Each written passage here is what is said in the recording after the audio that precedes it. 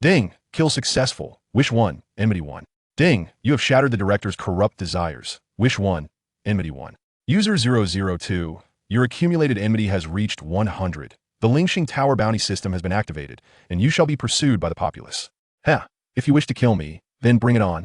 Since the world refuses to allow me to be benevolent, I shall become the sovereign of slaughter.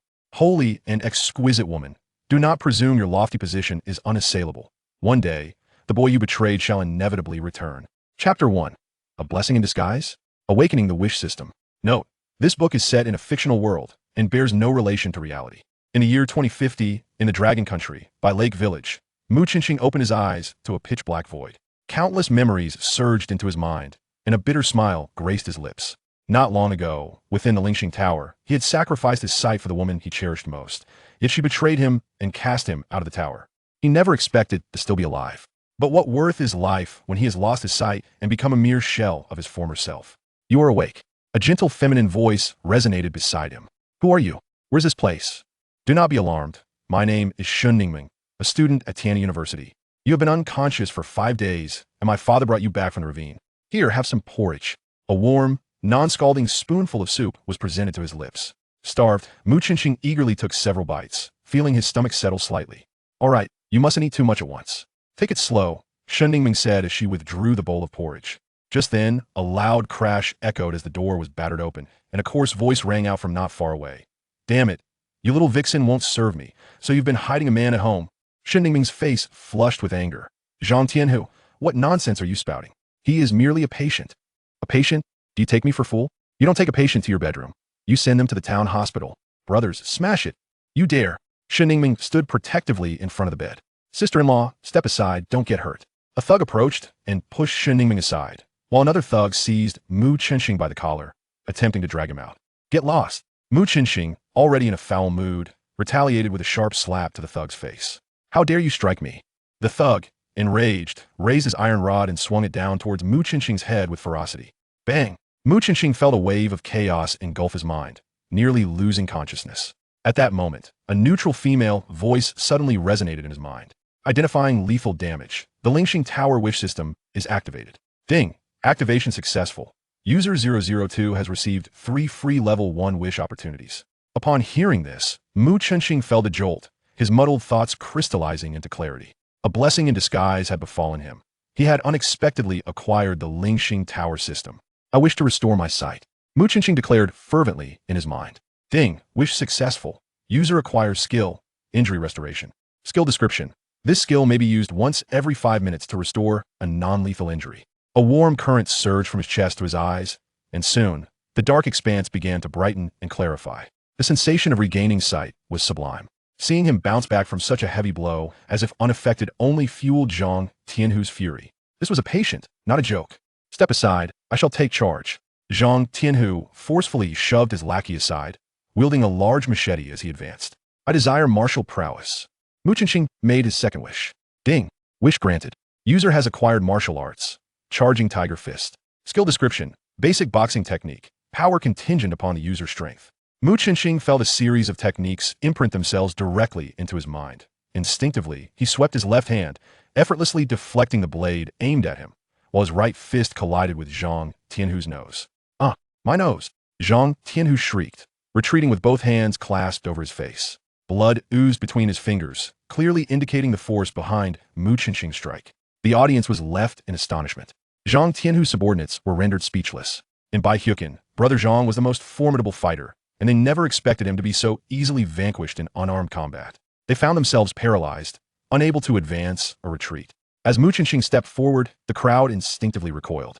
Zhang Tianhu cast a dark glare at him, and Shun Ningming, gritting his teeth, "You brat, if you have any guts, reveal your name."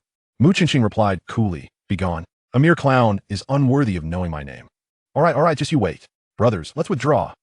Zhang Tianhu, fearing further confrontation, uttered a threat before leading his gang in a hasty retreat. The surroundings returned to a serene quietude. Shun Ningming gazed at Mu Qinxing with astonished eyes, surprised that the person she casually saved was indeed a martial expert.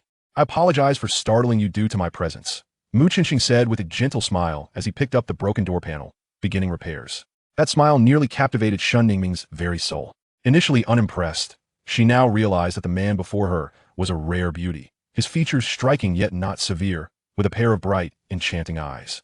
Beneath his left eye rested a beauty mark, which only enhanced his allure rather than detracting from it. How wonderful it would be to have such a man as a boyfriend.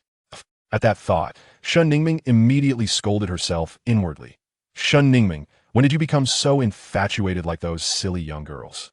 The door is fixed, Mu Qinxing announced, dusting off his hands. Oh, thank you. By the way, I still don't know your name. Mu Qinxing. Mu Qinxing, bathing under the stars, truly a splendid name.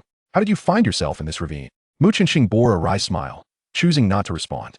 Shun Ningming, realizing the connection, refrained from pressing further. He must be linked to the Lingxing Tower on the other side of the mountain. Ever since the tower's emergence, everyone's lives had undergone monumental changes. Global firearms had ceased to function, electronic devices were rendered useless, and humanity had nearly reverted to the age of cold weapons and cavalry from a millennium ago.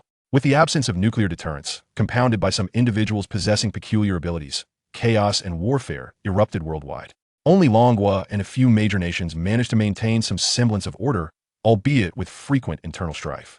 Such events as just transpired would have been unthinkable prior to the appearance of the Lingxing Tower. Daughter, are you all right? That scoundrel has returned. A man rushed in from outside, crashing through the door Mu Qinxing had just repaired. Dad, I'm fine, Shun Ningming hurriedly interjected. The intruder was none other than her father, Shun Tian. Thank goodness you're unscathed. Alas, it is my fault for being foolish. How could I have arranged such a betrothal for you in your youth? Shun Tian lamented, smacking his head. Shun Ningming shook her head. Dad, it's not your fault. Who could have anticipated that Brother Zhang would turn into this? Mu Qinxing understood now. The ruffian had a childhood betrothal with Shun Ningming, which explained his murderous glare upon seeing Mu Qinxing in her bed. Yet, the existence of such arrangements in modern society was already illegal. Uncle Shun, why not confront them directly to annul the betrothal, to prevent further harassment? Hearing Mu Qinxing speak, Shun Tian finally noticed that the youth he had rescued was awake. Oh, what happened to your eyes? Shun Tian was taken aback. He distinctly remembered Mu Qinxing as a blind boy with empty eye sockets, yet the young man before him now possessed bright, expressive eyes. Mu Qinxing gestured toward the east. I made a wish at the Lingxing Tower, and suddenly my sight was restored. I never imagined this young man was chosen by the Lingxing Tower. Ah, if only my wish could be as effective. I truly hope that scoundrel vanishes forever. There are hardly any decent girls left in the village to ruin. Shun Tian sighed deeply. As soon as he finished speaking, Mu Qinxing heard the system's voice echo in his mind once more. Ding! 2 wishes from the Lingxing Tower received. 1. Eliminate Zhang Tianhu. 2. Protect Shun Tian from harm. Please, user 002, choose to accept or decline. Note, the user will receive 1 wish value and 1 goodwill value for each completed wish. Failure to complete a task will result in a deduction of 1 wish value. Accumulating 10, 100, or 1,000 points will allow for the exchange of wishes of varying levels. Mu Qinxing's eyes lit up. How delightful it is to gain wish values through acts of kindness. These 2 wishes clearly stemmed from Shun Tian and Shun Ningming. If he resolved Zhang Tianhu, both wishes would be fulfilled simultaneously. Such an opportunity, Mu Qinxing would not let slip away. Accepted. I will take both. Chapter 2. Annihilation and the Completion of a Wish. Ichuan Residence, the only 3-story villa in Bihu Village, serves as the stronghold of Zhang Tianhu's gang. At this moment, Zhang Tianhu was in a furious rage, with his subordinates standing submissively, not daring to utter a word. Damn it, what is that kid's background? Have you uncovered it yet? Luo Tian, speak. A slender man trembled slightly, hastily responding. Boss, the investigation into his identity is still ongoing. You know how it is, with information being scarce. It's exceedingly difficult to investigate someone. It will take at least 5 or 6 days. Before Luo Tian could finish, a teacup was hurled at his head. Damn it. In 5 or 6 days, my woman will have turned into second-hand goods. You all better gather your men immediately. I want that kid to vanish from Blue Star within half a day. Zhang Tianhu bellowed in fury. The crowd exchanged glances, and Luo Tian summoned his courage to say, Boss, I suspect that person might be an ability user. No matter how many ordinary people we have, we likely wouldn't stand a chance against him. Shut your nonsense. There might not even be one ability user among 1,000 people. What makes you think he is one? Even if he is, with so many of you. Can't you handle a mere novice ability user? Zhang Tianhu's anger surged. Ability users were not invincible. He himself was one, possessing enhanced strength and stamina. While they were indeed formidable, a group of 10 or 20 armed individuals could easily force one to surrender. Huh, no need for you to come knocking. I am here. A crisp, familiar voice echoed as Mu Qinxing entered through the door, wearing a smile. Zhang Tianhu's expression shifted slightly, quickly replaced by a cruel demeanor. Well then, you chose not to follow the path to heaven, and now you've trespassed into hell. Since you're here, don't think you can leave. Zhang Tianhu sneered. Bullying men and dominating women, committing every atrocity, you truly deserve to descend into hell, Mu Qinxing said indifferently as he advanced. Seize him, Zhang Tianhu shouted. One of the lackeys grabbed an iron rod and swung it at Mu Qinxing's head. Mu Qinxing swayed slightly, simultaneously reaching for the lackey's waistband. With a thud, the lackey fell headfirst to the ground, unconscious. Today, I shall only behead the wicked, but anyone who stands as an accomplice shall not escape my wrath. A surge of overwhelming killing intent erupted from Mu Qinxing. The room fell into a deathly silence. No one had anticipated that the seemingly gentle youth possessed the fierce aura of a battlefield general. Mu Qinxing picked up the fallen iron plate, stepping slowly towards Zhang Tianhu. His pace was deliberate, each step a harbinger of doom, igniting Zhang Tianhu's nerves. Finally, Zhang Tianhu's patience reached its limit as he drew a short knife and charged at Mu Qinxing, his eyes gleaming with malice. I will fight you to the end. Tiger Charge Fist. Mu Qinxing called out softly, thrusting the iron rod in a fist-like manner. Bang! The knife and rod clashed. And Mu Qinxing staggered back 3 steps before regaining his balance, surprised. The power of the Tiger Charge Fist was proportional to his strength. Although his strength surpassed that of ordinary people, the fact that his opponent could push him back indicated that Zhang Tianhu was no ordinary man. He was likely an ability user as well. But so what? Anyone Mu Qinxing intended to kill would certainly meet their demise. With a powerful push from his feet, Mu Qinxing shot forth like a cannonball. Zhang Tianhu, still unsteady, saw a dark shadow rapidly enlarging before him, followed by a thunderous impact above his head, plunging him into darkness as he lost consciousness. With a single move, he was defeated. Ding dong. Congratulations to user number 002 for completing the wish, earning 2 wish points, 2 friendliness points, and 1 hatred point. The attribute enhancement system has been activated. Each wish point can increase 1 attribute. As the system's voice faded, an attribute panel appeared in Mu Qinxing's mind. User 002. Attributes: Strength 9, Average 12. Agility 10, Average 10. Constitution 10, Average 9. Spirit 20, Average 15. Skills: Injury Recovery. Tiger Charge Fist. Wish points: 2. Wish count: 1. Friendliness points: 2. Hatred points: 1. Mu Qinxing did not rush to allocate his attribute points. In his view, a point or 2 in attributes paled in comparison to acquiring a skill, making it unnecessary to squander wish points on attributes. As for the additional hatred point, he was unaware of its implications and paid it no mind. Boss is dead, run. The gang members panicked, fleeing towards the door. Anyone who dares to step outside will die. Mu Qinxing's cold voice echoed from behind them. The group froze, petrified, unwilling to take a single step. This youth was a decisive killer, and no one wished to test their lives against him. Mu Qinxing scanned them with a steady gaze and said flatly, "The principal evil has been eradicated. I offer you a chance for redemption. Should I discover anyone oppressing the villagers or bullying the weak again, your fate will be no different from his." They nodded frantically. "Do you have good horses here?" Mu Qinxing changed the subject. Luo Tian quickly replied, "Yes, boss. Zhang Tianhu has a fine steed that can travel 100 miles a day, named Fei Yong. I'll bring it to you right away." Soon, a chestnut horse was led to the entrance. Mu Qinxing patted its neck. Indeed, it was strong and vigorous. He mounted the horse, spurred it onward, and swiftly vanished from their sight. "Mulan Li, I, Mu Qinxing, have returned. Wait for me. I will surely come to find you again." "Father, have you seen Qinxing?" Shen Ningming paced anxiously in the room. Shen Tian, however, remained calm, tapping his pipe on the table. "He is not from Bihu village. Now that he has recovered, he may have already left. What is the fuss about? That's not right. If he were to leave, he should at least inform us. Could it be that Zhang Tianhu captured him?" Shen Ningming's expression shifted at this thought. "I don't believe that kid is an ordinary person. Zhang Tianhu may not be his match. You needn't worry so much. Or is it that you have developed feelings for Mu Qinxing, hence your anxiousness?" Shen Tian's face bore a teasing smile.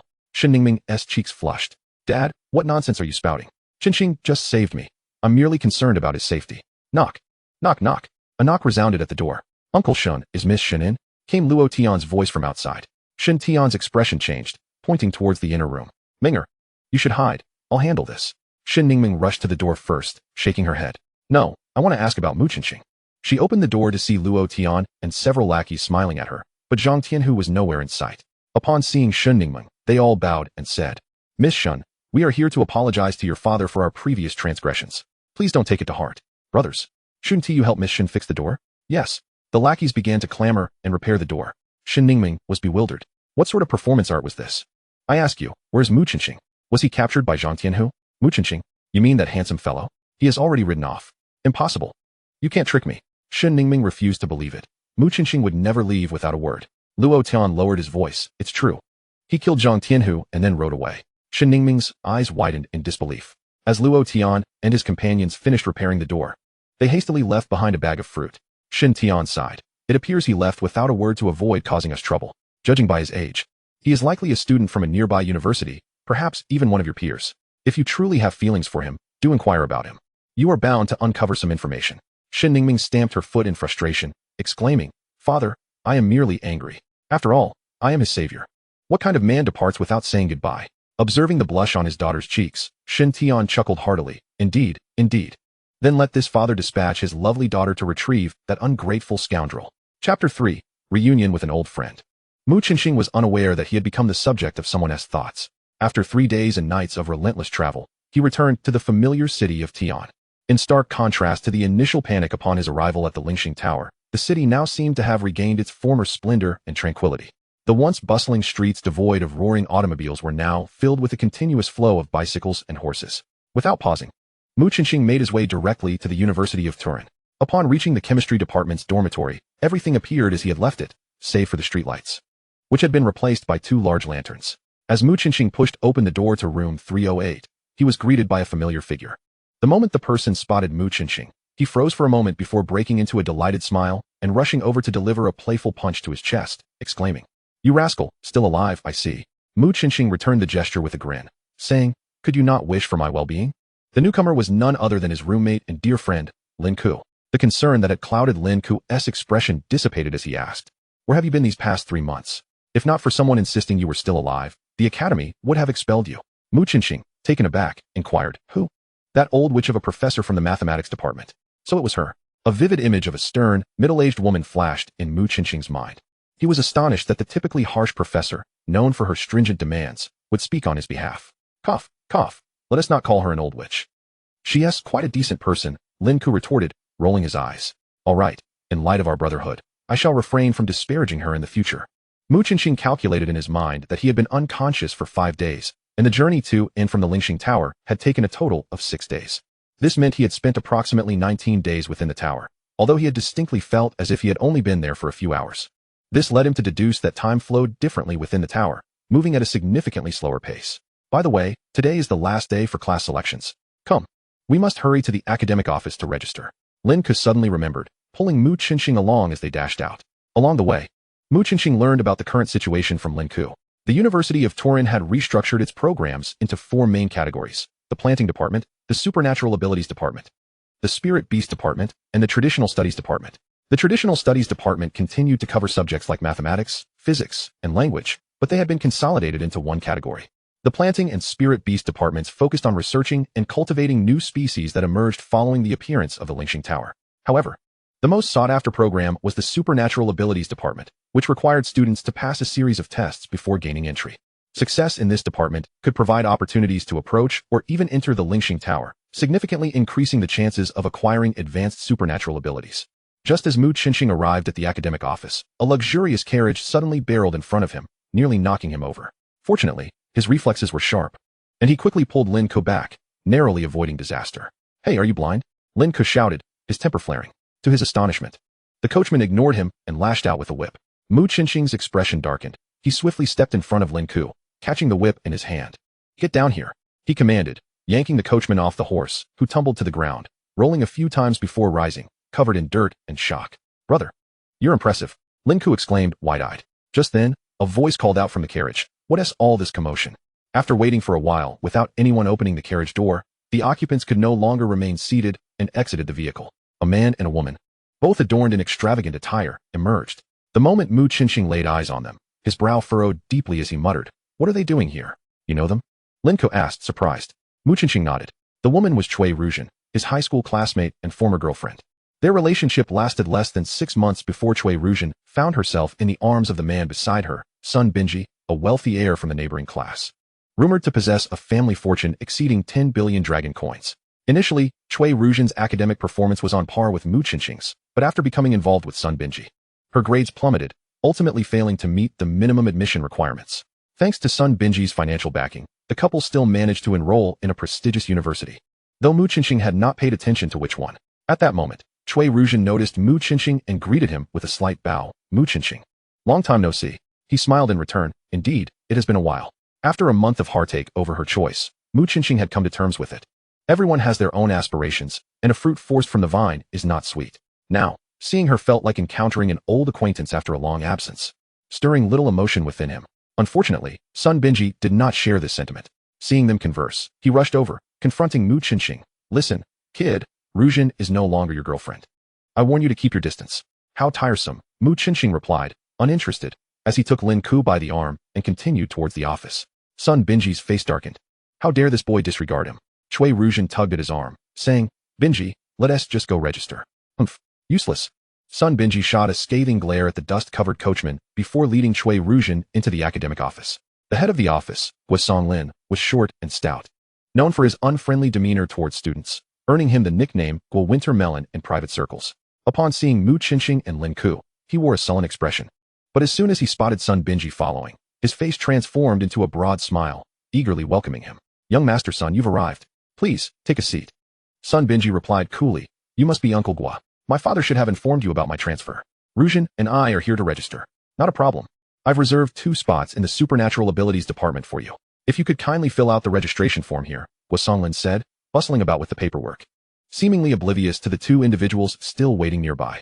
Lin Ku frowned and interjected, wait a moment, Director Guo, my friend also wants to enroll in the Supernatural Abilities department.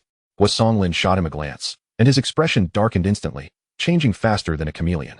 The Supernatural Abilities department is already full. You'll have to choose another program. That is impossible.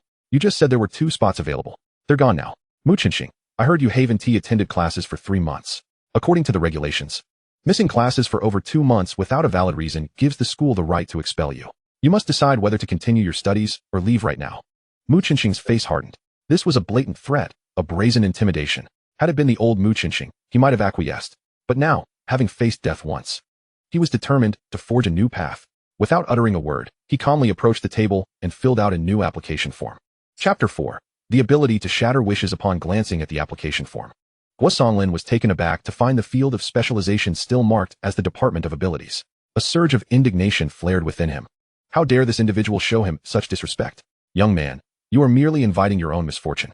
Mu Qinxing placed the application form into his hands and calmly stated, according to school regulations, to expel me, you require the signatures of my advisor and 2 other instructors. Your word alone holds no weight.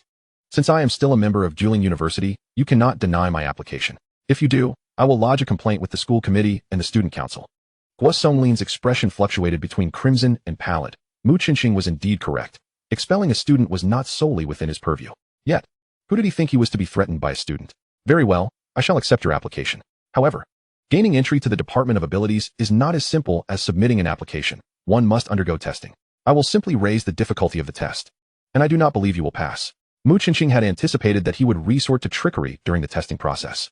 Gesturing towards Chui Rujin and the others. That is acceptable, but since there are 3 individuals competing for 2 spots, they must also undergo testing. Otherwise, you would be condoning cheating. Guosonglin's countenance turned icy as he enunciated each word deliberately. Mu Qinxing, I hope you do not come to regret this. Mu Qinxing shrugged. All a student desires is fairness and justice. There is nothing to regret. I shall see just how capable you truly are. Guosonglin's gaze burned with fury. As soon as he finished speaking, Mu Qinxing heard a chime in his mind. Ding. You have received 4 wishes. Would you like to view them? Without hesitation, Mu Qinxing chose to see them. 1. Guosonglin. I absolutely cannot allow that brat Mu Qinxing to enter the Department of Abilities. 2. Sun Binji. I must teach that boy a lesson. 3. Chui Rujin. Mu Qinxing, you better disappear from my sight and not ruin my relationship with Binji. 4. Lin Ku. May my brother Qinxing successfully gain entry to the Department of Abilities and slap the director's face. Mu Qinxing suddenly noticed that each wish came with 2 options, fulfill and shatter. Moreover, this time the system did not mention the Lingxing Tower wishes. Could it be that non-Lingxing Tower wishes not only grant wish points, but also allow for the option to fulfill or shatter the desires of others? How utterly fascinating. Without hesitation, he shattered the first 3 wishes and fulfilled the 4th. Task accepted. Please note that you can currently accept a maximum of 5 tasks simultaneously. After departing from the administration office, Lin Ku let out a sigh of relief and gave Mu Qinxing a thumbs up. Brother, you were incredibly bold just now. Well done. However, that Guodonghua is no benevolent character. He will undoubtedly make things difficult for you during the test, and will surely leak questions to that rich heir. Mu Qinxing smiled slightly. Don't worry, I have confidence. Confidence alone is insufficient. We must be thoroughly prepared. Lin Ku insisted. Mu Qinxing nodded. You are right. We must indeed prepare. He leaned closer to Lin Ku and whispered a few words. Upon hearing, Lin Ku's expression turned to one of utter astonishment, staring blankly at him for a while before finally uttering 3 words. Are we going that big? Of course. Just follow my lead. And tomorrow those 3 will witness a splendid show. Lin Ku clapped his hands in excitement. All right, I will arrange it immediately. What about you? What will you do next? Mu Qinxing yawned. I'm utterly exhausted. I need to catch up on some sleep. Presidential suite of Longbin Hotel. Cui Ruzhen wore a worried expression. The confident glint in Mu Qinxing's eyes before he left resurfacing deep memories. 3 years ago, it was precisely such a gaze that had drawn her in, becoming Mu Qinxing's girlfriend. Yet now, his confidence had transformed into a source of her trepidation. Sun Binji emerged from the bathroom wrapped in a towel. Upon seeing Cui Ruzhen lost in thought, a wave of displeasure washed over him. What is it? Are you thinking about that brat? Hoping to rekindle old flames? Cui Ruzhen spat. How could that be? I have long since belonged to you, and besides, I haven't seen him in 3 years. I'm merely concerned about the test. Do not worry, no matter how the world changes, wealth and power reign supreme. What can a poor boy stir up? Sun Binji sneered, striding toward the charming figure by the bed. Though he said such things, he was indeed feeling quite unsettled. Thus, he sought to vent his frustrations, forcefully pinning her down. Soon, the suite echoed with the sounds of their tumultuous encounter. Mu Qinxing slowly opened his eyes. The sky had already darkened. He had slept for 6 or 7 hours. On the desk in his dormitory lay a bowl of instant noodles, a kettle, and a note left by Lin Ku.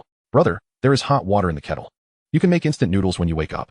The department entry ceremony and the test for the 3 of you will take place at 8 p.m. in the grand auditorium. Come over once you are well rested. A long-lost warmth spread through his heart. A smile crept onto Mu Qinxing's lips. For that person, he had neglected his brothers for several months, yet in the end, it was still his good friend who stood by him. He rolled out of bed, swiftly prepared and devoured the instant noodles, and then left the dormitory. At the school auditorium, when Mu Qinxing arrived, he found a sparse gathering of people chatting. Among them were a few familiar faces from his past in the pharmaceutical department. But most were strangers. With nearly 1,000 students at the school and only 50 spots in the Department of Abilities, the odds of encountering acquaintances were indeed slim. Before long, he spotted Lin Ku weaving through the crowd. This guy was still the same as ever, a social butterfly. Mu Qinxing shook his head and chose an empty seat to rest. Hello, may I sit here? A sweet voice jolted him awake. Mu Qinxing opened his eyes to see a youthful and radiant visage before him. The girl speaking wore a light yellow short-sleeved dress. Her oval face and casually draped hair exuding an aura of purity and undeniable charm. Mu Qinxing glanced around. The auditorium had hundreds of seats, and it could be described as remarkably empty. This girl had clearly chosen to sit beside him deliberately. However, where she chose to sit was her prerogative. So Mu Qinxing gestured for her to take a seat, and then shifted 2 spaces to the right, distancing himself. Yu Mingchu's beautiful eyes brimmed with curiosity. As the flower of the former performing arts department, other boys would leap at the chance to be near her, yet this boy was entirely different, actively creating distance between them. Of course, Yu Mingchu's interest in Mu Qinxing was not solely due to his demeanor. She was an ability user with the power of perception, capable of discerning the attributes and skills of others with the same level of ability. Yet, when she attempted to probe Mu Qinxing, all she encountered were question marks. The only detail she could ascertain was his ability level, beginner. Since she could not glean any skills, she decided to obtain the information she desired through conversation. What Yu Mingchu had not anticipated was that when she attempted to initiate dialogue, the other party would unhesitatingly distance himself. Consequently, her intrigue in Mu Qinxing only deepened. Chapter 5. The contest for spots. Lin Ku sat beside Mu Qinxing, giving him an okay hand gesture. All set? Mu Qinxing inquired. It's all arranged, but brother, do you really have confidence? If you fail in such a setting, I fear you will find it difficult to save face. Lin Ku expressed his lingering concern. Mu Qinxing gently patted his shoulder, signaling him not to worry. Soon, the vice principal and a host of school administrators ascended the podium. It was evident that the institution held the Department of Abilities in considerable esteem. The leaders' speeches merely reiterated that the university was one of the first in the nation to establish a pilot program for abilities, urging everyone to cherish the opportunity and strive diligently in their training, and so forth. After more than an hour of discourse, just as the audience began to drift into a stupor, the crux of the matter finally emerged. A middle-aged man rose and introduced himself. Ladies and gentlemen, my name is Li Zhongtian, and I am your new department head. Before formally announcing the establishment of the Department of Abilities, we must first conduct a selection for 3 students to join the department. Please come to the stage. Sun Binji, Cui Ruzhen, and Mu Qinxing. Go for it. Lin Ku encouraged, giving Mu Qinxing a light pat on the back. Yu Mingchu's exquisite eyes widened in surprise as she inquired, is he not yet a student of the Department of Abilities? Lin Ku smiled reassuringly. Fear not, he soon shall be. As the 3 ascended the stage, Sun Binji cast a disdainful glance at Mu Qinxing, letting out a cold snort. Cui Ruzhen, on the other hand, appeared somewhat feeble, her gait slightly unsteady. Director Guosonglin approached to escort the trio to the testing area backstage. Professor Wang, standing nearby, suggested, Director Gua, since there are no outsiders present, why not conduct the test publicly right here on stage? Gua Songlin was taken aback. Professor Wang had never concerned himself with such matters before. So this sudden intervention was unexpected. With a resigned smile, he replied, Professor Wang, this does not align with the protocols. The tests for the Department of Abilities are traditionally conducted in secrecy and should not be made public. Wang replied nonchalantly, it cannot be made public throughout the school. But here, we have only department students and faculty, with the vice principal being the sole outsider. Do you believe the vice principal should not witness the test? The vice principal, who had been watching the proceedings, suddenly darkened his expression. Ahem, directorly, if confidentiality is required, I can take my leave, he offered. Li Zhongtian, perceptive as he was, immediately understood the vice principal's intentions and quickly responded, there is no need for you to depart, sir. The confidentiality is merely to prevent any disappointment for those who do not qualify. I concur with Professor Wang's suggestion, as long as the 3 students agree. We shall proceed with the public test on this stage. All eyes turned to Mu Qinxing and the others on stage. Sun Binji sneered, Mu Qinxing, you don't really think I'm here just because of my family's wealth, do you? I'll let you in on a little secret. The times have changed. I, Sun Binji, have already awakened my abilities. Competing with me will only lead to your humiliation, and you'll be left with nothing. Yet Mu Qinxing paid him no heed, addressing the department head instead. Directorly, I am willing to undergo the test publicly, competing fairly with my 2 classmates. He emphasized the word fairly. While this might have seemed innocuous to others, Gua Songlin's expression darkened. He suspected that Mu Qinxing was alluding to him. This was not a good sign. Yu Mingqiu had apparently taken a seat beside Lin Ku without him noticing. Upon hearing this, Lin Ku's heart sank. Professor Wang was the old which they referred to. Mu Qinxing had previously asked Lin Ku to approach her to facilitate the public testing. Professor Wang had readily agreed, but also warned him that making it public would prevent Gua Songlin from manipulating the results, leaving Mu Qinxing with no room for underhanded tactics. To win, he would need to rely on genuine skill. Lin Ku had heard of Yu Mingqiu's abilities. Perhaps she had already received some information. What exactly are Sun Binji's abilities? Lin Ku could not help but inquire. Yu Mingqiu shook her head. Just wait. You will soon find out. The 3 on stage had made their choices. Of course, Cui Ruzhen had no say in the matter. She could only nod in agreement when Sun Binji consented. Professor Wang's gaze remained fixed on Gua Songlin as he stated coolly, Director Gua, please proceed. At this juncture, Gua Songlin found himself with no recourse but to brace himself and announce the commencement of the test. The first assessment was the spiritual energy test. The key to awakening abilities lies in the spiritual energy value. The higher the spiritual energy, the greater the probability of awakening an ability. Moreover, spiritual energy is crucial for executing certain special abilities. Gua Songlin opened a brocade box and carefully retrieved a crystal ball. This was a rare instrument crafted from precious materials, with fewer than 200 in existence throughout the entire nation of Longhua, making it exceedingly valuable. The tester would place both hands on the crystal ball for 3 seconds, after which a spiritual energy value would manifest above the sphere. I shall go first, Cui Ruzhen declared, placing her hands on the crystal ball. The sphere began to glow gradually, culminating in the appearance of a number, 18. Cui Ruzhen, spiritual energy value, 18. Gua Songlin breathed a slight sigh of relief.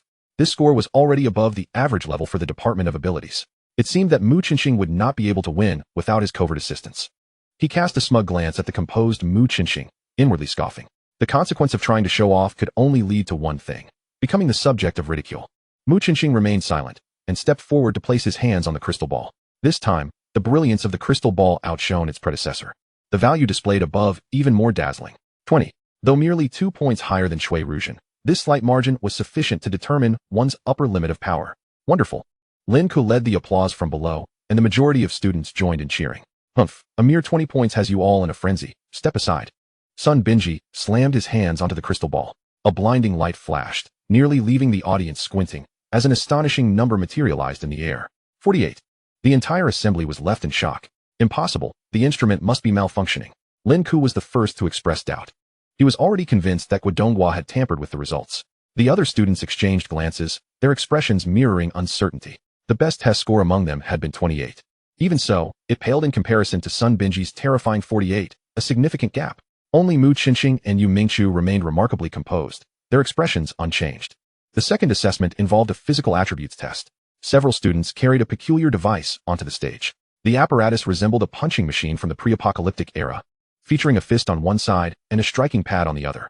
The rules of the physical response machine dictated that the tester must stand in a designated area, dodging punches while striking the pad, failing to evade an attack, failing to strike the pad, or stepping out of the designated area would result in the test being deemed complete, with the longest time surviving declared the winner. Mu Qinxing mentally praised the clever design of this contraption, as it simultaneously assessed agility, strength, and endurance. Any deficiency in one aspect would lead to a swift failure. The first to take the stage once again was Cui Ruzhen. Her attributes were rather unremarkable, particularly lacking in stamina and strength. On her third strike, the pad remained unyielding, and her final score was 24 seconds. Mu Qinxing took a deep breath and stepped forward at a measured pace. "You can do it," Linka shouted from below. Mu Qinxing waved his hand behind him, signaling that he was ready. As the test began, the first 3 attacks saw him evade with ease, appearing entirely unperturbed.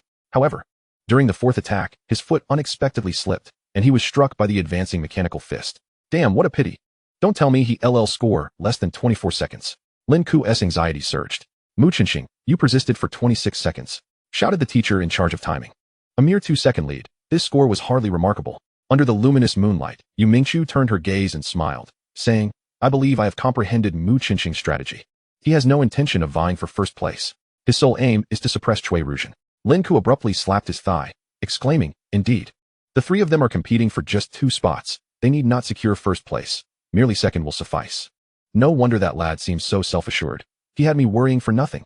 As Sun Binji was the last to undergo testing, he sneered ominously while passing by Mu Qinxing, saying, "Mu Qinxing, do not flatter yourself with your cleverness. I was already aware that you would target Ruzhen. Unfortunately for you, this time you shall miscalculate."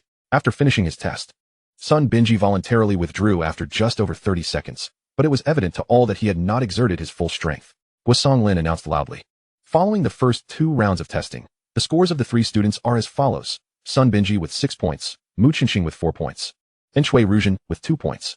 Those trailing behind must strive harder. Next came the practical combat test, where each participant would face 2 opponents once. The victors would earn 3 points, while the vanquished would receive none. After 2 rounds, the students with the highest total scores would be admitted to the ability department. Upon hearing this, the students below erupted in excitement. There's even a combat round?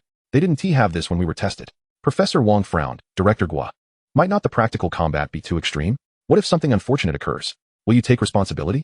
Guosong Lin replied with a smile that did not reach his eyes. Professor Wang, you are mistaken. What is the purpose of selecting the ability department? It is, undoubtedly, for practical combat. If one lacks the unwavering resolve to advance, then such a student is unworthy of entering the ability department. Don't you all agree, esteemed leaders and colleagues? The vice principal nodded. Director Gua makes a valid point. Since our school is among the first to pilot this initiative, we must produce results to present to the higher-ups. I believe practical competition is an excellent idea. Director Li voiced his agreement. I too believe that practical combat is beneficial. It allows students to experience the clash of different abilities. With the vice principal and department head in agreement, the other teachers naturally followed suit, leaving Professor Wang with no choice but to remain silent. Now, let the 3 of you draw lots, Guosong Lin declared, producing a container for the drawing. One by one, the 3 drew small balls. Both Sun Binji and Mu Qinxing drew balls marked with 1, while Cui Ruzhen drew a ball marked 2. The first match, Sun Binji versus Mu Qinxing. To forfeit voluntarily or leave the designated combat area would result in a loss. The 2 ascended the stage, standing 10 paces apart. Sun Binji wore a look of disdain as he taunted, Mu Qinxing, behold, your woman is in my embrace. You possess neither wealth, power, nor looks. What do you have to compete against me? You might as well kneel and concede now, lest you find yourself in pain and crying for your mother. Oh wait, I forgot, your mother has long since passed. You have no one to weep for you, ha ha ha. Such cruel taunts left the students stunned. Did these 2 harbor some deep-seated enmity? Was this an attempt to intimidate? A male student remarked, if I were Mu Qinxing, I couldn't possibly endure this. I'd surely knock him down. Knock him down. Have you forgotten their attribute test results? Mu Qinxing is clearly at a significant disadvantage, another student interjected. Professor Wang shouted from the sidelines, silence. If an ability user can be so easily provoked by mere words, lacking any self-restraint, then they are unworthy of being a competent ability user. Yu Mingqiu covered her mouth, stifling a laugh. That Professor Wang is surely one of your people. It feels as though he is deliberately speaking to Mu Qinxing. Lin Ke remarked, in truth, you are quite anxious right now, fearing I might concede immediately, aren't you? Suddenly, Mu Qinxing spoke, his voice calm, yet each word struck Sun Binji like a hammer. If I concede now, I can still be regarded as a qualified ability user and secure my place in the ability department. However, since you have insulted me so brazenly, even mocking my deceased mother, if I, Mu Qinxing, do not fight, I would be unworthy of existence. Come now, let me see if your strength matches your boastful words. A profound silence enveloped the arena for 3 seconds, followed by an eruption of cheers from the audience. Each student opting for the ability department was undoubtedly a passionate youth, and Mu Qinxing's courageous stand resonated with them. Well said. To not fight would be to forfeit one's humanity. What is there to fear? Let us take him down. A male student shouted, jumping onto a chair. Mu Chinxing, you are so manly. I want to bear your children. Mu Chinxing, go for it. The students from the ability department roared, and the atmosphere became electric. In that moment, Sun Binji transformed into a villain, while Mu Chinxing emerged as the valiant hero. Let the match begin, proclaimed the referee. As the signal was given, Sun Binji launched himself towards Mu Chinxing like a cannonball. This scenario was trivial for him. He never anticipated that Mu Chinxing would dare to accept the challenge. You think you're handsome? Fine, I shall beat you within an inch of your life. Leaving you alive only to regret it. Mu Chinxing remained vigilant, observing Sun Binji's movements. As soon as his opponent made a move, he initiated the sealing technique from the tiger fist. So swift. Just as he readied himself, Sun Binji's fist was already upon him. Mu Chinxing raised both palms to meet the punch, but the force behind it was so tremendous that he staggered back 3 or 4 steps before regaining his balance. Good heavens, what incredible strength. Lin Ke couldn't help but worry for Mu Chinxing. While his prior bravado was impressive, if he were truly knocked down, it would spell disaster. Yet, beside him, Yu Mingqiu smiled reassuringly. There's no need for concern. Mu Chinxing is not an impulsive person. He must possess a solid strategy to have accepted this fight. In truth, Mu Chinxing was indeed confident. He still had one wish left unutilized. This was his final trump card, and under dire circumstances, he could wish for victory over Sun Binji. However, he was reluctant to squander such a precious opportunity just yet. After several exchanges, Mu Chinxing began to discern certain patterns. Sun Binji's speed and strength far exceeded that of ordinary individuals, yet his attacks lacked finesse, relying solely on overwhelming attributes to dominate. As Sun Binji's attacks became increasingly frantic after failing to land a hit, Mu Chinxing suddenly contemplated a possibility. Sun Binji's elevated attributes were not a matter of innate talent, but rather a skill. If it were a skill, then it could not be sustained indefinitely. There must be a time limit. He had activated this ability during the first spiritual energy testing phase, and it had nearly been 10 minutes since then. With this realization, Mu Chinxing formulated a plan. He would simply endure until the duration of Sun Binji's skill expired. Brother, strike back. Hiding will yield no results. Lin Ke watched anxiously as Mu Chinxing frequently found himself in peril. In a sudden turn of events, Sun Binji threw a punch, but abruptly trembled mid-motion, his speed diminishing dramatically. Seizing the moment, Mu Chinxing's gaze intensified, and he immediately transitioned from defense to offense. He lunged forward with ferocity, deftly deflecting Sun Binji's punch with his left hand, while his right hand landed a powerful blow directly to his opponent's nose. Sun Binji, accustomed to a life of privilege and comfort, was utterly unprepared for such an assault. The sharp pain radiating from his nose momentarily rendered him dazed, causing him to forget to evade or retaliate. As if batting a sandbag, Mu Chinxing showed no restraint, delivering a flurry of punches to Sun Binji's body. Observing the unfolding chaos, Songlin quickly signaled to the referee to halt the match. Yet, by that point, Sun Binji had been thoroughly pummeled, his visage resembling that of a swollen pig's head, with bruises of various hues adorning his once refined features. Mu Chinxing wins. The referee declared immediately, "Well done, brother." Lin Ke led the applause with fervor. In the second match, Cui Ruzhen faced off against Sun Binji as the competition commenced. It was unclear whether the referee had acted with intent, but as soon as the announcement of Mu Chinxing's victory was made, the second match began without delay. "I concede. Give me a doctor right away," Sun Binji exclaimed. Whether dazed from the blows or merely in pain, his focus was solely on the injuries to his face. Cui Ruzhen wins. With the commencement of the final match, Mu Chinxing was set to battle Cui Ruzhen, and the referee called for both competitors to prepare. "No need. I concede." Mu Chinxing's voice rang out clearly. "Concede? Why?" The students below were puzzled, for given Mu Chinxing's demonstrated prowess, defeating Cui Ruzhen should not pose a challenge. "Wait a moment, let me calculate," Lin Ke said, starting to count on his fingers. "No need to calculate," Yu Mingqiu interjected with a smile. Mu Chinxing currently has 7 points, while Cui Ruzhen has 8, and Sun Binji has 6. By conceding, he effectively pushes Sun Binji out of the running. This man is truly cunning. It appears he is feigning defeat while actually placing Cui Ruzhen in a precarious position. I find such a man intriguing. Lin Ke could only nod in agreement. Indeed, the first place winner, Cui Ruzhen, displayed no signs of joy, instead appearing quite anxious. Songlin's expression was equally grim, yet, with the competition unfolding before the audience, he had no option for manipulation and reluctantly announced that the final 2 slots in the ability department were awarded to Cui Ruzhen and Mu Chinxing. As Mu Chinxing descended from the stage and returned to Lin Ke's side, his friend exclaimed, "Brother, you truly did it. This is fantastic. We'll be together moving forward." Lin Ke enveloped him in a hearty embrace. Mu Chinxing pushed him away, saying, "Finish your sentence. I wouldn't want anyone to misinterpret my orientation." Yu Mingqiu's beautiful eyes roamed over Mu Chinxing, captivated by his calm demeanor. Even in such a tumultuous situation, he maintained clarity of thought. His schemes remained inscrutable, making him a fascinating enigma. Though she could not discern his depths, Yu Mingqiu resolved to avoid making an enemy of Mu Qinxing at all costs. Congratulations. We shall be classmates from now on. I look forward to your guidance. Yu Mingqiu extended her hand. Mu Qinxing lightly grasped it before releasing it, replying, likewise. Just then, a voice rang out from the stage. Wait a moment. Sun Binji called, the injury at the corner of his mouth causing his words to sound somewhat garbled. Professor Wang frowned and said, Student, you have been eliminated. Please select another department and refrain from causing a disturbance here. Ignoring her, Sun Binji addressed the other students. Is there anyone willing to withdraw from the ability department? I will offer 10 million in cash. The room fell silent, astonished. Can it be played this way? Professor Wang's voice turned cold. Sun Binji, what are you doing? This is against the rules. Why is it against the rules? If someone willingly transfers departments, it opens up a slot. Offering money is still considered voluntary, isn't it? Teacher, you shouldn't misinterpret my intentions. I merely wish to assist some kind-hearted classmates. This is my prerogative, and you have no say in it. Professor Wang's face turned a deep shade of anger. How shameless. Classmates, we cannot allow this scoundrel to succeed. Linka shouted. Many students echoed his sentiments, yet several remained silent, heads bowed. The allure of 10 million in cash was simply too tempting, upon reflection. How many would earn such a sum in their lifetime? Had it not been in a public setting, many might have already acquiesced in private. Seeing no one respond, Sun Binji continued to entice. Friends, there is only one slot available. Do not hesitate further. Consider this, even if you enter the ability department. What prospects await you upon graduation? Either you join the military or become a bodyguard for the wealthy, all for mere scraps of money. Yet now, by simply relinquishing a slot, you could instantly become a millionaire and rise to prominence. Opportunities like this do not come often. I am willing to withdraw. A female student suddenly spoke up.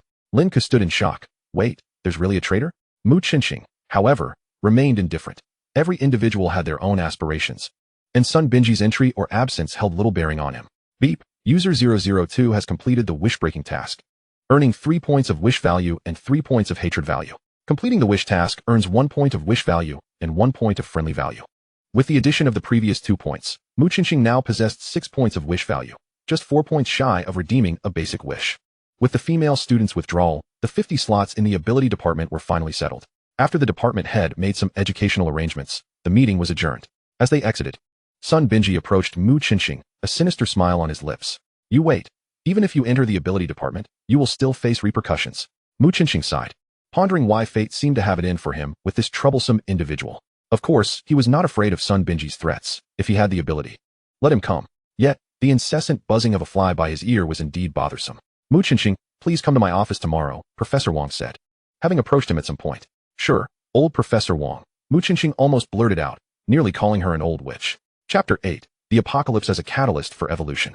Upon returning to the dormitory, Linka pinned him down. You sly fellow, when did you awaken your ability and keep it from your brother? Quickly tell me. What is your ability? Abilities were typically a secret for their wielders, and had anyone else asked, Mu Qinxing would have likely taken offense. However, since it was his close friend, the Tiger Fist, a primary combat ability. Ha ha ha, you possess a combat ability? That's fantastic. I'll be sticking by you from now on, Lin Ku exclaimed. Unwittingly, he had struck a chord with Mu Qinxing. It was clear that Mu Lanli had a formidable force backing her. Otherwise, she could not have been so well informed about his circumstances. To contend with such a power, relying solely on oneself would be nearly impossible. If he were to establish his own strength, it would certainly alleviate the burden of defending against various covert attacks. Very well. If I truly do establish a force in the future, you shall be my second in command, Mu Qinxing smiled. Absolutely, Boss Qinxing. In the ability department, experimental class 1. When Mu Qinxing entered the classroom, he was taken aback. Compared to a standard classroom, this one was at least 3 times larger and devoid of desks and chairs. Feeling completely empty, numerous students were present, mingling in small groups engaged in discussions. As Mu Qinxing entered, many gazes fell upon him, for following his performance last night. He had become somewhat of a celebrity in the class. Amidst the friendly stares, one particularly cold gaze stood out starkly, unmistakably belonging to one person. As the moonlight gently illuminated the surroundings, Yu Mingqiu approached with a cheerful demeanor, saying, Mu Qinxing, I've heard that our class is to be divided into 10 small groups. How about teaming up with me? Teaming up? Mu Qinxing was reluctant to partner with anyone, for his ability to wish for supernatural powers was exceptionally unique. Should it be revealed, he would undoubtedly become a target of scrutiny, attracting all sorts of troubles. He had no desire to relive the ordeal with Mu Lanli. Women, especially the beautiful ones, often conceal their true intentions. One might not discern any issues at first glance. Yet they may strike unexpectedly when least expected. Mu Qinxing was indeed grappling with a touch of PTSD, at least until he became stronger. The secret of his wishes must remain undisclosed. Seriously, boss, you wouldn't want the class beauty to approach you? Lin Ku exclaimed with an exaggerated expression. Mu Qingqing shrugged. If you like her, go pursue her yourself. Lin Ku replied with a wry smile. She is not interested in me. Enough nonsense. The teacher is here. Mu Qingqing shot him a fierce glare.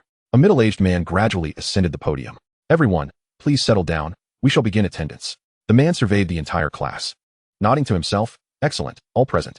What a peculiar method of taking attendance. I am Zhen Fusong, your instructor for attribute enhancement. The students were aware that since the arrival of the Lingxing Tower on Earth, humanity had reverted to an age of cold weapons. Human technology was rendered utterly impotent before the Lingxing Tower, leading many to believe that the apocalypse was imminent. The emergence of supernatural beings made people realize that this might not be the end, but rather a competition of evolution. Over millennia, human history had predominantly focused on external technology, with little progress in physical strength. However, the Lingxing Tower offered a rare opportunity for the advancement of human physicality. Of course, for each individual, it represented not only an opportunity, but also a challenge. The historical struggles of the Dragon Kingdom taught us that those who lag behind will be subjected to defeat. Thus, 10 supernatural academies were established nationwide as pilot programs. You are both the subjects of experimentation and the pioneers in setting rules for future generations. Each individual's awakened attributes and supernatural abilities differ. Besides receiving gifts from the Lingxing Tower, enhancement can occur through two methods: scientific training and hunting exotic beasts in isolated zones. As long as you put in the effort, rewards will surely follow. I am here to assist you in enhancing your attributes using certified training methods. Once Zhen Fusong finished speaking, a profound silence enveloped the room. Most students, like Mu Qingqing, were taken aback by his perspective. The apocalypse could indeed be an opportunity for evolution? It sounded somewhat plausible. Not to mention, if human lifespan could be increased tenfold, that would be considered a successful evolution. Not to mention ascending physically and transcending the void. Very well. We shall now proceed to strength training. Please enter the testing room for your strength assessments. Zhen Laosher's strength training was straightforward, yet demanding. Each person received a contraption resembling a small parachute based on their current strength levels. They were to strap it around their waist, allowing the parachute to open behind them, creating significant resistance. The instructions were simple. Each student must follow a designated route and complete a lap around the school, returning to the starting point. The entire route spanned approximately 5 kilometers, winding around the playground, dormitories, teaching buildings, the main gate, and the cafeteria. The first kilometer was relatively easy, being a flat path around the playground. However, beyond the playground, the terrain became a relentless series of uphill and downhill slopes, while descending was manageable. Ascending proved to be quite challenging. Each student exerted every ounce of strength to inch their way upward. The atmosphere was varied, surprisingly. Sun Binji dashed past his classmates with remarkable speed. As he passed Mu Qingqing, he couldn't resist taunting, "Waste is just waste." However, his triumph was short-lived as a towering figure abruptly blocked his path. It was none other than Teacher Zhen. "No skills allowed. Return and start over." "Why should I?" Sun Binji protested. "Because I am your teacher. If you're unwilling, you may request to withdraw from the supernatural department," Zhen Laosher replied calmly. "Fine. You've got guts." Sun Binji relented, retreating. As he passed Mu Qingqing again, the latter remarked coolly, "Waste is just waste. All you know is cheating." Sun Binji's face turned ashen. Yet he found himself at a loss for words. Finally, the group reached the last 500 meters, from the gate to the cafeteria. This stretch featured a significant uphill climb, steep and lengthy. It was said that even walking this path without any load would leave one breathless, and most would choose to pay for a campus electric vehicle ride instead. After progressing a third of the way, half of the participants had succumbed, clinging to the small trees lining the path to rest. Only Mu Qingqing and fewer than 10 others continued onward. Yu Mingqiu, striving to keep pace with Mu Qingqing, was at her limit, her vision blurring as she relied solely on willpower to persist. Suddenly, her foot struck an unseen object, disrupting her rhythm, and she was yanked backward by the parachute. This is it. Just as despair washed over her, a strong hand grasped her wrist. "Steady yourself." Mu Qingqing's voice resonated in her ears. "Thank you." Yu Mingqiu's heart raced, but he soon released her hand. "If only my idol could hold my hand throughout this journey." A wave of disappointment washed over her. Chapter 9, Breaking Limits. Ding. Wish received from Yu Mingqiu. Hope to run the entire course with Mu Qingqing. Accept? Such a wish exists. Just shatter it, and it would be easily fulfilled. Mu Qingqing rejoiced, only to notice that the option to shatter was absent from the dialog box. Was acceptance the only choice? What a ridiculous system. After a moment of contemplation, Mu Qingqing ultimately decided to accept. After all, it was a wish point that should not go to waste. "Give me your hand." Mu Qingqing extended his hand toward Yu Mingqiu. Yu Mingqiu was taken aback. Why was her idol suddenly so perceptive? Puzzled, she quickly offered her delicate hand. A warm current surged from their clasped hands, making her feel almost weightless. However, Mu Qingqing's situation was far from ideal. Each individual's resistance device was nearly tailor-made based on their tested strength. Adding another person, especially on the steepest segment, increased the difficulty of movement tenfold. With each step Mu Qingqing took, his bones trembled. Having traversed less than 10 meters, he felt dizzy, his mind clouding. Relying solely on instinct to push forward. Mu Qingqing, let go of me. You can manage on your own. Yu Mingqiu sensed the tremor in his arm. No. If I let go now, you could easily get hurt. Mu Qingqing shook his head. But if we continue like this, we might both be blown away. Yu Mingqiu's stamina was nearing its limit. She understood that once she completely ran out of energy, even Mu Qingqing in peak condition would struggle to hold on. Mu Qingqing remained silent, determined to conserve every ounce of strength. 1 step, 2 steps, and by the 4th step, their bodies began sliding downwards. On the verge of being swept away. At that moment, a feminine voice echoed in Mu Qingqing's mind. User 002 has surpassed physical limits. Strength 1, Stamina 1. Mu Qingqing felt a surge of warmth coursing through his limbs, and the parachute around his waist seemed less burdensome. The voice of Yu Mingqiu, filled with surprise, rang out. How peculiar. I suddenly feel less fatigued. Mu Qingqing exhaled, realizing that both of them had simultaneously surpassed their limits, although their stamina had increased. Mu Qingqing did not release Yu Mingqiu's hand. Hand in hand, they finally beheld Teacher Zhen, who stood at the entrance of the cafeteria. With a smile and a slight nod, Teacher Zhen congratulated Mu Qingqing and Yu Mingqiu for securing 1st and 2nd place, respectively, presenting them with their meal tickets to collect their food at window number 1 on the 2nd floor. Let go now. Yu Mingqiu's face flushed crimson, despite her boldness. She dared not display affection in front of the teacher. Meanwhile, Mu Qingqing had yet to receive the notification confirming the completion of his wish and continued to hold her hand firmly. Ding. Wish task completed. Received 1 wish value. 1 friendliness value. Only upon receiving the reward did Mu Qingqing finally release Yu Mingqiu's hand. She lowered her head and murmured, "Thank you. If it weren't for you today, I surely wouldn't have succeeded." Mu Qingqing shook his head, acknowledging that he would not have assisted if not for the wish value. It was merely a matter of mutual benefit. Gradually, most of their classmates arrived. Lin Ku was around the 10th to arrive, and upon seeing Mu Qingqing, he gave a thumbs up. "Boss, you're truly impressive. You managed to secure 1st place while helping a girl. Don't be ridiculous. We simply assisted each other." Mu Qingqing shot back with a glare. Lin Ku understood, wearing a sly grin, though it was unclear what he truly comprehended. Just as the three prepared to ascend the stairs for their meal, Teacher Zhen's voice echoed in their ears. "Sun Binji, 21st place. Commendable effort. Keep it up next time." With a cold snort, Sun Binji snatched his meal ticket and departed. As he passed by the trio, Lin Ku burst into laughter. "I thought the transfer student was formidable. Turns out he's only in 21st place. Not even better than a useless person like me." Sun Binji abruptly turned, his expression fierce. "Are you looking for trouble?" Mu Qingqing instinctively shielded Lin Ku, calmly stating, "What? Do you wish to cause a scene here?" Watch yourself." Sun Binji retorted coldly, then continued upstairs. Mu Qingqing sighed. "Why provoke him? Can we not enjoy a peaceful meal? I just can't stand people like him. It's all thanks to his family's wealth that he thinks he's so great." Mu Qingqing gently shook his head. "Strength has nothing to do with wealth, at the very least. He possesses enough prowess to take you down." Yu Mingqiu chimed in cheerfully. "What Qingqing said is absolutely right. You should focus on awakening your own abilities first instead of worrying about others." "Wait, when did you two become so close?" Lin Ku began, but before he could finish, the pair had already ascended the stairs to get their food. Meal number 1. "Impressive, young man." The cafeteria lady glanced at Mu Qingqing's meal ticket, nodding repeatedly.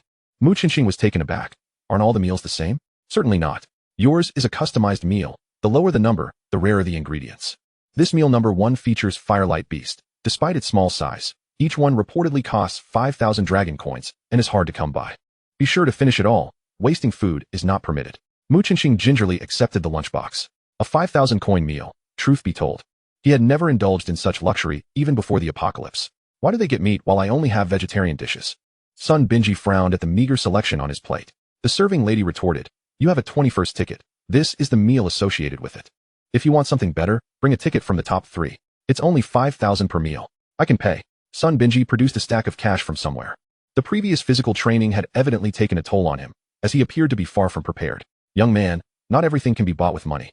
Take your cash back and come back with a ticket from the top 3 next time." The cafeteria lady didn't even glance at the bills, retreating to the back room. Laughter erupted in the dining hall. Sun Binji shot a fierce look around, silencing the chuckles, as not everyone possessed the strength to confront him, the wealthy 2nd generation. Ding. Wish received from Lin Ku. "I hope to enjoy a Firelight Beast feast. Do you accept?" Mu Qingqing unhesitatingly clicked accept, placing his lunchbox before Lin Ku. "Brother, eat this." "Huh, boss, that's not right." Lin Ku shook his head vigorously. "Take it. You need to comprehend your abilities sooner to avoid dragging the whole class down." Lin Ku, visibly perplexed, replied, "Boss, Is this how you encourage people? Suddenly, Yu Mingqiu spoke up. Lin Ku, why don't you swap with Mu Qinxing? I can't possibly eat all this meat alone. I can share half with you. She shot him a meaningful glance. Lin Ku, catching her drift, no longer rejected the offer and accepted the lunchbox from Mu Qinxing. Thank you, boss. I want to be polite then. I need to catch up. Chapter 10. In the land of the red sun, I, Mu Qinxing, shall not coexist with you. Knock, knock, knock. Mu Qinxing cautiously rapped on Professor Wang's office door. Come in. The door isn't locked, came Professor Wang's voice from within. Mu Qinxing opened the door and stepped inside. You've arrived. Have a seat. Professor Wang greeted him with a smile, a stark contrast to her usual stern demeanor. Mu Qinxing complied and took a chair. Don't be anxious, Xiaomu. I called you here to hand you something. Professor Wang produced a fish-shaped jade pendant from her pocket and extended it towards him. The pendant felt warm and translucent, pulsating with a unique energy in his hand. Mu Qinxing, astonished, inquired, Professor Wang, what is this? Call me Aunt Wang. I was a close friend of your parents during their lifetime. This jade pendant was something they brought back from the Lingxing Tower years ago. How could this be? Mu Qinxing sprang up from his chair, eyes wide with disbelief. The cause of his parents' death had always been a mystery. He had attempted to investigate in the past, yet it seemed a mysterious force obstructed him, leaving him with no answers. More importantly, his parents had passed away 2 years ago, long before the Lingxing Tower's arrival. What on earth is going on? How did my parents die? Mu Qinxing stared intently at Wang Shuiyan. Do not rush, listen to me carefully. Wang Shuiyan rose and locked the office door. You should know that the Lingxing Tower descended upon Blue Star 6 months ago, including Long Country, Lighthouse Country, and 4 other nations, but there are actually more than 6 towers. Mu Qinxing was astounded. This was a monumental secret. Nearly everyone believed there were only 6 Lingxing Towers located in Long Country, Lighthouse Country, Kangaroo Country, FA Country, Golden Character Country, and Coffee Country. Could there be a 7th? You guessed correctly. The 7th Lingxing Tower is situated on a glacier in Antarctica, and it had already landed 2 years ago. Back then, I, along with your parents, were members of the Long Country Antarctic research team. This fish-shaped jade pendant was originally a pair, obtained from the Lingxing Tower. At that time, we were unaware of what the Lingxing Tower was. While we were preparing to transport the pendant back to our country, somehow the news leaked, and we were surrounded by the teams from Lighthouse Country, Red Sun Country, and West 8 Country. I was the youngest at the time. Your mother entrusted half of the pendant to me, urging me to escape while she and the other team members used the other half to lure away our pursuers. However, the opposing side was well aware of our research team's numbers, and I had no chance to escape. Fortunately, just as I was on the verge of being captured, I suddenly awakened my ability for short-range teleportation, allowing me to transport myself beneath the ice and narrowly evade their pursuit. By the time the Navy rescued me, the base had already been reduced to ruins. In their desperate attempt to erase all traces, those wretches had set the entire base ablaze and even drilled through the ice to sink the ashes to the ocean's depths. At this point, Wang Shuiyan's eyes glistened with tears, her emotions overwhelming her. Though her actual age was barely under 40, she appeared as if she were an elderly woman in her 50s or 60s, leading some students to refer to her as the Old Witch. The guilt of witnessing her comrades being slaughtered while feeling utterly powerless had tormented her. What felt like merely 2 years had, in her mind, stretched into 2 decades. In that moment, Mu Qinxing began to grasp many truths. It became clear why certain nations had managed to prepare for the arrival of the Lingxing Tower before its descent. Avoiding significant upheaval, they had already witnessed the chaos 2 years prior. The Lighthouse Nation, the Red Sun Nation, and the Western 8 nations. I, Mu Qinxing, will not rest until I hold you accountable. Clenching his fists tightly, he silently vowed that he would one day unearth the culprits behind his parents' deaths and exact a gruesome revenge. Why reveal this to me now? Mu Qinxing queried. Wang Xian explained, investigations require time, and at that time, you were merely a mortal, devoid of any means of self-protection. Mu Qinxing let out a cold laugh, interrupting her. Spare me the platitudes. It merely signifies that you failed to decipher the purpose of the Pisces jade pendant, and thus decided to gamble on my lineage as Professor Mu's descendant, correct? The notion that I lacked self-defense capability back then is sheer nonsense. Even if I became an ability user today, what could I do against an army or a covert ambush? Wang Shuiyan sighed deeply, fully aware of the truth in Mu Qinxing's words. Little Mu, I understand your grievances, and I share them.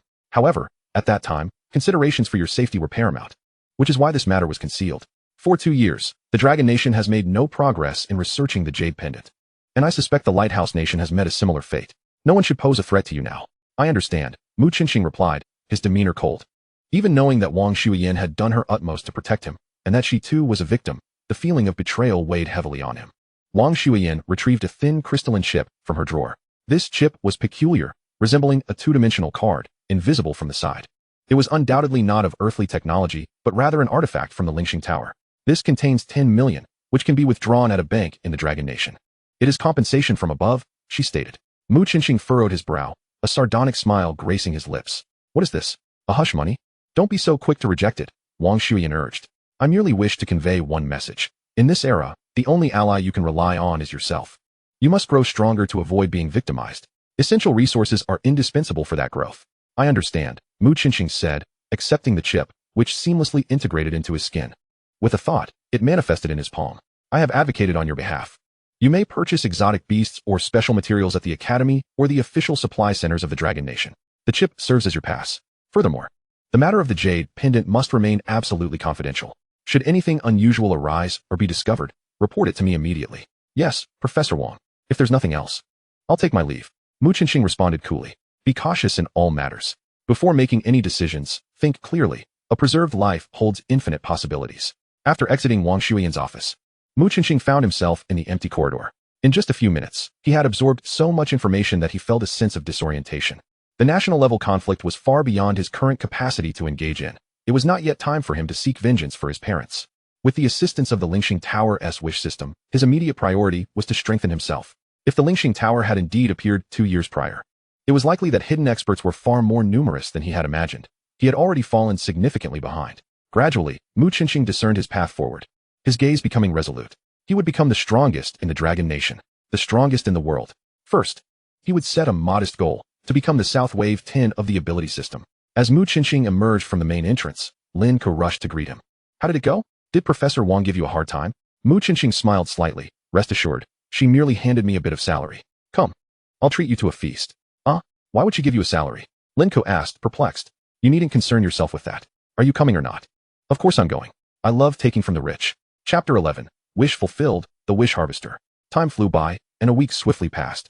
Under Teacher Zhen's rigorous training, all the students, including Mu Qinqing, experienced improvements in their attributes. However, Mu Qinqing encountered a rather frustrating issue. Throughout the entire week, he had received only one wish. At this rate, his progress would be painfully slow. The problem lay in the fact that each wish task was randomized and pushed by the system, both in quantity and frequency. After much hesitation on his dormitory bed, an idea struck him. If the system would not push wishes, he would take the initiative. Suddenly sitting up, Mu Qinqing declared, System, I wish to possess the ability to actively detect the wishes of others. Upon his proclamation, the system did not respond immediately, causing Mu Qinqing to feel anxious. He was uncertain about the level of the 3 wishes provided to novices and whether he could request such a wish. If it exceeded the wish level, he would have wasted the opportunity. Ding. Wish fulfilled. User 002 has acquired the skill, Wish Harvester. Wish Harvester. This skill allows the user to actively detect the wishes of others with a favorability rating above 50 or below -50. This skill may be used once daily. Please note that wishes from those with a favorability rating above 50 cannot be shattered. Upon hearing this, Mu Qinqing's heart soared with joy. Once a day, that meant 30 wish points accrued in a month. He had made the right gamble. Glancing at the wall clock, he saw it was only 6 in the evening, leaving him ample time to complete today's proactive wish. He couldn't afford to waste it. Mu Qinqing leaped from his bed. Who should he approach? Among those with a favorability rating above 50, Lin Ke was certainly one. But she had gone to the city center to buy daily necessities and wouldn't return until 10 o'clock. He recalled that when he first accepted a wish from Yumingqiu, it hadn't been shattered. Could it be due to her favorability being above 50? No matter, he would go find her and give it a try. As Mu Qinqing reached the dormitory entrance, he was intercepted by a middle-aged woman. Boys are not allowed in the girls' dormitory. Annie, I'm looking for the ability student Yumingqiu. Is she here? With so many people coming and going, how would I know? Shoo, don't block the way, the dormitory matron replied impatiently. Lin Ke, you're looking for Yumingqiu? About 5 minutes ago, I saw her leave with a man, came the voice of Luo Min, a girl with twin ponytails who was Yumingqiu's roommate. She regarded Mu Qinqing with a look of amusement, knowing that Yumingqiu's feelings for him were common knowledge among the girls in their ability system. The sudden appearance of a man close to her would surely be entertaining to witness. A man? Could he be a relative? Mu Qinqing muttered to himself. It is not necessarily the case, for I observed that Mingqiu's expression seemed quite troubled when she departed, as if that man held some leverage over her. Luo Min paused momentarily, unable to restrain her sarcasm. Lin Ke, you are truly a paragon of the ironclad straight man. Can't you perceive that Yumingqiu harbors feelings for you? She is the belle of our department, and if another boy from a different department were to whisk her away, the entire cohort would hold you accountable. Lin Ke remained speechless, thinking to himself that if they wished to pursue her, they were welcome to do so. If someone else attracted her affections, that was of no concern to him. Furthermore, with Mingqiu absent, the 2 individuals with affections exceeding 50 were beyond his reach. He couldn't possibly approach Sun Binji or Cui Ruzhen, could he? Mu Qinqing shook his head, promptly dismissing that peculiar notion. Suddenly, his stomach let out a few grumbles. Mu Qingqing felt a pang of hunger, having spent the entire afternoon confined to his dormitory without consuming anything. By this hour, the cafeteria had long since closed, leaving him with no option but to venture out to a nearby restaurant.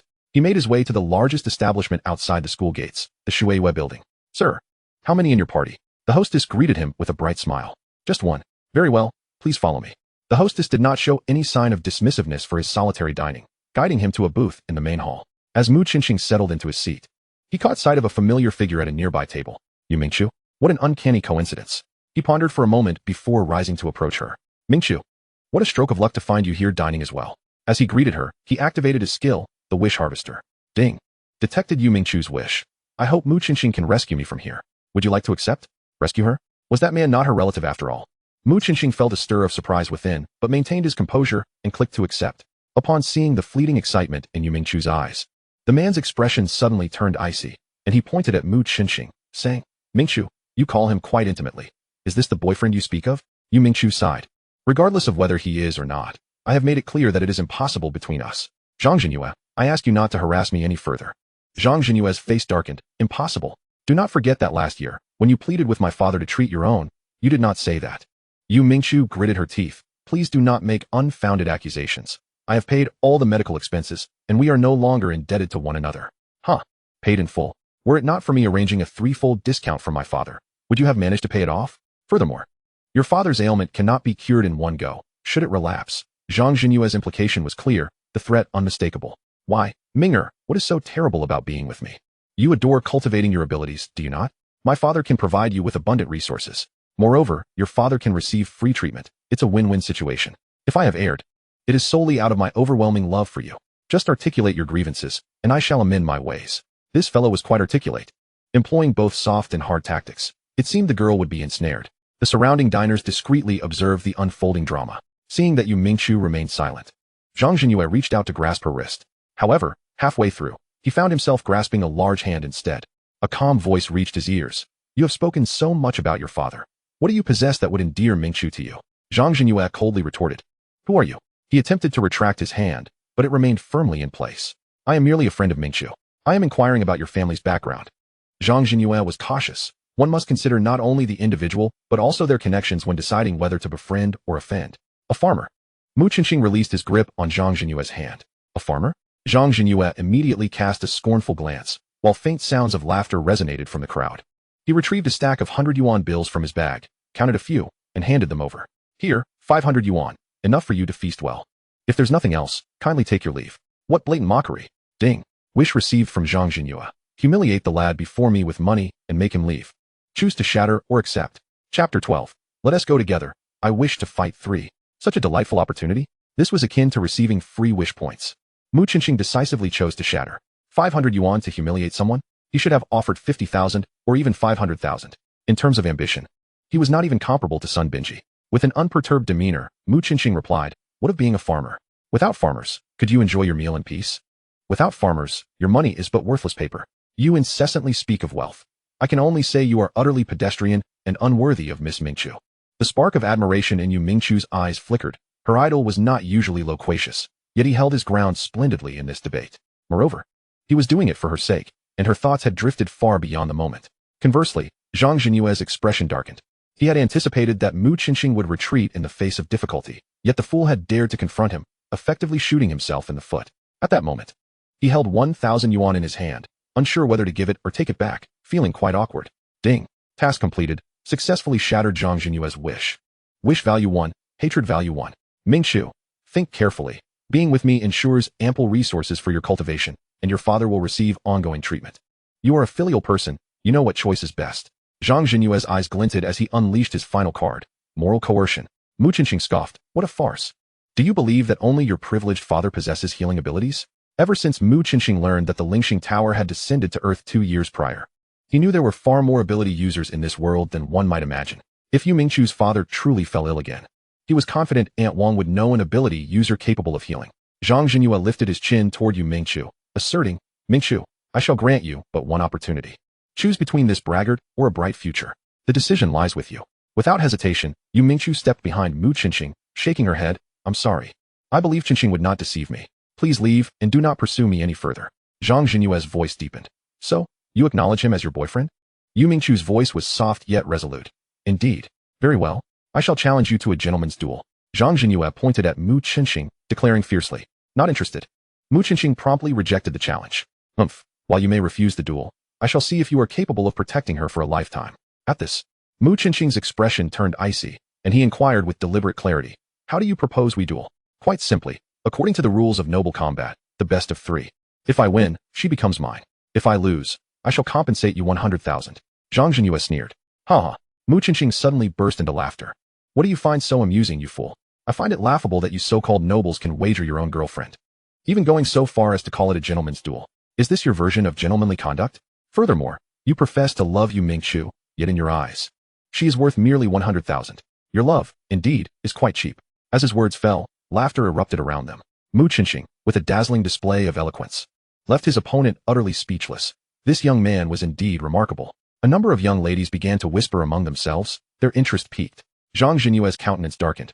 He had lost all face, and if he did not reclaim it in this duel, how could he possibly continue to navigate the aristocratic circles? You speak so much simply because you lack the courage to accept the duel. However, it was not a matter of fear, but rather that I would never treat my beloved as a mere bargaining chip. Yu Mingchu gazed at Mu Qinxing, her face unconsciously breaking into a radiant smile of happiness. How fantastical. My idol actually considers me his woman. Isn't it still a sign of cowardice? Zhang Jinyue's voice shattered her reverie. Mingchu, we should leave. Indifferent to him. Mu Qinxing took Yu Mingchu's hand, preparing to depart. Wait a moment. Yu Mingchu turned to Zhang Jinyue, stating, Young Master Zhang, should Qinxing emerge victorious, please do not seek me out again. We shall have no further ties. What say you? Zhang Jinyue laughed heartily. You certainly have faith in this fellow. Very well. I accept your terms. A proud smile adorned Yu Mingchu's face as she leaned close to Mu Qinxing, whispering, Do not fear. Agree to his terms. I've just assessed the situation. He is no ability user and poses no threat to you. Mu Qinxing, feeling somewhat helpless, noted that the system had yet to signal the completion of his task, indicating that Yu Mingchu's wish remained unfulfilled. It seemed he would have to teach that fellow a lesson today. Zhang Jinyue, do not blame me for being too harsh. You brought this upon yourself. Very well.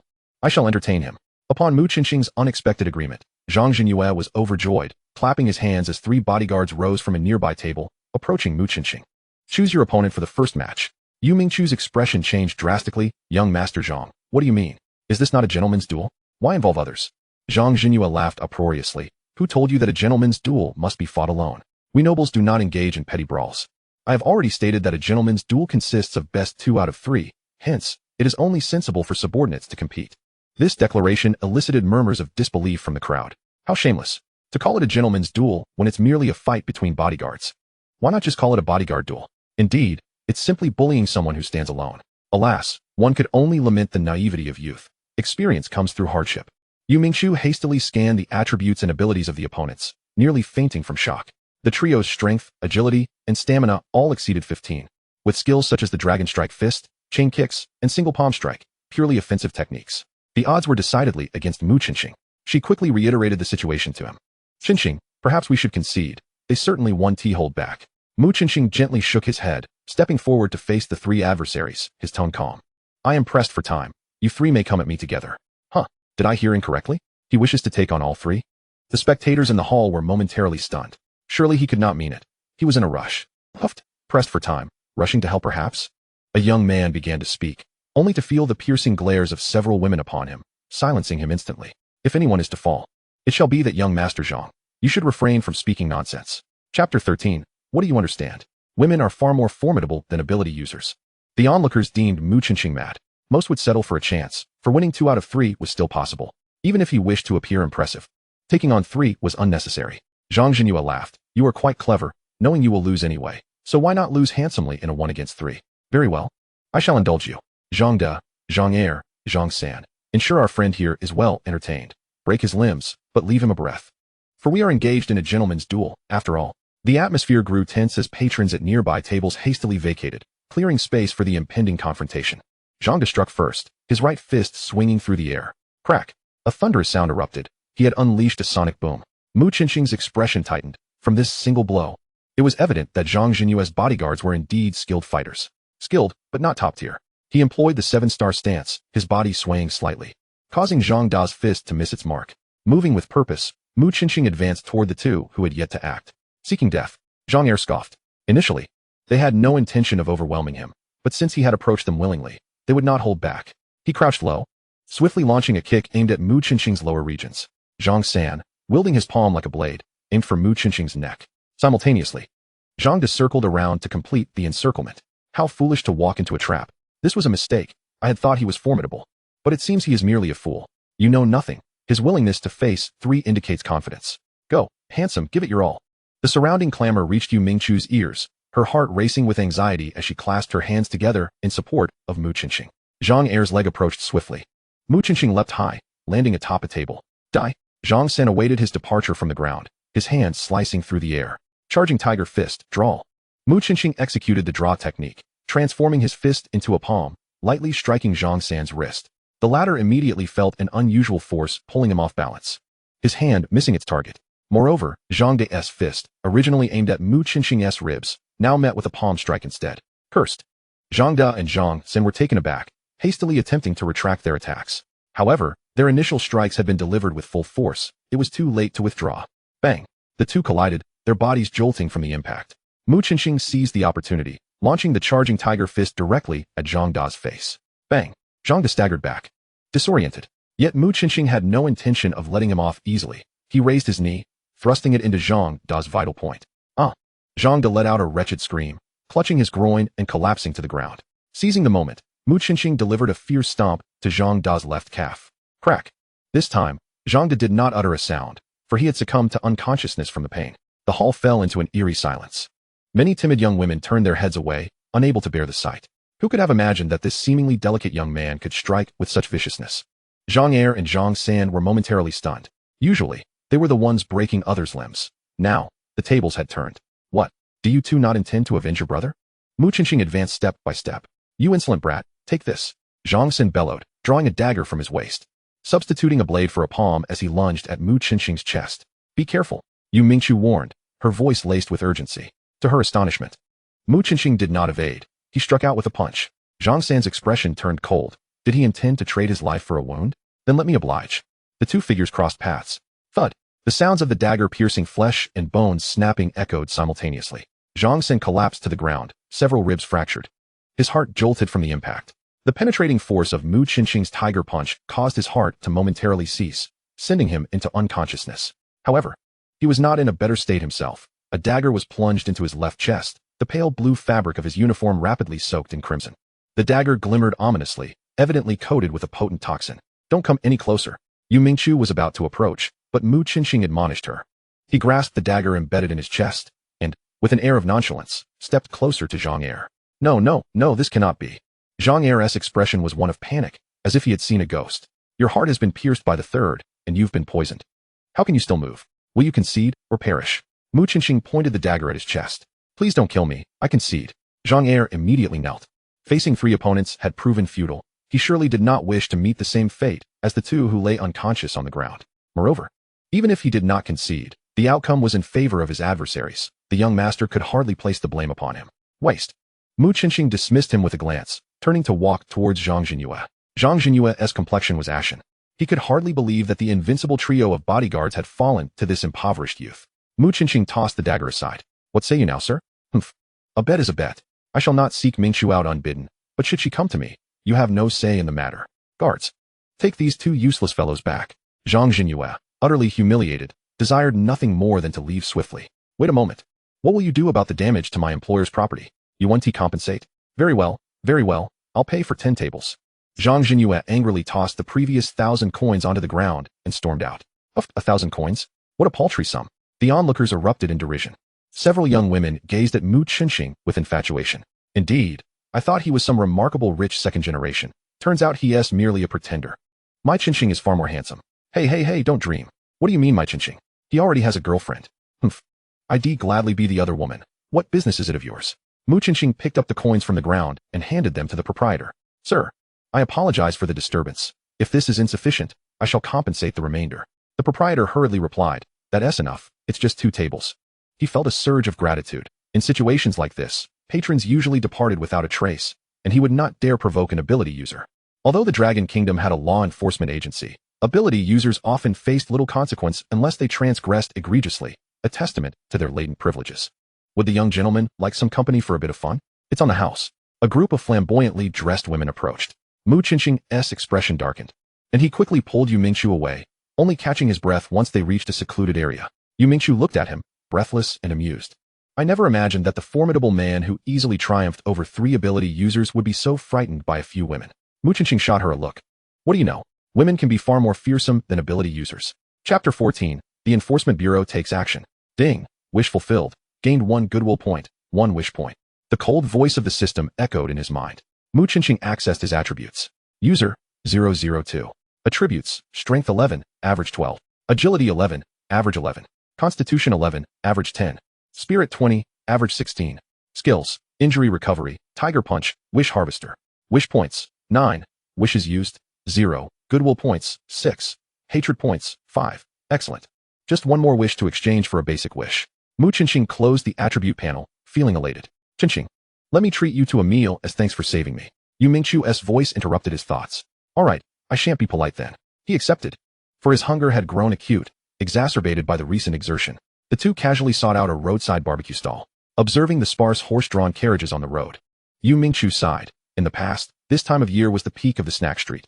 One had to wait for ages to enjoy some barbecue. Who would have thought that in just half a year, it would become so desolate? Mu Qingqing bit into a roasted chicken leg, smiling. If given the choice, would you prefer now or back then? Yu Mingqiu gazed at him with fervent eyes. For me, it's the same, as long as I'm with someone I cherish. I would relish any world. Cough, cough, cough. Taken aback by her words, Mu Qingqing hastily cleared his throat, avoiding her gaze. A fleeting look of disappointment crossed Yu Mingqiu's eyes, but quickly vanished. Qingqing, I know I'm not worthy of you right now, but I will strive to improve. Mu Qingqing smiled wryly. Falling for me is not a boon. Yu Mingqiu chuckled. Fear not.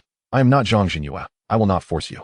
I believe that one day, you will willingly love me. Mu Qingqing sighed inwardly. Yu Mingqiu was indeed a commendable girl, assertive, capable, and optimistic.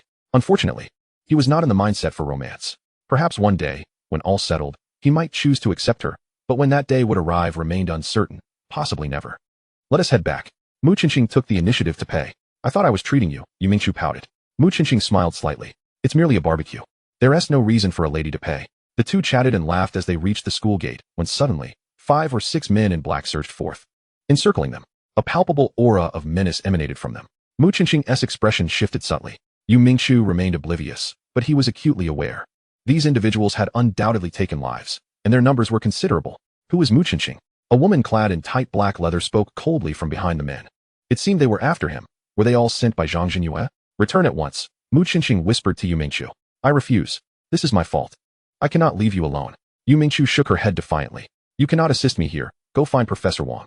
I understand. Yu Mingqiu bit her lip. Indeed. Her abilities lacked offensive capability. Remaining here would only hinder Mu Qingqing. Yet, just as she prepared to depart, 2 black-clad men blocked her path. Listen, I know not who you are, but you're seeking me, and my classmate is not involved. Let her go, and I will accompany you. Mu Qingqing declared sternly. Surprisingly. You have some backbone, the woman replied. Wu Tian, Luo Yu, let her pass. The woman nodded slightly. One of the black-clad men advised, Captain. The director wishes both taken back. If we only bring one, we'll have trouble explaining. Humph. I have already ascertained that only Mu Qingqing has inflicted harm. I will explain to the director myself. The woman scoffed. Reluctantly, the men stepped aside. Please, enter. The woman opened the carriage door. Who are you to dare capture someone in public? Mu Qingqing did not move. The woman extracted an identification document from her bosom. Understand clearly. We are the operatives from the Execution Bureau of the Celestial City's Star Rain District. We suspect your involvement in a violent assault case. We request your cooperation in the investigation. The revelation that they were investigators posed a significant dilemma. Mu Qingqing furrowed his brows slightly, yet he remained surprisingly composed. The 2 bodyguards were undoubtedly alive. He had exercised restraint. If anything, he could argue self-defense. At worst, it would be classified as a brawl. With the instigator Zhang Jinyue also bearing responsibility. Very well, I will accompany you, Mu Qingqing declared as he boarded the carriage, with the woman taking her place beside him to oversee. The carriage commenced its journey, swiftly departing from Turin University. After approximately 20 minutes, it halted in front of a modest 3-story building. Several figures clad in black emerged from within. Captain Bing, the director has instructed us to take custody of the individual. One of them stated. The woman paused, her expression darkening slightly. What do you mean? Are you suggesting that the person I apprehended is to be interrogated by you? Apologies. This is the director's order. Should Captain Bing have any inquiries, he may address them directly with the director. Now, please hand over the suspect to us. Though the black-clad figures spoke in a matter-of-fact tone, it was imbued with an undeniable authority that brooked no dissent. Very well, I shall seek clarification, she responded. Wu Tian, hand him over and ensure they sign for confirmation. The transfer procedures were quickly completed. A black bag was placed over Mu Qinqing's head, rendering him blind to his surroundings. I protest, I am not a criminal. Remove this bag, he shouted. But his pleas fell on deaf ears as he was forcibly guided forward by two of the black-clad men. After several minutes of walking, Mu Qinqing sensed numerous turns and descents down staircases, accompanied by an incessant chill in the air. Something was amiss. This was not the investigation bureau. Where are you taking me? His unease escalated, prompting him to struggle, but the strength of his captors far surpassed his own, rendering him powerless against their grip. Soon, he felt coarse ropes binding his limbs to a wooden post. A door slammed shut, leaving him enveloped in silence. After a while, he caught the faint sound of conversation in the distance, followed by someone entering the room and tearing away the black bag. It's you. Mu Qinqing instantly recognized the man before him. Zhang Jinyue grasped his chin, a smirk of triumph gracing his features. Surprised, are we? Mu Qinqing retorted with a cold laugh. What are you so pleased about? Even if it's determined to be a brawl, you won't escape unscathed. Ah, how naive you are. I am not a suspect. Rather, I am a witness. I didn't report your assault. After this proclamation, Zhang Jinyue turned to the doorway and called, Son, come in. At the entrance, Sun Binji entered, holding the hand of Cui Ruzhen. Chapter 15, The Humiliation of Judgment. It's you. Mu Qinqing comprehended immediately. These two must have been present at the restaurant. Sun Binji approached him, a smug expression plastered on his face. Who would have thought that the exemplary student, as mentioned by the teacher, is merely a ruffian fighting over a woman? TSK, Tisk, you've crippled someone in a brawl. No one can save you now. Mu Qinqing remained silent. The fact that Sun Binji could enter the interrogation room indicated he had already colluded with the investigators. Anything he said now would be futile. He could only hope that Yu Mingchu would quickly locate Wang Shuiyan to rescue him. Silence won't spare you from consequences, Sun Binji warned, picking up a sharp spike from a nearby table and handing it to Cui Ruzhen. Here, Ruzhen, let him experience the taste of suffering. Cui Ruzhen trembled at his words, shaking her head in panic. I cannot. Or do you still harbor feelings for this boy, making you reluctant to act? Sun Binji's voice turned harsh. I do not. Cui Ruzhen protested, tears welling in her eyes. Binji, you know I've given you everything. Why would you doubt me? Very well, if you claim everything you have is mine, then execute my command. I order you to stab him fiercely. Sun Binji's lips curled into a cruel smile. Cui Ruzhen's trembling hands accepted the spike, taking hesitant steps toward Mu Qinqing. Hurry up, what are you dilly-dallying for? Sun Binji urged from behind. At last, Cui Ruzhen stood before Mu Qinqing, their eyes locking. You are so pitiable, he murmured, shaking his head gently. There was no trace of hatred in his gaze, only a profound pity. This originally commendable student could have crafted her own life, but had now become a mere pawn of Sun Binji, losing her identity. Why?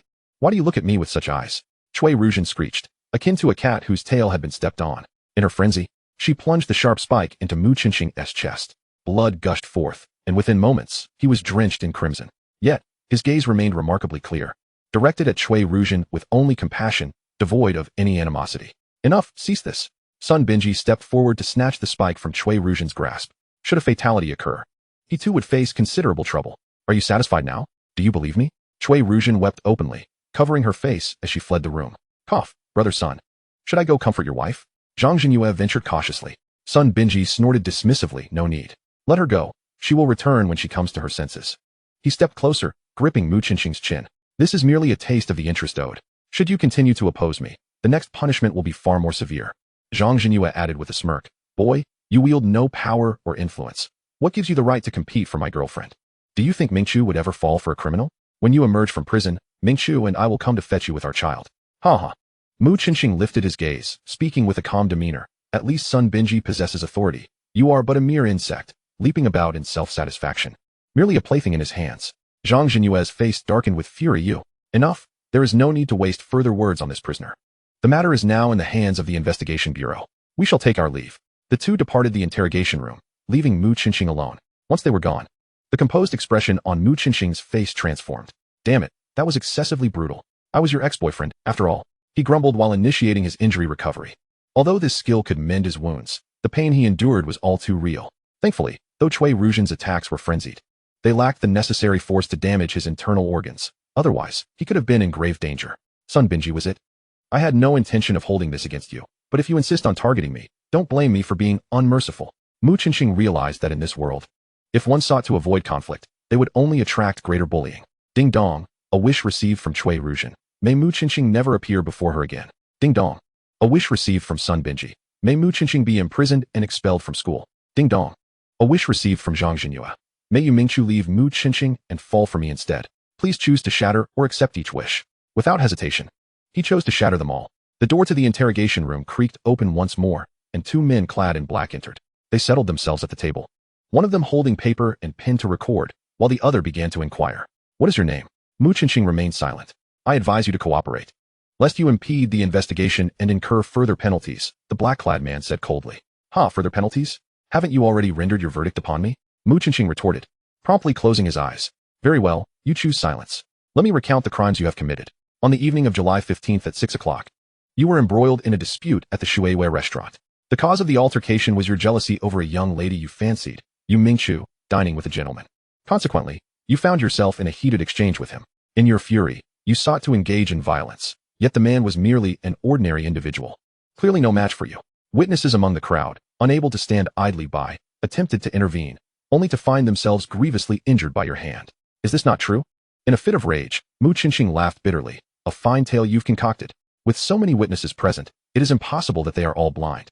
I suggest your bureau conduct a thorough investigation into the truth, lest you tarnish your own reputation. How dare you? Am I interrogating you, or are you interrogating me? One of the black-clad men shouted in anger, slamming his hand on the table. The other approached with the conversation records, placing a seal on Mu Qinqing's hand. Mu Qinqing, if you acknowledge these facts, please affix your fingerprint here. Attempting to coerce a confession? Not a chance. You may fabricate whatever you wish. I shall not leave my mark. Mu Qinqing replied coolly. Furthermore, I demand to see your director. Preposterous. Does the director come at your whim? The decision of whether or not you leave your mark is not yours to make. The man attempted to force Mu Qinqing's hand down to press it against the document. But Mu Qinqing clenched his fists tightly, refusing to yield. Choosing to refuse courtesy will lead to punishment. The black-clad man suddenly struck Mu Qinqing squarely in the abdomen. With a pained cry, Mu Qinqing's body went limp. Seizing the opportunity, the man pried open Mu Qinqing's fingers and stamped the report with his imprint. Chapter 16. Speak or perish. Mu Qinqing's expression shifted, his fury gradually giving way to tranquility. The black-clad man met his gaze, which was as deep as an abyss, and was inexplicably filled with a sense of dread. You need not regard me with such eyes. Blame only yourself for offending those you should not have, Mu Qinqing said, closing his eyes and ignoring him. According to the regulations governing supernatural beings, you have violated Article 7 by attacking an ordinary person, and Article 9 by engaging in violence in a public setting, resulting in grievous injury. Moreover, you show no remorse. Your fate is sealed. Prepare to face imprisonment. The two black-clad men left the room after delivering their message. What? Mu Qinqing has been captured by the bureau? Wang Shuiyan exclaimed, her face flushed with fury after hearing Yu Mingchu's account. Yes, Professor Wang. He was taken to protect me. You must find a way to rescue him, Yu Mingchu implored, her anxiety palpable. Enough talk. We must go. Professor Wang retrieved a card from his drawer, slipped it into his pocket, and pulled Yu Mingchu out the door. They hailed a carriage and hastened towards the bureau. Meanwhile, in the office of the bureau chief, Mu Yuxian was demanding justice from Chief Situ Yukong. Chief, why is it that I apprehended the individual, yet am denied the opportunity to interrogate him? Little Xian, I understand your eagerness to prove yourself as a newcomer. Rest assured, once the case is concluded, your contributions will not go unrecognized, Chief Situ Yukong replied with a smile. Chief, I do not seek to claim credit. I merely feel there is something amiss. When I seized that student, I noticed a clarity in his gaze that belied the accuser's claims. I do not wish to wrongfully detain an innocent person, thus I hope you will allow me to personally investigate this case. Situ Yukong shook his head. Your insistence only makes it less likely I can entrust this case to you.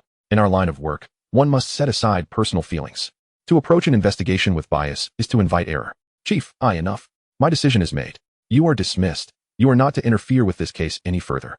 Mu Yuxian stamped her foot in frustration and turned to leave. Just moments after she exited, Sun Binji strode through the door. Young Master Sun has arrived. Please take a seat. Chief Situ Yukong quickly donned a welcoming smile. Sun Binji snorted. Uncle Situ, I have heard your handling of this matter leaves much to be desired. You even allowed a suspect to escape, and now she is off to the academy seeking aid. What do you intend to do about it? Young master, rest assured. I have instructed my subordinates to secure his signature. He will soon be transferred to the headquarters prison. By then, the evidence of his crimes will be undeniable, and the academy's teachers will have no recourse. As for my son's matter, rest assured. Once this is resolved, I can guarantee your son a position within M Company, along with a commendable role. Sun Binji replied nonchalantly. Then I must extend my gratitude, young master. Suddenly, The door to the room was flung open, and a black-clad man rushed in. Chief Situ Yukong's expression darkened. Xiao Lu, what is the meaning of this hurried entrance? Do you not see I am entertaining a distinguished guest? My apologies, Chief. A person claiming to be from the Supernatural Universe Alliance has arrived, requesting your personal attention. What? Sun Binji leaped to his feet. What is it? Chief Situ Yukong asked, bewildered. I'm fine. Sun Binji quickly shook his head, though his heart raced with excitement. The Supernatural Universe Alliance. He had heard of this organization from his father. It was said that its members were high-level supernatural beings, who refrained from engaging in the conflicts of Blue Star, focusing instead on how to transcend its confines and journey into the depths of the universe. Members of this organization possessed the highest authority. Not even a small bureau like this one, nor the highest investigative agency in Long Country, could probe into their affairs. His father had once attempted to buy him a place within the organization with money, only to be ruthlessly rebuffed. Wait, could it be that this organization is here for Mu Qinxing? Sun Binji felt an ominous premonition. Although Mu Qinxing likely did not possess the strength of a high-level supernatural being, he had to admit that Mu Qinxing's talent was undoubtedly exceptional. Otherwise, he would not have been able to force Zhang Jinyue's 3 subordinates to kneel and plead for mercy. He pondered for a moment, then whispered a few words into Situ Yukong's ear. The chief's expression shifted slightly. Young Master Sun, would it not be too reckless to kill him? After all, he is also a supernatural being. Uncle Situ, that individual is exceedingly cunning. If we do not eliminate him, he will surely seek revenge upon his release. Furthermore, he may not be able to locate me, but you remain in danger, he in the shadows while you are in the light. Only by completely removing him can we find peace of mind. Of course, to demonstrate my sincerity, I will provide you and your subordinates with a compensation fee of 10 million. What do you say? Greed glinted in Situ Yukong's eyes as he nodded. Young Master Sun makes a compelling argument. Come here. He whispered a few instructions to the black-clad man, who nodded and swiftly departed. Xiao Lu is one of my people. You may rest easy and await my good news, Situ Yukong said with a smile. Very well, I trust that Uncle Situ will handle this matter adeptly. For the sake of avoiding suspicion, I shall return to the academy first. Young master, please feel free. Sun Binji hastily exited, wary of encountering anyone from the Supernatural Universe Alliance. Should his involvement be revealed, it would mean disaster for him. 10 million, what a fortune! Situ Yukong reveled in his good fortune, pacing excitedly within the room. Not only was there 10 million at stake, but he also had forged a close connection with the heir of the Sun family. Having ascended to the shadow of this grand mountain, he found himself increasingly dissatisfied with merely being the director of a small district investigation bureau. His mind began to conjure visions of promotions. Just as he indulged in his daydreams of the future, a thunderous crash echoed as the office door was flung open, and a woman stormed into the room. Clad in civilian attire, her face obscured by a purple veil, her features remained hidden. Situ Yukong's expression darkened. Who are you to invade the investigation bureau? The woman's deep voice resonated. You are Situ Yukong, the director of the investigation bureau, are you not? Indeed. And you are? A member of the Union of Extraordinary Abilities. Registration number 0008. What nonsense is this? Situ Yukong had never heard of such an organization. It matters not that you are unaware. You may verify this with your superiors. Now tell me, did you apprehend a student from the Department of Extraordinary Abilities at the University of Turin today? The woman's tone grew increasingly impatient. Preposterous. Do I need to report my arrest to you? Guards, seize this madwoman. A dozen figures clad in black surged into the office, lunging towards the woman. Seeking death. The woman remained unyielding, and without a visible movement on her part, the members of the investigation bureau who attacked her were sent sprawling, some out the door, others crashing against the walls, filling the air with anguished cries. Situ Yukong's expression shifted dramatically. Although they were merely a district bureau, each member was a bona fide extraordinary ability user. To incapacitate a dozen such individuals with a single strike, this woman was undoubtedly a master among masters. She approached him deliberately. I offer you one chance. Speak, or perish. Chapter 17, A Turn of Fortunes. Situ Yukong swallowed hard, acutely aware of the lethal intent emanating from her. If he remained silent, she would not hesitate to act. Do not harm me. I shall speak. 2 hours prior, the bureau had indeed received a report of a student involved in a brawl at a restaurant over a girl, injuring 2 bystanders who attempted to intervene, which prompted me to send someone to apprehend him. Utter nonsense. Where is Mu Qinxing now? He has been convicted and sent to the central prison. Smack. Without any discernible action from the woman, 5 deep crimson fingerprints appeared on Situ Yukong's right cheek. In less than 2 hours, your bureau uncovered the truth? I have a witness. Smack. As Situ Yukong attempted to argue further, his left cheek met with another sharp slap. I have no time for your prattle. Take me to apprehend him immediately. Pray that Mu Qinxing has not been harmed. Otherwise, neither you, a mere district director, nor even your bureau chief will escape unscathed. A myriad of expletives raced through Situ Yukong's mind. Had he known the magnitude of Mu Qinxing's connections, he would never have been so foolish as to agree to Sun Binji's trivial request. At the criminal transfer center, Mu Qinxing was hooded and thrown onto a large cart by 4 figures in black. However, this cart bore no insignia of the investigation bureau. Just as the cart rolled out of the gate, it was halted by a woman. Mu Yuxian, what are you doing here? A black-clad man recognized her, his expression shifting slightly. Without uttering a word, Mu Yuxian stepped forward, intent on boarding the cart. Mu Yuxian, halt. Inside are confidential documents. No one may view them without the director's permission. The black-clad man immediately jumped down, encircling her. Humph. Confidential documents? You aren't transporting a person, are you? Mu Yuxian scoffed.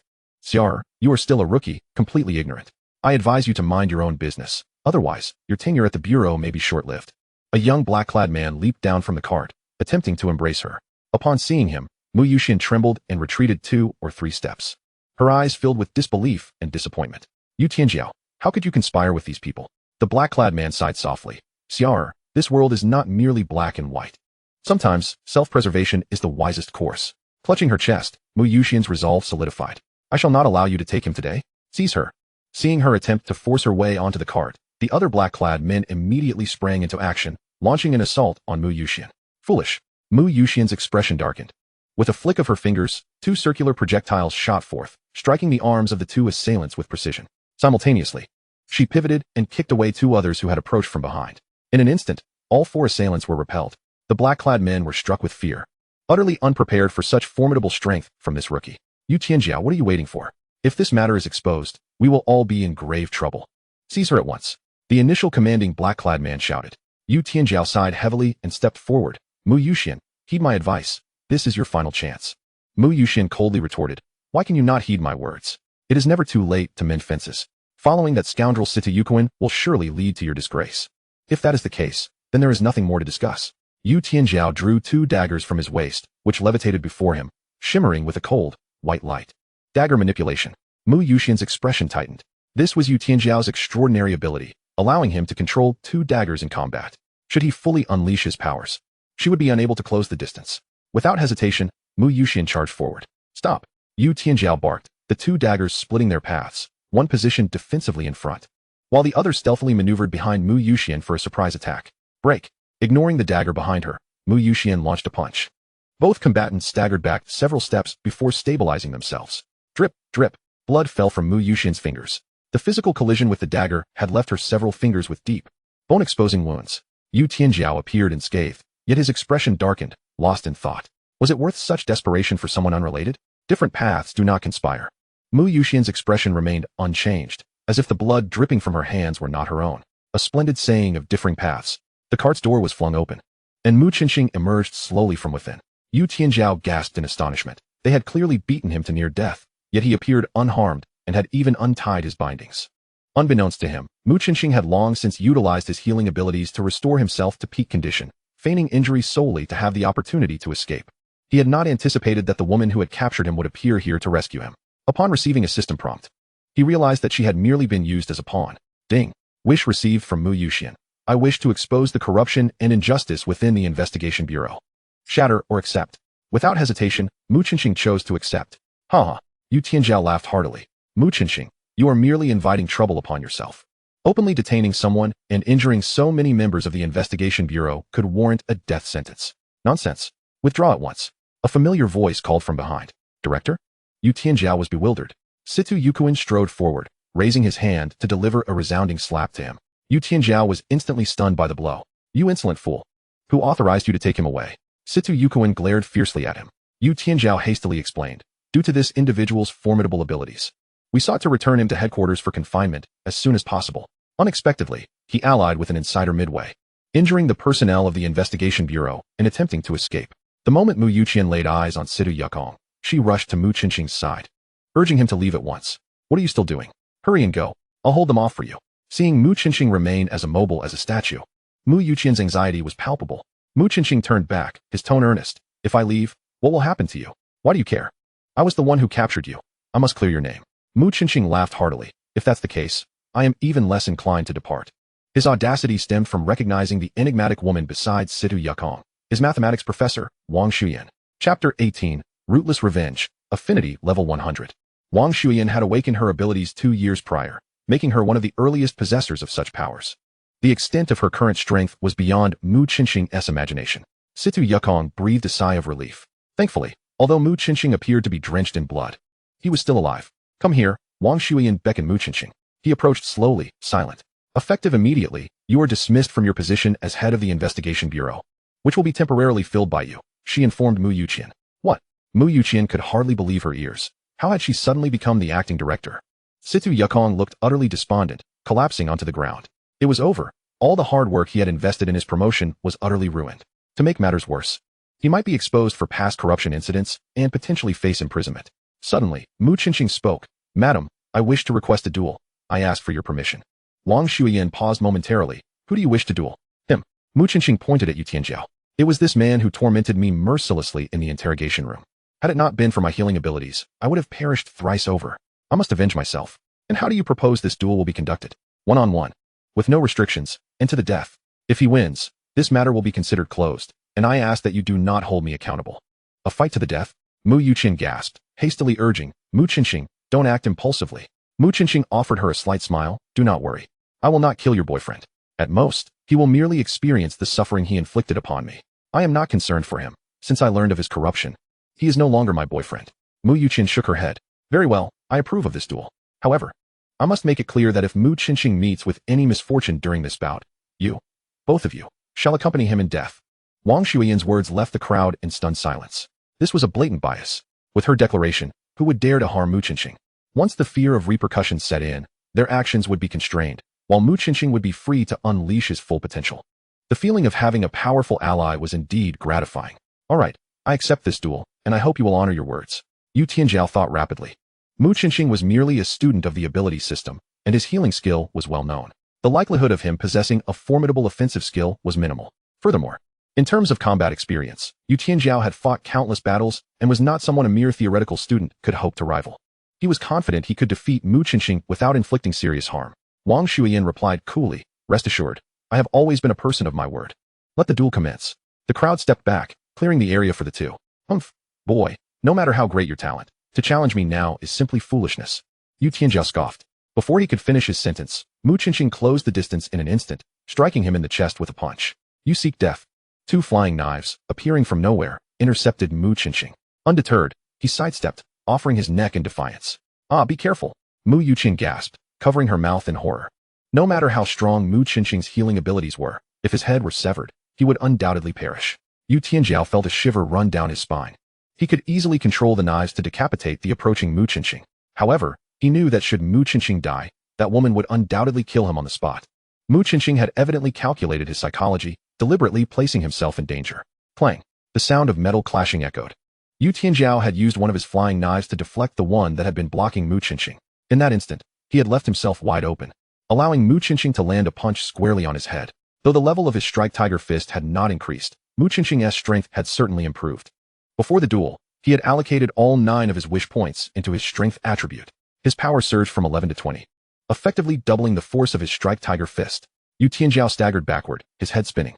Mu Qinqing was not about to let him off the hook. He lunged forward, delivering a punch to his jaw, sending several bloodied teeth flying from his mouth. You bastard! I'll make you pay! Yu Tianjiao shouted, his speech now slurred. His eyes gleamed with madness. If he were to die, then so be it. He would take Mu Qinqing down with him. 2 flying knives were once again under his control, stealthily approaching Mu Qinqing from behind. Heh, had you fought with all your might from the start, you might have had a chance, but now, it's too late. With a swift shoulder throw, Mu Qinqing sent Yu Tianjiao flying backward, causing the knives aimed at him to embed themselves into Yu Tianjiao's body. One pierced through his right chest, exiting through his shoulder. Another sliced between his legs, instantly staining his pants with blood. A chilling scream reverberated throughout the parking lot. The scene was undeniably brutal. Even seasoned investigators, accustomed to life and death battles, turned away, unable to bear the sight. Mu Yuqian gritted her teeth. Mu Qinqing, spare him. He has received his due punishment. I will conduct a thorough investigation and root out all the corrupt elements within the bureau. Very well, for Sister Mu's sake. I shall let it go today. Mu Qinqing ceased his assault, casting a cold glance at the surrounding black-clad figures. However, should I discover any further instances of corruption or misconduct in the future, there will be no mercy. A chilling aura emanated from Mu Qinqing, enveloping the entire parking lot. Even Wang Shuiyan's expression shifted slightly. Such an intense killing intent, coupled with his precise psychological manipulation during the confrontation with Yu Tianjiao, demonstrated a ruthless calmness that was far beyond that of a mere novice in the abilities system. Mu Qinxing was indeed her son, possessing extraordinary qualities. Perhaps within 2 years, he would become a formal member of the organization. Ding! Congratulations to Mu Yuqian for completing her wish, earning 1 wish point and 1 affinity point. Congratulations to the user for unlocking and completing the hidden task, Rootless Revenge. Gained 1 attribute enhancement and 1 hatred point. Congratulations to the user for unlocking the affinity system, which allows for viewing skills based on affinity, checking each individual's affinity towards oneself, and explaining affinity tasks. Mu Qinxing was filled with joy. The ability to accurately gauge affection levels would allow him to effectively utilize the wish harvesting machine, swiftly enhancing his wish value. He quietly assessed the affection levels of the 2 women present. First, there was Mu Yuqian. Mu Yuqian, affection level, 20. Not bad. Quite ordinary, considering their limited interactions. Especially since he had severely beaten her ex-boyfriend. It was fortunate that the sentiment wasn't negative. Now let us see Wang Shuyan's. Wang Shuyan, affection level, 100. A full 100? Staring at the glaring 3 digits, Mu Qinxing could hardly believe his eyes. Chapter 19, The Basic Skill Orb. Mu Qinxing had not anticipated that despite his previous attitude towards Wang Shuyan, she still harbored complete affection for him. An affection level of 100 meant that everything she had said was entirely sincere. Had it not been for her serendipitous awakening of her special abilities, the grim secrets surrounding her parents' demise and the massacre of the base would have remained concealed from the world. I'm sorry, Mu Qinxing murmured softly. Wang Shuyan shuddered slightly and gently shook her head. Let us go back. All right. The 2 turned and headed towards the door. Mu Yuqian called out from behind. Mu Qinxing. Where should I go if I want to find you? Mu Qinxing waved his hand. Dueling University, Special Abilities Department. Yu Mingqiu anxiously awaited in the carriage. Finally, she spotted her idol and Professor Wang emerging from the investigation bureau side by side, and her heart, which had been suspended in worry, finally found solace. She jumped from the carriage and rushed towards Mu Qinxing, throwing her arms around him. You're safe. That's wonderful. Ah, that hurts. Mu Qinxing suddenly cried out in pain, his brow furrowing. Yu Mingqiu hurriedly released him. I'm so sorry, did I hurt you? It's fine. Let us get in the car. Noticing the pained expression in Yu Mingqiu's eyes, Mu Qinxing felt a pang of guilt and quickly explained. Upon returning to campus, Wang Shuyan instructed Yu Mingqiu to head back first, leaving Mu Qinxing behind. Yu Mingqiu cast a reluctant glance back. Wang Shuyan smiled. Don't worry. I'll take care of him. Yu Mingqiu's cheeks flushed as she hurriedly departed. Make yourself comfortable. Wang Shuyan closed the door. Mingqiu is a good girl. With considerable potential. It's evident she has strong feelings for you. Have you thought about it? Mu Qinxing smiled wryly. Aunt Wang, please don't tease me. I have no mind for romance until I avenge my parents. Wang Shuyan sighed. Xing, I understand that you carry a heavy burden in your heart. Yet, I wish for you to live a life akin to that of ordinary young people, to experience joy. Rest assured, Aunt Wang, I will take care of myself. You've been wise since childhood, that reassures me. As for matters of the heart, they cannot be forced. Let them unfold naturally. She then presented him with a gleaming orb. Mu Qinxing accepted it, sensing that the orb contained immense energy. What is this? It is a low-level skill orb exchanged within the Special Abilities Universe Alliance. For those with powers below level 3, absorbing it will grant one a basic skill. Mu Qinxing was astonished. Such a thing exists? Could it be that with a multitude of these skill orbs, one could mass-produce special ability users? Wang Shuyan perceived his confusion and shook her head. Ordinary individuals cannot use it. It must be absorbed by someone who has comprehended at least one skill. From the 3rd skill onwards, with each additional skill possessed, the probability of comprehending a skill from the orb decreases by 20. Mu Qinxing understood. The skill orbs indeed had many restrictions, but for him, it was undoubtedly a boon. Currently, he possessed the skills Injury Recovery, Charging Tiger Fist, Wish Harvesting Machine, and the ability to check affection levels. The latter 2 he was uncertain if they counted as powers, as they were merely system functions for assessment. Even if counted as skills, he had a 60 chance of acquiring a skill from the orb. Wang Shuyan continued. This skill orb is sealed with a long-range attack skill, but what it will awaken in you remains uncertain. Thank you, Aunt Wang. May I inquire about the requirements to join the organization you mentioned? Mu Qinxing was now very interested in the so-called Special Abilities Universe Alliance. Wang Shuyan smiled. It's quite simple. Become a high-level special ability user. Possess at least one high-level skill, or have a special ability recognized by the association. You must receive more than 50% of the association's approval votes to join. Mu Qinxing felt a few black lines appear above his head. That is easy. Today, I called you here for another matter. In 2 months, the Lingxing Tower will open once more. At that time, there will be 20 spots available for students from your Special Abilities Department to enter the tower. Mu Qinxing nodded. We are aware of this. I will strive to secure a spot. It's not that simple. Competing for spots will not only be your fellow students from the Dragon Kingdom, but also young individuals from neighboring countries, such as Hongri Nation, Shiba Nation, and several others. What? Why? This is our Dragon Kingdom's Lingxing Tower. Why should they get any spots? Mu Qinxing was puzzled. Wang Shuyan sighed. Do you know why there has been chaos in Blue Star over the past 6 months? Even the borders of powerful countries like the Lighthouse Nation have experienced conflicts. Yet our Dragon Kingdom has remained relatively unscathed. It is not only because we foresaw the impending doom 2 years ago, but also due to agreements made with neighboring countries. As long as we maintain peace at the borders, we will open tower entry spots for them. Mu Qinxing frowned and spoke, while the Dragon Kingdom advocates for peaceful coexistence. Opening spots to Hongri Nation and Shiba Nation is akin to inviting wolves into the fold. If they gain powerful abilities within the tower, they would certainly not content themselves with their small territories. At that point, they would surely declare war on us. Wang Shuiyan nodded in approval. Your concerns mirror my own. I raised similar objections back then. The then president merely stated, those who fear war will lose the war. Our youth need both a space for peaceful development and the harshness of battle. Thus, I came to understand that opening the Lingxing Tower is not a cowardly choice, but a testament to our belief that the youth of the Dragon Kingdom are stronger than those of other nations. Confidence radiated from Wang Xiyan as Mu Qinxing stared at her, nodding vigorously, and solemnly declared, Aunt Wang, you can rest assured. I will not bring shame to the Special Abilities Department, nor to my parents, nor to the people of the Dragon Kingdom. What must I do? Wang Shuiyan nodded with satisfaction. Very well. Your sole mission is to prevent Hongri Nation and Shiba Nation from obtaining any entry spots. Emerging from Wang Shuiyan's office, Mu Qinxing felt a heavy weight upon his heart. According to the rules, there would be 20 teams, each consisting of 5 members, totaling 100 individuals vying for 20 spots. Among them, the Dragon Kingdom would have 10 teams, while Shiba Nation and Hongri Nation would each have 2, Bear Nation 3, Mankey Nation 2, and a Nation 1. He had to distinguish himself within the Dragon Kingdom before he could compete in the subsequent challenges. All participants must be under the age of 25. This would be a true contest among peers. Mu Qinxing gazed towards the south, his hands gradually tightening into fists, and shouted towards the sky, Dad, Mom, rest assured, your son will avenge you, and those shameless nations will pay the price. Let this quest for spots begin.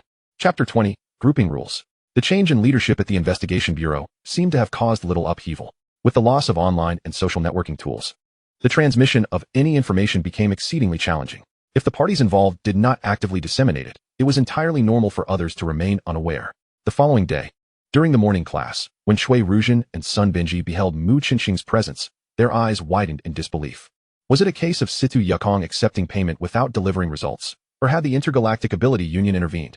The former was somewhat acceptable, but the latter left Sun Binji hesitant to contemplate further. He sought to discreetly avoid Mu Qinxing, yet the latter approached him with intention. Oh, isn't this young master son? Why so quiet today? Mu Qinxing inquired. Shui Ruzhen positioned herself in front of Sun Binji. What do you want, Mu Qinxing? Mu Qinxing's expression turned suddenly frigid. When a man speaks, a woman should refrain from interrupting. Is this the upbringing you've received, young master son? Sun Binji shot her a fierce glare. Get lost to the side. Shui Ruzhen's face flushed with a mix of embarrassment and anger. She had attempted to shield him, yet he dismissed her. However, she dared not defy Sun Binji and retreated to her original position obediently. Strange, wasn't he Sun always one to humiliate Mu Qinxing? Why did it seem to him that Sun Binji was acting a bit differently today, especially since he had just struck his own girlfriend over Mu Qinxing's words? A male classmate expressed his confusion. I too find this peculiar. Shu, don't speak, just watch the drama unfold. As the classmates buzzed with speculation, Yu Mingchu entered through the door. Upon spotting Mu Qinxing, she hurried over excitedly. Qinxing, are you alright? Mu Qinxing smiled faintly. I'm fine now. After exchanging greetings with Yu Mingchu, they suddenly sensed a shift in the classroom atmosphere, as all eyes converged upon their corner. Anticipation grew. For Mu Qinxing had just asserted that women should remain silent when men speak. Now, as Yu Mingchu interrupted them, no one knew how Mu Qinxing would respond. Mu Qinxing has truly brought misfortune upon himself. It seems the tables are about to turn, a supporter of Sun Binji remarked sarcastically. Yet, Mu Qinxing's subsequent action left everyone utterly astounded. He gently kissed Yu Mingchu on the forehead, and, with his arm around her slender waist, turned to leave. Oh, I wasn't speaking to him. I was waiting for you, Mu Qinxing murmured. Yu Mingchu's eyes sparkled with delight. Qinxing, you don't say anything. Return to your seat. He whispered softly in her ear. Yu Mingchu was momentarily taken aback, a flicker of disappointment crossing her gaze. She nodded slightly, refraining from further words, and walked back to her desk. What double standards? How outrageous. After the initial shock subsided, the classroom erupted into lively chatter. What double standards? I ask you. If you were Yu Mingchu, would you not adore such a domineering boyfriend? Haha, poor Shui Ruzhen. Her boyfriend shows her no compassion whatsoever. Alas, I have some concerns. Sun Binji will not easily let this humiliation go unpunished. Mu Qinxing. Sun Binji clenched his fists, filled with a desire to see Mu Qinxing utterly destroyed. Yet, he had to restrain himself. The mysterious expert could very well be nearby. Suddenly, Sun Binji pieced everything together. In the previous incident, he was merely a whistleblower, and his claims were founded in truth. Mu Qinxing lacked evidence to counter him, rendering him powerless. Thus, Mu Qinxing had deliberately provoked him, hoping to entice the hidden expert into eliminating him. It had to be so. A cold smirk crept across Sun Binji's lips. Mu Qinxing, do not think such a simple ruse can deceive me. I see through your ploy. Meanwhile, Mu Qinxing paid no heed to his words, instead whispering with Lin Ku. A gentleman takes his time for revenge. Mu Qinxing, you must not fall into my hands. Silence. The department head, Li Zhongtian, entered through the door, instantly silencing the classroom. He surveyed the students, pausing for several seconds on Mu Qinxing. Classmates, after over a week of familiarization, you should now possess a clearer understanding of abilities. All of you have awakened at least one type of ability. In actual combat scenarios, abilities are typically employed in small teams. Research suggests that a 5-member team is optimal.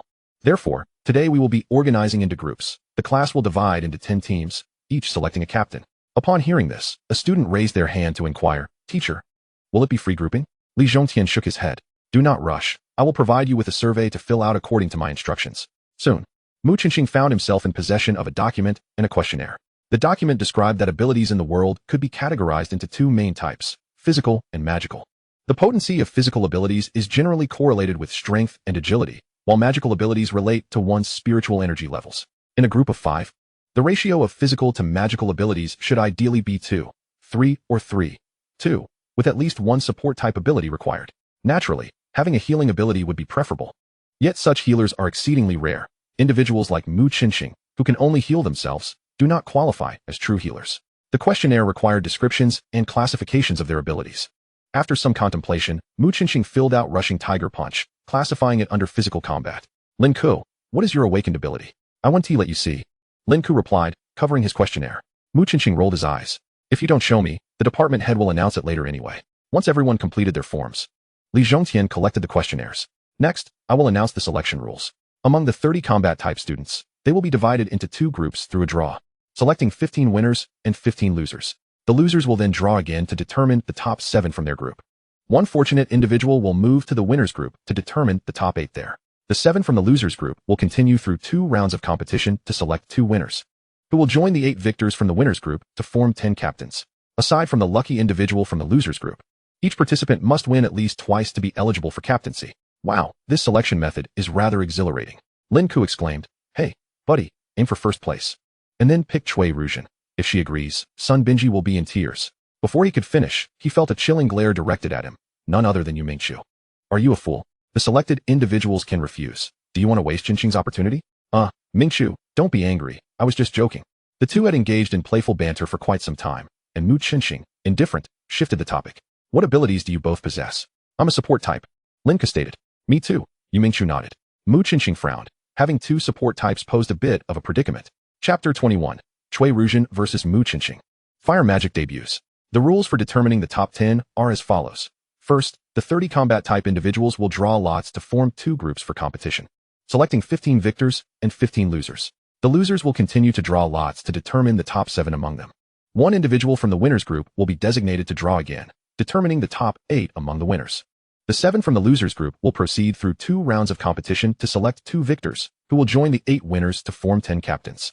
Except for the fortunate individual from the losers group, each participant must secure a minimum of 2 consecutive victories.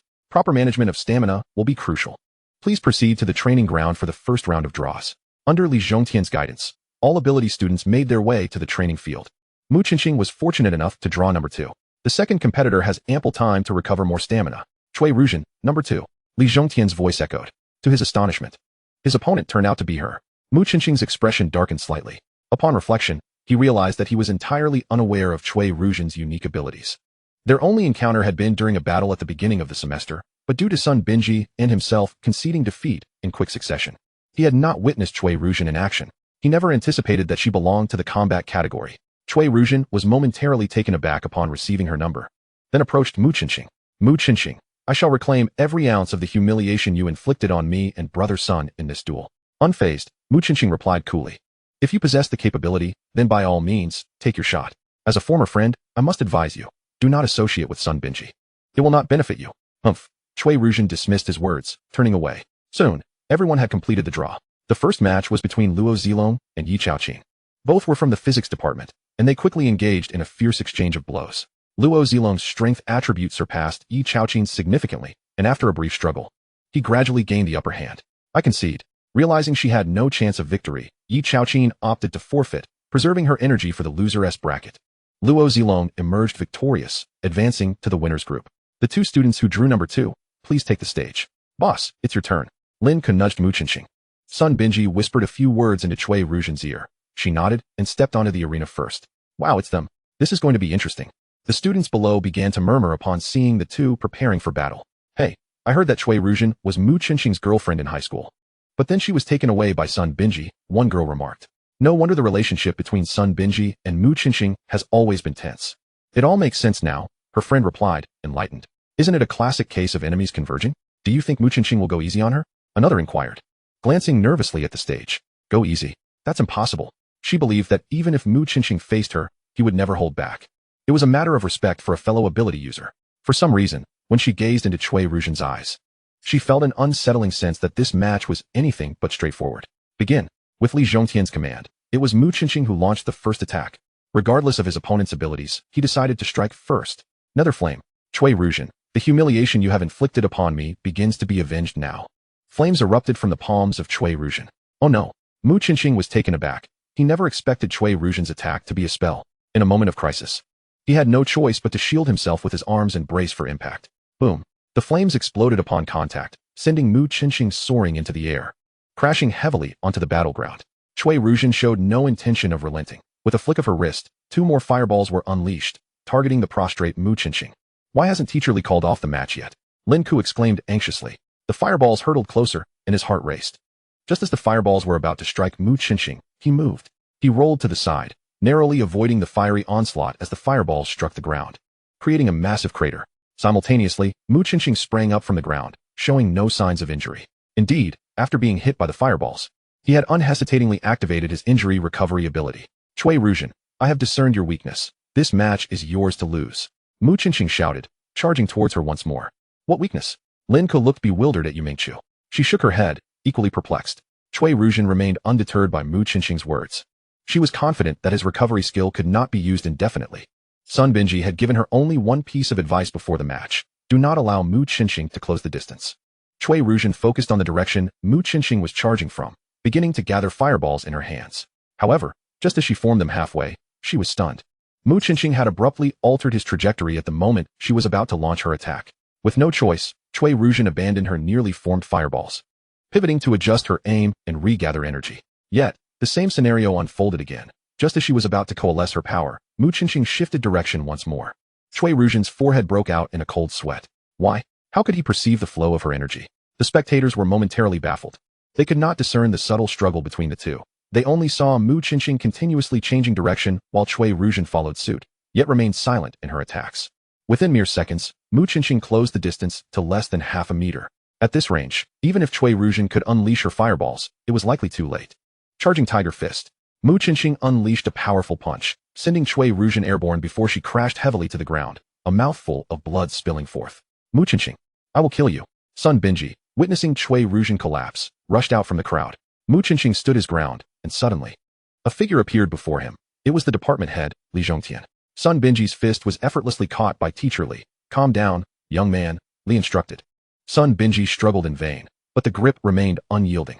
Another teacher approached, his palms radiating a pure white light that enveloped Cui Ruzhen. Soon, she regained consciousness. Her injuries significantly healed. Only then did Li Zhongtian release Sun Binji's fist. Do not be alarmed. Teacher Luo is an excellent healer and will attend to every injured student. Humph. Sun Binji glared fiercely at Mu Qinxing, supporting Cui Ruzhen as they retreated to the sidelines. Lin Ku threw his arms around Mu Qinxing's neck.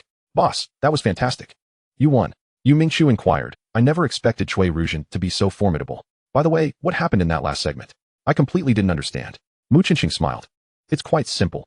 Cui Ruzhen's fireballs can only travel in a fixed direction. Therefore, by timing my movements to alter my trajectory just as she prepared to launch, she was forced to reconcentrate her energy.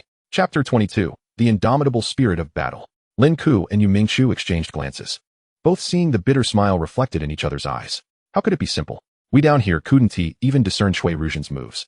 Yet Mu Qinxing managed to judge perfectly. Before long, all 15 rounds of matches concluded.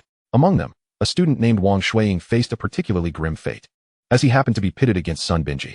The latter, brimming with pent-up frustration, mercilessly pummeled him, Perhaps luck truly balances out. In the draw for the losers bracket, Wang Shuiying miraculously received a bye. Wow. If I had known I could draw a bye, I would have willingly taken a beating. Other members of the losers group cast envious glances. This was the only opportunity to secure a captaincy position with just one victory. Wang's luck is truly unmatched, Lin Ke chuckled. Yu Mingqiu shook her head. I doubt it. If he faces Sun Binji again in the winners group, well, that would be something to see. Mu Qinqing nodded in agreement. Indeed. I concur. Lin Ke rolled his eyes, remarking on how these two were clearly not on the same page, both exhibiting such cunning. Of course, the anticipation of whether Wang Shuiying would encounter Sun Binji would have to wait. The next event was the matches of the losers bracket. Mu Qinqing observed each participant intently, as he needed to select suitable candidates to join his team. In the 7th group, Luo Shanshan faced off against Zhou Yuanyuan, a contest between two young women, which piqued Lin Ke's interest. Mu Qinqing's gaze fell upon the girl named Zhou Yuanyuan. Her supernatural ability was peculiar, seemingly aimed at arranging some sort of formation. However, the time she took to set it up was lengthy, and each time, before it could take shape, she was defeated by her opponent. Her matches were consistently the shortest, often concluding in a mere 10 seconds. Yu Mingqiu approached Mu Qinqing and inquired, Qinqing, are you interested in Yuanyuan? Mu Qinqing nodded, responding, indeed. Although that girl is not formidable in one-on-one combat, I have a strong intuition that her ability could prove invaluable in a team setting. As if on cue, just after their conversation, Zhou Yuanyuan was knocked off the stage by a powerful blow from Luo Shanshan. Soon, the victors of the losers bracket were determined. They were Shangwan Wudi from the physics department and Zhou Xiaoxiu from the magic department. Cui Ruzhen had been eliminated in the final rounds by Zhou Xiaoxiu, who wielded water-based abilities. Let the winners draw lots, the announcer proclaimed. Mu Qinqing stepped forward, only to encounter Sun Binji, who shot him a frosty glare. Mu Qinqing, you had best pray that you do not face me, or I will leave you unrecognizable. Mu Qinqing's expression darkened, and he remained silent as he took a number and turned to leave. Contestant number 1, please take the stage, the announcer called. After drawing his lot, Sun Binji stood on the stage, unmoving, and upon hearing Teacher Li's words, he raised the ball in his hand, which prominently displayed the number 1. No way, not again. Wang Shuiying, watching from the sidelines, saw Sun Binji on the stage and glanced at the number 1 ball in her hand, her smile evaporating instantaneously, nearly causing her to faint.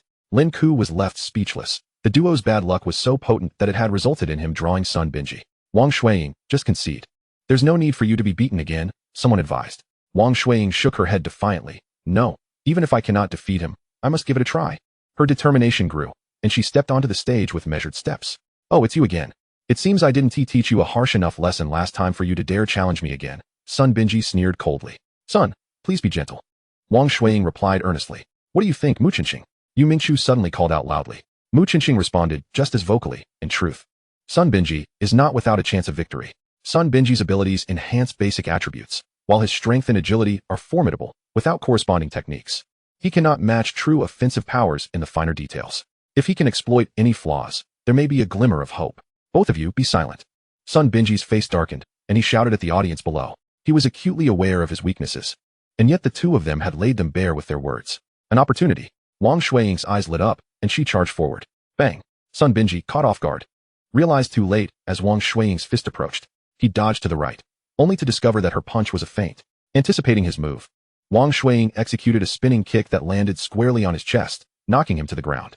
The arena fell silent. Though the strike appeared to be a sneak attack, the match had already commenced, and any distraction on his part was solely his fault. Wang Shuiying, you can do it. Some classmates began to cheer. Keep going. Defeat him and prove you are the best. Perhaps it was Wang Shuiying's indomitable spirit that ignited a wave of support from the crowd. In stark contrast, Sun Binji, despite being the one ambushed, found few voices championing him. Mu Qinqing nodded, recognizing that this young man possessed considerable insight. He and Yu Mingqiu had merely offered a few pointers, and yet Wang Shuiying had transformed from a passive to an active contender. Lin Ke expressed his admiration. I'm starting to respect this kid. Boss, do you think he can win this match? Mu Qinqing shook his head. True. Wang Shuiying has indeed grasped certain techniques to counter Sun Binji.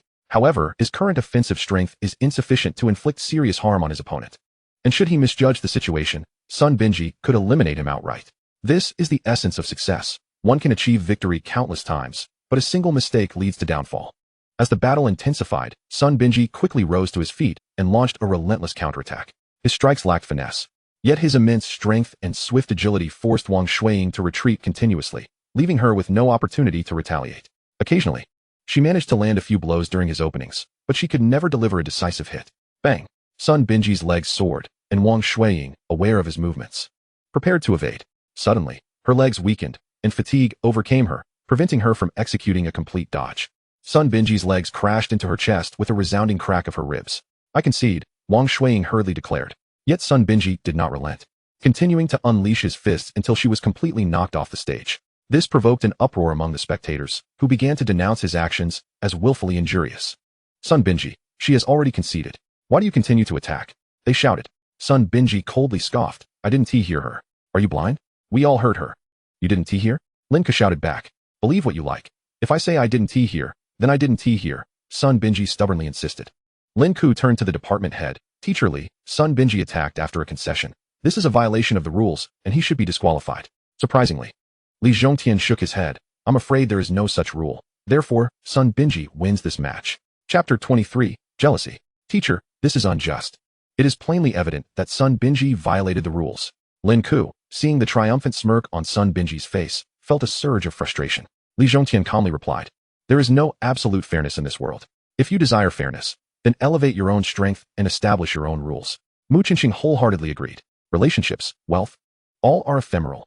Only by strengthening oneself can one avoid being bullied and possess the capacity to assist others. The second match commenced.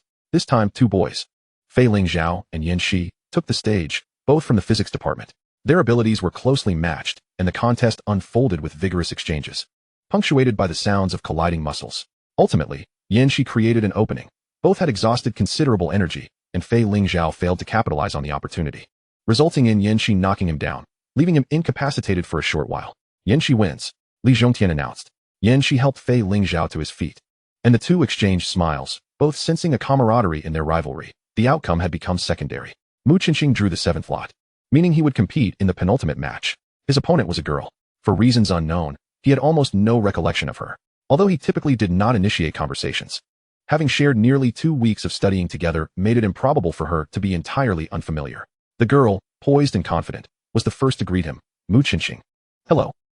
Hello. Mu Qinxing replied awkwardly, unable to recall her name, thus resorting to vague responses. The girl chuckled, covering her mouth. I apologize. I forgot to introduce myself. My name is Wen Pampan, from the magic department. I'm sorry, I truly can't remember your name.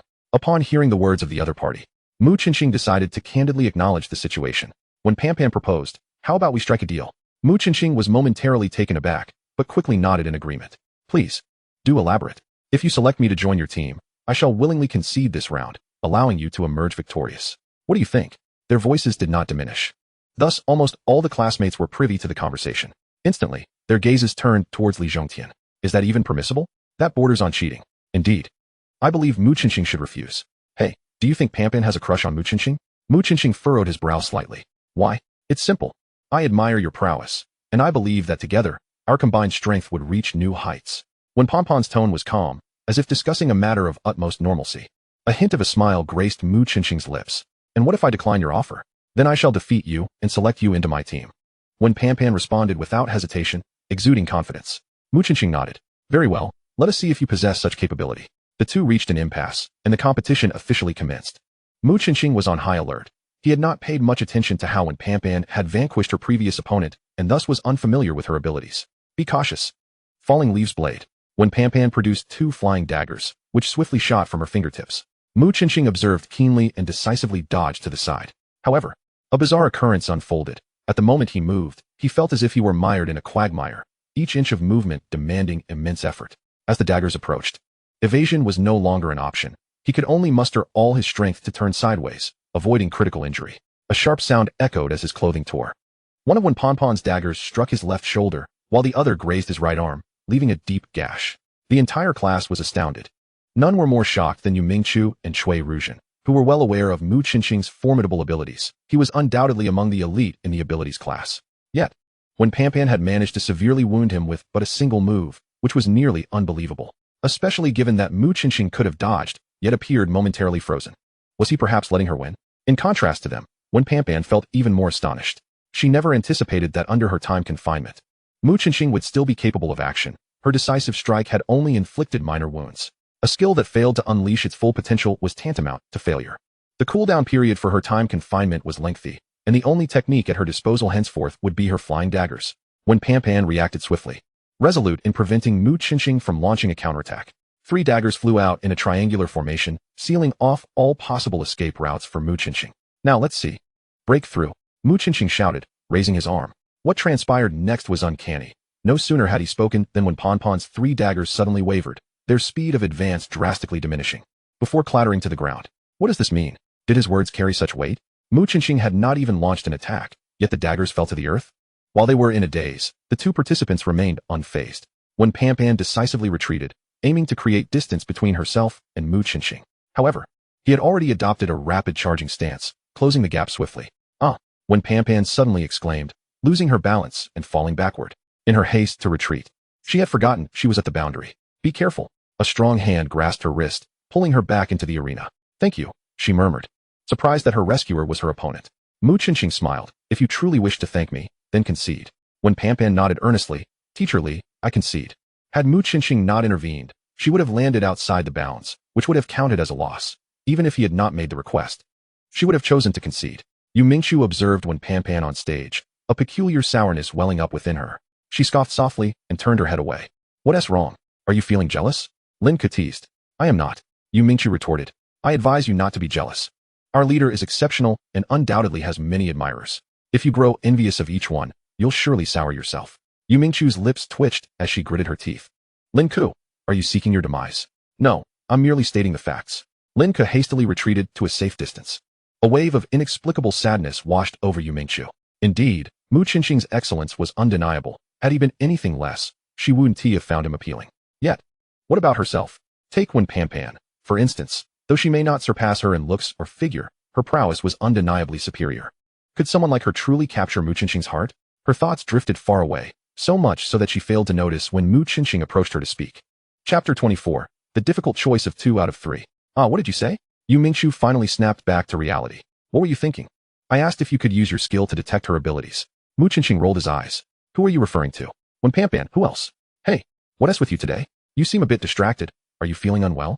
Mu Qinqing reached out to touch her forehead, which felt cool to the touch. Strange. No fever. I'm fine. I was just lost in thought.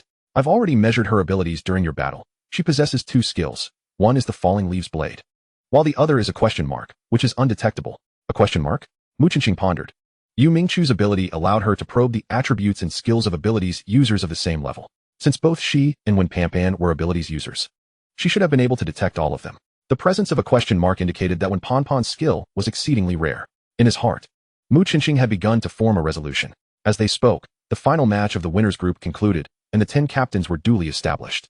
Please have the top 8 from the winners group and the top 2 from the losers group come to the stage. The 10 hurriedly ascended, as the time to contend for rankings was at hand. Given that the chosen individuals had only 3 opportunities to refuse, those who selected first held an advantage over those who selected later. However, it remained uncertain how the ranking would be determined. If it were to be settled through head-to-head matches, it would be quite unfair to Mu Qinqing and the 8th victor, who had just participated in a match. Nevertheless, Teacher Li had previously stated that absolute fairness was a myth. Li Zhongtian produced a drawing box. Congratulations to you all for becoming captains. The next step is to select your team members, the order of which will be determined by drawing lots. What? That seems rather frivolous, drawing lots? Lin Ke expressed his disbelief. Teacher Li, determining the order through drawing lots is unreasonable. I oppose it. Sun Binji furrowed his brow. Indeed, ranking based on luck is absurd. Students below echoed their confusion. Li Zhongtian responded sternly. Luck is inherently part of an ability's user's strength. Why are you all able to awaken your abilities while the majority cannot? It is not due to your status, but rather luck. Hence, an ability's user with strong luck is likely to excel further in their future training. I concur with Teacher Li's proposal. Mu Qinqing stepped forward, drawing a slip from the box. Number 3. Lin Ke patted his chest, reassuring himself. Fortunately, number 3 is quite ahead.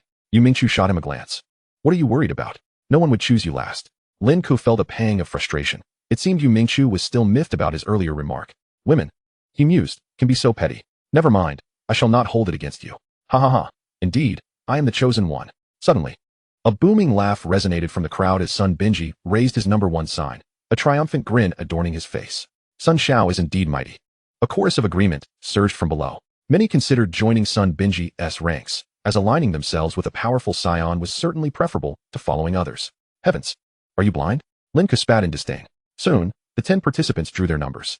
Number 1, Sun Binji. Number 2, Shengwan Wudi. Number 3, Mu Qinqing.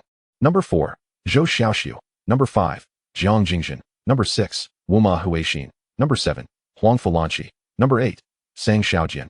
Number 9, Yin Shi. Number 10, Lung Xiyu. At this moment, Mu Qinqing contemplated 3 candidates aside from Lin Ku and Yu Mingqiu, Zhou Yuanyuan, Wang Shuiying, and Wen Panpan. He needed to select 2 from these 3, and he found himself in a quandary. If he prioritized compatibility, Wen Panpan was undoubtedly the best choice. She was nearly capable of defeating him, her strength unquestionable. Ladies and gentlemen, you will now have a 15-minute discussion period to converse with your desired team members, Li Zhongtian announced. Mu Qinqing swiftly descended the stage and whispered a few words to Lin Ku and Yu Mingqiu. Both nodded and began to seek out others for conversation. Meanwhile, Mu Qinqing approached Zhou Yuanyuan. Classmate, may we discuss in detail? Zhou Yuanyuan, taken aback by Mu Qinqing's approach, was instantly flustered, her words tumbling over themselves. Mu Qinqing was widely acknowledged as the heartthrob of the department, while Yu Mingqiu was deemed the beauty, making them the golden couple in the eyes of their peers. Sure. Of course. Zhou Yuanyuan's eyes sparkled with excitement. They moved to a quieter corner. Classmate Zhou, if I were to choose you for my team, would you be willing? Zhou Yuanyuan was momentarily stunned. She was all too aware of her own limitations, recognizing that she paled in comparison to others. If I am not mistaken, your ability should be some form of formation, correct? Zhou Yuanyuan hesitated, then decided to speak candidly.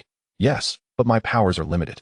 I cannot yet unleash the full potential of the formation, and my success rate is below 30%. Do not fret, you need not worry about these matters. As long as you possess the desire to grow stronger, these shortcomings can be overcome through effort, Mu Qinqing replied calmly. Zhou Yuanyuan clenched her fists slightly. I am willing. I will strive to improve. Very well, I will select you in the first round. However, I must state this up front. Once you join my team, there can be no turning back. Zhou Yuanyuan responded earnestly. I will not regret it. As the time elapsed, the 10 captains returned to the stage to select their team members and name their teams. With Li Laosher's command, the 10 captains stepped back onto the arena. First up, Sun Binji to make his selection. Sun Binji stepped forward and declared, my team shall be named the Invincible Team, and my first choice is, of course, my girlfriend. Cui Ruzhen. Invincible Team? It would be more fitting to call it the Tortoise Sun Team. Lin Ku chuckled aloud. Shangwan Wudi's expression darkened. He had intended to name it the Invincible Team, only to have Sun Binji steal his thunder. Overlord Team, I choose Holly. Finally, it was Mu Qinqing's turn, and the students below watched him with bated breath. Acknowledged as one of the strongest in the class, everyone aspired to be chosen for his team. Ahem. My team shall be named Star Dream Team. Wow, Star Dream Team, how romantic. I wish I could be chosen. A flurry of excitement erupted among the girls below. Humph. Don't flatter yourself. He already has the campus flower, Yu Mingqiu. Why would he look at us? Can't a girl dream? Silence. Let us see whom he picks first. Mu Qinqing pointed towards the girls. I choose Zhou Yuanyuan. Countless gazes immediately fell upon Zhou Yuanyuan. I cannot accept this. Mu Qinqing actually chose Zhou Yuanyuan. Who is the weakest, instead of Yu Mingqiu? Someone cried out in disbelief. Chapter 25, Star Dream Team, established. Except for Lin Ku and Yu Mingqiu, everyone else found Mu Qinqing's selection perplexing. Zhou Yuanyuan had performed poorly in this competition, not even revealing what her ability was. Even if her ability level was high, being unable to use it rendered her useless, particularly when Panpan's eyes flashed with disbelief. She believed Mu Qinqing could sense her sincerity and strength, yet he had not chosen her. Angrily, she clenched her fists, muttering to herself, very well, Mu Qinqing. I shall see what use this Zhou Yuanyuan truly has. Zhou Yuanyuan, are you willing to join the Star Dream Team? Zhou Yuanyuan nodded vigorously. I am willing. Sun Binji scoffed. What a fool. A woman with neither beauty nor strength. I cannot fathom why you would choose her. The first round proceeded swiftly, with no one declining their selection, as it was evident that agreements had been reached during their earlier chats. The second round commenced with Sun Binji starting again. He pointed to Wen Panpan. I choose her. Cui Ruzhen's complexion paled slightly. She did not wish for Sun Binji to select too many girls, particularly since Wen Panpan was more attractive and stronger than herself, making her feel inadequate in comparison. Upon seeing Sun Binji choose her, an inexplicable sense of desolation surged within Cui Ruzhen. Wen Panpan, are you willing to join the Invincible Team? Please wait a moment. Wen Panpan stepped forward to Mu Qinqing, her demeanor serious. Mu Qinqing, will you choose me in the upcoming selections? All eyes were upon them. Mu Qinqing replied sincerely, I apologize, your strength is commendable, but I already have someone in mind. All right, I understand. Wen Panpan maintained a calm expression and turned to Li Laosher, I am willing. Meanwhile, Sun Binji's face turned ashen, his eyes blazing with fury. Mu Qinqing, I will not rest until I settle this with you. His selection seemed to require Mu Qinqing's approval, treating him as if he were a mere rubbish collection site. Only those discarded by Mu Qinqing were left for him. It was no wonder he was enraged. Wen Panpan approached Sun Binji and bowed deeply. I apologize, I know this is wrong. From now on, I will dedicate myself to the team. With a dismissive wave, Sun Binji replied, no matter, once you follow me, you will realize that there is no future with that penniless boy. In the second round, Mu Qinxing chose Yu Mingqiu. The reason was simple. There were only 20 support-type students, and each team required at least one. If insufficient support-type members remained, Yu Mingqiu might be forcibly taken by another team. This round proceeded as expected, with choices falling within anticipated lines. In the third round, Sun Binji selected another visually appealing girl, while Mu Qinxing chose Lin Ku. As the fourth round commenced, just as Sun Binji was about to make his selection, when Pan whispered something in his ear, Sun Binji paused momentarily, then a sly grin spread across his face. I choose him. Sun Binji pointed at Wang Shuiying. Me? Wang Shuiying exclaimed in disbelief. Indeed, we have crossed paths twice, and I trust you have come to appreciate my prowess. Joining my invincible team is undoubtedly your most prudent choice. Sun Binji was audaciously extending an invitation. Mu Qinxing furrowed his brow, perplexed as to why Sun Binji would select him. Was it mere coincidence? He cast a glance toward the invincible team, only to meet Pan's icy gaze. No, it could not be a coincidence. How could Sun Binji possibly choose a vanquished foe as an ally? It was evidently Pan's scheme. Wen Shuiying was a member Mu Qinxing had long regarded with favor, having previously sent Lin Ku to convey his desire for her inclusion. However, her selection at this final round stemmed from her dismal performance in the competition, rendering her an unattractive target for other teams, thus relegating her to the last pick. Yet, such an order might foster discontent within Wen Shuiying, and given the undeniable strength of Sun Binji's team, her choice to join was not out of the realm of possibility. Lin Ku frowned, exclaiming, Sun Binji would actually choose him? How absurd. Is it merely to humiliate him? I must warn him. Mu Qinxing shook his head, replying, it matters not. Let us see how he chooses. If he indeed opts to join Sun Binji's team, then I shall have misjudged him. Indeed, it mattered little which team one joined, save for the invincible team. Such humiliation demanded retribution rather than capitulation. Yu Mingqiu nodded in agreement with Mu Qinxing's perspective. Wen Shuiying, with 30 seconds remaining, please make your choice. Li Zhongtian urged as he noticed her silence. Wen Shuiying shook her head and, addressing Sun Binji, spoke each word deliberately. I believe that one day, I shall triumph over you. Thus, I cannot join your team. Sun Binji's expression darkened. You must think this through. Do not regret it later. Wen Shuiying replied coolly. If I join now, I shall surely regret it later. Teacherly, I choose not to join. Well said. You have spirit. Several classmates erupted in applause. This marked the first rejection in the entire assembly, and notably, it was against Sun Binji's team. As a result of this refusal, the selection order for the invincible team would be deferred to the last of this round. Sun Binji's countenance soured, for this meant that the remaining individuals would be those least desirable for his team. He shot a venomous glare at Wen Pan. The latter, however, remained composed. No matter. The remaining choices are all subpar. Picking between the first and the 10th is inconsequential. When it came to Mu Qinxing, he decisively chose Wen Shuiying. She nodded at him, stepping forward to join the ranks. Her decision to affiliate with the Xingming team was straightforward. It was evident to any discerning eye that a rift existed between Mu Qinxing and Sun Binji. The two teams would inevitably clash in the future, providing her with an opportunity for revenge. Thus, the Xingming team was officially established. Captain, Mu Qinxing, attacker. Vice Captain, Zhou Yuanyuan, support attacker. Team members, Yu Mingqiu, support. Wen Shuiying, attacker. Lin Ku, support. In all fairness, the Xingming team had an excess of support roles, and among these three, there was not a single healer. Ding dong. Congratulations to user 002 for completing the hidden task, successfully establishing the Star Exploration Team. Reward, 5 wish points, 1 point in all attributes. Such fortuitous tidings. Mu Qinxing had not anticipated that forming a mere team would equate to completing 9 wish tasks. It seems my fortunes are indeed favorable. Lowly scum from Hongri country and Shiba country, prepare to meet your reckoning. Chapter 26, The Proud Young Lady. Ladies and gentlemen, the teams have been formed. Future classes will be conducted in small groups, and I hope you will support one another and grow together. Additionally, please prepare your teams, as we will commence training in the isolation zone starting tomorrow. Upon hearing Li Zhongtian's words, the students erupted in excitement. We are finally heading to the isolation zone. How wonderful. I've heard that defeating the beasts within can elevate our abilities and even grant us new powers. Indeed, but the isolation zone is extremely perilous. Some beasts are exceptionally formidable, far beyond the capabilities of us lower-level ability users. No wonder we needed to form teams. It was to enhance our combat strength for the isolation zone. I suspect we will only begin at the periphery, where the beasts are of a lower level, making them less troublesome to deal with. Are we finally undergoing special training? I eagerly anticipate what level we will achieve in these 2 months. Mu Qinxing clenched his fists in determination. Ding dong. Received a wish from Yu Mingqiu. Desires a grand feast to celebrate the establishment of the team. Do you accept? Mu Qinxing couldn't contain his laughter. Yu Mingqiu certainly lived up to her reputation as a foodie. While no one else had this desire, she did. Boss, what are you laughing at? Yu Mingqiu and the others gazed at Mu Qinxing with puzzled expressions. Oh, it's nothing, since today marks the founding of the Xingming team. As captain, I shall treat everyone to a grand feast of exotic beasts. Wait a moment, if I heard correctly, you just mentioned an exotic beast feast. Lin Ku immediately seized upon the key phrase. Of course, what I, Mu Qinxing, declare is absolute. If I say it's an exotic beast feast, then it shall be one. Yu Mingqiu looked at him skeptically. Everyone, don't be fooled.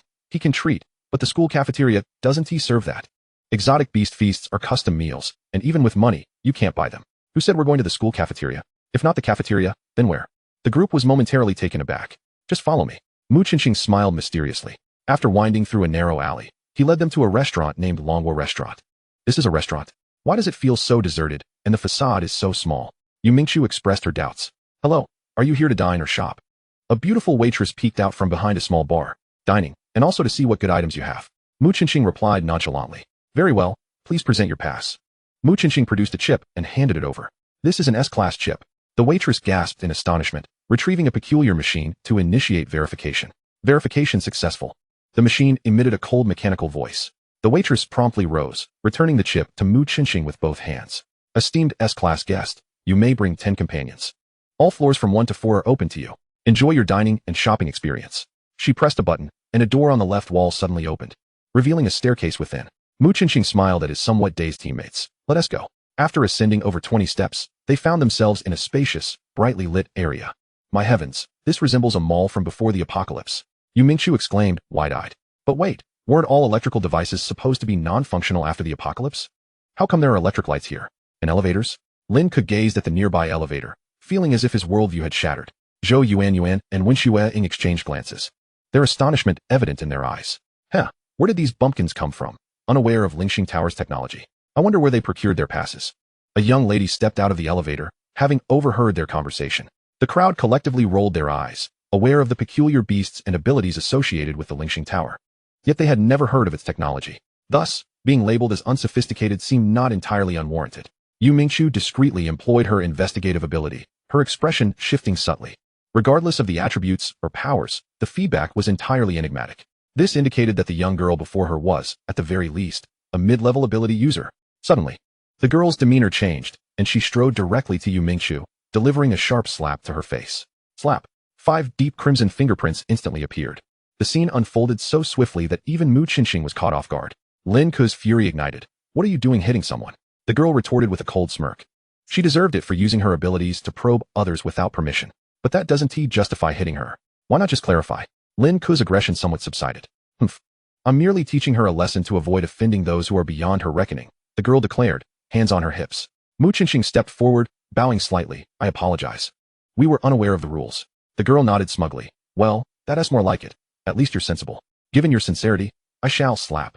Before she could finish her sentence, a resounding slap landed on her left cheek. You, how dare you hit me? The girl gasped, shock evident in her eyes. Throughout her life, even her parents had never struck her, and now she was assaulted by a stranger. Mu Qinxing replied coolly, I didn't intend to hit you. I merely wished to impart a lesson so that you might avoid crossing paths with someone you cannot afford to offend. This truly was a case of magic countering magic. And Zhou Yuan could hardly suppress a laugh from behind. The girl's expression turned icy. You dare strike me? I shall kill you. From seemingly nowhere. She brandished a short sword and lunged at Mu Qinxing. A change flickered across Mu Qinxing's face as he shouted, step back.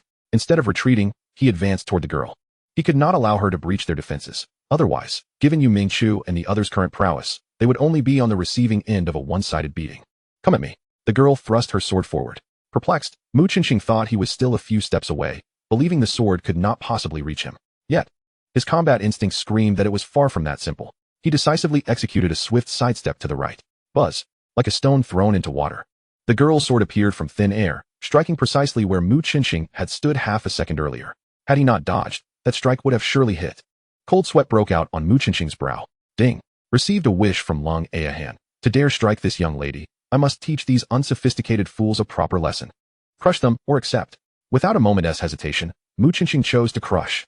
The young woman before him was named Long Ahan, and her name truly reflected her demeanor, exceedingly proud. However, even as a mid-level ability user with formidable powers, she had crossed paths with him today, and he was determined to temper her arrogance.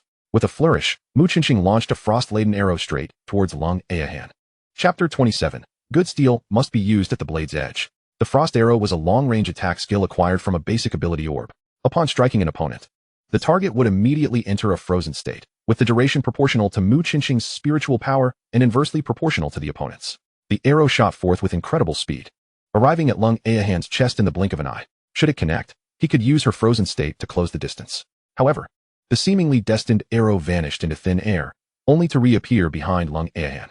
Once again, that spatial teleportation skill was at play. He hadn't anticipated it could also teleport the opponent's attacks. As long as her spiritual power remained intact, was she not invincible? You dare harm me. Lung Aohan was evidently taken aback by Mu Qinxing's strike, her fury igniting. She unleashed the arrow once more. Spiritual power seal. Just then, a delicate voice called from behind Mu Qinxing. Zhou Yuanyuan had made her move. A six-pointed star insignia instantly descended upon Lung Aohan. In an instant, Lung Aohan felt her spiritual power dissipate, and the spatial folding technique required spiritual energy to activate. But so what? She scoffed, charging forward with her sword. She still possessed her swordsmanship, relying purely on physical attacks. Even without the stealth of spatial folding, Lung Aohan was confident she would not be bested by these unsophisticated fools. Ability slow. Lin Ku chimed in, activating his unique ability. Lung Aohan's speed suddenly diminished. The two, poised for close combat, instantly diverged, and Mu Qinxing's prepared strike went awry. Simultaneously, a sword tip pierced his shoulder. It turned out Zhou Yuanyuan's spiritual power seal had faltered. The basic skill had been ineffective against an opponent with significantly higher spiritual energy, lasting less than a second. What a predicament! Mu Qinxing felt utterly speechless.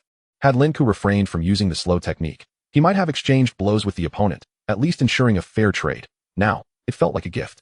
Of course, the Star Dream Team's strategy was sound. It was merely their current strength that rendered them inadequate against an opponent of such superior abilities, making their cooperation seem quite futile. Just as he was about to use his injury recovery ability, a loud shout echoed from the stairwell. Hannah, stop! A middle-aged man appeared, striding swiftly toward them.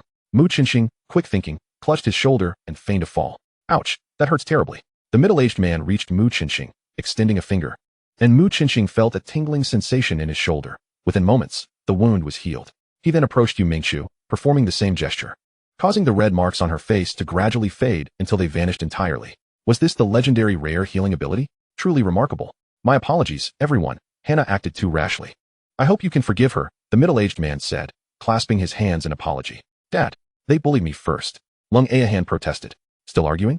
Your mother and I saw everything from upstairs. You were the first to strike. Go back and reflect on your actions. The man's voice turned cold. Humph. I won't speak to you anymore. Lung Aohan stomped her foot and dashed toward the side staircase. The middle-aged man withdrew a card from his pocket and handed it to Mu Qinxing. I am Lung Tian. My daughter can be quite unruly. I apologize for any trouble she has caused. How about this? Name your price, and I shall compensate you. Mu Qinxing shook his head. Compensation is unnecessary. I merely hope your daughter learns to temper her arrogance. After all, there are always greater forces beyond our comprehension. No one is invincible. Then please accept this membership card. With it, you will receive a 10% discount on all products from my Tianyao group. This time, Mu Qinxing did not refuse. He accepted the card and tucked it away. Farewell, may we meet again by chance, the middle-aged man said before hastily following after Lung Aohan. Lin Ku watched his retreating figure, dissatisfaction evident as he muttered, a mere 10% discount? How stingy.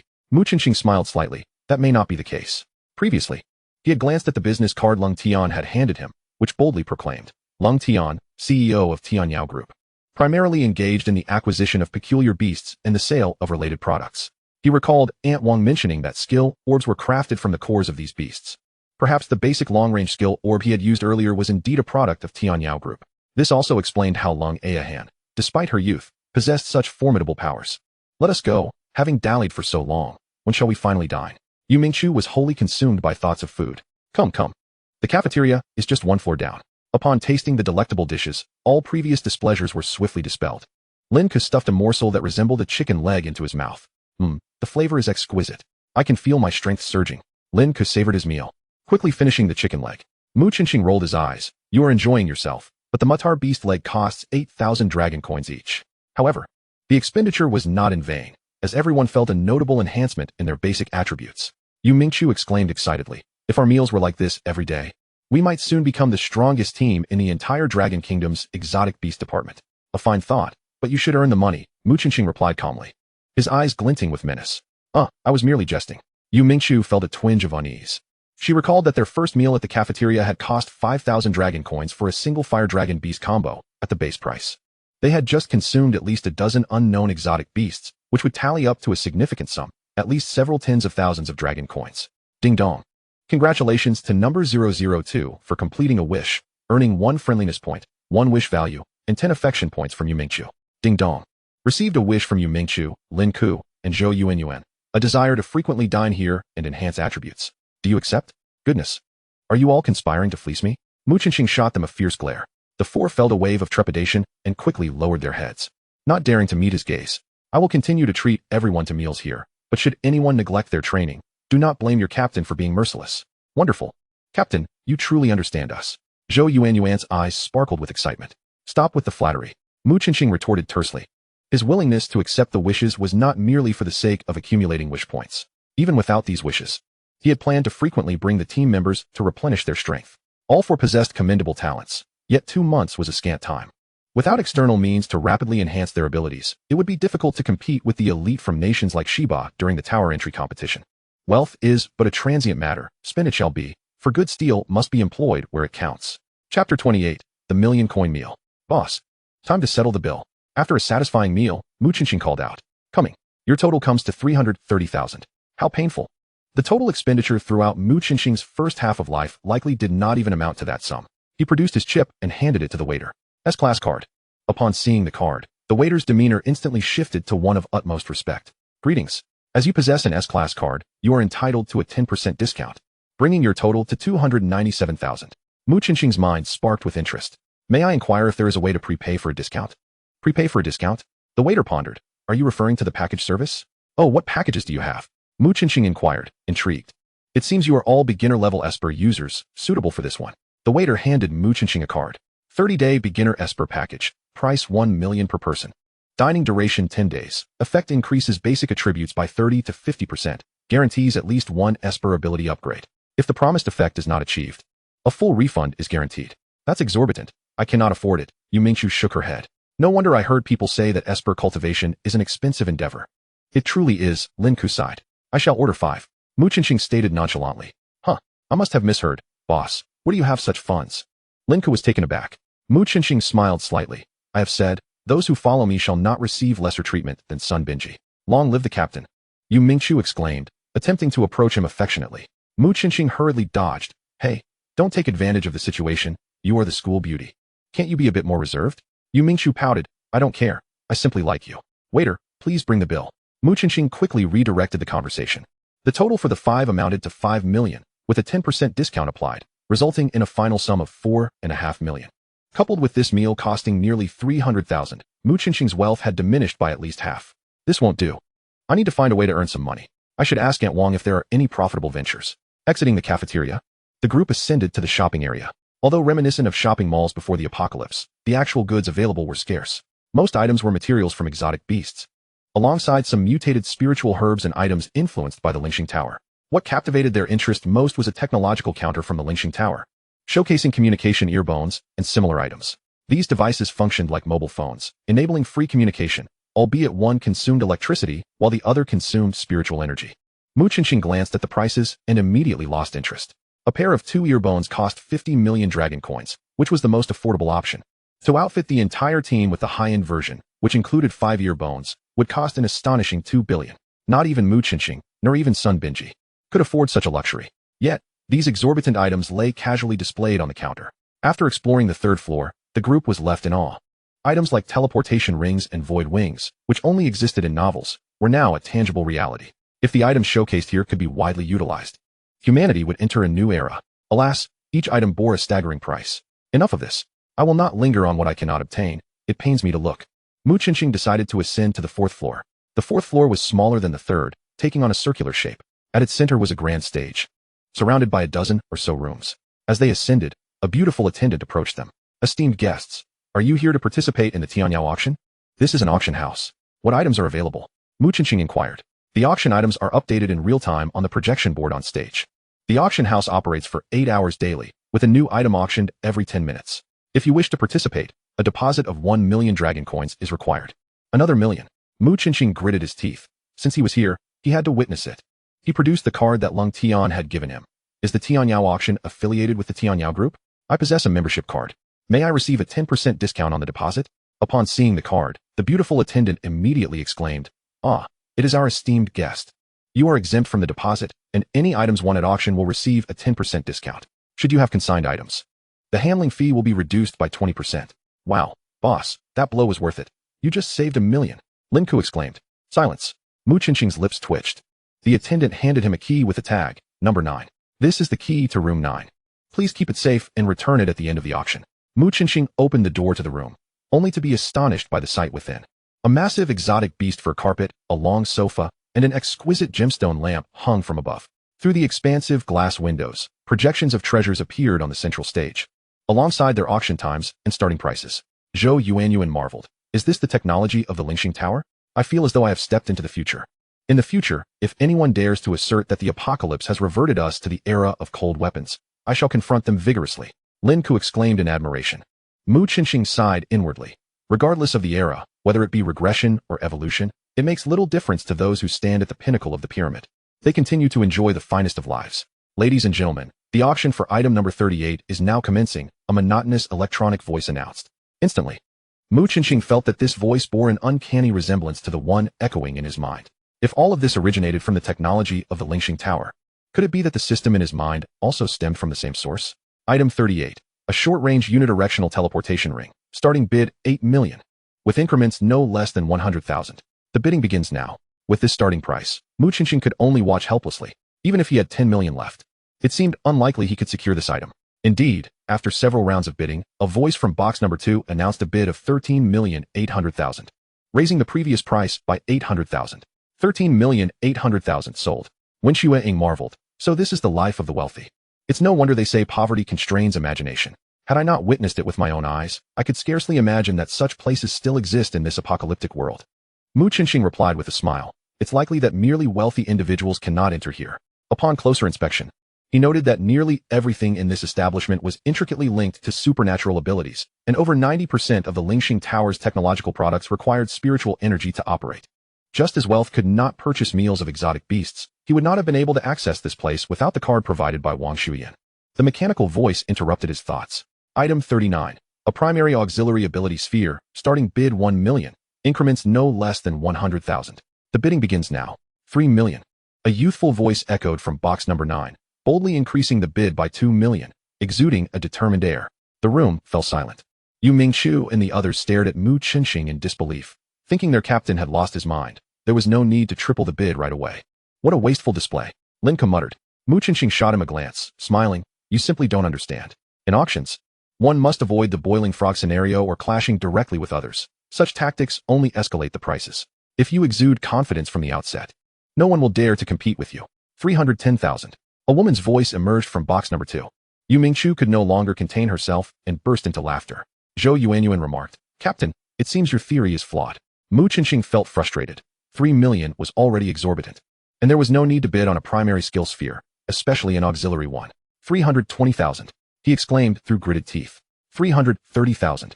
The opposing bidder seemed equally resolute. For million. This is my final offer. If they bid again, I shall have to concede. For million once. For million twice. For million thrice. Sold. At last, the item was secured, and Mu Qinqing felt a weight lift from his heart. However, he was somewhat irked by how much more he had to spend due to the second box's bidder. After approximately 5 to 6 minutes, a man in gray entered with a box in hand. Greetings, sir. This is the item you have won. Please make a payment of 4 million. Mu Qinqing retrieved his chip card and membership card. The gray-clad man produced an unusual card reader. As a VIP client of the Tianyao Group, you are entitled to a 10% discount, totaling 360,000. After completing the transaction, Mu Qinqing found that his 10 million had dwindled to a mere tenth of its original amount. It seemed unlikely he would be able to bid on anything else. Opening the box revealed a crystal-clear orb. He presented the ability sphere to Yu Mingqiu. Is this for me? She exclaimed, her eyes sparkling with delight. Lin Ke pounded the table. Boss, you're showing favoritism, prioritizing beauty over friendship. Mu Qinqing explained earnestly. Currently, Mingqiu's abilities are limited to a single reconnaissance attribute, which is somewhat lackluster. Thus, this skill is better suited for her. In the future, should I obtain useful abilities, I shall share them with you. Zhou Yuanyuan and Wen Shuiying expressed their indifference, affirming that Lin Ke could allocate his funds as he pleased. Thank you, Captain.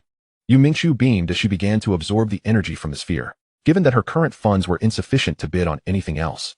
Mu Qinqing closed the doors and windows, fully focused on safeguarding her absorption process. The success of absorbing the ability sphere was not guaranteed. It was contingent upon the number of abilities one already possessed.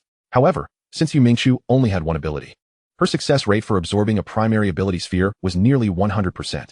After about 10 minutes, the ability sphere gradually vanished from her palms, and she slowly opened her eyes. What did you gain? Everyone eagerly inquired. Yu Mingqiu's expression turned grim as she shook her head, whispering, I did not acquire any new skills. What? So the captain's 4 million was wasted. Lingku was momentarily speechless. Yet, Yu Mingqiu blinked and could no longer contain her smile. My ability has been upgraded. Wow, how incredibly fortunate. Zhou Yuan gazed at her with envy. Indeed, it was a stroke of luck. When absorbing an ability sphere, if the new ability was closely aligned with one's existing power, there was approximately a 10% chance of upgrading the original skill rather than acquiring a new one. The fact that Yu Mingqiu hit this minuscule probability spoke volumes about her good fortune. What is the new skill? Show us. Lin Ke urged impatiently.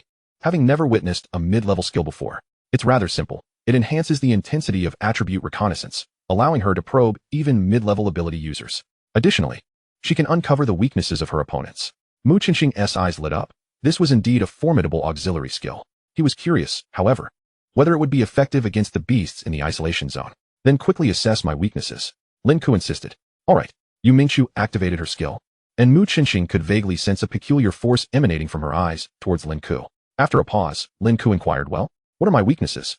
Seeing Yu Mingqiu remain silent, he grew anxious. Cough. According to the reconnaissance results, you are riddled with weaknesses. Lin Ke was momentarily taken aback. Yu Mingqiu had quietly scanned Mu Qinxing as well, and, as she had predicted, he remained an enigma filled with question marks. Her admiration for the man before her only deepened. Let us go? Mu Qinxing rose. This trip had yielded significant rewards. He had secured a fitness enhancement package and acquired an ability sphere that allowed Yu Mingqiu to upgrade her skill. Yet, his funds had been nearly depleted. For Mu Qinxing, this was of little concern. Wealth was merely a transient possession, and the ability to convert money into strength was of paramount importance. As the group passed by a restaurant, they coincidentally encountered Sun Binji's invincible team exiting after their meal. Oh, if at ISNT literaturing. What is this? Your pauper captain is treating you to a lavish meal? I recall the only food options in that alley are street stalls, Sun Binji sneered. Literaturing, unfazed, retorted. Thank you for your concern, Sunday. I had a delightful meal. Delightful? Laughing my heart out. That's only because you haven't tasted the flesh of otherworldly beasts. This time, our captain is treating us to high-grade beast meat worth 3,000. How envious you must be. I must thank you, had you not declined. I would not have had the opportunity to join the invincible team. A girl beside Sun Binji said smugly, her name being Yin Mengsha, the final member chosen by him. The sole reason for her selection was her decent appearance. As for her abilities, if she were truly formidable, she would not have been left unchosen until the end.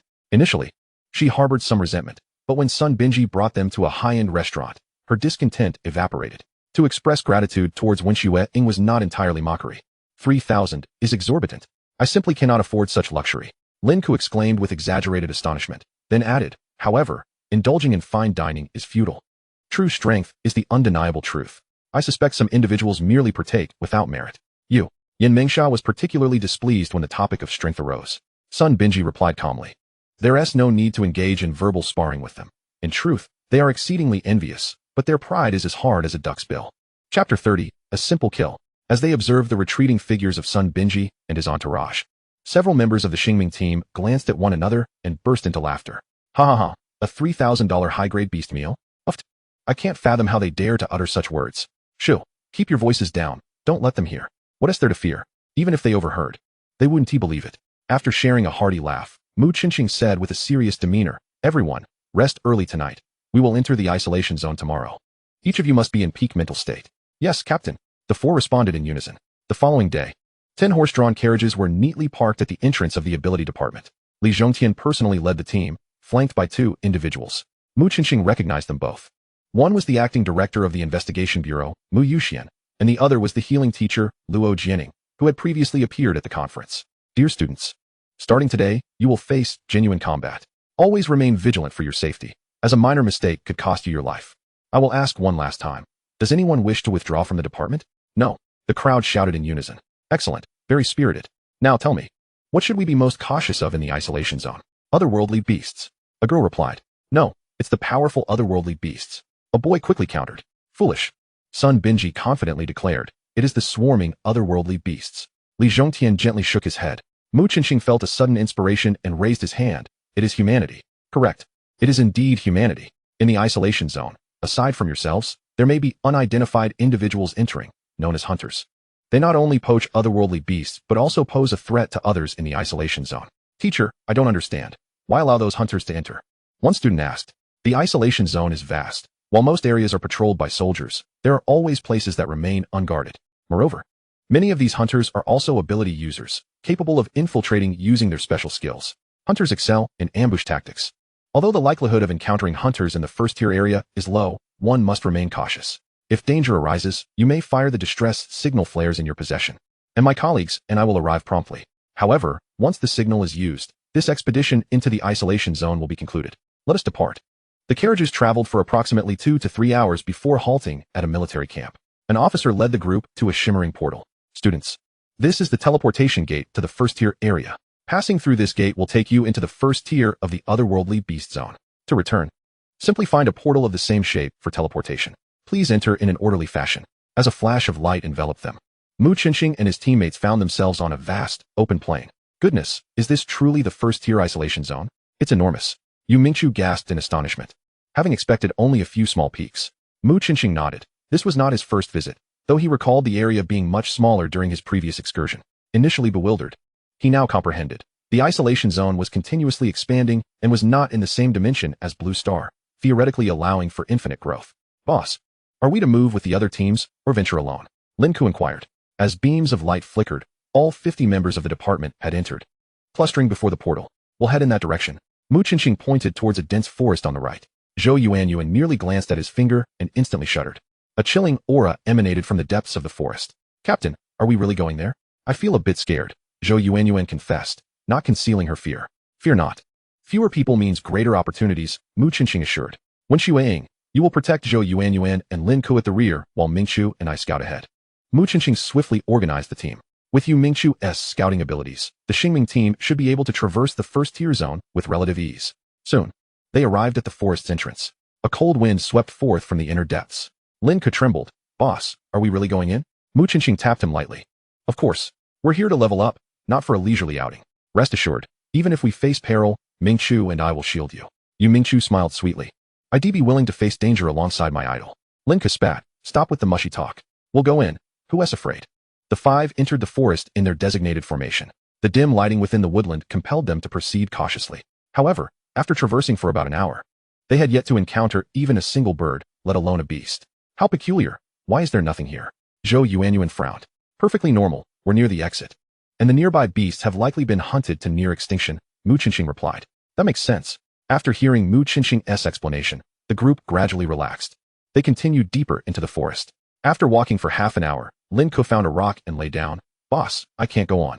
Let us take a break. Mu Qinxing nodded. Everyone, rest in place, but do not stray too far. Wen Xue and I will stand guard on either side. Before he could finish, a massive shadow suddenly leapt from the bushes, targeting Lin Ku directly. It's a two-headed demon wolf. Help! Lin Ku rolled away without hesitation. With a resounding thud, the wolf's claws struck the rock, leaving a deep crack. Had it caught Lin Ku's head, he would have been finished. The two-headed demon wolf seemed fixated on him, relentlessly pursuing him. Damn it! What grudge do you hold against me? Lin Ku panicked. He couldn't outrun the wolf. Just as the wolf's claws were about to pierce his heart, it abruptly halted. Mu Qinxing grasped the wolf's tail and flung it away. Get lost. The wolf flew through the air, crashing into 2 tree branches and rolling on the ground. Boss, you're magnificent. Lin Ku quickly scrambled to his feet and hid behind Mu Qinxing. Yu Mingqiu aimed at the downed two-headed demon wolf and activated her scouting skill. The Morning Star, an agile level 1 aberration, has a weakness located at the right side of its wolf-like head. Understood. The two-headed demon wolf staggered to its feet. Although the blow from Mu Qinxing did not prove fatal, it certainly inflicted considerable discomfort. Yet, before it could launch another attack, a blue short arrow soared through the air. Clang! The arrow pierced the right side of the demon wolf's neck, causing blood to spurt forth. The creature collapsed with a thunderous thud, breathless and lifeless. Was it truly that simple? Lin Ku displayed an expression of disbelief. Chapter 31. Wish granted, energy absorbed. Although the two-headed demon wolf is merely a level 1 aberration, it is by no means an easy foe to vanquish. It was only due to Yu Mingqiu's identification of its weakness and Mu Qinxing's extraordinary offensive capability that they were able to achieve a single fatal blow. Any other team among the 10 present could not have accomplished this with such ease. But what a dilemma. How are we to transport this creature back? Lin Ku approached the demon wolf's carcass, turning it over in frustration. This indeed posed a challenge. The The body of the aberration is quite valuable. Yet the size of the demon wolf rendered it impossible to fit into a backpack. It is evident that none of you have thoroughly studied the aberration guide provided by the teacher. The two-headed demon wolf belongs to the aberrant wolf species, and its power storage is concentrated in its heart. Zhou Yuanyuan rose, producing a dagger from her backpack, and extracted the demon wolf's heart, gazing at the bloody organ. Yu Mingqiu could not suppress a wave of nausea. Mu Qinxing's thoughts raced. Upon defeating the demon wolf, he had indeed sensed a peculiar energy entering his body, albeit in minuscule quantity. He estimated that relying solely on defeating aberrations for upgrades would require the entire team to eliminate approximately 20 such creatures to see even a modest enhancement in their attributes. This method of advancement was dreadfully inefficient. How much better it would be if they could directly absorb the energy from the demon wolf's heart. Currently, Mu Qinxing possessed 11 remaining wish points, sufficient for a single low-level wish. Initially, he intended to accumulate 100 points to wish for a mid-level skill. However, an abundance of low-level skills might hinder his future success in absorbing skills via skill orbs. Why dwell on such matters? The future will unfold as it may. I must not squander the gains at hand. I will expend 10 wish points to invoke a wish, hoping to acquire the ability to absorb energies from aberrations. With resolve, Mu Qinxing began his mental invocation. Wish successful, skill acquired, energy absorption. Absorb energy from deceased aberrations and convert it into attribute points. With 50% of the converted points transferable to others, efficiency proportional to spiritual power, current efficiency, 0.4. Mu Qinxing was overjoyed. The ability to transfer energy made this skill exceedingly powerful, enhancing not only his capabilities, but also the team's strength. Zhou Yuanyuan, come with me. Mu Qinxing took the heart from her hand and approached the demon wolf's carcass. Activate energy absorption. The body of the two-headed demon wolf slowly dissolved, transforming into a strange energy that entered Mu Qinxing's form. He felt his base attributes rising, particularly his previously low agility, which leapt from 12 to 13. Although his strength remained unchanged numerically, he could distinctly sense an increase in power. Mu Qinxing speculated that attribute values might actually possess decimal points, merely not displayed in the attribute frame.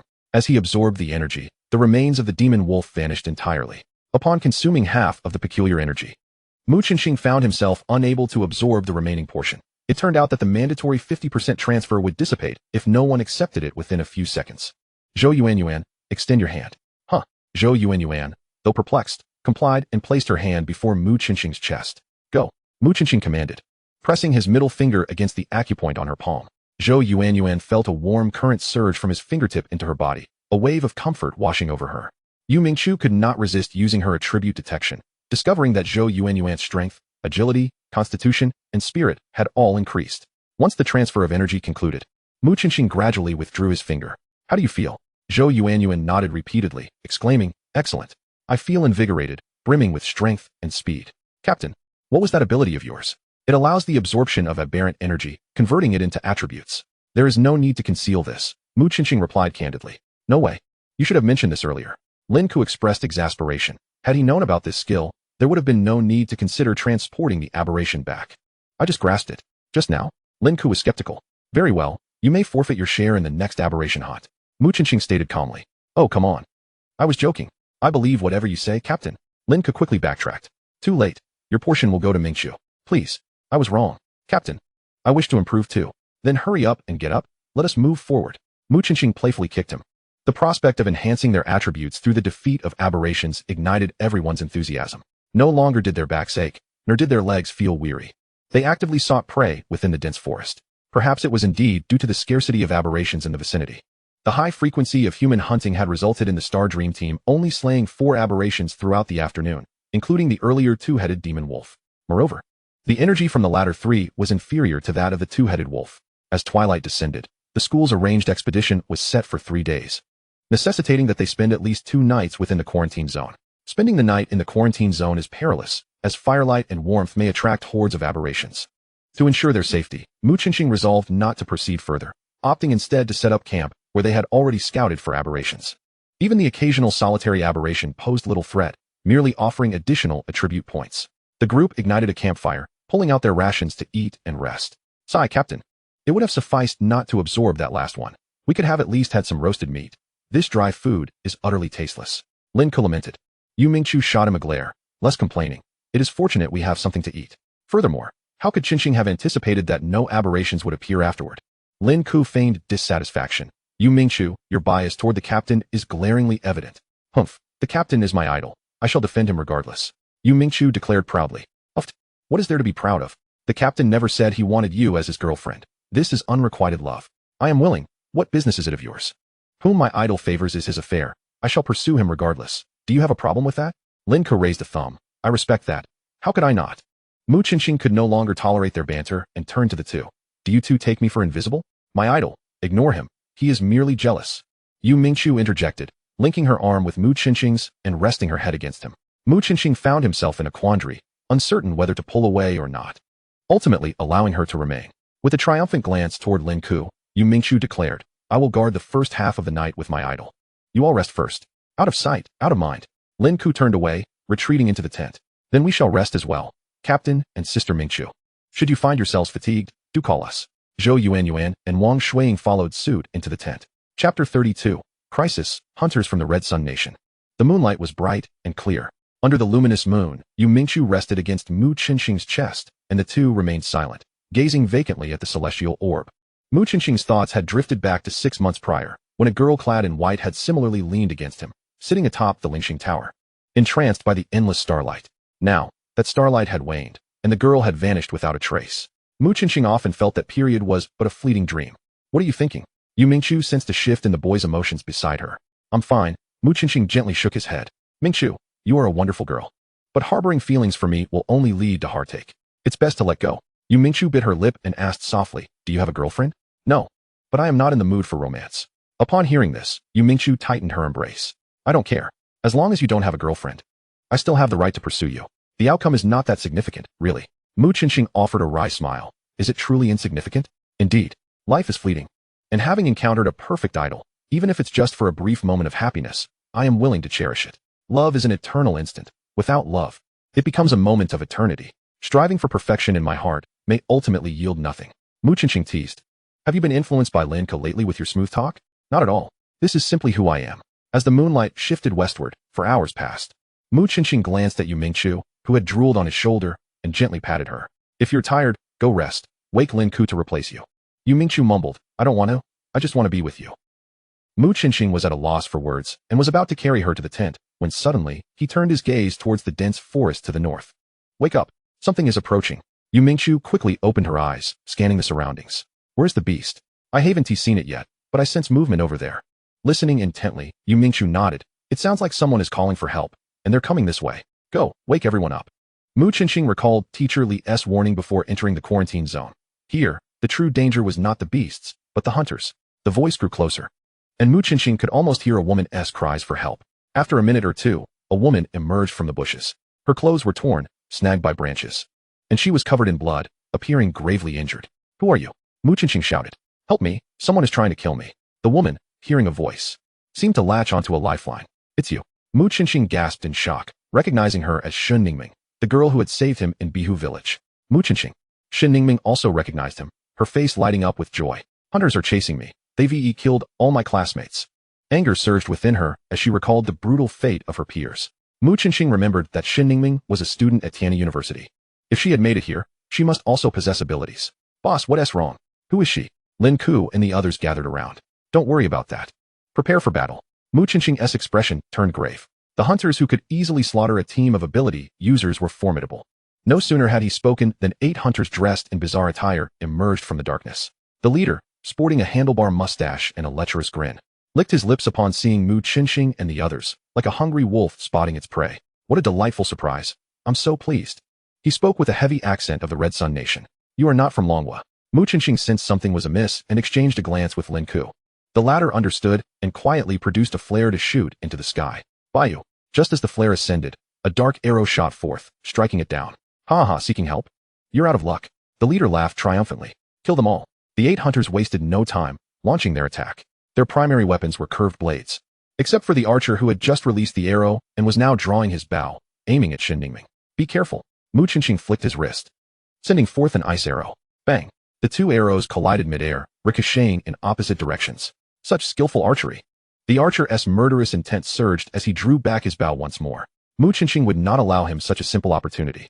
He dashed forward within 2 swift steps, closing the distance to less than 2 meters. Strength 15, Agility 33, Vitality 15, Spirit Power 10. His weakness lies in low defense. Be cautious, he is an agile ability user. Yu Mingqiu shouted from behind. Don't worry about me. Go help Wang Shuiying. Mu Qinxing replied. With 8 hunters present and their leader still untouched, 6 were engaged in direct combat. Aside from him, only 1 combat specialist remained in the Xingming team, and Wang Shuiying was undoubtedly under immense pressure. At that moment, Mu Qinxing was too far from the longbow hunter to use his charged tiger fist, forcing him to resort to the ice arrows once again. However, the opponent's arrows were swifter. Before he could launch his ice arrow, a black arrow pierced through his arm. Activation of injury recovery. Without hesitation, Mu Qinxing unleashed his healing skill, advancing without retreating. The longbow hunter seemed taken aback by the opponent's tenacity, willing to endure injury to close the distance. But by the time he realized it was too late, Mu Qinxing unleashed his charged tiger fist. You face me. The leader of the hunters suddenly interposed between them, meeting Mu Qinxing's fist with his palm. Breakthrough. Mu Qinxing roared, his fist unwavering. The sound of colliding muscles resounded as Mu Qinxing did not budge an inch, while the hunter leader staggered back several steps, spitting out a mouthful of blood. A flicker of panic crossed his eyes. He had never anticipated that this refined young man possessed such formidable strength. Indeed, after absorbing the energy of 4 beasts, Mu Qinxing's strength had surged to 23 points, placing him among the elite in his class of ability users. Given that the power of the charged tiger fist was contingent on strength, it was no surprise the hunter leader faltered.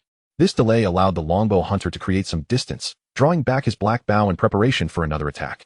Meanwhile, Yu Mingqiu was astonished to discover that the 6 individuals before her were not ability users at all, but merely ordinary people. Yet their skills were hardly inferior to those of low-level ability users, indicating they were elite selections.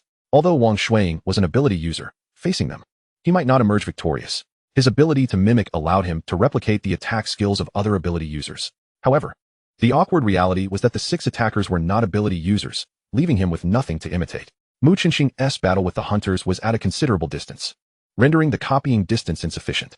What should we do? Chapter 33, The Fatal Strike. Mu Qinxing, having recognized the crisis unfolding on the other side, decisively abandoned his pursuit of the longbow hunter and turned back. Simultaneously, he unleashed a frost arrow, eliminating one of the knife wielders approaching Shun Ningming. Though these individuals wielded blade techniques comparable to abilities, their physical prowess paled in comparison to true ability masters. One skill was enough to end a life. Yet the danger had not dissipated simply because Mu Qinxing had slain one knife wielder. In stark contrast, the longbow hunter, sensing the absence of immediate danger, knocked his bow and released an arrow. Mu Qinxing felt a chill run down his spine, prompting him to sidestep. A long sword grazed his right rib, embedding itself into the ground. Had he not moved, it would have been him pinned to the earth. Quickening his pace, he finally entered Wang Shuiying's replication range. Tiger Charge. Mu Qinxing unleashed a powerful punch, sending one of the knife wielders flying. Replication. Wang Shuiying mirrored Mu Qinxing's Tiger Charge, barreling into the enemy ranks like a ferocious tiger. Slowdown technique. Lin Ke simultaneously activated his ability, drastically reducing the speed of several knife wielders. Zhou Yuanyuan began to gather her spiritual power, preparing to cast her sealing array. Once her power was unleashed, these knife wielders would pose no threat to Wang Shuiying. Bayu. The sound of an arrow slicing through the air echoed as a pitch-black long arrow struck her right chest with pinpoint accuracy.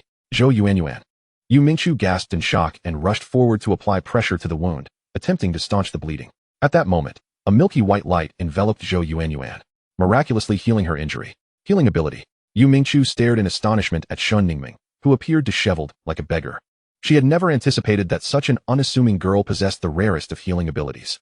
Huh, why does it not hurt anymore? How extraordinary. Zhou Yuanyuan reached out to touch her wound, finding not even a scar. Stop pondering and help out, Yu Mingqiu urged, her anxiety palpable. At that moment, she finally recognized the limitations of her own ability. Indeed, she could discern the weaknesses of the archers, yet she was powerless to strike. Thankfully, Lin Ke's slowdown skill was exceptionally effective. Those ordinary individuals had no resistance whatsoever, and after being slowed, they were mercilessly dispatched by Mu Qinxing and Wang Shuiying. Retreat. Recognizing the dire situation, the hunter leader promptly turned to flee. You injured my teammate, and now you wish to escape. Mu Qinxing abandoned the remaining 2 knife wielders and shot a frost arrow at the archer. The opponent retaliated with a black arrow. Both struck true. The black arrow pierced Mu Qinxing's arm, but Shun Ningming's healing spell swiftly remedied the injury. The longbow hunter was not so fortunate. Although he avoided a fatal blow, the frost arrow's slowing effect activated, and Zhou Yuanyuan's sealing array had also arrived. Devoid of spiritual power, the longbow hunter could not escape. The sealing array also affected Mu Qinxing. However, aside from the frost arrow, he still possessed the physical prowess of the tiger charge. With a swift stride, he closed in beside the longbow hunter and delivered a punch that sent him crashing to the ground. Mu Qinxing was not inclined to let him off easily. raising his foot to stomp down hard on the longbow hunter's right calf. Crack! The sound of bones snapping echoed, and the longbow hunter let out a piercing scream. You're too loud. Mu Qinxing delivered another vicious kick to his head, rendering him unconscious. Looking around, he realized the hunter leader had already vanished. Do not let me encounter you again. Otherwise, I shall ensure your demise. Mu Qinxing hissed in the direction of the fleeing hunter leader, casually lifting the unconscious longbow hunter and returning to the camp. Upon arrival, he observed a group of individuals retching beneath a tree. In the heat of battle, they had felt little, but now, with the fighting concluded and surrounded by corpses and the stench of blood, they could no longer endure it, particularly Yu Mingqiu, who nearly expelled her bile. Only Shen Ningming remained unaffected, her gaze fixed intently on the longbow hunter in Mu Qinxing's grasp. Suddenly, she drew a short knife from her pocket and lunged at the longbow hunter. Return my classmate's life. Do not act rashly. Mu Qinxing swiftly seized the blade, blood staining its surface. Why? Why must you prevent me from killing him? Do you not understand? All 4 members of our angel squad perished at the hands of this monster. Tears streamed down Shen Ningming's face as she collapsed to the ground. Mu Qinxing's heart ached for her, and he quickly gathered her into his arms. Do not cry. My intention in stopping you from killing him is to uncover the mastermind behind this, to bring the true culprit who harmed our classmates to justice. Shen Ningming choked out. What do you mean? Mu Qinxing's expression turned solemn. This is no ordinary incident of hunters robbing us. Consider it. With so many of them, they could easily hunt magical beasts for profit. Why would they choose to kill us, mere penniless students, in a level 1 zone? Shen Ningming was no fool. In fact, she was quite astute, and immediately replied, You mean their objective is not money, but murder? Indeed, these individuals are likely from the Red Sun Nation. They must be orchestrating a conspiracy in secret. This is the only survivor, and we must keep him alive to extract the identity of the mastermind, or more students will fall victim. Mu Qinxing had a vague sense of something amiss, yet he could not articulate it. Everyone, if you have finished retching, please gather for a meeting. Mu Qinxing sought out a relatively clean spot. Team members gradually assembled. Wang Shuiying sighed deeply. It turns out that killing is such a terrifying affair. Yu Mingqiu immediately echoed. Not only did I not take action, but even just witnessing it has left me unsettled. Mu Qinxing replied coolly. We are ability users. We must eventually adapt to such occurrences. I shall not coddle you all. Find your own means of adjusting. Lin Ke quipped. Boss, sometimes I genuinely question if you are even human. How can you remain so composed at all times? Mu Qinxing shook his head. Were he truly perpetually calm, he would not have sacrificed his own eye. Everyone, there is a matter that requires us to vote. The group we just faced was clearly not ordinary hunters. I need to send a distress signal for Teacher Li to bring this individual back for questioning. However, once we fire the signal flare, this trial will conclude. Let us discuss your opinions. Zhou Yuanyuan stated. I believe we should fire the signal flare, allowing Teacher Li to notify everyone to return. We cannot ascertain whether there are other hunting teams lurking about. If we do not retreat, all our classmates remain in jeopardy. Yu Mingqiu nodded. I agree. It is prudent to ascertain the situation first. Wang Shuiying furrowed his brow, remaining silent. Mu Qinxing turned to him. Shuiying, if you have thoughts, feel free to share. We shall discuss it together. Wang Shuiying nodded. I am contemplating whether it is possible that these hunters aim to drive us all out of the quarantine zone. Chapter 34. Shen Ningming's Revenge. Mu Qinxing's eyes lit up. Wang Shuiying continued. It seems everyone has forgotten one crucial detail. We are out of signal flares. The group. Mu Qinxing facepalmed. He had completely overlooked the fact that the signal flares had been destroyed by the hunter archer. Since we cannot call for assistance, we must interrogate him ourselves. Bring water. Mu Qinxing splashed a ladle of cold water over the hunter archer's head, causing him to shiver and slowly awaken. Speak. Who are you, and what is your purpose? The archer arrogantly lifted his head, refusing to utter a word. If you confess truthfully, I will have the healer mend your leg and let you leave. Otherwise, Mu Qinxing raised his foot and kicked at the broken bone. Ah, damn bastard. If you have the guts, kill me. Speak. You will not have a good end.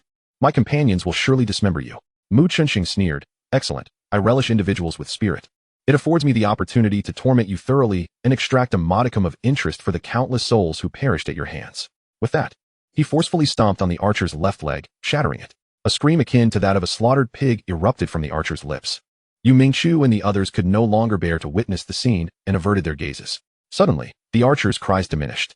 He could no longer endure the humiliation and prepared to bite his tongue to end his life. Minger, Shen Ningming, understanding the gravity of the situation, cast a healing light upon the archer's head. Just as he was about to commit the act, he was instantly restored. To seek death as an escape was not so simple. The archer was left in utter despair, unable to die, condemned to endless torment. After an indeterminate duration of wretched howls, his spirit finally shattered. I plead, grant me a swift end, and I shall divulge everything. Speak. Who are you? And what is the purpose of your intrusion into the quarantine zone? I am Zhao Ming. We are the dragon-slaying mercenary corps of the Red Sun Kingdom. tasked with entering the quarantine zone to eliminate students from the first and second districts of the Dragon Kingdom. Beyond that, I am unaware. Our mercenary corps simply accepts assignments, fulfills them, and collects our fees. We do not inquire into the identities of those who issue the tasks. It was indeed a targeted operation against the students. Mu Chunsheng furrowed his brow. Besides your group, are there any other mercenaries on this mission? Zhao Ming shook his head. There should be none. Our corps includes several individuals from the Dragon Kingdom who are familiar with numerous infiltration points in the quarantine zone, allowing us to bring in so many with ease. Other mercenary groups lack this capability. You are from the Dragon Kingdom? Yu Mingqiu inquired. Indeed, I am a citizen of the Dragon Kingdom. Brothers and sisters, for the sake of our shared humanity, spare me. As you know, the duty of a mercenary is to complete assignments, and thus I had no alternative. I assure you. The moment we exit, I will immediately withdraw from the dragon-slaying mercenary corps. Zhao Ming did not wish to die. As an ability user, he envisioned a promising future. A citizen of the Dragon Kingdom aiding the Red Sun Kingdom in the slaughter of his own nation's future, and yet you speak so piously. Even with a sense of pride, I am at a loss for words to describe such scum. Shin Ningming spat. Mu Chunxing turned away. Ming, this person is in your hands. The others from the Xingming team also turned their heads away. No, I am also from the Dragon Kingdom. You cannot do this. Zhao Ming cried out in terror. A dagger pierced his abdomen. This blade is for Zhao Xinar. This blade is for Ao Mengmeng. The cries of agony echoed. Until at last, Zhao Ming could no longer scream, reduced to mere hoarse gasps.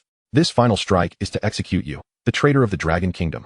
Shin Ningming plunged the dagger into Zhao Ming's heart, ending his suffering. After all was said and done, Shin Ningming could no longer contain her nausea and began to weep uncontrollably. After all, it was her first time taking a life, and in such a brutal manner. Yu Mingqiu sighed. Should we not comfort her? Mu Chunxing shook his head. Do not worry. Shin Ningming is not an ordinary girl. She will be fine once she releases her emotions. After a few minutes, Shin Ningming wiped her tears and returned to Mu Chunxing's side. What do you plan to do next? It is too dangerous for you to leave alone. Why not accompany us for now? Mu Chunxing asked. All right. Shin Ningming was reluctant to leave just like that. She desired to enhance her strength to protect her friends. Then you are now a member of the Xingming team. Let us welcome her with applause. A round of applause erupted. Yu Mingqiu could not help but comment. Captain, is it necessary to make such a formal affair of it? Applauding and all. I simply wish to uplift everyone's spirits. What we have just encountered is merely the simplest of trials. And such scenarios will arise frequently in the future, Mu Chunsheng replied with a smile. Although he spoke in jest, Yu Mingqiu and the other team members grasped his meaning. Rest assured, Captain, our Xingming team will forge ahead bravely and become the strongest team of ability users in the Dragon Kingdom. Zhou Yuanyuan shouted. Lin Ku added, Boss, I have a suggestion. Why not seek out the portal to the second district? With Shun Ningming, our healer, joining us, we can upgrade more swiftly. I concur. Yu Mingqiu immediately chimed in. Zhou Yuanyuan and Wang Shuwen nodded in agreement. This incident instilled a profound sense of urgency in everyone, spurring them to quickly enhance their capabilities. Very well, we shall heed the consensus and proceed to the second district. Shin Ningming trailed behind the group, staring blankly at the back of Mu Chunsheng. She never expected to encounter her idol here again, and he had saved her once more. Could this be what they call fate? Regrettably, the goddess had feelings. Yet the prince was indifferent. His party included two girls far more beautiful than herself. Perhaps one of them was his girlfriend. That Yu Mingqiu, with a closeness to Mu Chunsheng that surpassed mere friendship, might very well be his partner. He already had a girlfriend. How could she dare to disrupt their happiness? Shin Ningming mused, drifting away in thought, gradually falling further behind the team. What are you pondering so deeply? Suddenly, Mu Chunxing's voice rang in her ears. He had noticed her lagging and returned to investigate. I'm fine. I was just a bit lost in thought, Shin Ningming stammered, hastily catching up to the main group. Resembling a student caught cheating, Mu Chunxing shrugged in exasperation. What is going on here? If the entire team maintains such a mental state, it feels as though our journey to the second district is not an upgrade, but rather a sacrifice to the beasts. Mu Chunxing stepped forward to halt the advancing team. Everyone, I implore you to forget everything that has transpired and return to a normal state. Otherwise, I would rather forego this opportunity to enter the quarantine zone than risk your lives. As the captain, I must ensure the safety of all my teammates. Chapter 35. Eliminate the boss, guarding the gate. Upon hearing Mu Chunxing's words, the expressions of the crowd shifted slightly. Shin Ningming was the first to respond. I apologize. I lost my composure earlier. I assure you it will not happen again. The other team members also expressed their commitment to adjust their mindsets. The Xingming team continued on their journey. After walking for approximately 5 or 6 miles, the surroundings brightened, and they emerged from the dense forest. Boss, look quickly. There seems to be a glowing door ahead. The group turned to the direction pointed out by Lin Ku. In a field of wheat taller than a person, a peculiar large door shimmered with light. Yu Mingqiu exclaimed with delight. That must be the entrance to the next level. Let us hurry. The group rushed towards the door. Roar. Just as they were about to approach the entrance, a mighty roar echoed from above. A uniquely shaped black dragon appeared out of thin air, unleashing a torrent of pale dragon breath towards the foremost Mu Chensheng. Be cautious, this is the boss of the first district. We must defeat it to access the second district. Mu Chensheng lowered his voice, casting a wary glance around, noting the surrounding misty white haze. Just as before, the space around them was sealed, restricting their movement to a small area, with no means of escape. However, this mere boss of the first district would not pose a challenge for the Xingming team. Form up, Wang Shuiying, and I will take the lead, while the rest take positions behind. Be wary of its dragon breath attack. Mu Chensheng promptly devised a strategy. Attack! The two shouted in unison, launching themselves towards the black dragon with the tiger charge fist. The black dragon swung its long tail, sweeping towards the two. Slow. Weak point scan. Lin Ku and Yu Mingqiu executed their moves almost simultaneously. The black dragon's speed suddenly diminished, allowing Mu Chensheng and Wang Shuiying to effortlessly evade the tail strike. Yu Mingqiu shouted, aim for the reverse scale on its neck. That is the source of its power. Understanding the command, Mu Chensheng raised his hand and unleashed an ice arrow, which struck the reverse scale on the black dragon's neck. However, the arrow did not penetrate. Instead, it ricocheted off. What incredible hardness! Lin Ku exclaimed in astonishment. Mu Chensheng remained unfazed, realizing that if a basic skill could easily defeat it, the creature would not hold the title of a gatekeeper boss. Tiger charge fist, break technique. Seizing the opportunity while the black dragon's attention was diverted, Wang Shuiying charged in, delivering a powerful punch to the dragon's abdomen. With a pained roar, the black dragon trembled, for although its abdomen was not its critical weak point, the lack of scale protection made the blow resonate throughout its body. Well done, Mu Chensheng commended, recognizing Wang Shuiying's keen observation and judgment, which were precisely why he had chosen him. Once he grew stronger, he would possess the ability to stand alone. How dare such a mere ant injure me? The black dragon seethed, unleashing its breath and tail in a furious assault towards Wang Shuiying. Spirit Power Lock. Zhou Yuanyuan's sealing formation enveloped the black dragon flawlessly. With its massive size, it was nearly impossible for her to miss. The spirit power attack was suppressed, greatly diminishing the black dragon's breath attack's potency. Seeing the opportunity, Wang Shuiying quickly dodged. The black dragon, relentless, pursued him, intent on turning the human who had dared to injure it into ashes. At the moment the black dragon leaped, the reverse scale beneath its neck became exposed. Huh, you dare to ignore me? Mu Chensheng summoned all his strength, activating the break technique of the tiger charge fist. Bang! His fist struck true, the reverse scale producing a crisp crack as it fractured in two. Oh! Mu Chensheng realized that the earlier ice arrow, while seemingly ineffective, had rendered the scale more fragile and susceptible to penetration. With the scales broken, Mu Chensheng launched another ice arrow. The black dragon thrashed wildly, exerting its last ounce of strength for a desperate counterattack. Retreat! Mu Chensheng commanded the group to fall back. The space had been sealed off, and the black dragon could not escape. There was no need to risk their lives. Sure enough, after a brief moment, the black dragon's breath weakened, and it collapsed with a thunderous crash. Mu Chensheng approached and loosed another arrow into its chest to ensure it was truly dead. Hey, our Star Dream team is too powerful. Defeating a boss is as easy as slicing through vegetables. Lin Ku boasted, laughing heartily. Yu Mingqiu shot him a disdainful glance. It wasn't you who defeated it, it was my idol's prowess. Mu Chensheng quickly interjected. You too. Do you never tire of bickering? Sit down and prepare yourselves. The group promptly formed a circle and sat. Although Shen Ningming was bewildered, she mimicked the others and sat beside Yu Mingqiu. Energy absorption, activate. Mu Chensheng stretched out his hand, and a nearly visible azure energy escaped from the black dragon, flowing into his palm. Meanwhile, his other hand emitted a milky white light that cascaded down upon the heads of the other five. Shen Ningming felt a warm current pour in from above, as if she were basking in a cozy bath, so warm and indescribably comfortable. To her astonishment, her spirit power seemed to be visibly increasing. The others experienced the same sensation. This was Mu Chensheng's attempt to transfer energy to multiple recipients simultaneously, and thus far, everything appeared to be functioning normally, as expected of a boss-level beast. It took Mu Chensheng approximately 10 minutes to completely absorb its energy. After the black dragon's body vanished, it left behind a dragon core, which Yu Mingqiu promptly stowed in her backpack. How does everyone feel?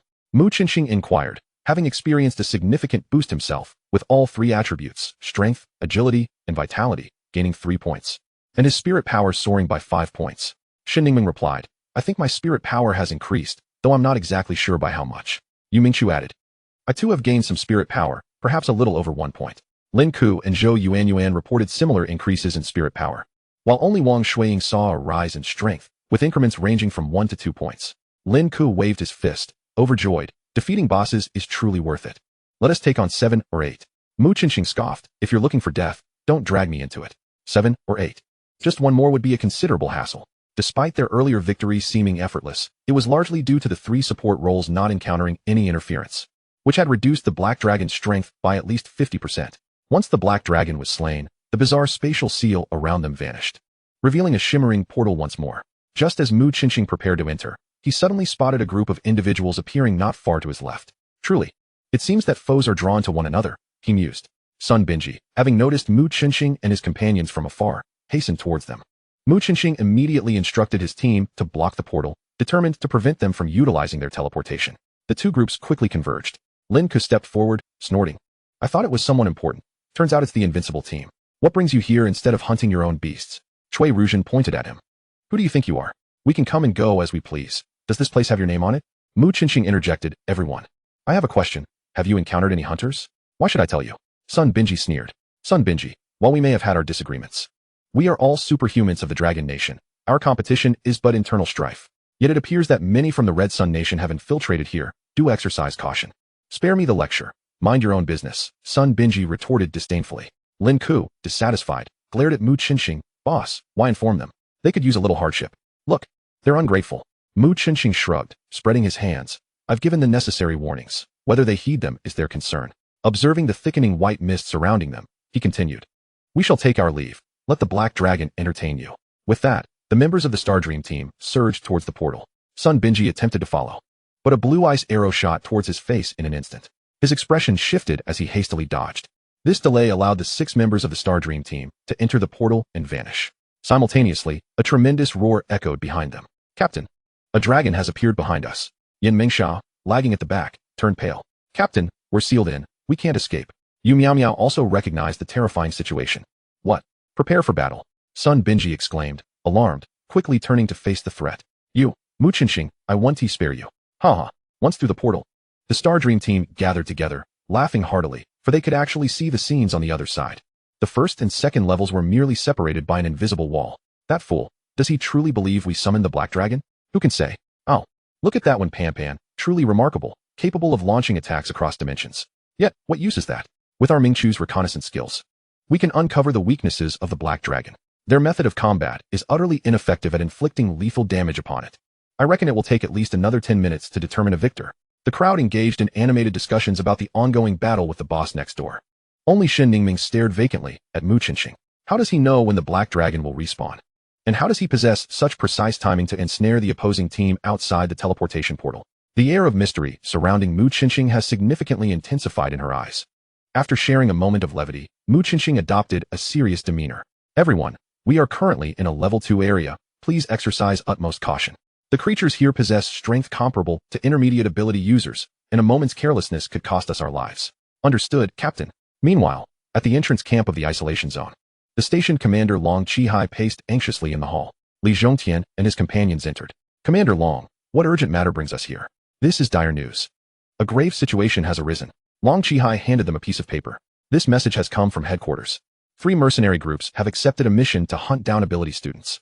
One has been intercepted, but the other 2 have successfully entered the isolation zone. As of now, 32 students have been confirmed killed, with several others reported missing. What? Li Zhongtian's face paled in shock. He had not received any distress signals. Who issued this mission? Mu Yuxian's complexion darkened. It's unclear. Mercenary missions often operate in a gray area, making it exceedingly difficult to trace their origins. Headquarters has already commenced an investigation. Our immediate priority is to retrieve the students. Li Zhongtian nodded. Director Mu, Teacher Luo, let us split up and expedite the search for the students. Long Qihai interjected. I apologize, but according to regulations, we are not permitted to enter the isolation zone. It falls to you. The trio entered the isolation zone, dispersing in 3 directions to commence their search. He could only hope that the students had not yet encountered those mercenaries. Huff, huff. Mu Qinxing gasped, pulling 2 bone fangs from his arm. Shen Ningming immediately applied her healing technique to mend his wounds. I must say, level 2 creatures are indeed significantly stronger than those of level 1, Lin Ku remarked, still shaken. They had just faced 2 Fang beasts, whose attack power surpassed that of the previous boss, the Black Dragon. Compounding their troubles, Yu Mingchu's reconnaissance skill failed to reveal the enemy's weaknesses. The abilities of Lin Ku and Zhou Yuan were only 1/3 effective against them, as Mu Qinxing and Wang Shuiying fought valiantly despite their injuries. And with Mu Qinxing expending healing skills without reservation, they finally managed to defeat the 2 Fang beasts. Afterward, the group collapsed onto the ground, with Mu Qinxing utterly depleted of energy. After resting for 5 or 6 minutes, they gradually regained their strength, and Shen Ningming completed the last of Mu Qinqing's treatments. Zhou Yuanyuan remarked, "No wonder our teacher forbids us from entering the second level. It is indeed terrifying. If another one had appeared just now, we might have had to wait for the next life to meet again. However, with great danger comes great reward." The experience gained from defeating the beasts and the subsequent attribute enhancements from Mu Qinqing were nearly equivalent to those obtained from slaying the Black Dragon boss. "Boss, shall we venture deeper?" Lin Ku asked, a hint of trepidation in his voice. Mu Qinqing pondered for a moment. "Let us decide by vote. I suggest we continue. Such opportunities for enhancement are rare," Wang Shuiying stated without hesitation. "I believe we should return to farm the Black Dragon boss," Lin Ku countered. Zhou Yuanyuan and Yu Mingqiu abstained from voting. Thus, the final decision rested upon Shen Ningming. I will follow Qinqing's lead." Shen Ningming looked at Mu Qinqing, lowering her head. Just as Mu Qinqing was about to speak, a cacophony arose behind them. Turning around, they found the invincible team approaching. Though they appeared less composed than during their first encounter, each member bore tattered clothing, scorched by dragon fire, with several large holes. And their hair was matted with dirt and mud. "Oh, young master son, have you been farming or begging? What a sight!" Lin Ku exclaimed, hands on his hips, brimming with pride. He seemed to have forgotten that they too had recently been nearly torn apart by the Fang beasts, merely appearing less disheveled than their counterparts. Sun Binji's face flushed with fury as he pointed at Mu Qinqing. "Mu Qinqing, you dare to betray me." Mu Qinqing replied coolly, "I fail to comprehend your accusation. Young Master Sunday, I did not compel you to enter the level 2 area. Rather, I advised you to retreat. TCH, I see through your little scheme. You aim to monopolize the resources of the level 2 area. Alas, your plot shall not succeed," Sun Binji sneered. Mu Qinqing shrugged. "If that is the case, then please proceed. I shan't trouble you with farewells." "I shall not fall for your tricks again. Ladies, onward." Sun Binji commanded his team, striding forward. When Pan cast a glance back at Mu Qinqing, a flicker of sorrow flashing in her eyes. Chapter 37, A Lion's Demand. "Quickly, keep up." Once the invincible team had moved a short distance ahead, Mu Qinqing immediately signaled for his group to stealthily follow behind. Lin Ku was ecstatic. "Boss, are we preparing for a mantis to catch a cicada while the yellow bird waits in ambush? I love it. Do not ascribe such base intentions to my plans." Mu Qinqing replied coolly. "TCH, boss, spare me the pretense. You are more cunning than anyone," Lin Ku retorted, unconvinced. After following for about half an hour, they indeed heard the sounds of combat ahead. Mu Qinqing quietly crept forward to investigate.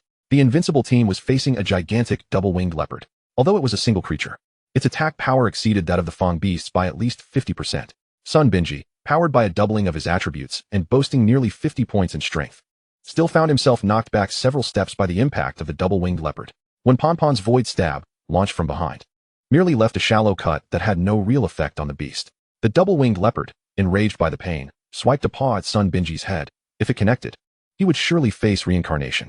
"Subspace teleport," Yan Mengsha shouted, and Sun Binji's figure vanished into thin air, causing the double-winged leopard to miss its target and crash to the ground instead. Sun Binji reappeared, retreating in a panic, his face drained of color. An intriguing ability, Mu Qinqing mused, intrigued by Yan Mengsha's power. If utilized effectively, it could render one nearly invincible. However, the selection of this last move was not without reason.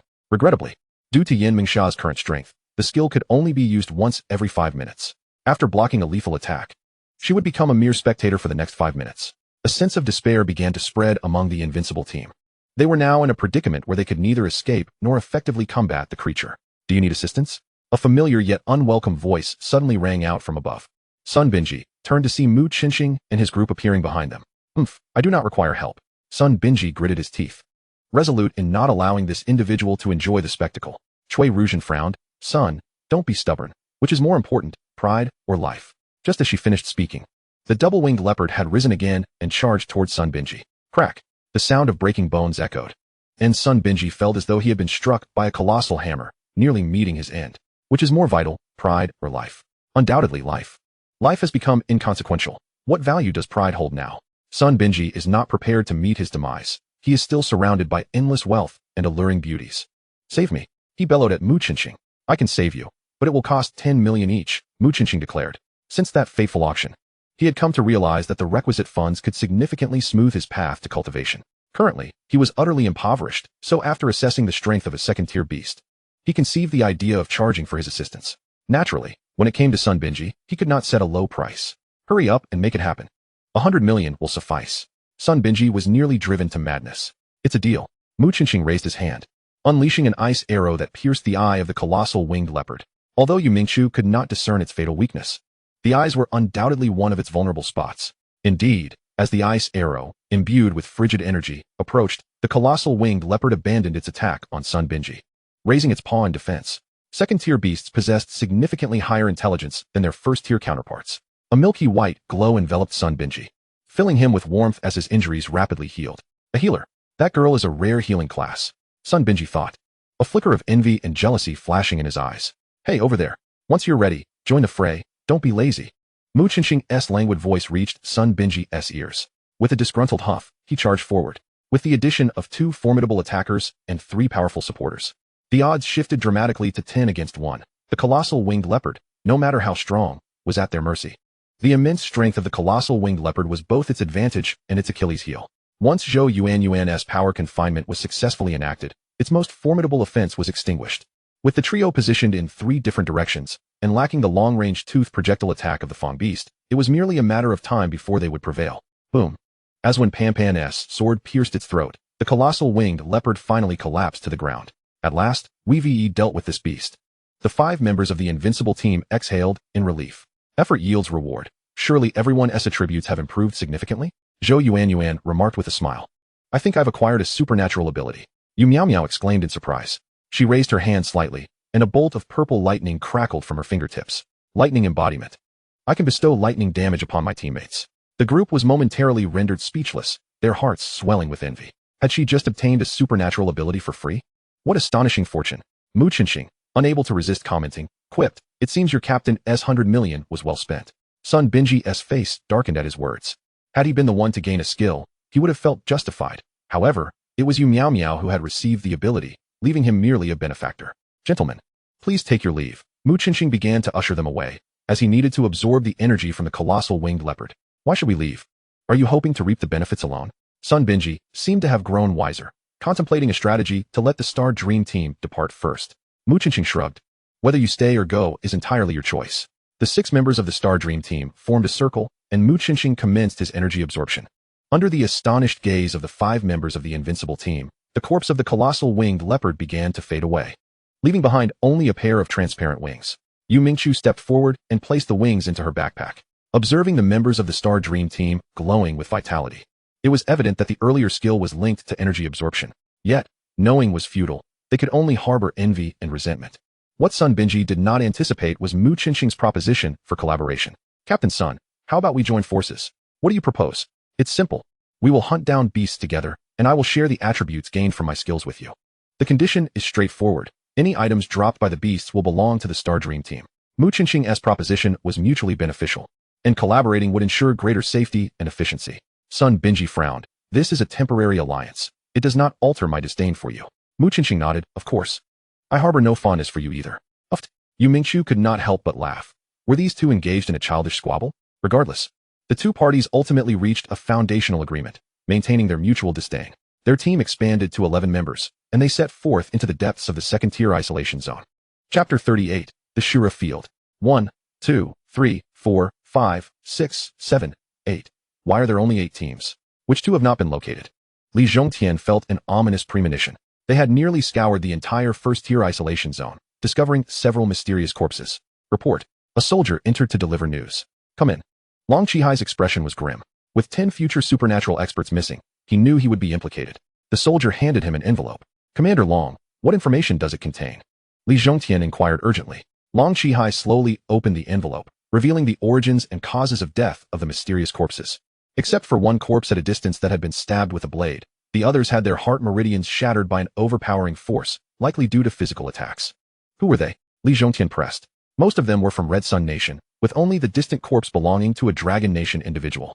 If I'm not mistaken, these should be members of the mercenary group sent to eliminate the students. Mu Yuqian took the report for a glance. If Commander Long's conjecture is correct, this Dragon Nation individual appears to have been subjected to extrajudicial interrogation, and the methods were quite brutal. Teacher Li, do you believe the students possess such capabilities?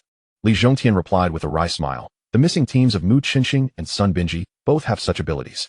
Given their personalities, they are likely to have interrogated the remaining mercenaries about their whereabouts before pursuing them. However, one thing is certain. The likelihood of them cooperating is rather slim.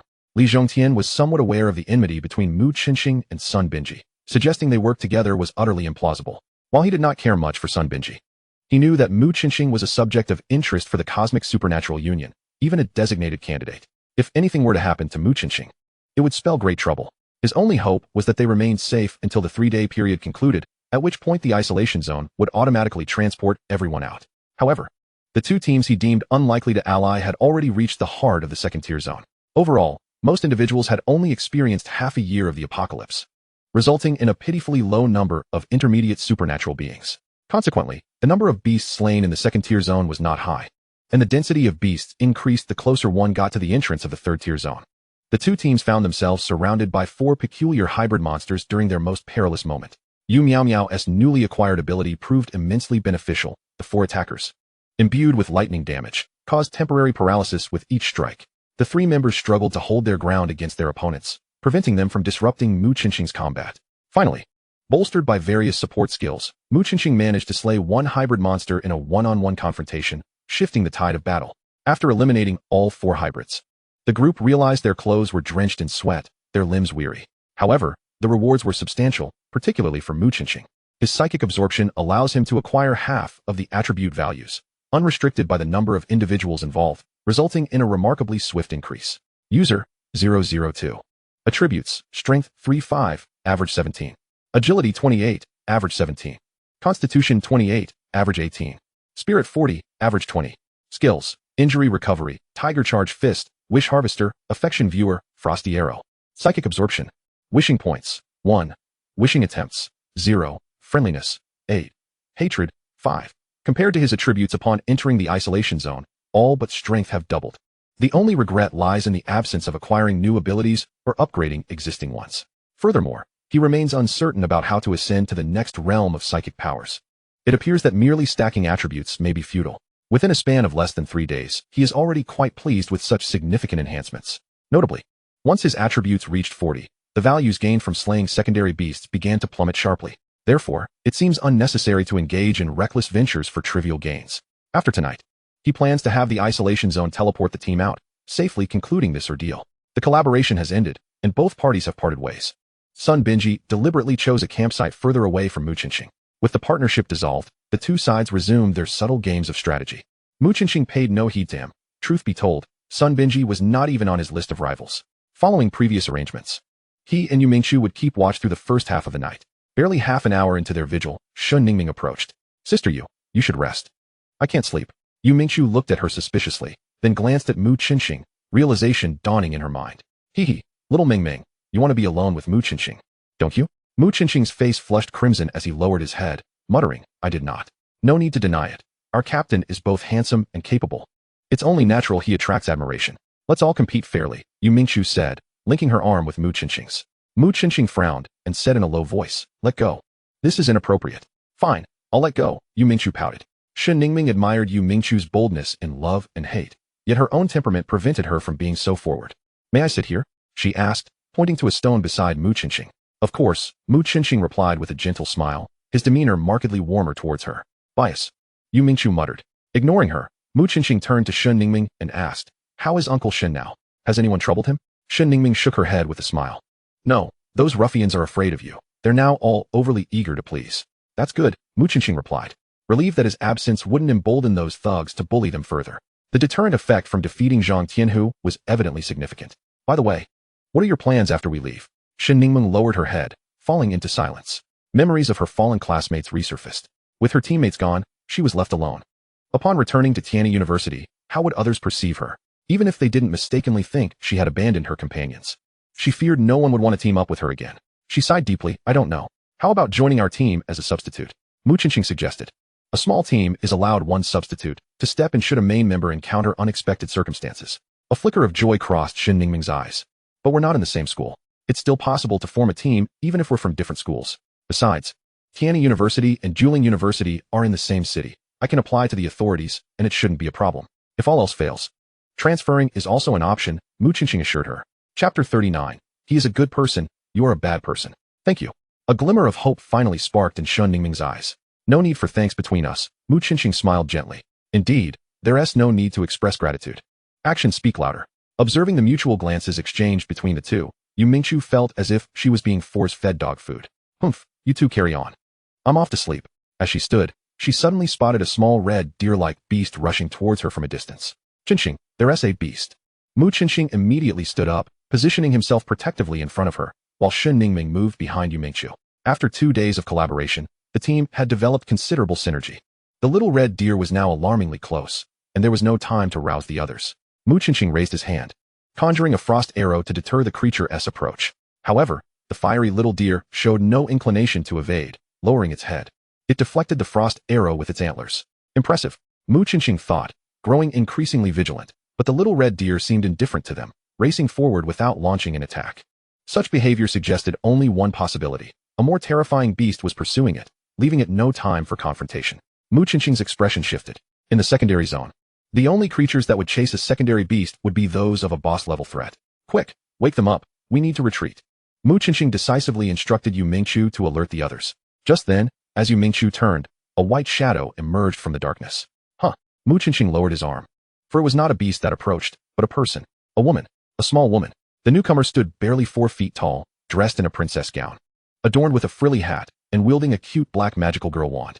Mu Qinxing was left dumbfounded. What on earth is this? A little magical fairy? Hey, have you seen a deer about this size? Tell me quickly, the little woman demanded, stepping up to Mu Qinxing without reservation. Furrowing his brow, he glanced at her with a hint of disdain. Regardless of how adorable she appeared, her impolite manner was unacceptable. I haven't seen it. Go look for it yourself. Humph. What do you mean? Why are you hiding my deer? The little woman placed her hands on her hips, visibly displeased. I said I haven't seen it. Mu Qinxing replied dismissively. Big Yellow, bite him, she commanded, pointing her wand forward, summoning a massive yellow magical wolf from thin air. What the? Mu Qinxing exclaimed in shock. Could it be that this woman was not human at all, but a humanoid beast? Big Yellow, attack. At her command, the magical wolf lunged ferociously at Mu Qinxing. Slow. Lin Ke's voice resonated from behind. A dark purple glow enveloped the magical wolf, drastically slowing its speed. Tiger Charge Fist. Wang Shuiying pounced forward, delivering a punch that sent the yellow magical wolf flying. Mu Qinxing was momentarily taken aback. This didn't seem right. How could a secondary beast be so weak? Easily sent flying by a single imitation of the Tiger Charge Fist? Just then, a thought struck him. Wait, don't attack. He called out urgently, but it was too late. Wang Shuiying's powerful punch struck the yellow magical wolf's chest, leaving it gasping for air as it rolled on the ground, lifeless. The young woman appeared flustered. Hurriedly approaching the yellow magical wolf, her voice tinged with a sob. Da Huang, what's wrong? Please don't die. Wang Shuiying glanced at his clenched fist. Brushing a hand over his head, having just been roused, he had rushed over to engage in battle upon witnessing the assault by the beast, entirely oblivious to the unfolding situation. In hindsight, it seemed the circumstances were not as he had initially perceived. Such a creature could easily be handled by the captain alone. There was no need to awaken them. Wow, you're bullying me, for against one. You've killed my Da Huang. The young woman suddenly collapsed onto the ground, weeping loudly. Lin Ke cast a glance at Mu Qinxing. Boss, why are you bullying this little girl? Mu Qinxing felt a vain throb in his forehead. It had been clearly Wang Shuiying and him who were responsible. The blame shifting was astonishing. He dreaded the sound of a girl crying, feeling utterly helpless. Shen Ningming stepped forward, gently patting the young woman's shoulder. Little sister, please don't cry. Is this beast your pet? Little sister? I'm 20 this year. The young woman shot her an indignant glare. Shen Ningming, quick on her feet, smiled. My apologies. May I ask your name, miss? I'm Miyao. Miss Miyao. I'm Shen Ningming. You can call me Ming Ming. I'm so sorry. We didn't know that beast was yours. Miyao's emotions began to stabilize somewhat. I don't care. You've killed my beast, so you must help me catch another one. Catch another one? Are you jesting? A level 2 beast is incredibly strong. How could we possibly catch it? Lin Ke retorted, exasperated. Wow, Ming Ming, he is bullying me. Miyao burst into tears again. Shen Ningming looked at him, exasperated. For heaven's sake, can you please refrain from speaking? Mu Qinxing swiftly pinned Lin Ke down. Sister Miyao, don't cry. I'll help you teach this bad guy a lesson. Yes, yes. Let us all join in. Yu Mingqiu and Zhou Yuanyuan also charged forward. Hey. Wait, what are you doing? Whoa, boss, are you serious? Don't choke me. Help. Lin Ke desperately shielded his head as he scurried away from the onslaught. Seeing Lin Ke's pitiable state, Miyao instantly broke into laughter. All right. I understand you didn't do it on purpose. As long as you help me catch a beast, I'll forgive him. Mu Qinxing's heart stirred. Sister Miyao? May I ask a question? What if we find a beast but can't defeat it? Miyao waved her magic wand. That won't happen. As long as you bring it within my spell's range and allow me to finish the incantation, I can draw it into my wand and make it my baby. It was as he had surmised. This woman was a summoner. Mu Qinxing nodded. All right, we will assist you, but we will be teleported out by morning. So we only have tonight's opportunity. If we can't find one, we'll have to help you next time. Is that acceptable? Miyao nodded. Okay. You're a good person. Lin Ku was indignant. Why is he a good person and I'm the bad one? Wah, the bad guy is bullying me. Miao dove into Shun Ningming's arms. Bad guy, stop talking. Go find the beast. Everyone chimed in unison. Fine, I'll let it go.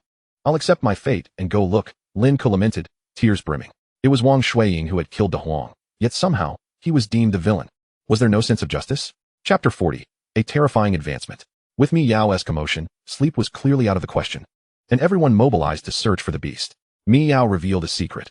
In the first 3 levels of the beast zone, the creatures rarely roamed freely. Even if they left their territory, they would find a way back. Thus, they needed to search in the vicinity where Miao had just spotted the fiery little deer. As long as the deer remained unharmed, it would return on its own. Here it comes. Yu Mingchu, with keen eyesight, spotted a fiery figure approaching from the east. Yuan and Lin Ku prepared themselves. Mu Qinxing immediately issued orders. The main force comprised several support members, while he and Wang Shuiying were tasked solely with protection and interception. Soon, the sound of galloping hooves grew nearer as the fiery little deer entered their encirclement. 3, 2, 1, attack. Mu Qinxing called out, and Lin Ku sprang into action.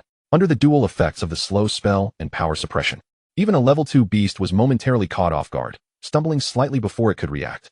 Attempting to flee, its speed was significantly hindered. Miao, hurry and cast your spell. Mu Qinxing shouted. Coming. Miao's wand emitted a purple light, connecting to the fiery little deer, while she recited an incantation that Mu Qinxing could not comprehend.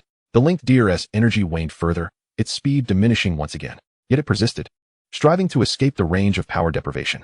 However, Mu Qinxing and Wang Shuiying stood resolute, driving it back. Finally, Miao completed her incantation. The purple light surged, enveloping the fiery little deer entirely. Subsequently, the light retracted into the wand, causing the deer to vanish from sight. Done. Miao wiped the beads of sweat from her forehead, her expression brimming with excitement. It seemed casting this spell was no simple feat for her. Mu Qinxing chuckled. Now, we should be even, right? Yes, thank you. And you too? Ming. Miao nodded. What about us? Lin Ku and the others crowded closer. Miao pondered. Thank you all. You're not so much bad people anymore. Lin Ku found it amusing. How remarkable that assisting her in capturing a beast could instantly transform him from a villain to a good person. All right, dawn is approaching. I must return to my team. I sneaked out, and if the captain finds out, I'll surely be scolded again. Until next time. With that, Miao summoned the fiery little deer and hopped onto its back.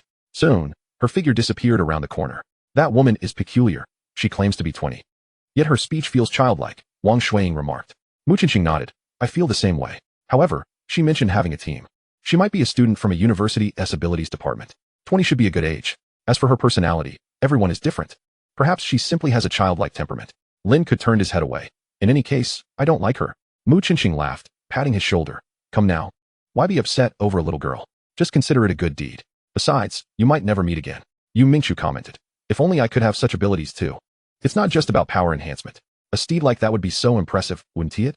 Unintentionally, Mu Qinxing's thoughts sparked. Indeed, others' awakening abilities was random. But he was different. He could make wishes. Once he accumulated 10 wish points, he could try to make such a wish. However, he had discovered something since yesterday. After entering the quarantine zone, his wishing system seemed to have been disabled. No system wishes were triggered, and proactive detection yielded no results. It might be due to the domination of the Lingxing Tower over the quarantine zone. Mu Qinxing was perplexed. He could only wait until they exited, working harder each day to fulfill some wishes. The number of people with over 50 affinity points had increased significantly. Among the team members, besides Wang Shuiying with 55 points, everyone else had exceeded 60 points, especially Shun Ningming, whose affinity had reached 80, the highest in the team. At this moment, the dawn was breaking, and the Xingming team decided not to sleep any longer as they awaited the automatic teleportation from the quarantine zone. By 9 o'clock in the morning, a burst of white light flashed, and 5 of the 6 members of the Xingming team had already been teleported back to the entrance, with only Shun Ningming remaining behind, as her time had not yet come. In a similar manner, the members of Sun Binji's invincible team appeared through the same white light. At last, you have returned, exclaimed Li Zhongtian and the others, their faces etched with anxiety as they had been anxiously timing their return. Upon seeing all of them safe and sound, the weight in their hearts finally lifted. Mu Qinxing spoke up. Teacher Li, we encountered a group of mercenaries inside, who specifically target university students with supernatural abilities. Many from Tianyi University have already fallen victim to them. Oh, you are aware of this matter? Li Zhongtian exclaimed in surprise. Mu Qinxing nodded and briefly recounted the events. I see. So those mercenaries were the ones you eliminated, Li Zhongtian understood. Long Qihai glanced at Mu Qinxing, unable to suppress a hint of a smile, and remarked. Teacher Li, this cohort of students is remarkably strong, managing to take down prepared mercenaries and even extracting information from them. I will report this to the higher-ups. and they will undoubtedly commend you. Rewards? How splendid. The members of the Xingming team were overjoyed. Indeed, this is a cherished tradition of our Dragon Nation. Merit is always rewarded, and wrongdoing is duly punished. These mercenaries dare to lay hands on the future of our Dragon Nation. Humph. They shall face severe retribution, Long Chihai declared, his eyes cold and filled with a sense of grim determination. Now, everyone, please take a moment to assess your gains, beginning with the attribute tests. Li Zhongtian produced a peculiar device. Naturally, the students were unfazed, as they had undergone a test before entering the quarantine zone. I'll go first. Sun Binji strode forward. Head held high. Strength 18, Agility 15, Constitution 15, Spirit 28. Each attribute had increased by 5, 4, 4, and 5 points respectively. The results left the entire assembly in shock. The teams that had been recalled early had only seen a maximum increase of 1 point in each attribute, with most experiencing minimal gains, and only a few attributes showing significant increases. The disparity with the invincible team was staggering, over 5 times the difference. After recovering from his astonishment, Li Zhongtian inquired, "You ventured into the secondary zone?" Sun Binji nodded proudly. "Indeed, we spent a full day in the secondary zone." The two teachers exchanged glances. Even if they had been in the secondary zone for just a day, such a vast difference in attributes seemed implausible. Yet, they could only reluctantly accept Sun Binji's account. Next came the testing of the other members of the invincible team, each experiencing attribute increases ranging from 3 to 5 points, casting envious glances from the remaining team members. "Yuan, you're up?" "Okay." Zhou Yuan was filled with excitement, although she felt she had made considerable gains. Her weaker foundation made her uncertain of how much she could improve. Strength 15, Agility 10, Constitution 10, Spirit 25. She had increased by 7, 5, 5, and 10 points respectively. The entire class was rendered speechless. Even the testing teacher, Luo, was taken aback, unable to believe his eyes. Such a significant increase. While her low initial attributes made it easier for improvement, it also indicated her lesser talent. To achieve such a leap to upper-level standards was indeed a remarkable turnaround. Hehe. This is just the beginning. Wait until you see what's next. Lin Ke strutted forward. Strength 15, Agility 15, Constitution 15, Spirit 28. His increases were slightly smaller than Zhou Yuan's, but still significantly higher than the others. The remaining classmates were so astounded that when the results for Yu Mingqiu and Wang Shuiying were announced, they merely accepted them as expected. All eyes turned to the final member yet to be tested, the captain of the Xingming team, Mu Qinxing. Each member had seen significant gains, so he was anticipated to perform exceptionally well. Strength 35, Agility 28, Constitution 28, Spirit 40. Teacher Wang suspected a malfunction in his device and recalibrated it, only to find the readings unchanged.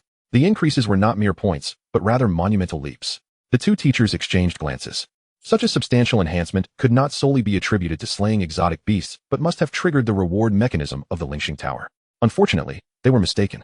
Mu Qinxing indeed activated the reward mechanism, but not in terms of attributes. Congratulations, subject number 002, for fulfilling Yu Mingqiu's wish to enhance her attributes. Reward points, 1. Kindness points, 1.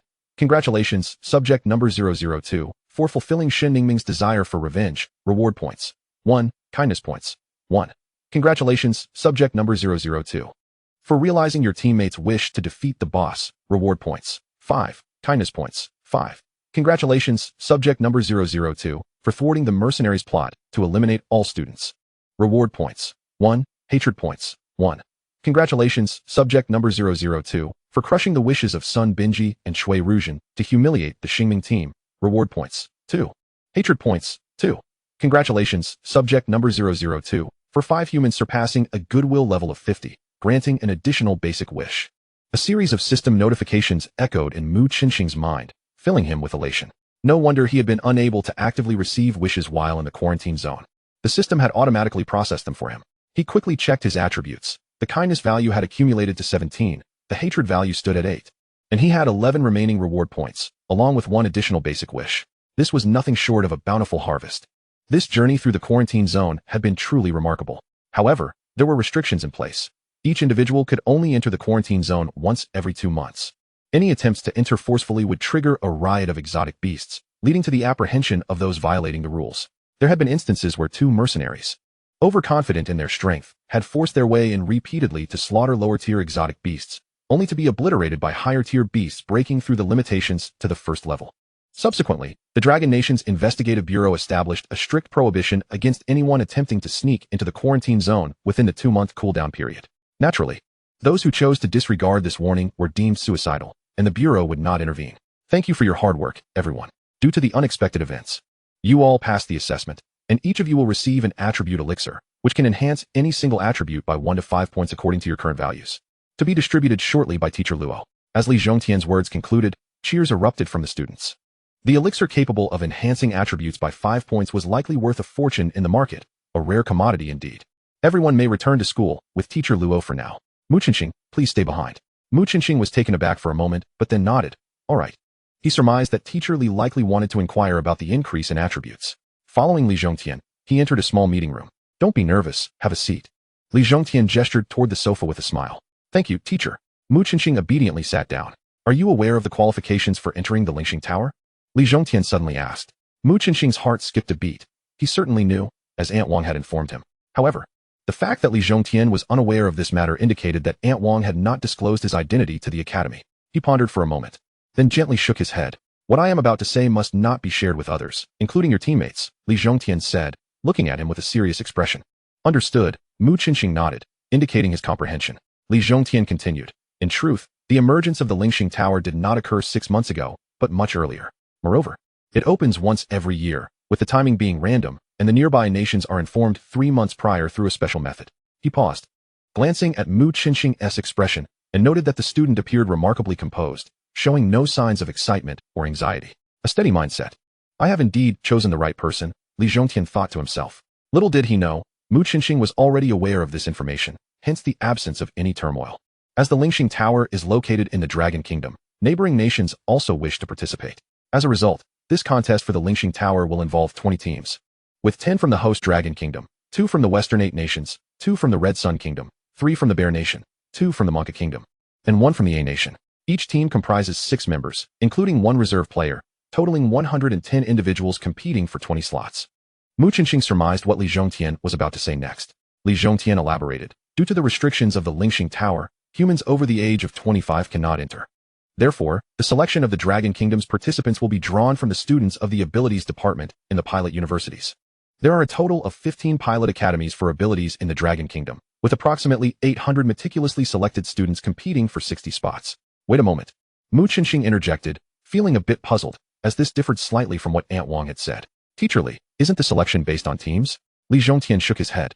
Originally, the plan was to select by teams, but it appears that the abilities students from various schools exhibit a wide disparity in strength. If they were to form teams independently, it would be challenging to create the strongest lineup. Thus, the authorities have mandated that the teams for the competition be formed temporarily, fostering strong alliances. Consequently, the selection process has shifted from team-based to individual selection. Mu Qinxing internally disagreed with this approach. A small team develops synergy and trust among its members. Merely assembling a group of seemingly powerful individuals without any chemistry might not yield a stronger team than the original one. Chapter 42, The Cosmic Ability Marketplace. Among the individuals that Li Zhongtian had his eye on, he certainly did not include students such as Yu Mingchu or Wang Shuiying, who possessed rather mediocre skills. His intention in seeking out Mu Qinxing was straightforward. He hoped that Mu could temporarily lead a team, enabling more students from Dueling University to participate in the national selection and ultimately form a challenge team. Teacher Li, I do not concur with your method. I will strive to secure spots for Dueling Academy, but I wish to bring members of the Xingming team. Li Zhongtian felt a headache coming on. I understand your concern for your teammates, but this selection is an individual competition. No matter how strong you are, you cannot assist others in triumphing. I hope you will reconsider my proposal. Mu Qinxing smiled slightly.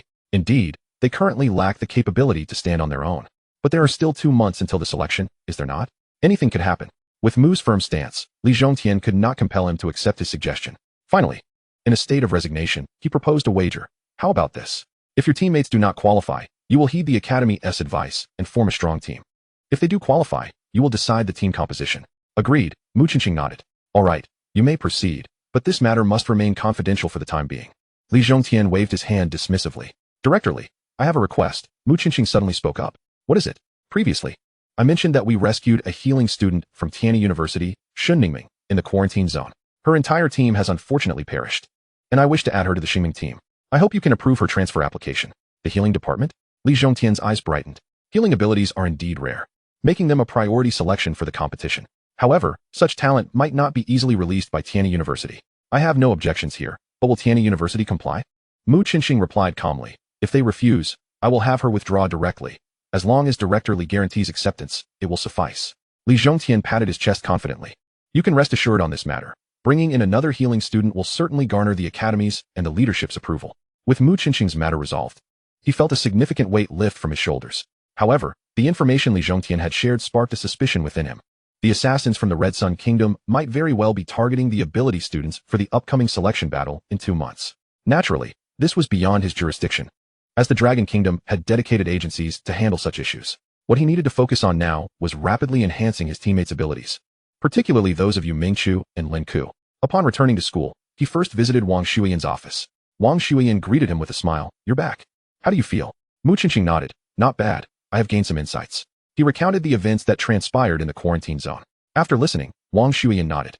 "It seems you, like your mother, have been chosen by the Lingxing Tower." Mu Qingqing shook his head. "Whether I have been chosen or not is of little concern to me. Such matters are too ephemeral. I wish to know how I can become a mid-level ability master."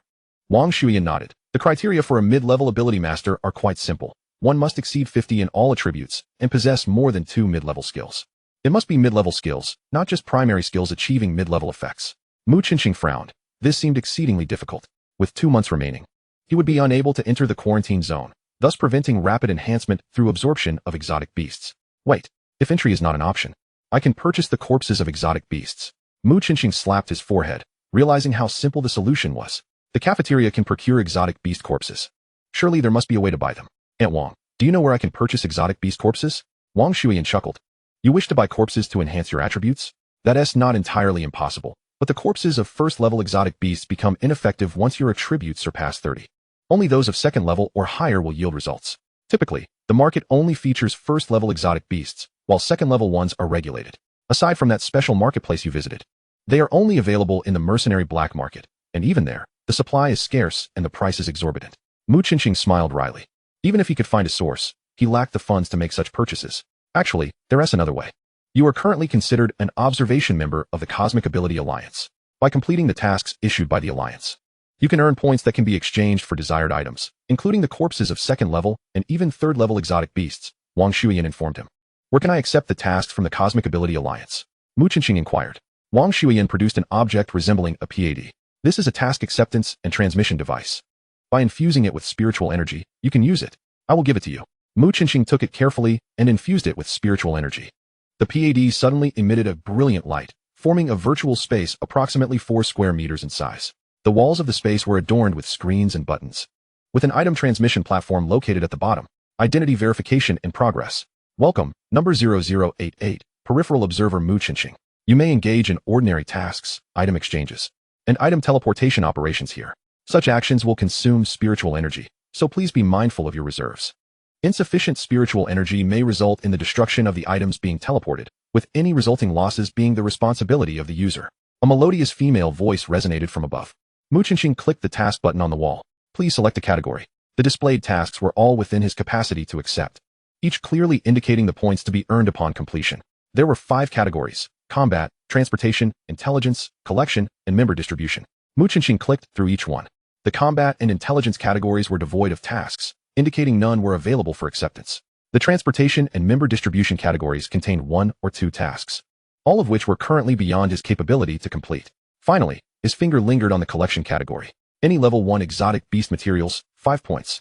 Any level 2 exotic beast materials, 15 points. Fangs of the long-toothed beast, 17 points. Mu Qingqing scrutinized all the collection tasks for level 1 and level 2 materials. General tasks that did not specify particular materials usually offered stable points, with level 1 tasks yielding 5 points and level 2 tasks yielding 15 points. Specific materials typically offered slightly higher rewards, with each ranging from an additional 3 to 5 points. Some rarer materials could even provide an increase of 10 points. He calculated that, with the materials currently held by the Xingming team, he could exchange them for approximately 200 points. Exiting the task interface, he opened the item exchange interface and selected exotic beast corpses. Level 1 exotic beasts were worth 10 points each, while elites were 15 points. Level 2 exotic beasts were valued at 30 points for ordinary ones, 40 points for elites, and 50 points for rare beasts. Level 3 exotic beasts were priced at 500 points for ordinary, 1,000 points for elite, and 5,000 points for rare. Mu Qingqing did not even dare to look further.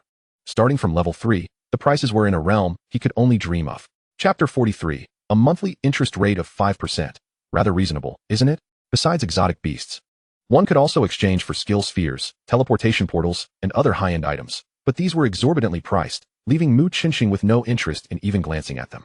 He found Yu Mingqiu and exchanged the materials for points, acquiring a total of 205 points. He then used these points to redeem 4 rare exotic beast corpses. A flash of light appeared, and 4 massive corpses soon manifested within the dormitory. Yu Mingqiu's expression turned exasperated. Captain, are you planning to absorb these in the girls' dormitory? Mu Qinxing scratched his head, realizing this situation had indeed been poorly considered. The moment he entered, the dormitory matron had already regarded him with disapproval. Had it not been for Yu Mingqiu's persuasive words that he was there to assist with her suitcase, he would surely have been expelled. Bringing Lin Ku and Wang Shuiying into the mix would have resulted in a school-wide reprimand the very next day. It appeared he would need to rent a house after all.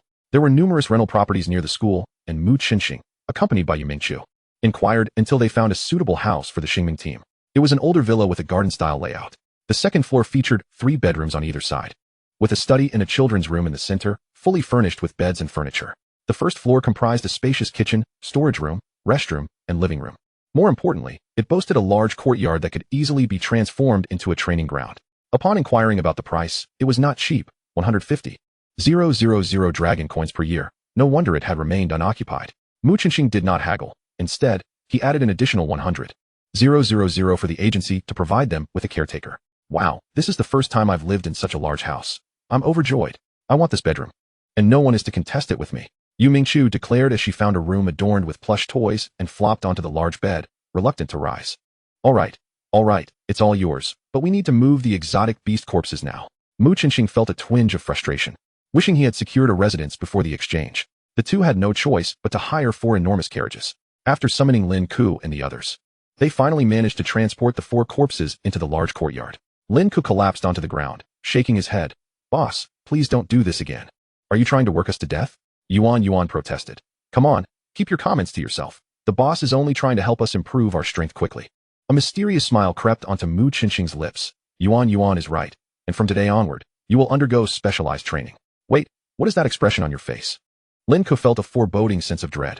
Rest assured, after a month of training, I guarantee your attributes and reflexes will see significant enhancement. The group exchanged glances, unease creeping into their hearts. Having absorbed the energy from 4 rare level 2 exotic beasts, their attributes noticeably improved. This feels incredible. I sense my strength has surged tremendously, Lin Ku exclaimed, swinging his fists, his arms feeling much stronger than before. Yu Mingqiu doused him with cold water. What you need is spiritual energy. Why would you need that much strength? What do you know? To become a mid-level ability user, all attributes must reach 50. If anyone falls short, advancement is impossible, Lin Ku replied proudly.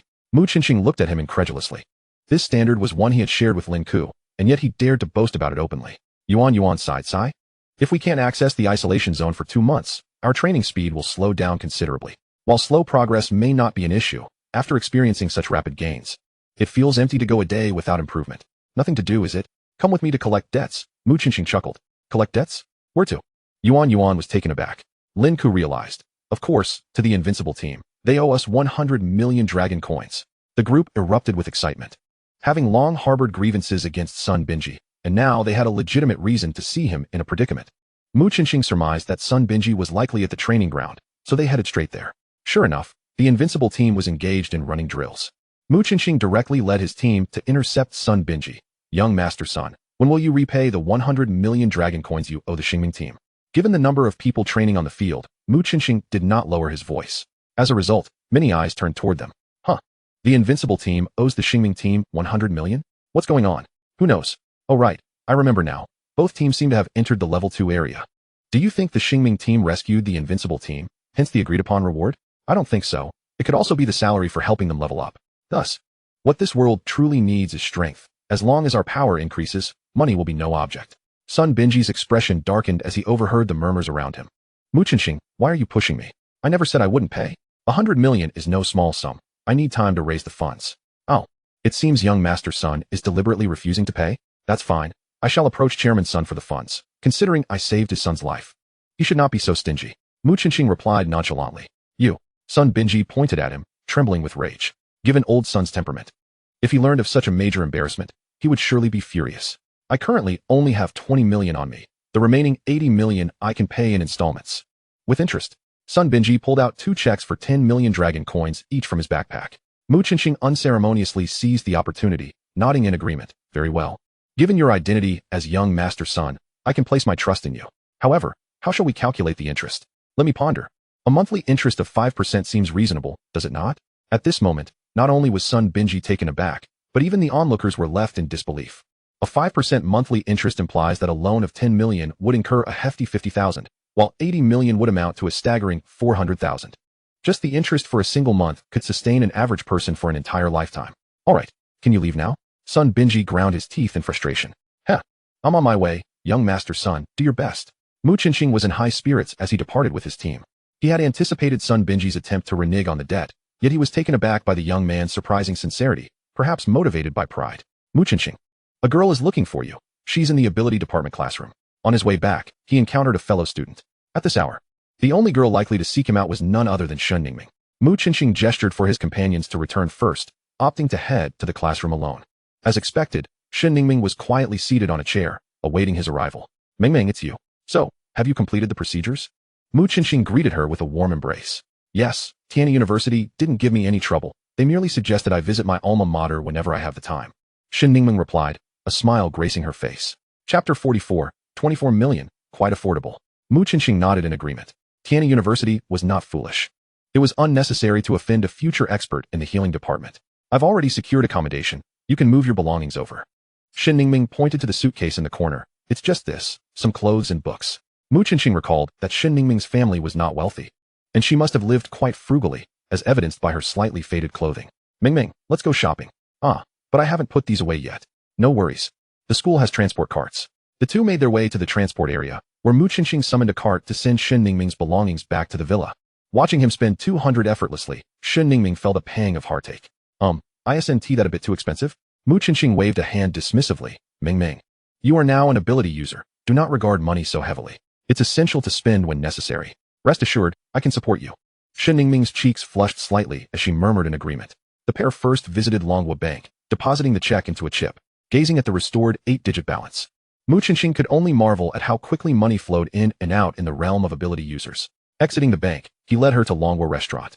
The familiar receptionist verified Mu Qinxing's identity, and they entered the spacious marketplace. Shen Ningming gazed in awe at the brilliantly lit marketplace, scarcely believing her eyes.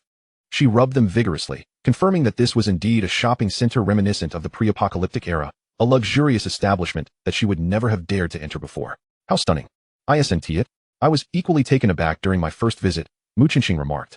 Shen Ningming, still in shock, asked, how did these things survive? Wasn't it said that human technology was rendered completely obsolete? This is not a shopping center preserved from before the apocalypse. Rather, it is a shopping hub for ability users, constructed using Lingxing Tower technology. What is Lingxing Tower technology? Shen Ningming inquired, perplexed. We'll discuss it later. Come, let's eat something delicious first. Mu Qinxing guided her to the first floor. However, at a table within the restaurant, he spotted a familiar yet unwelcome figure. Lingxing.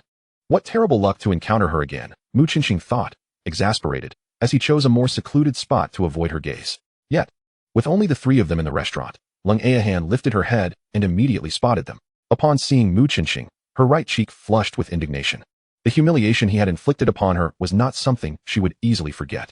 Lingxing strode over purposefully. Shen Ningming could no longer pretend not to notice, and Mu Qinxing instinctively shielded her behind him, forcing a smile as he greeted. Ah, if it isn't young Lady Long. Good to see you again. Humph. Who wants to see you? Don't think that just because my father has spared you, the matter of you hitting me is forgotten. I will have my revenge. Lingxing threatened, shaking her fist. What? Does young Lady Long intend to make a move here? Mu Qinxing was unfazed by her threats. Setting aside the fact that fighting was prohibited here, even if a confrontation were to arise, he was no longer the same person he had been a week ago. Rest assured, I won't resort to violence here. Judging by your age and ability, I presume you will be participating in the selection competition a month from now. At that time, I shall thoroughly demonstrate the disparity between ability users, which extends beyond mere personal strength. After her declaration, Lingxing turned and exited. This girl has matured quite a bit, managing to refrain from acting impulsively, Mu Qinxing noted. The restaurant owner approached with a smile. It's quite normal for young Lady Long to exhibit a bit of a temper. However, she is not a bad person. I hope Mr. Mu will not take it to heart. Mu Qinxing chuckled. Fear not. I won't stoop to the level of a young girl. Haha, that's good to hear. Your meal plan is still 2 days away. Would you like to order something to eat? Just bring us something light. And add my friend to the plan as well. Certainly, it shall be done promptly. Wait a moment, boss, I have a question. What did young Lady Long mean by not just personal strength? Regarding that, once you finish your meal, you can head to the 4th floor, and you will understand. Soon. Delicious dishes were served. This time, The meal was not as extravagant as the last, focusing on being exquisite yet filling. Especially since they would be having a grand feast of exotic beasts the day after tomorrow. Overeating now would be wasteful. This is exquisite, better than the game my father used to hunt in the mountains. Shen Ningming praised as she savored the meal. Mu Qinqing smiled, of course. This is genuine exotic beast meat, prepared with professional cooking methods. This must be quite expensive, right? Shen Ningming suddenly asked mid-meal. Just then, the owner brought over a bowl of soup. Young Master Mu ordered the set meal. This one is on me. Such a good deal. Mu Qinqing felt relieved. And they continued dining until they were thoroughly satisfied. Boss, we're ready to settle the bill, Mu Qinqing said, pulling out his chip. Shen Ningming watched as the owner charged a full $1,000,000. Cough. Qinqing, is your set meal really $1,000,000? Shen Ningming nearly choked on her drink. Mu Qinqing quickly patted her back. Relax, everyone in the team is covered. After settling the bill, they followed the owner's guidance to the 4th floor. The last time Mu Qinqing and his companions had visited, it was already quite late, and the 4th floor was closed. Now, however, it was ablaze with light. Wow. So many clothes, Shen Ningming exclaimed in astonishment. A beautiful sales associate approached. Hello, miss. What type of clothing are you looking for? We have strength-enhancing battle robes, agility-boosting swift attack outfits, and spirit-enhancing skirts. Mu Qinqing suddenly comprehended the owner's earlier implication. These were not mere garments. They were equipment capable of enhancing attributes. Naturally, in terms of design, these outfits were far more exquisite than ordinary clothing. Shen Ningming's gaze landed on a light blue short dress. It was a gown adorned with a celestial palette, resembling a butterfly from afar, embellished with unknown gemstones that sparkled under the light, akin to twinkling stars. The beauty possessed an exquisite taste. This Eye of the Stars ensemble was not only visually captivating, but also remarkably suited for a woman of her perfect physique. It promised a 5% reduction in mana consumption, alongside an 8% enhancement in mana recovery speed. For those in the healing profession, it additionally offered a 3% boost to healing effectiveness. Shen Ningming casually inquired, how much? Let me see, the original price is 30 million. I can offer you a 20% discount, making it 24 million. How does that sound? Uft. Shen Ningming's hand trembled, nearly dropping the garment. How much? 24 million. My lady, this is indeed a very reasonable price. We rarely offer discounts on such items. Chapter 45, The Gift. 24 million. Who do you think you're fooling? The allure of such attire lies not in its appearance, but in its attributes. The 5% reduction in consumption and 8% increase in recovery speed were rather standard. But the 3% healing boost was undeniably lackluster. Not to mention, healers were already a rare breed, leaving little to no market for such enhancements. However, upon witnessing Shen Ningming's infatuated gaze, Mu Qinqing understood that she, like him, was captivated by beauty. Setting aside the attributes, the gown complemented her figure perfectly. 1 million. Mu Qinqing stated nonchalantly. Qinqing, I'm not particularly fond of this dress, Shen Ningming stammered, lowering her head and speaking softly. No way, I love seeing you wear it. Mu Qinqing replied with a gentle smile. The saleswoman's expression soured. Sir, you've slashed more than half off the price. Isn't that a bit excessive? 1 million. And considering my girlfriend's fondness for it, we are all reasonable people. You must realize that, based on the attributes of this attire, it simply won't sell at a higher price. Upon hearing Mu Qinqing refer to her as his girlfriend, Shen Ningming's cheeks flushed even deeper. The saleswoman was utterly disheartened. Despite the young man's age, he appeared quite perceptive. 12 million. This is my final offer. The cost of the starry beast bones alone is substantial. Selling it any lower is impossible. All right, it's a deal. Mu Qinqing's swift payment made the saleswoman feel as though her negotiation had fallen short. However, she had already spoken, and could only grit her teeth and accept. Upon seeing the chip card in Mu Qinqing's hand, she was momentarily speechless. This item even had to be discounted further.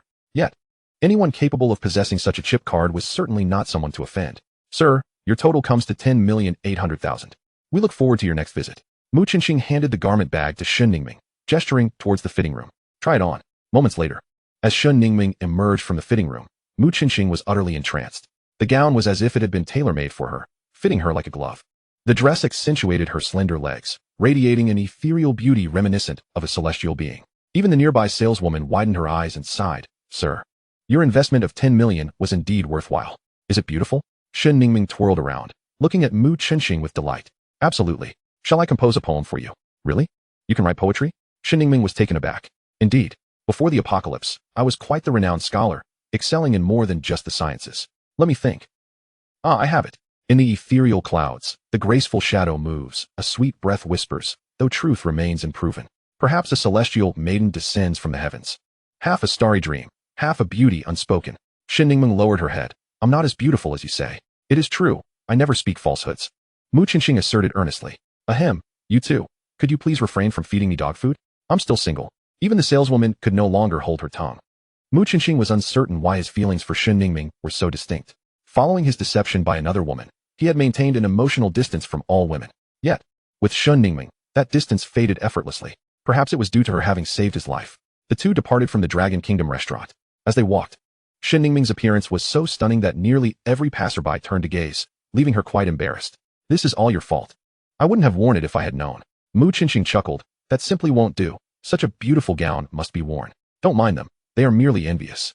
They entered a blacksmith shop. Welcome, gentlemen and ladies. What weapons do you require? Please, feel free to browse. A burly man greeted them, occasionally glancing at Shen Ningming. However, he dared not entertain any impure thoughts. Anyone capable of wearing such splendid attire was undoubtedly extraordinary. Boss, I want 100 large sabers. And I need a custom saber rack as well. What, 100? The man was initially taken aback, then overjoyed. This is quite the lucrative deal.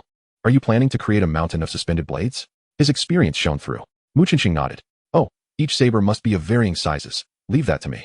I will produce a complete set and deliver it to you. All right. Mu Qinxing provided the address. He preferred to leave professional matters to the experts. Totaling 14,900. I'll round it down for you, making it 14,000, as a gesture of friendship. The man was quite astute in business. Mu Qinxing pulled out a check, filled it out, and handed it over. Here is a 15,000 Dragon Kingdom bank check. Please treat your brothers to tea with the extra 1,000 and expedite the process for me. Ha ha ha. Brother, you are genuine. No problem. My brothers will work overtime to get this ready for you. We'll deliver it by tomorrow morning.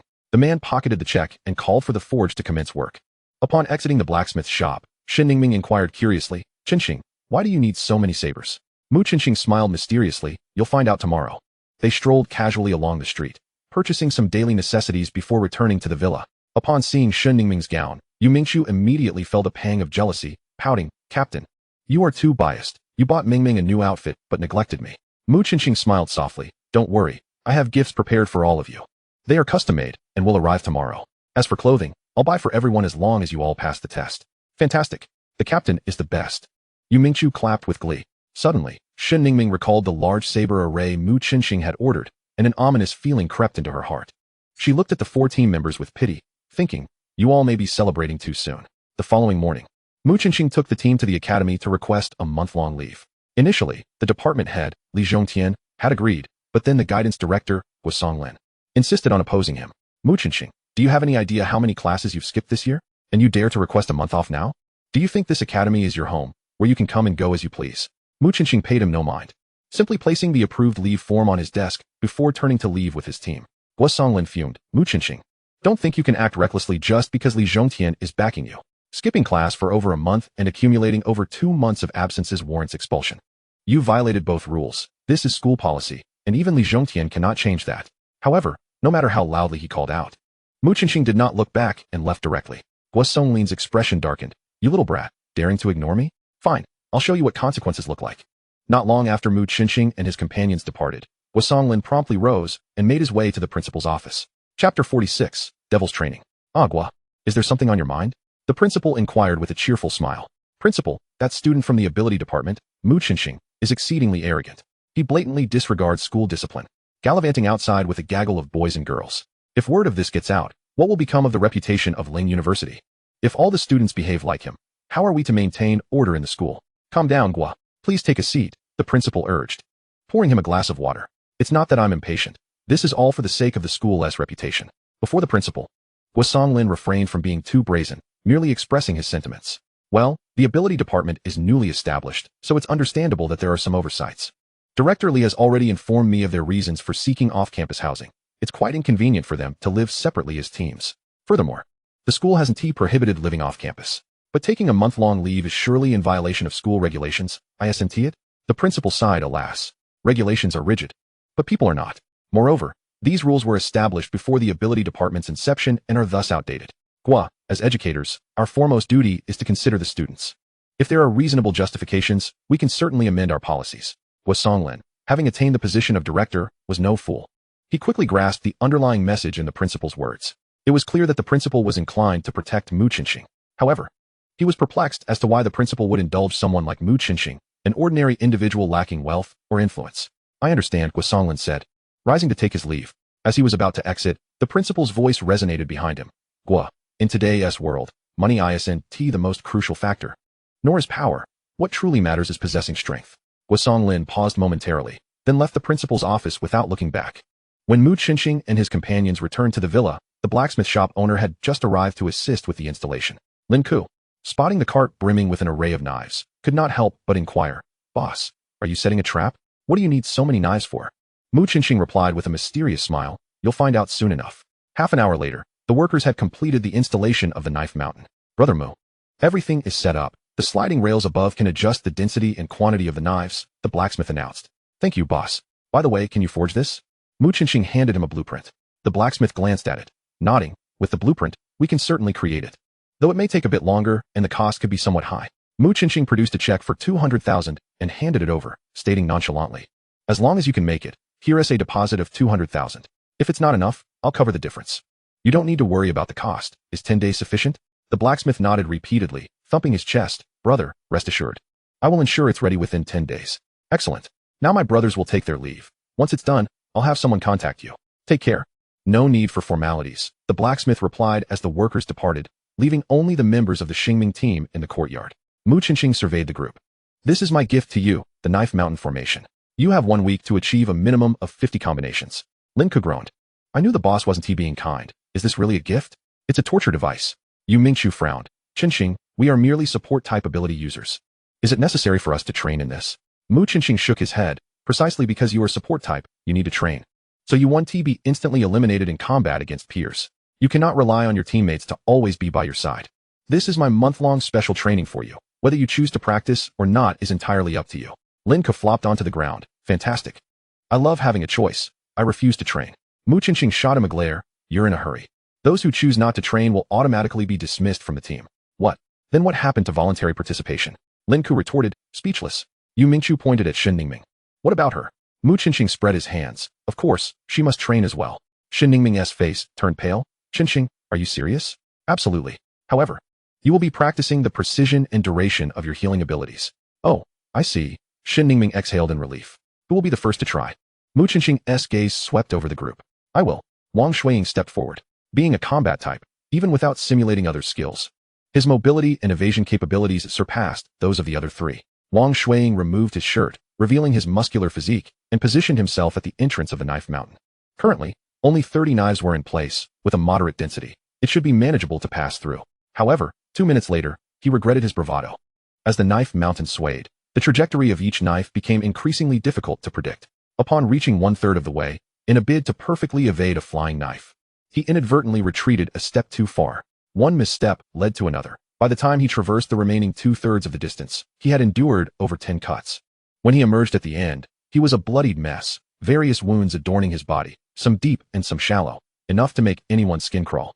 Mu Qinxing mused to himself. The blacksmith shop owner was quite honest. These knives were indeed sharp. "Shen Ningming, it's your turn. Remember, try to heal him with minimal energy expenditure."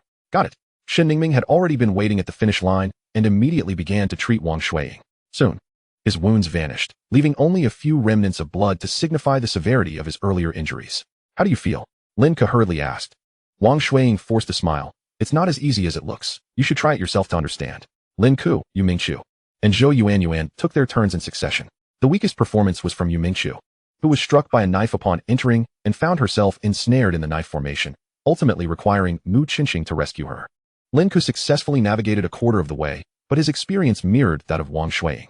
Surprisingly, the best performance came from Zhou Yuanyuan, the team's least capable member. It wasn't due to any particular skill. Rather, her smaller stature allowed her to evade more effectively than the others. Once Shen Ningming had treated everyone, her complexion had turned exceptionally pale, as her spiritual energy was nearly depleted.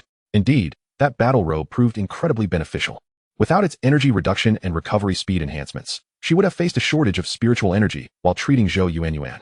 By the end of the first day, the group was utterly exhausted, vocally cursing their captain's cruelty. Mu Qinxing, having utilized the wish-reaping machine to gauge their sentiments, noted that despite their complaints, their underlying desire was to pass the trials. He casually accepted one of their wishes. After all, he had a limit of 5 wishes, 1 per day, so there was no rush. Thus, the grueling training commenced. Chapter 47, A Billion-Dollar Procurement. 20 days swiftly passed, for Lin Ku and the others. These 20 days had been akin to a hellish ordeal. Though Shen Ningming's healing abilities provided a safety net, preventing death, The agony of their injuries juxtaposed with the swift relief from her spells created a harrowing dichotomy. However, the results were undeniably immediate. Zhou Yuanyuan and Wang Shuiying could now successfully navigate through a formation of 100 knives. Lin Ku and Yu Mingchu were slightly behind, managing to pass once out of 3 attempts. Yet, the most significant progress was not made by the 4 of them, but by Shen Ningming. She has progressed from needing to recuperate her spiritual energy after casting spells 4 times to now being able to perform between 7 to 10 spells without requiring a dedicated recovery. This improvement is partly due to the attribute enhancements provided by the exotic beast package, but primarily stems from her significantly increased precision in healing, which has greatly reduced the spiritual energy consumed for each individual treated. Mu Qinxing has also fulfilled their wish, allowing each person to purchase a set of battle robes on the 4th floor of the shopping mall. Yu Mingchu's attire is a white gown, bright moon treading on silk, priced at 23 million, enhancing her spiritual energy by 7, recovery speed by 7, and reducing spell consumption by 7. Lin Ku chose a blue spellcaster robe, Eye of the Starry Sky, costing 21 million, which boosts spiritual energy by 5, spell casting speed by 5, and effect duration by 8. Zhou Yuanyuan opted for a JK uniform, Light Sound Maiden, priced at 25 million, enhancing spell casting speed by 10 and range by 8. Wang Shuiying selected a samurai outfit, Unmatched Battle Soul, costing 22 million, with a defense of 8, attack of 5, and agility increase of 5. Fortunately, they had discount cards, otherwise, such expenditures would have been impossible.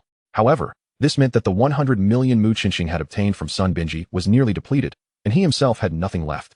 Lin Ke glanced at Mu Qinxing's casual attire and the battle robes of the others, feeling somewhat sheepish. Do you think we might have been too ruthless, spending all the boss's money and leaving him with nothing? Everyone nodded in agreement, feeling a twinge of guilt, especially Zhou Yuanyuan, who had chosen the most expensive set. The least expensive was the Eye of the Star that Shen Ningming had previously snagged at a bargain. Mu Qinxing shot him a glance. As long as you are aware. But do not think this is without cost. The next 10 days will be real combat training. Ah, I knew it wouldn't be that simple, Lin Ku remarked, a knowing look on his face. Bring it on. Compared to their previous reluctance, every individual now radiated an eagerness for battle. The transformation they underwent over the past 20 days had been monumental. Each felt as if they had been reborn, becoming entirely new beings. Alright, next is the evasion training. Mu Qinxing unveiled the cloth covering the crossbow cart. The rules were straightforward. The challenger could choose one person to fire the crossbow, while the challenger had to navigate a mountain of blades while evading or shooting down the arrows fired from the crossbow cart. The archer could launch arrows at various frequencies and angles to hinder the opponent's passage. The scoring system was as follows: 5 points for successfully passing through, -1 point for each hit from the mountain of blades, -5 points for each hit from the crossbow arrows, and +1 point for the archer each time an arrow struck. They would take turns, and achieving 50 points would complete this phase of training. Of course, if you prefer not to lose points, you can have me or Ming fire, Mu Qinxing added with a smile. This is too difficult, came the collective sentiment. Navigating the mountain of blades required precise calculations and positioning, but the unpredictable arrows would completely disrupt their rhythm, even if they were not directly hit.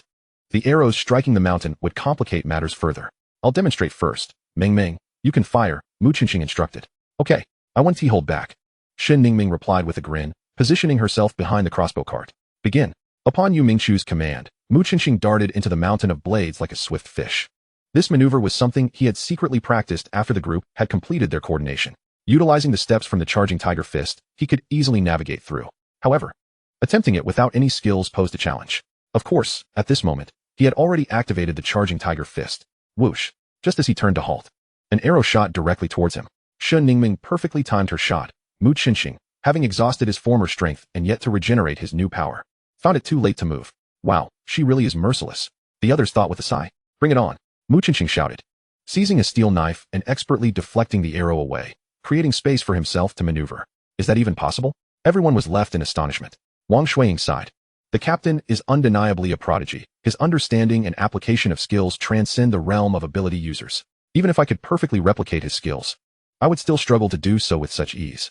1 minute and 54 seconds. That was the time it took for Mu Qinxing to flawlessly traverse the mountain of blades. However, upon emerging, he did not seem entirely satisfied and remarked to Shen Ningming, "You were too harsh." Shen Ningming stuck out her tongue playfully. "It's all thanks to your excellent teaching." "Oh, there is something fishy going on," Lin Ku observed suspiciously, shifting his gaze between the two. Shen Ningming replied calmly, "There is no secret. Qinxing just advised me to practice timing and observation whenever I had the chance. Firing arrows is quite similar to healing. It's all about timing." "I'll go next. I choose Yuanyuan to be the archer," Lin Ku declared.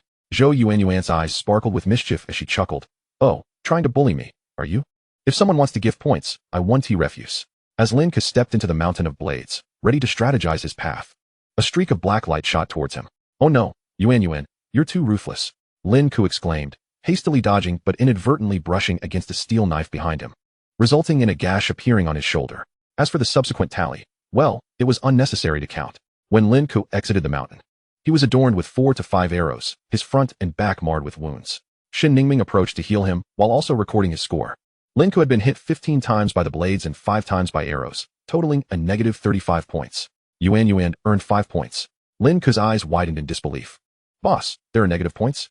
Otherwise, do you think a 20 million battle robe is so easy to wear? I'm fine. I'll do better, Lin Ke retorted. Feeling somewhat defeated. No wonder Mu Qinxing had set the passing score at 50. Considering their adaptation period, they were likely well over 500. Moreover, Mu Qinxing required them to take turns, making it impossible to rack up points by merely manipulating the crossbow cart. Scoring a few points here and there would ultimately be futile. Aside from slightly mitigating their negative score, it held little significance. There was no alternative but to train. After all, strength is the ultimate truth. While the team members trained fervently, Mu Qinxing made his way to Wang Shuyan's office. Aunt Wang, I wish to understand the process for the Dragon Nation's preliminary competition. Wang Shuyan regarded him thoughtfully. I heard from Director Li that you intend to bring all members of your squad into the selection? Mu Qinxing nodded. That might be a bit challenging. It is said that the higher-ups prefer an all-combat lineup, Wang Shuyan remarked, frowning. Why? Mu Qinxing inquired, puzzled. It's quite simple. This is a contest of individuals, not a hunt for exotic beasts. Support classes play a crucial role in hunting exotic beasts because those creatures do not specifically target support characters for elimination. However, in human-to-human confrontations, if the opposing team consists of 5 combatants, they will likely eliminate your support at the outset. What then will you do? Eliminating support ability users isn't that easy. Mu Qinxing countered. Of course it is, she replied. Consider this. If both sides have a similar level of strength and one support provides you with a 30% boost, your team's combat effectiveness is effectively 2.5. The opposing team can allocate 3 members to deal with your 2 main fighters while the remaining 2 pursue the support. You would have no means to counter that. But I believe that as long as 5 individuals work well together, the 3-to-2 ratio shouldn't pose a problem, Mu Qinxing insisted. Wang Shuyan sighed. Qinxing, I understand your desire to bring your entire squad, but that's simply isn't feasible. To be candid, the current pre-selection tournament for the Dragon Kingdom, along with the preliminary rules set by the Academy, does not involve team battles, but rather one-on-one duels. The support members of your team, aside from those with healing abilities, possess alternative methods of competition, yet the remaining 3 members may struggle to even pass the school's threshold. Exiting Wang Shuyan's office, Mu Qinxing felt a heavy weight upon his heart. Should the competition indeed proceed in a one-on-one format, Yu Mingchu and the others would undoubtedly be in peril. Their deficiency lies not in survival skills, but in their offensive capabilities. Without addressing this issue, facing off against combat-oriented opponents in individual duels would yield little chance of victory. Mu Qinxing turned his thoughts towards his wish. The only recourse available now was to invoke a prayer to bestow upon them some degree of offensive capability. I shall pray, he declared fervently within his mind. User 002, you possess 1 opportunity for a basic wish, along with 11 wish points.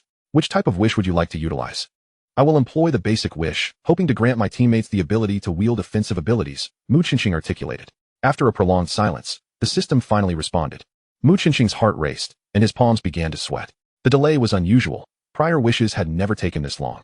Wish successful, skill ability bestowal acquired. Ability bestowal allows the user to confer a basic offensive ability to a friend with a favorability rating of 50 or higher. The ability's potency is determined by the recipient's relevant attributes, and its duration is contingent upon the user's spiritual power. The conferred ability cannot be utilized by the user until the skill expires. Though the constraints on this ability were considerable, Mu Qinxing felt a sense of relief wash over him. This skill nearly resolved the current predicament faced by the Xingming team. He could bestow 2 abilities, the Tiger Charge Fist and Frost Arrow. The former's power correlates with strength, while the latter is directly tied to spiritual energy. Fortuitously, all 3 support members possessed commendable spiritual power. However, a challenge remained. The utility of Frost Arrow lay not in its damage output, but rather in its capacity to slow opponents. Thus, it might not suffice for a decisive victory in one-on-one combat. Consequently, he required another offensive ability appropriate for the support members. I wish to expend 10 wish points to acquire another basic wish. Exchange successful. Please articulate your wish. I desire to learn summoning abilities. Wish successful. Skill level 1 summoning acquired. Level 1 summoning. This is a growth skill. Upon reaching intermediate level, the summoning will upgrade to level 2. Currently, the user can randomly summon 1 extraordinary beast with the following probabilities. Level 1 beast 80. Level 2 beast 15. Failure 5. The duration of the summoned beast is related to the user's spiritual power. The existence of a failure probability left Mu Qinxing somewhat speechless. However, considering the growth potential of this skill, it was undoubtedly worthwhile. A 5 failure rate was considerably lower than the chance of summoning a level 2 beast. Barring a stroke of exceptionally bad luck, errors were unlikely to occur. Mu Qinxing casually experimented and summoned a double-winged deer. With his current spiritual power of 43, he estimated the deer could persist for approximately 2 minutes. The spiritual power of Yu Mingchu and the others was slightly lower, but not significantly so. They could at least summon it for just over a minute. In one-on-one duels, a minute was nearly sufficient. The primary complication lay in the randomness of the summoned beasts, rendering preemptive practice impossible. There was little more he could do. Whether they could ultimately prevail depended on their performance and fate. 10 days slipped by in the blink of an eye, and the Xingming team received a notice from Director Li, instructing them to arrive promptly at 9 in the morning for the selection process at the Academy's testing grounds, with tardiness deemed equivalent to forfeiture. Lin Ke was momentarily taken aback upon receiving the notification. Boss, this month's intensive training, was it all for this selection? What exactly was being selected? Why the air of mystery surrounding it? Mu Qinxing shook his head, saying, I'm afraid I cannot disclose that information. After you are selected, Director Li will personally explain everything. What I can share is that this selection will not follow a team format, but rather a one-on-one competition. One-on-one. The support class is to face off against the combat class one-on-one? Yu Mingchu exclaimed in astonishment. Indeed, Mu Qinxing nodded. Zhou Yuanyuan suddenly comprehended. Now I understand why the captain had us train in this manner. It was to enhance our one-on-one abilities. Mu Qinxing smiled. Now you grasp the captain's foresight? I must warn you, if anyone is eliminated, the training regimen will double. Zhou Yuanyuan clenched her fist. Don't worry, Captain. With the beast summoning, I refuse to believe we cannot defeat them. Excellent, such confidence. Xingming team, let us embark. Upon arriving at the testing grounds, the Xingming team was greeted by a large gathering of spectators, including academy leaders, Director Li, Professor Wang, students from the ability department, and others from various departments who had come to observe. As the uniquely attired Xingming team entered, nearly every gaze was drawn to the 6 individuals. Wow, what are those outfits? They evoke such a sense of gazing at the stars. They are stunning. I adore that blue battle robe. It's so stylish. But wait, where can one even purchase such garments? I want one too. Is this a cosplay event or a competition? It seems rather unorthodox. Various comments infiltrated their ears, causing the team members to feel a flush of embarrassment. None of them had ever experienced such a moment under the public eye. A mix of excitement and self-consciousness enveloping them. Lin Ke murmured, I've just realized that gazes actually possess warmth. It feels quite intense. Yu Mingchu reprimanded softly. Stop being fidgety and let us move. I don't wish to be a spectacle for everyone to gawk at. Chapter 49, Deciding the Quotas. Haha. The mouse that took a month off finally dares to show its face. This time, I shall avenge the humiliation you inflicted upon me. Sun Binji approached Mu Qinxing without hesitation. Oh, you seem rather spirited. How about we place a wager on which team has more members selected? Let us wager 100 million dragon coins, shall we? Upon hearing the figure of 100 million dragon coins, Sun Binji's expression darkened. He had only recently managed to gather that sum to repay a debt. His father had given him a stern lecture over it. If he lost another 100 million, he feared he would be cast out of the Sun family. You are just a penniless wretch.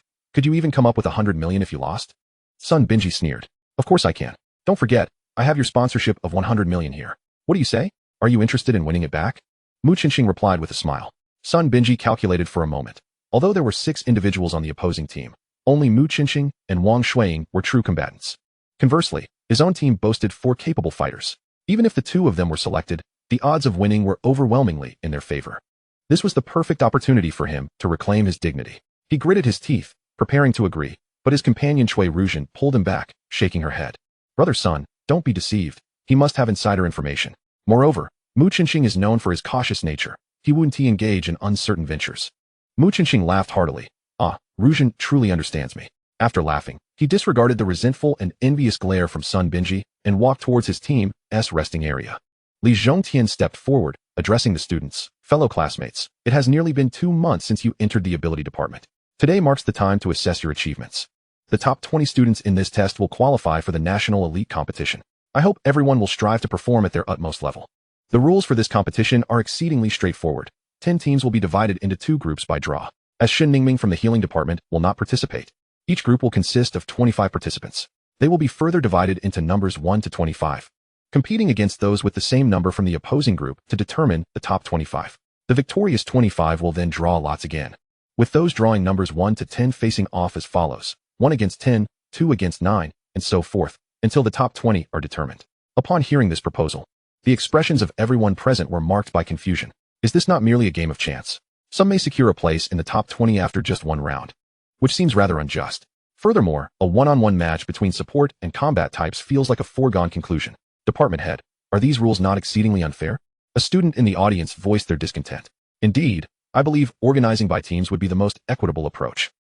If the support types face off against one another, it would be akin to chickens pecking at each other. Just envisioning that is amusing. Li Zhongtian chuckled and gestured for silence. Students, I have yet to finish my explanation. Every eliminated player will have one opportunity to challenge any of the top 20. The challenge rules are as follows. The order of challenges will be determined by draw, and a challenger who fails will forfeit their chance to enter the top 20. A successful challenger will replace the challenged contestant and accumulate one challenge point. Should the challenged successfully defend their position, they will gain a challenge point. If they fail, they will have one more chance to initiate a challenge. Once a student accumulates 3 challenge points, they can no longer be challenged and will secure their position in the top 20, without the option to challenge the same individual consecutively. These rules are quite intricate. Not only the audience, but even Mu Qinxing and his companions took a moment to comprehend them. This format is indeed commendable, ensuring that those with strength are not sidelined due to grouping. Yu Mingqiu could not help but admire the wisdom of Jiang, who is indeed seasoned in such matters. The concerns of the students had all been anticipated by the faculty. Mu Qinxing remarked with a smile. You 3 from the support department may find yourselves challenged thrice should you miraculously make it into the top 20. Thus, my suggestion is to start strong and demonstrate your prowess. Murmurs of agreement arose among Yu Mingqiu and the others. The draw commenced swiftly, and in this competition format, the number drawn is of little consequence. The members of Mu Qinxing's team drew numbers. Lin Ku with 3, Yu Mingqiu with 6, himself with 14, Wang Shuwen with 22, and Zhou Yuanyuan with 27. Lin Ku boasted, "It seems I must show my skills first." Yu Mingqiu shot him a glance and said to Mu Qinxing, "Qinxing, don't give him any skills. I want to see how he performs." Lin Ku's arrogant expression faltered, and he forced a smile. "Boss, you wouldn't do that to me, would you?" Mu Qinxing shrugged. "Actually, if your opponents from the support department are formidable, I suggest you concede immediately." "What?" Lin Ku was baffled. However, Yu Mingqiu suddenly understood, covering her mouth to stifle a laugh. The captain is indeed cunning. "I don't understand." Lin Ku remained perplexed. "Never mind. It's of no consequence. Fight as you wish." Mu Qinxing and Yu Mingqiu chose not to elaborate further. The initial 2 rounds featured battles between combat types and support types, which concluded swiftly without suspense. In the 3rd round, Lin Ku took the stage. Upon seeing his opponent, he exclaimed, "What a coincidence. It's Yan Mengsha from Sun Binji's team." He vaguely recalled that during the grouping, Yan Mengsha's skill seemed to be subspace teleportation, a rather lackluster auxiliary skill capable of shifting oneself or a teammate into subspace to evade attacks. While it might be useful in team battles, it was utterly ineffective in one-on-one combat, as evasion does not equate to victory. However, given the time that had passed, she might have acquired new skills. As the match commenced, Yan Mengsha drew a soft sword from her waist. "What? Isn't she from the support department? Why is she wielding a sword?" A fellow support student gasped in surprise. Combat types can use weapons, and so too can support types, even without combat skills. They can gain an advantage in battles against fellow support opponents. "Oh yes, how foolish of me not to realize that," the previous student exclaimed, slapping their thigh. Yan Mengsha surveyed her surroundings, excitement coursing through her. Being the last chosen participant, she had yearned to prove to everyone how grave a mistake it was not to select her. Now, that opportunity had finally arrived. The target of her assault was one of the most despised members of the opposing team. Yan Mengsha felt this was the universe's way of rewarding her efforts. "Hey, stop daydreaming. If you don't move, I'm coming for you." Lin Ku, noticing her soft sword, remained unfazed and even had the audacity to taunt his opponent. "Humph. If you wish to embarrass yourself early, I shall oblige." Yan Mengsha's wrist flicked, the soft sword straightened with a whoosh, slicing towards Lin Ku. "Bring it on." Lin Ku shouted, activating his slow spell instantly. Yellow light enveloped Yan Mengsha as he retreated. Yan Mengsha's speed diminished by 50%, preventing her sword from reaching Lin Ku. "Humph, let's see how long you can run." Yan Mengsha continued her pursuit. After a while, the effects of the slow spell faded, and Yan Mengsha's speed returned to normal as she resumed her chase. Lin Ku laughed heartily. "Come on, come catch me. If you do, I'll let you have your way." The crowd erupted in laughter. Yu Mingqiu facepalmed. "This is it. That guy is beyond saving." Mu Qinxing nodded in agreement. Yan Mengsha's face turned ashen. "Lin Ku, you dare to humiliate me in public? You're as good as dead." Suddenly, Yan Mengsha vanished without a trace. "Subspace teleportation right in front of me? You underestimate me." Lin Ku observed keenly, aware that Yan Mengsha had activated her skill. His only course of action was to remain still and await her emergence. "Fool." Both Lin Ku and Yu Mingqiu admonished simultaneously. Before their words could fade, a gleaming sword tip appeared behind Lin Ku, piercing through his body. "What?" Gasps erupted from the onlookers. Yet, rather than blood, Lin Ku began to dissipate slowly. It was merely an afterimage. His reflexes are astonishingly swift. Is this the prowess of a support type? Many combat types would struggle to match such speed, unbeknownst to them. While Lin Ku appeared to evade gracefully, his heart raced within. Had he not sensed a cold presence behind him and instinctively dodged, that strike would have landed true. In that moment, he silently thanked Mu Qinqing for the rigorous training that had honed his reflexes to an unbeatable edge. Yin Mengsha had indeed improved. Her original subspace teleportation could not change her emergence point, but now she could choose her location. Knowing this, the counter-strategy was simple. Once Yin Mengsha activated her teleportation, Lin Ku would dart around the arena unpredictably. Her teleportation lasts no longer than 5 seconds, and lacking combat skills, her reaction and attack speed were slow, making it impossible to lock onto the rapidly moving Lin Ku. 3 consecutive attempts at stealthy strikes were evaded flawlessly by Lin Ku. Yin Mengsha glared furiously. Are you just going to run, you big man? Lin Ku replied with a grin. Tactics. Do you understand what tactics are? Uft. You're making me laugh. You think you have tactics? Yin Mengsha scoffed. Huh, you don't believe me? Try to see if you can still unleash your skills. Lin Ku remarked, his voice barely fading as he swiftly charged towards Yin Mengsha. Startled, Yin Mengsha attempted to activate her subspace teleportation, only to discover that there was no response. Was Lin Ku truly aware of her insufficient spiritual energy? But what of it? With a sword in hand. I fear not your attacks, but rather your erratic movements. Despite her shock, Yin Mengsha maintained her composure and thrust her soft sword forward. However, Lin Ku deftly evaded her strike, and she felt her wrist ensnared by a powerful claw. With a subtle exertion, Lin Ku executed a shoulder throw, sending her crashing to the ground, pinning her down with force. Now do you believe? You. Yin Mengsha turned her head away, wishing for a crack in the ground to swallow her whole. Victory to Lin Ku. The referee announced promptly. Lin Ku released Yin Mengsha, waving to the audience as he made his way to the resting area. What are you so smug about? You almost fell victim to a sneak attack. As soon as he entered the resting area, Yu Mingqiu delivered a sharp tap to his head. I merely wished to ascertain whether her skills had evolved. Lin Ku retorted stubbornly. Go ahead and be obstinate. If you get eliminated, don't blame the captain for lacking consideration, Yu Mingqiu huffed. Soon, it was Yu Mingqiu's turn as contestant number 6. This time, her opponent was a martial artist specializing in pole techniques, a quintessential combat type. Just as the audience anticipated her to showcase a performance akin to Lin Ku's, Yu Mingqiu unhesitatingly declared, I concede. The arena erupted in astonishment.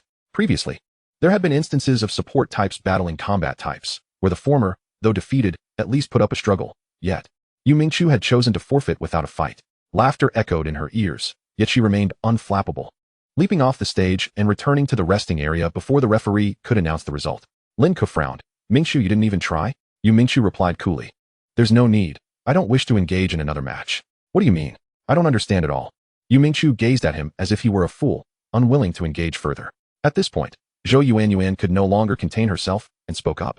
Even if Sister Yu could win, her identity as a support type would inevitably lead her to be challenged. Even if she could win each time, she would still have to fight at least 3 matches. Thus, she chose to concede and seek an easier opponent later, making it far less strenuous. Lin Ku's eyes widened. Mingqiu, the easier opponent you mentioned. Surely you don't mean me? Yu Mingqiu toyed with a bead in her hand, a mysterious smile gracing her lips. What do you think? In stark contrast to Yin Mengsha's dismal defeat, the luck of the invincible team members was quite favorable. Cui Ruzhen faced off against a support type and swiftly triumphed over her opponent. Meanwhile, Sun Binji, utilizing his superior attributes and newly acquired offensive skills, dispatched the seed player Zhao Tiantian, another combat ability user, within 3 rounds. The remaining Yu Miao Miao and Yin Mengsha were positioned towards the end and had yet to compete. Among the 5, 2 were already on the brink of the top 20, while the 2 yet to compete were also likely to advance. In stark contrast, Mu Qinqing's team found Lin Ku's decisive victory undeniably impressive, yet it was likely that he would be targeted in the subsequent challenge rounds. Furthermore, Yu Mingqiu's performance was a stark letdown. Wang Shuiying was expected to perform similarly to Zhou Yuanyuan. Thus, only 2 individuals possessed the capability to enter the top 20. Compared to the invincible team's probable achievement of having all 4 members advance, this was considerably lacking. Sun Binji grimaced, wishing he had taken the chance to gamble with Mu Qinqing and recover the 100 million he lost. Following this, Mu Qinqing breezed through his challenge, while Wang Shuiying faced a harrowing yet ultimately successful match. Zhou Yuanyuan's opponent was also a support type, yet she, like Yu Mingqiu, opted to forfeit immediately. After all 5 from Sun Binji's side had completed their matches, only Yin Mengsha failed to secure a place in the top 20. What a loss. Such a tremendous loss. Sun Binji hung his head, feeling as though he had squandered a fortune. Soon, the top 25 were successfully determined. In the upcoming draw, Mu Qinqing, seemingly blessed with absurd luck, drew one of the 10 numbered balls, only to find himself pitted against his teammate Wang Shuiying. Brother Wang, Shall we test our mettle? Mu Qinxing smiled. Wang Shuiying chuckled wryly. Forget it. I'm not foolish enough to give the captain a chance to teach me a lesson. I concede. What? Hey, no pulling back. Lin Ku exploded with indignation upon hearing this. The outcome left Sun Binji feeling even more regretful for not having gambled that 100 million. Chapter 51, A Dangerous Strategy. Quickly, the temporary top 20 were determined. Sun Binji's team surprisingly had 4 members selected, the highest of any team. Following closely was the Sky team with 3. Other teams managed to place at most 2 members. With Mu Qinxing's Star Dream team currently having only Mu Qinxing and Lin Ku in the top 20. However, these rankings were merely provisional. The crucial phase awaited in the subsequent challenge rounds. The 30 students who were not selected turned their attention toward Lin Ku and Yu Miao Miao, clearly identifying them as prime targets for dropping ranks. Thus, the upcoming draw was exceptionally critical. The closer one was to the front in the draw, the more options they had to choose from. Ha, I've drawn number 1. Wu Yulong exclaimed, raising his hand in delight. Please, student Wu Yulong, select your challenger. Wu Yulong hesitated between Lin Ku and Yu Miao Miao. Under his gaze, Lin Ku lowered his head, unwilling to meet his eyes, while Yu Miao Miao boldly shot back with an air of defiance, as if daring him to choose her. I choose Lin Ku. Wu Yulong pointed at Lin Ku. Why me? Lin Ku inquired, bewildered. Oh, don't play coy. You're afraid I might choose you, aren't you? Why not save some energy and just concede? Preserve your strength for another challenge. What do you say? Wu Yulong whispered in his ear. How about you concede instead? Wu Yulong's expression gradually turned cold. Lin Ku, you've brought this upon yourself. Don't blame me for being ruthless. The two ascended the stage. At the referee's command, Wu Yulong launched the first attack. A flurry of flying knives appeared from thin air, striking from above, below, and the sides, effectively locking Lin Ku's escape routes as they sped towards him. Such trivial skills. Lin Ku scoffed. Although Wu Yulong's knives were numerous, only a couple posed a true threat. Lin Ku's form shifted, swiftly closing the distance to Wu Yulong. Did I hit? All eyes, including the referees, turned to Lin Ku. Blood marked his arms and calves. He had not fully dodged Wu Yulong's flying knives. Nevertheless, his swift speed indicated that the injuries were merely superficial, not life-threatening. The referee pondered briefly before refraining from halting the match, instead signaling the medical team to be on standby. Truly, an unkillable cockroach. But don't think I'm merely at this level. As Lin Ku charged forward, Wu Yulong remained rooted, his hands subtly clenching. The knives that had fallen to the ground quietly floated back into the air, now aimed at Lin Ku from behind. Good heavens, he has this trick as well. How did Wu Yulong get eliminated? Someone incredulously questioned. With such prowess, he could easily be considered a master among combat types. Enough, the captain is just unlucky. In the first round, he faced the invincible team Sun Binji and was sent flying with a single punch before he even had a chance to showcase his abilities. A disgruntled support type from Wu Yulong's team remarked. Now it makes sense. Lin Ku seemed utterly oblivious to the attack looming behind him, continuing to accelerate toward his opponent. 2 meters, 1 meter, 30 centimeters. At that moment, his form suddenly dipped, followed by an astonishing roll that brought him behind Wu Yulong. As he crouched down and vanished from Wu Yulong's line of sight, the latter appeared momentarily stunned, unable to fathom that Lin Ku had detected his ambush. In that fleeting instant, he lost track of Lin Ku and instinctively began to search for him. Alas, Wu Yulong swiftly realized that his priority should not be searching for Lin Ku, but rather halting the flying dagger. Yet, it was too late, with only a 30-centimeter gap. And Lin Ku deliberately aligning himself, the dagger, and Wu Yulong in a straight line. By the time Wu Yulong attempted to regain control, the dagger had already pierced his chest. Wu Yulong, overwhelmed by rage, fainted. The emergency response team rushed in to carry him off the stage, while teacher Luo commenced treatment. This challenge has ended in failure, declared the referee loudly. The audience was left in stunned silence, as no one had anticipated that the seemingly invincible Wu Yulong would inadvertently eliminate himself. The crowd soon erupted into discussions. Lin Ku is terrifying. He recognized that he was merely a support type without offensive capability and deliberately lured his opponent into directing the attack at him. This indicated that Lin Ku had already deciphered his opponent's tactics and abilities, turning the opponent's moves against them. Indeed, when facing support type fighters, one should avoid elaborate maneuvers and instead launch a direct frontal assault. Establish a position of invincibility. Opponents may evade successfully countless times, but a single failure would ensure victory. A group of self-righteous fools, scoffed Sun Binji, realizing that they fundamentally misunderstood the crux of the issue.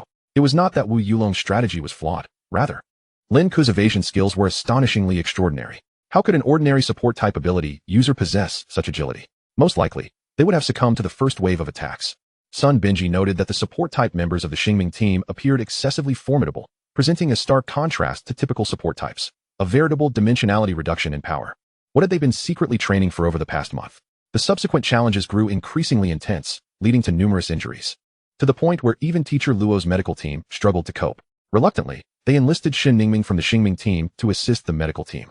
Teacher Luo was astonished to discover that although Shin Ningming's spiritual energy was not particularly strong, her application of healing techniques was remarkably precise, allowing her to treat injuries with minimal energy expenditure. With Shin Ningming's involvement, the competition could finally proceed normally without waiting for the medical team to regain their energy. The challenges progressed much faster than anticipated. Due to the mechanism of immediate elimination upon failure, many individuals faced defeat on their first attempt. Among the 30 who were eliminated, only 10 succeeded in their challenges, including Yu Mingchu, Zhou Yuanyuan, Wang Shuwen, and Yin Mengsha. Notably, aside from Wang Shuwen, who had successfully challenged a support type, the triumphs of the other 3 were astonishing. Yu Mingchu opted to challenge Mu Qinxing, who promptly conceded. Zhou Yuanyuan chose to challenge the successful Wang Xuan, who also conceded immediately. Yin Mengsha challenged Sun Binji, who likewise surrendered without hesitation. The strategies of both teams were nearly identical, aimed at accumulating challenge points for their support-type teammates. If they were subsequently challenged and defeated, it would essentially be a free acquisition of a challenge point. The risk of this strategy lay in the fact that those enabling their teammates had no margin for error. The next challenge must be won, and they could not afford to be successfully challenged again. Without unwavering confidence in their own strength, most individuals would not dare to employ such tactics. Consequently, these 4 became prime targets for challenges on the field. Chapter 52. The entire team selected. Indeed, Zhou Xiaoyan from the Invincible Squad had set his sights on Zhou Yuanyuan. Zhou Xiaoyan had been eliminated by another, leaving him with one final chance for redemption. He had to seize this opportunity. He was a spell-type ability user with the skill Air Cannon. While this air cannon was slightly less powerful than a flying dagger, it possessed a unique advantage: its suddenness. Air is colorless and odorless. When the air cannon is unleashed, the opponent remains entirely unaware, rendering them unable to evade, resulting in an exceptionally high hit rate. Zhou Xiaoyan challenged Zhou Yuanyuan, and the match commenced. With the referee's command, surprisingly, it was Zhou Yuanyuan who initiated the attack. A yellow 6-pointed star flashed upon her forehead. Level 1 summoning technique. Arise, my companion. From the void, a large, earthy bear emerged through a spatial rift. Roar. The giant bear let out a tremendous roar, causing all present to cover their ears in shock. A magical beast. Run. Some panicked. However, others remained remarkably composed. As Li Zhongtian shouted, classmates, do not panic. This is a summoned beast brought forth by Zhou Yuanyuan's summoning technique. A summoning technique? ISN Tixia support type? Zhou Xiaoyun was utterly astonished, yet, having experienced battles in the quarantine zone, he quickly regained his composure. The bear before him, while intimidating in appearance, was merely a level 1 magical beast, likely possessing weak offensive capabilities. He could easily bypass it and eliminate its master. Zhou Xiaoyun shifted his position, disregarding the giant bear, and fired a shot toward Zhou Yuanyuan. The bear, however, unexpectedly sidestepped, using its massive frame to shield against the air cannon's assault. Boom. The air cannon struck. The bear merely swayed slightly, sustaining almost no injury. Its offensive capabilities were indeed mediocre, yet its defense was sufficient to withstand multiple attacks from Zhou Xiaoyun's air cannon. Zhou Yuanyuan issued a protective command, then concealed herself behind the bear. Her adversary would find it nearly impossible to threaten her without defeating the bear first. Spiritual Energy Seal. Zhou Yuanyuan did not remain idle. She immediately activated her ability. The bear could not sustain itself for long. She needed to conclude the battle swiftly. A beam of yellow light descended upon Zhou Xiaoyun, and he felt as though a portion of his energy had been siphoned. The air cannon he had gathered had diminished by nearly half. Kill. Zhou Yuanyuan charged forth from behind the bear. The two, one human and one bear, simultaneously rushing toward Zhou Xiaoyun. What an opportunity! Zhou Xiaoyun, instead of being alarmed, felt elated. Zhou Yuanyuan's proactive assault presented him with a splendid chance. He raised his hand abruptly, unleashing the air cannon. Boom. Zhou Yuanyuan indeed fell victim, sent flying. Yet she did not plummet from the platform. If she lost consciousness, the bear would vanish. Unfortunately, Zhou Xiaoyun did not receive favorable news. The bear delivered a powerful slap from above. His ability had entered cooldown, rendering him unable to counter this strike. Slap. Zhou Xiaoyun was sent sprawling. Zhou Yuanyuan rose from the ground, the bear dissipating into a flurry of light. Challenge failed. Zhou Yuanyuan triumphed. The arena fell into silence. Yuanyuan, you were amazing. Yu Mingchu's voice shattered the quietude, and soon more voices erupted in cheers for Zhou Yuanyuan. Well done. Go see Teacher Luo for treatment. Mu Qinxing approached and gently patted her back. Only he discerned that Zhou Yuanyuan had sustained internal injuries from enduring that blow. This was while her opponent's power was sealed and weakened. Had she faced such a strike under normal circumstances, it was likely she would not have been able to stand. She dared not overestimate her capabilities. After all, she had only accumulated 2 challenge points, and the possibility of being challenged still loomed. Next, Yin Mengsha would not be as fortunate. Although her subspace teleportation skills were quite formidable, she had already utilized them during the battle. when challenged by a combat specialist. Her attempted ambush proved futile, and she found herself ensnared, succumbing to a single strike. Yu Miao Miao fared similarly, though she fared slightly better than Yin Mengsha. Having successfully defended one round and accumulated 2 challenge points, she found herself incapable of contending with any of the remaining opponents on the field. Reluctant to challenge the seemingly weaker Zhou Yuan, as a loss would grant her adversary an automatic advancement, she ultimately chose to face a combat specialist who appeared less formidable. Yet she was still unsuccessful. Consequently, 2 members of Sun Binji's team had already been eliminated. In stark contrast, Mu Qinxing's star team held all 5 members in the arena, with 2 of them possessing 2 challenge points each. The number of challengers dwindled, and the remaining participants deliberately steered clear of the star team's support members. This was unacceptable. They could not allow all members to advance unscathed. Gradually, only Sun Binji remained with a chance to challenge. He certainly would not dare to challenge Mu Qinxing due to the high risk involved. Zhou Yuan, with her eerily unpredictable summoning skills, posed a daunting challenge. Yu Mingqiu had not demonstrated any special abilities, as no one had dared to challenge her. Lin Ku, with her exceptional evasion and uncanny reaction speed, was equally formidable. Even should they be eliminated, they still had an opportunity for a counter-challenge. Sun Binji's gaze settled upon Wang Shuiying, a former opponent he had bested. Given that he had already shown leniency once, if he were to be challenged successfully again, he would face immediate disqualification. It was decided. Sun Binji, please select your challenge target, the referee urged. I choose him, Sun Binji declared, pointing at Wang Shuiying. The latter's eyelids flickered slightly at the declaration. Yet he said nothing and stepped onto the stage. The humiliation from 2 months prior had unexpectedly presented him with a chance for vengeance. Wang Shuiying maintained a calm demeanor, though his heart was tumultuous. Mu Qinxing, observing from below, remarked, "What an unexpected turn of events. I was worried about Wang's mindset. But now it seems the matter will resolve itself." Lin Ke nodded in agreement. What a generous gesture from young Master's son. It's a pity for his formidable skills. A rivalry, perhaps? The onlooking students from the abilities department began to buzz with excitement. Regardless of who emerged victorious, the outcomes of all contests would be definitively settled, compelling both participants to exert their utmost efforts. You incompetent fool, if you don't want to be soundly beaten like last time, I suggest you concede, Sun Binji taunted, aiming to rattle Wang Shuiying's confidence. However, the latter appeared unfazed, seemingly ignoring the provocation. The challenge between Sun Binji and Wang Shuiying commenced as the referee announced the start. Neither moved initially, both aware of the significant risk of elimination that loomed over them. After a tense standoff lasting a minute or two, the audience began to jeer, predominantly directed at Sun Binji, as the team captain and the challenger. Coupled with his previous dominance over Wang Shuiying, he felt a sense of embarrassment for not initiating the attack. I gave you a chance, Sun Binji scoffed, activating his double attributes. His speed surged dramatically, allowing him to cover 5 or 6 meters in an instant, his palms tracing an ominous arc as he launched an assault on Wang Shuiying. Here it comes. As the formidable force approached, Wang Shuiying narrowed his eyes, unflinchingly raising his palm to meet the oncoming attack. In this instance, Wang Shuiying did not replicate Mu Qinxing's charging tiger fist, but instead Sun Binji's Qingquan palm. His goal was to strike back using his opponent's own skill. Yu Mingqiu furrowed her brow. Was Wang Shuiying being overly ambitious by employing an unfamiliar skill against an opponent with significantly superior attributes? Mu Qinxing smiled reassuringly. Have faith in him. If he truly struggles, I will provide him with support through summoning skills. Just then, the crowd erupted in cheers. Wang Shuiying and Sun Binji clashed palms, yet while the latter remained unyielding, Wang Shuiying was forcefully repelled, nearly tumbling off the stage. Such arrogance to face the boss head-on. Yin Mengsha sneered. Wang, I suggest you concede and spare yourself further humiliation. Sun Binji refrained from pursuing the attack, instead crossing his arms, reveling in his triumph. Wang Shuiying remained silent, charging forward once more. Back for more. The spectators were baffled. Clearly, his opponent possessed superior attributes. The optimal strategy would be to evade until Sun Binji's double attributes expired before countering. Such reckless confrontation could only lead to self-destruction. Seeking death, are we?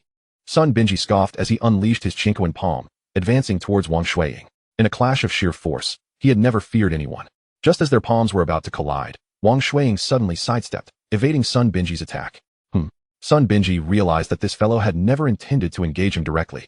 However, since he had approached, escape was not an option. With agility far surpassing Wang Shuiying's, he closed the distance within 2 seconds, striking downwards toward his back. Yet, Wang Shuiying's maneuver surprised him. It was as if he had eyes in the back of his head, as he ducked low and executed a rearward slide to evade the blow. Instantly, he regained his footing, widening the gap between them. The audience gasped. It appeared that the seemingly fierce Wang Shuiying had chosen to evade the confrontation. Do you intend to scurry about like a mouse? Sun Binji mocked. Wang Shuiying remained resolutely silent. Sun Binji, now composed, advanced deliberately, gradually constricting Wang Shuiying's space and forcing him into a corner. Yet, while Sun Binji was patient, Wang Shuiying suddenly accelerated, charging at him once more. Using the same tactic again. This time, Sun Binji refrained from hastily attacking. He needed to anticipate Wang Shuiying's potential escape. However, this time, Wang Shuiying did not employ trickery, as he closed the distance to within mere inches of Sun Binji. Sun Binji reacted hastily. But he felt no significant concern. At this proximity, Wang Shuiying would have no opportunity to alter his trajectory. As anticipated, their palms collided once more. Again, Sun Binji stood firm, while Wang Shuiying was pushed back. However, this time, the impact was considerably less severe. He merely staggered back 4 or 5 steps without rolling on the ground. Yin Mingsha sneered. Even if the boss acted in haste, he is still incomparable to that incompetent fool. That strike must have hurt him significantly. She was entirely correct. Wang Shuiying had indeed sustained injuries, and they were severe. With an enhancement of nearly 50 points in strength, Sun Binji's attack power was unparalleled among opponents of the same level, even surpassing Mu Qinxing. Had it not been for his recent rigorous training, that single strike would have rendered him unable to stand. Even so, he appeared pale, suffering considerable internal damage. Kid, at this rate, your body will be ruined. I suggest you concede. After all, this isn't your first defeat at my hands. And no one will mock you for losing again. Sun Binji launched a psychological offensive. Heh, Wang Shuiying finally responded, if you have the ability. Then knock me off the stage. Do not rely solely on your words. You truly won't shed tears until you see the coffin. Don't say I didn't warn you. Sun Binji discerned that his opponent was at the end of his tether and immediately launched an assault. Wang Shuiying, as per usual, began to evade. Even the audience could perceive that his movements had considerably slowed. Bang! This time, Sun Binji struck his left shoulder, causing it to immediately go limp, evidently shattered. This prompted the referee to hesitate, unsure whether to call for Wang Shuiying to exit for treatment. Continuing would only result in further calamity. Yu Mingqiu urged, Captain, are you not going to intervene? Mu Qinxing shook his head. No need. I believe Wang has discovered a method to counter Sun Binji. Zhou Yuanyuan and Lin Ku exchanged glances, the latter shrugging.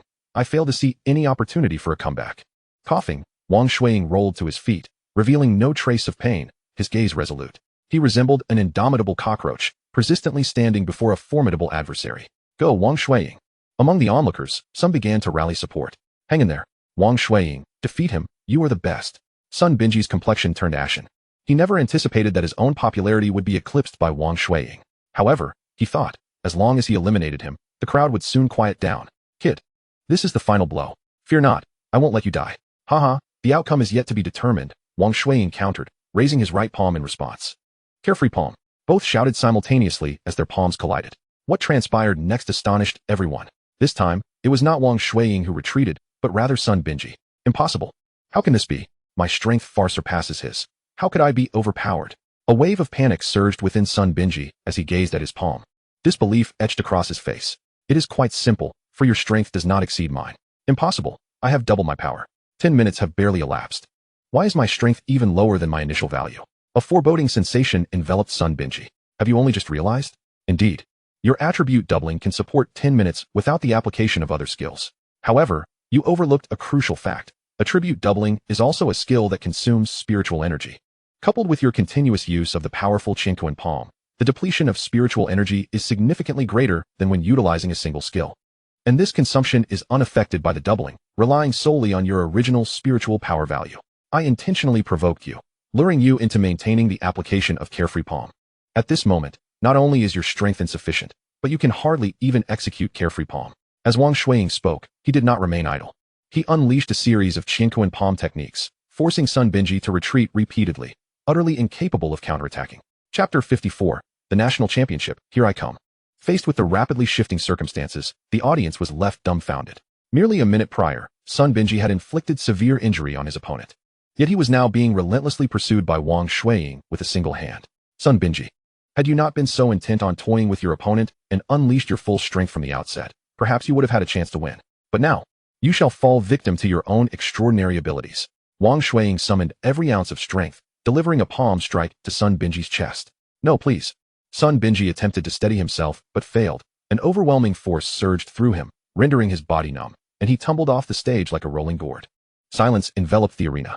The referee's voice shattered the stillness.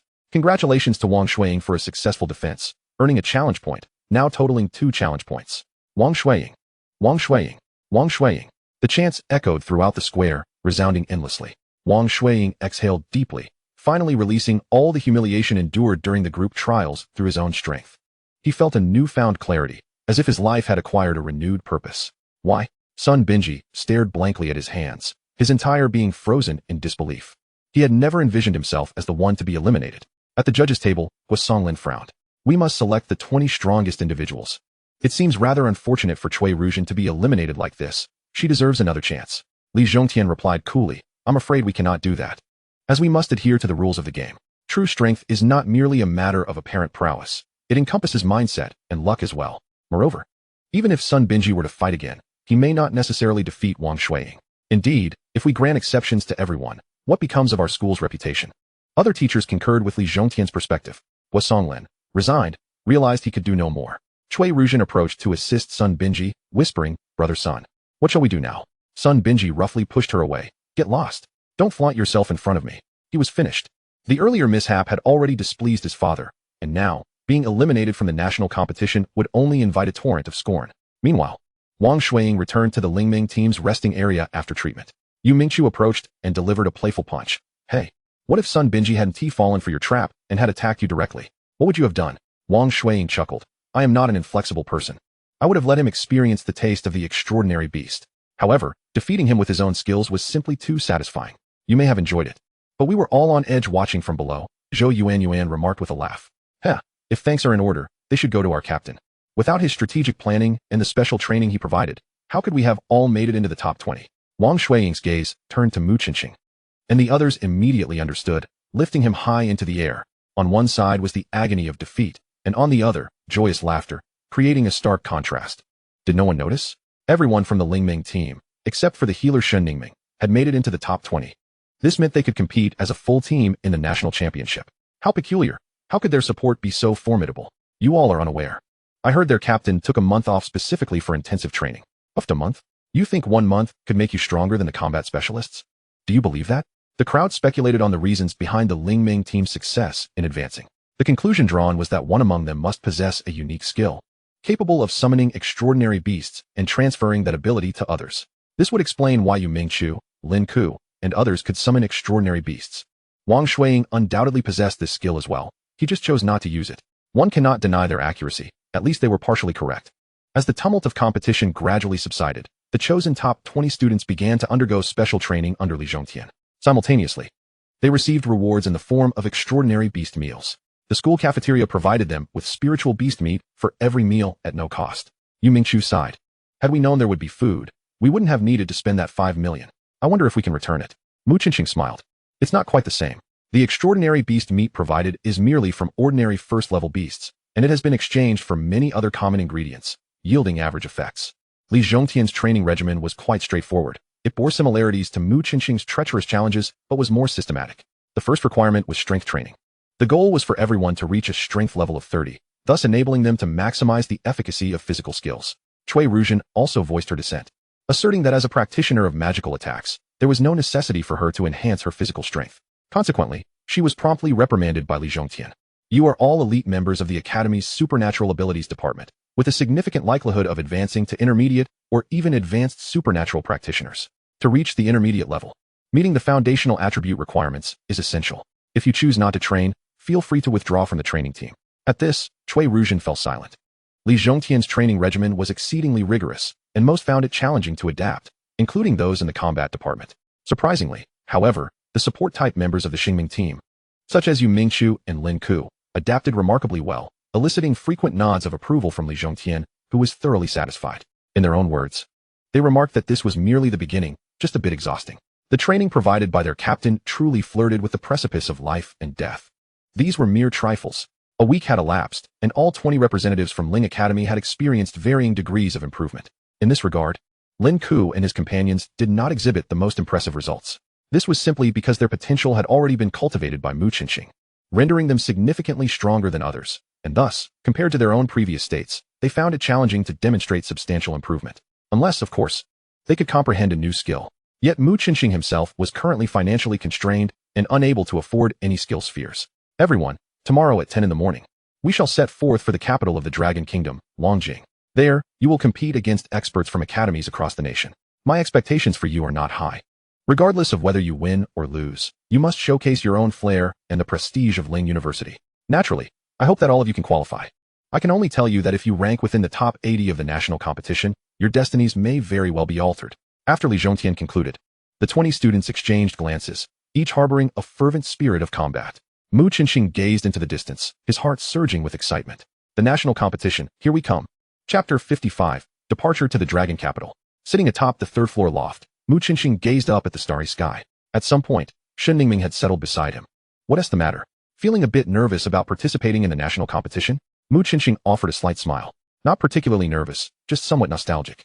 The future resembles a hazy sky. While it sparkles with stars, the path of stardust remains elusive. Where exactly does our future lie? Shen Ningming chuckled. I never imagined our captain would be a sentimental soul. And you? What is your dream? Mu Qinxing queried in return. Me? Before the apocalypse. I simply wish to be a doctor. I never anticipated that after the apocalypse, I would awaken to healing skills as well.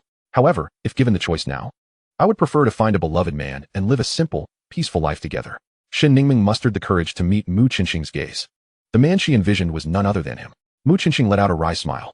I'm afraid I may not be able to become that person in your heart, nor can I provide you with a tranquil life. There are many things in this world that must be done. That is not what I meant. Shen Ningming's cheeks flushed crimson. All right, it's getting late. We need to rise early for tomorrow's departure. You should get some rest. Mu Qinxing leapt off the windowsill, leaving Shen Ningming to ponder alone. Shen Ningming clenched her fists tightly, silently vowing, Mu Qinxing, no matter what you choose to do, I will be by your side. I refuse to believe your heart is made of iron. The next morning, before dawn, Lin Ku's wailing voice broke the silence. Have you lost your mind? What time is it? We gather at 9, and you're up at 6 making a racket. Wang Shuiying scolded. Exactly, you've disturbed my beauty sleep. Can you take responsibility for that? Yu Mingchu's voice echoed from the west wing. Lin Ku chuckled. Don't worry, if you're left without suitors, I might reluctantly take you. As if, I'd only marry my idol, no one else. Yu Mingchu retorted with a scoff. Too bad your idol has no interest in romance. Some will be left to guard an empty pavilion. Mind your own business. Amidst the clamor, the group reluctantly rose from their beds. After washing up, Mu Qinxing suggested, since you have nothing to do, why not practice for an hour? What? Boss? Are you out of your mind? We're still training today? Are you even human? Lin Ku lamented. Don't want to train, huh? Mu Qinxing cracked his knuckles ominously. Practice. I'll practice too if that is the case. I'll join you. Yu Mingchu's eyes lit up mischievously. Uff, you just want to hit me, right? Come on. I'm not afraid of you. Soon, cries of despair echoed from the courtyard. On this journey to the capital, surprisingly, the team was led not by Director Li Zhongtian, but by Professor Wang Shuiyan.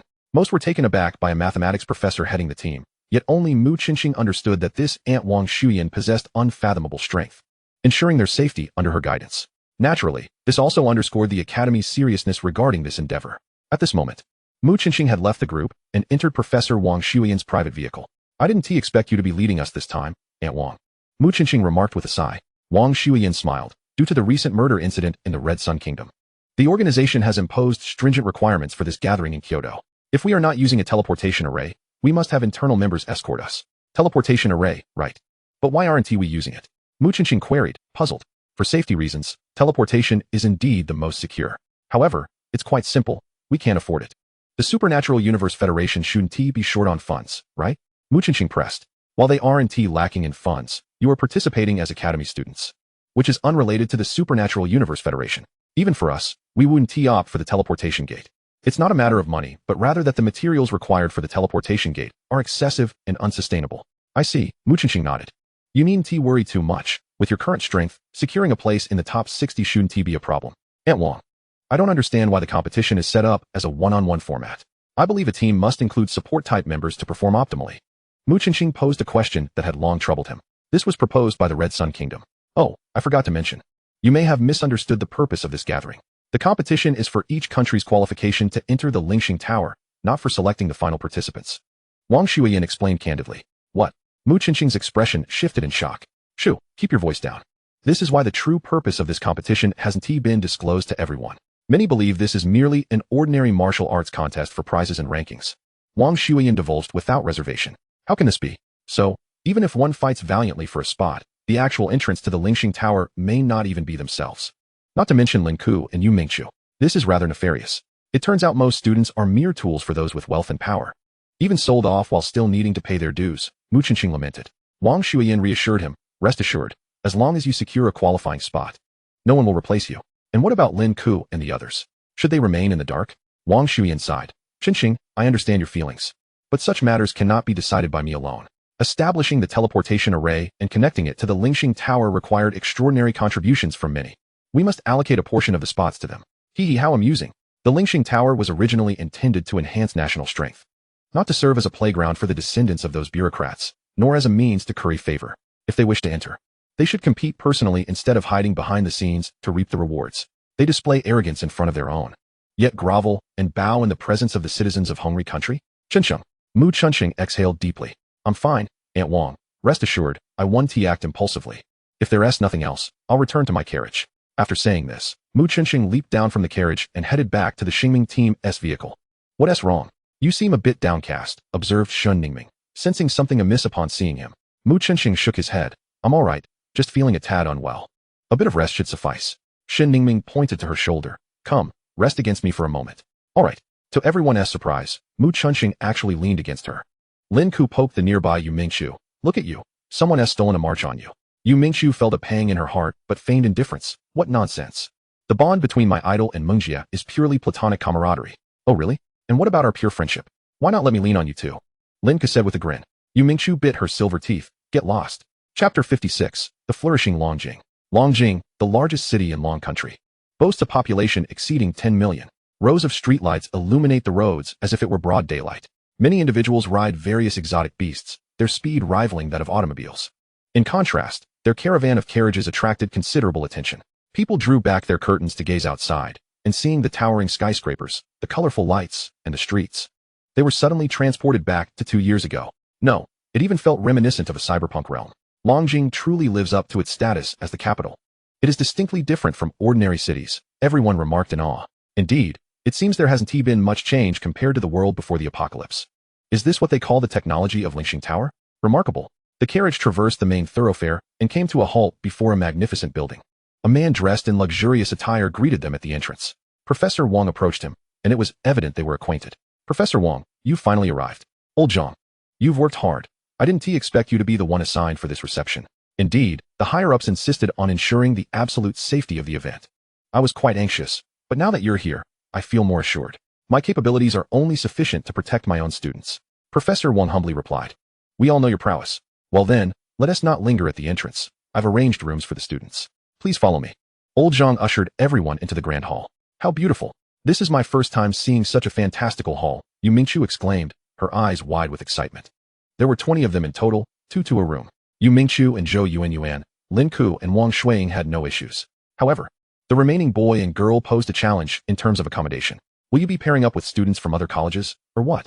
The hotel manager inquired. Shen Ningming shook her head vigorously. Qinsheng, I don't want to share a room with anyone else. Let us room together, since it's a double. The others were taken aback. Such a request was unlikely to be approved by Mu Qinsheng. A solitary man and woman sharing a room would undoubtedly raise eyebrows. Yet, Mu Qinsheng's response left them astonished. Sure.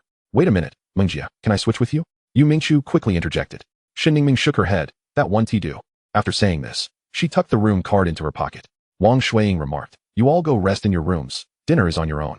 Tonight is free time. Everyone can explore the sights of the capital and stroll through the streets. Just don't wander too far and pay attention to safety. We'll gather in the large conference room at 9 tomorrow morning for the lottery ceremony. Thank you, Professor Wang. Everyone replied before dispersing. After the Xingming team settled their luggage, they convened in Mu Qinsheng's room. Boss, can we have the night off? Lin Ku asked tentatively. Mu Qinsheng nodded. You can have the night off, but I recommend we stick together. We must stay together. Lin Ku immediately declared. Yu Mingqiu scoffed. I see you're not just wanting to follow the boss. You're after his wealth. Lin Ku chuckled. Everyone sees through it, but doesn't he speak up, currently? The boss is the only rich one, and we can't enjoy anything without him, right? Mu Chunsheng replied seriously. I can let you spend some money. But if you get eliminated in the first round, you know the consequences. Mu Chunsheng looked at the others. Don't smirk. The same conditions apply to you. Shen Ningming nodded. I agree. I promise to pass the first round. Yu Mingqiu rolled her eyes. Mengjia, you've picked up some bad habits from the idol.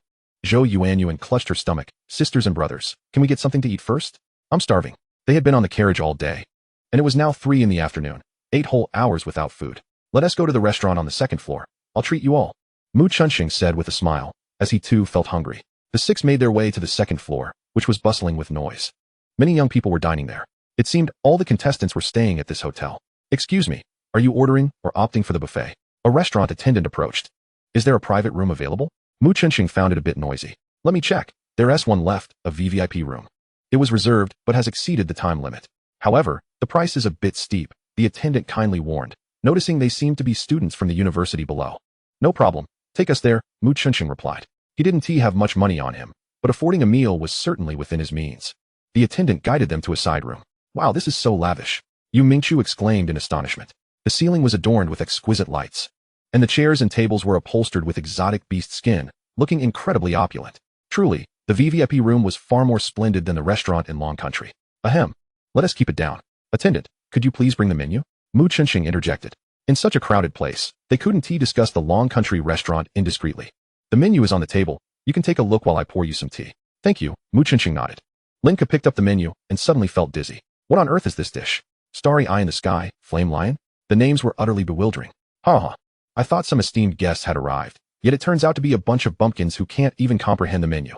As a mocking voice rang out, the door to the room swung open. A sharply dressed young man entered, followed by 3 elegantly attired young women, each possessing extraordinary beauty. Lin Ku was quite displeased. Just when they were about to enjoy their meal, someone came to disrupt it.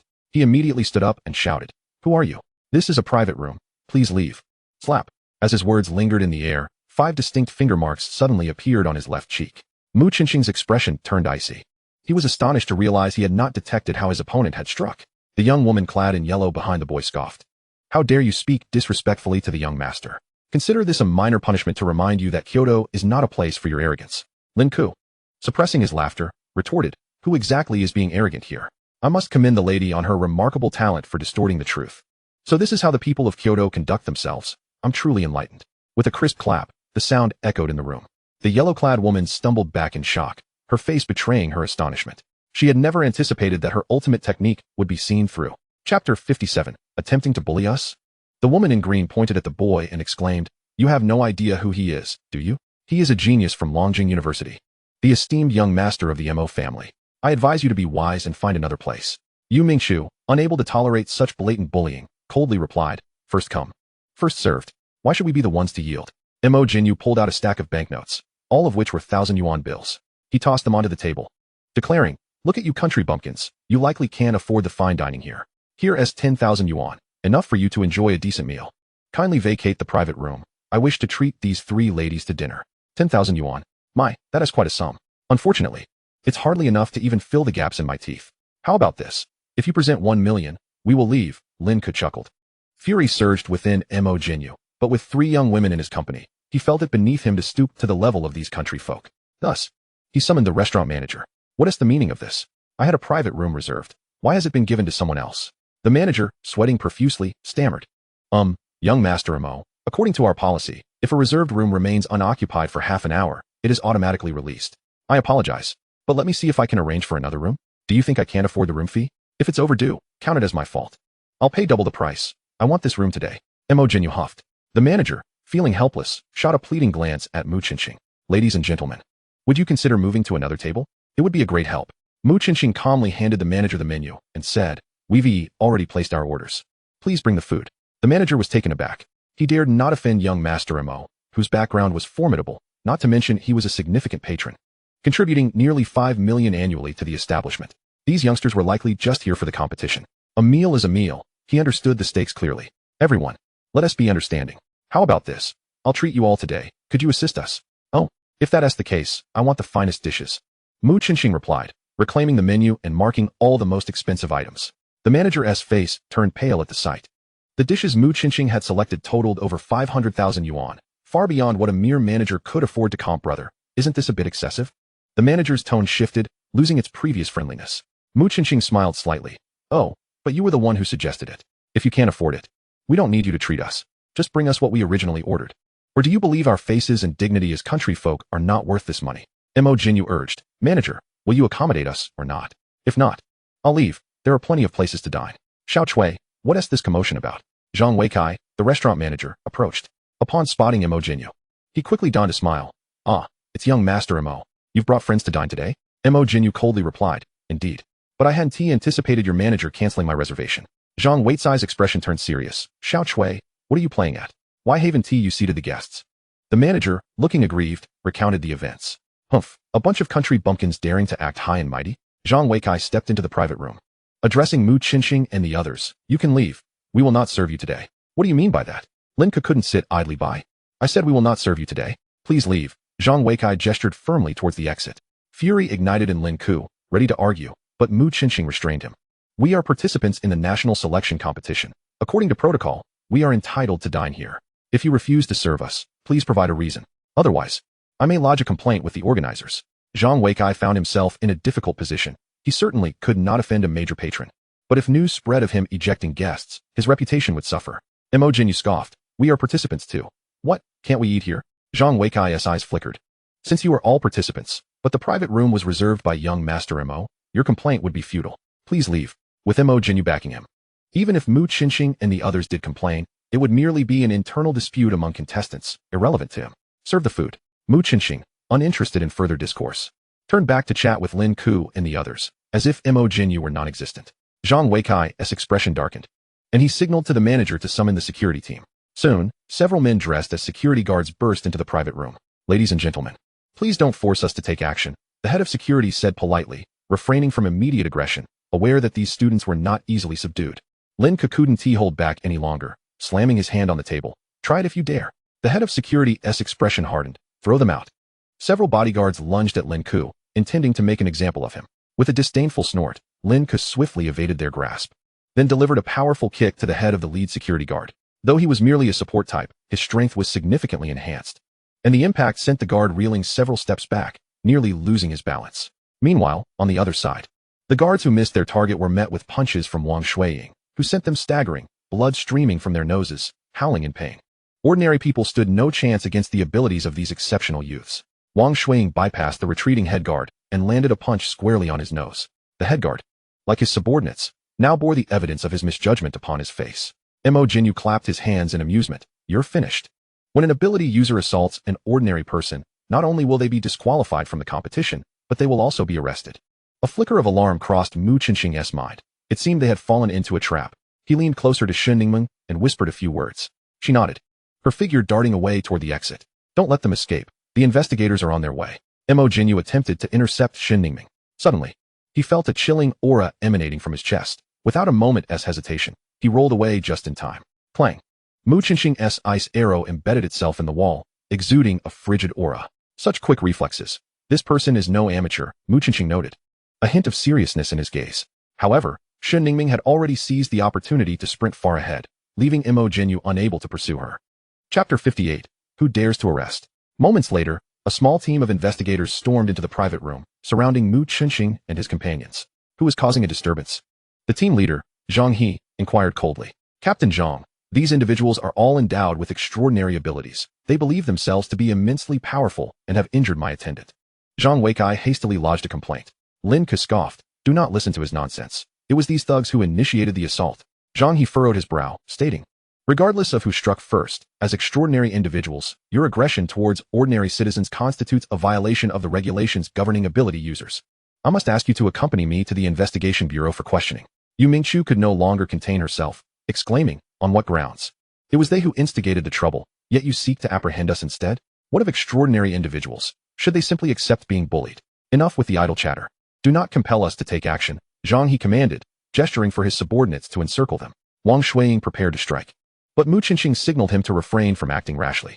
Mu Qinxing calmly articulated, "We are merely students here to compete. Can you truly afford the consequences of apprehending us without discerning the facts?" Zhang He sneered, "You are in no position to concern yourself with such matters. Take them away." Mu Qinxing shrugged and stood up in compliance.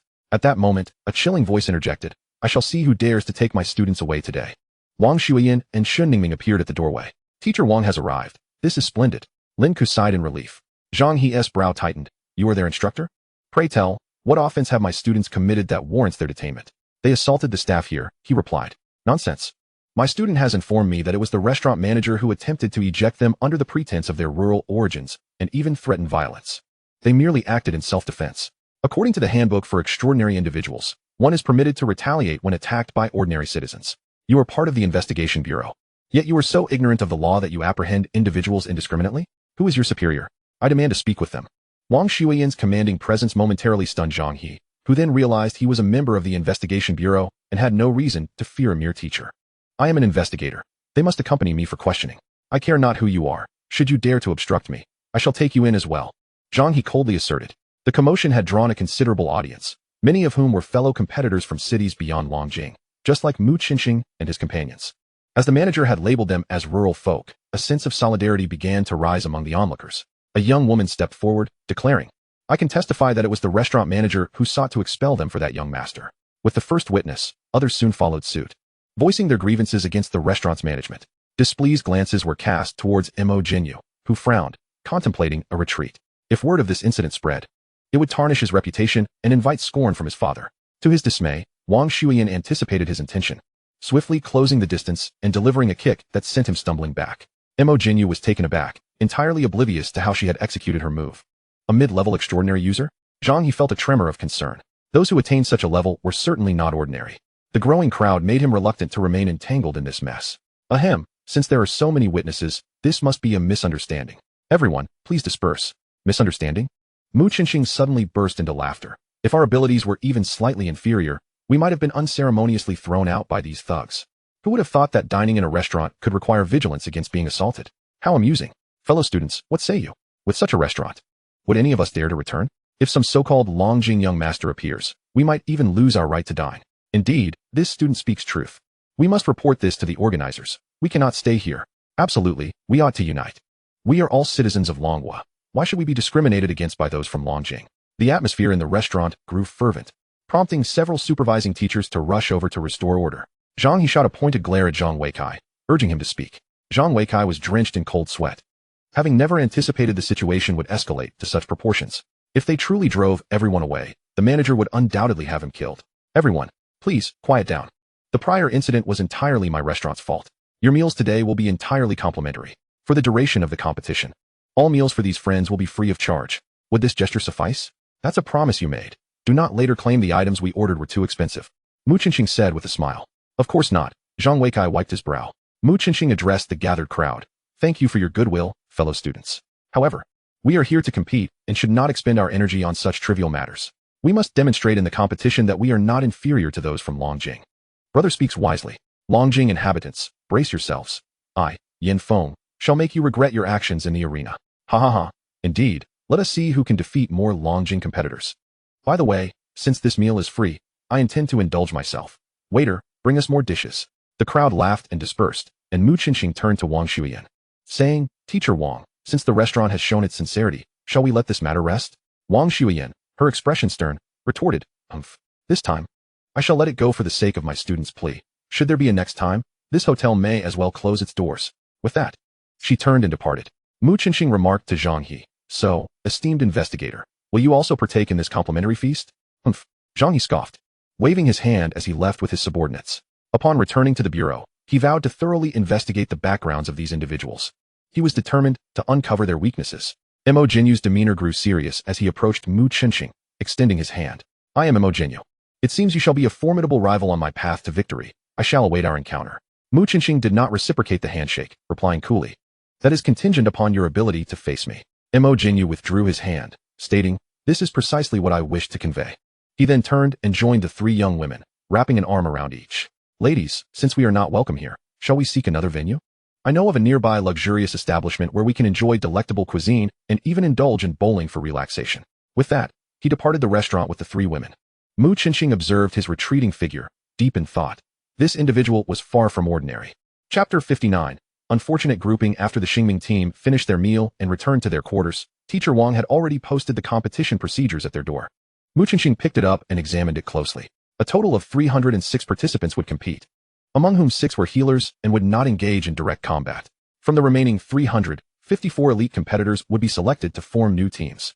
300 down to 54, that is a considerable ratio. The competition would still follow a one-on-one elimination format, dividing the 300 participants into 6 groups of 50, where each group would engage in a round-robin scoring system to determine the top 9 who would advance to the main list. Following this, there would be another draw to select 10 captains, each of whom would choose 5 teammates to form the final international competition team. After reading through the details, Yu Mingchu sighed. What I fear most is that we all end up in the same group. That would severely diminish our chances of selection. Lin Ku nodded, indeed. And the captain must also vie for the position of team leader. Mu Qinxing recalled the 3 women he had encountered previously in the restaurant. If all the competitors possessed such prowess, it would be exceedingly challenging for Lin Ku and his team to stand out. Furthermore, there was another complication. His abilities could only be bestowed upon one individual at a time. If the competitions in different groups were to occur simultaneously, he would be unable to assist them all. It appeared that this national competition would not be as effortless as he had anticipated. Everyone, let us retire early tonight. Regardless of the competition format, we must showcase our true abilities. One more thing. If tomorrow's matches are not held in the same venue, and you encounter an opponent you cannot possibly defeat, you may choose to concede. Understood, Captain. The group dispersed, leaving only Mu Qinxing and Shen Ningming in the room. The atmosphere turning somewhat intimate. Shen Ningming lowered her head and said, "I'll go take a shower first." Mu Qinxing replied with a smile, "All right." Shen Ningming dashed into the bathroom, and the sound of running water soon filled the air. Through the one-way transparent glass, she stole a glance at Mu Qinxing, her cheeks flushing crimson. However, Mu Qinxing had already buried his head under the covers. Shen Ningming felt a twinge of dissatisfaction, casually draping a towel over herself as she exited the bathroom. Upon returning to the room, she suddenly noticed a faint sound of breathing. Turning around, she discovered that Mu Qinxing had fallen asleep. What a fool. Sigh, for everyone's sake, you are too exhausted and fail to take care of yourself. With a gentle sigh, Shen Ningming tucked him in. The night passed in silence. The following morning, after breakfast, all competitors gathered in the hall. Mu Qinxing quickly spotted Mo Jinyu, the individual with whom he had clashed the previous day. However, the three women who had accompanied him were absent from the group. Perhaps sensing Mu Qinxing's gaze, Mo Jinyu turned and offered him a smile, as if nothing had transpired the day before. One might think they were old friends.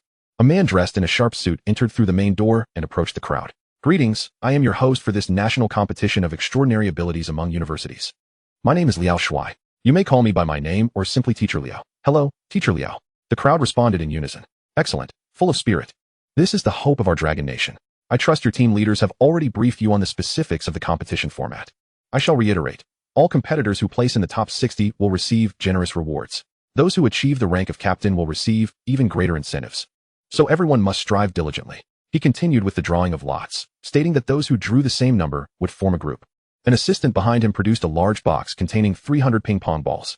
Mu Qinxing casually drew one, number 511, which placed him in a relatively central group. Lin Ku drew number 415, Yu Mingxu number 12, Wang Shuiying number 37, and Zhou Yuanyuan number 640. Mu Qinxing's concerns materialized.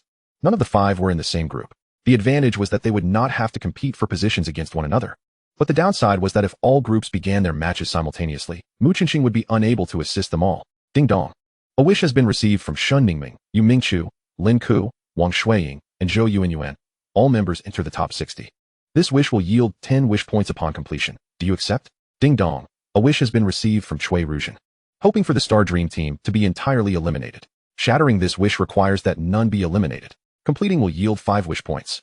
Failure will result in a loss of 5 points. Do you wish to shatter it? To Mu Qinxing's surprise, the long-absent wish point system had reappeared.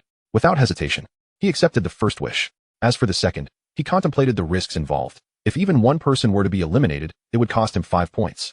And winning would only yield 5, making it not worth the gamble. Thus, he opted to forego shattering Cui Ruzhen's wish. Now, please follow me to the Grand Duel Arena in Longjing. Exiting the hotel, hundreds of participants marched toward the main road, drawing the attention of countless passers-by.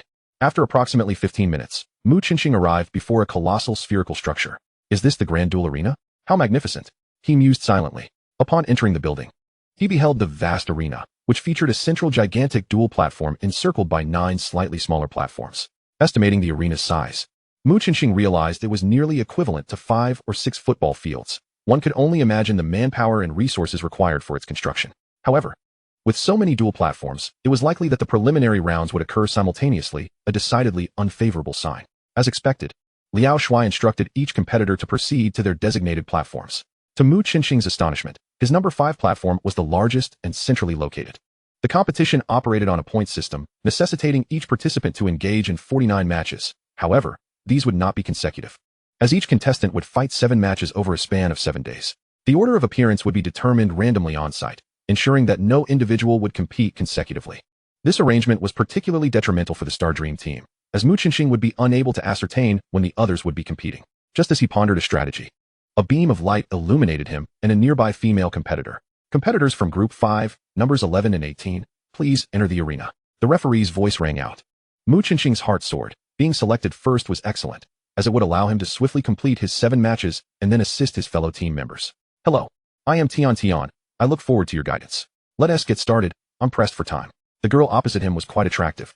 Yet Mu Qinxing didn't even spare her a glance. Humph. Prepare yourself. 3 roses, red, blue, and purple, launched toward Mu Qinxing from 3 directions. What kind of technique is this? Mu Qinxing dared not underestimate her.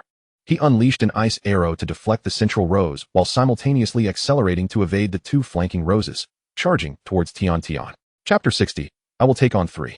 So fast. Tian Tian was taken aback. The individual before her seemed entirely unaffected by her beauty, and he struck with remarkable precision, quickly identifying the flaw in her rose attacks. Not so fast. Thorny barrier.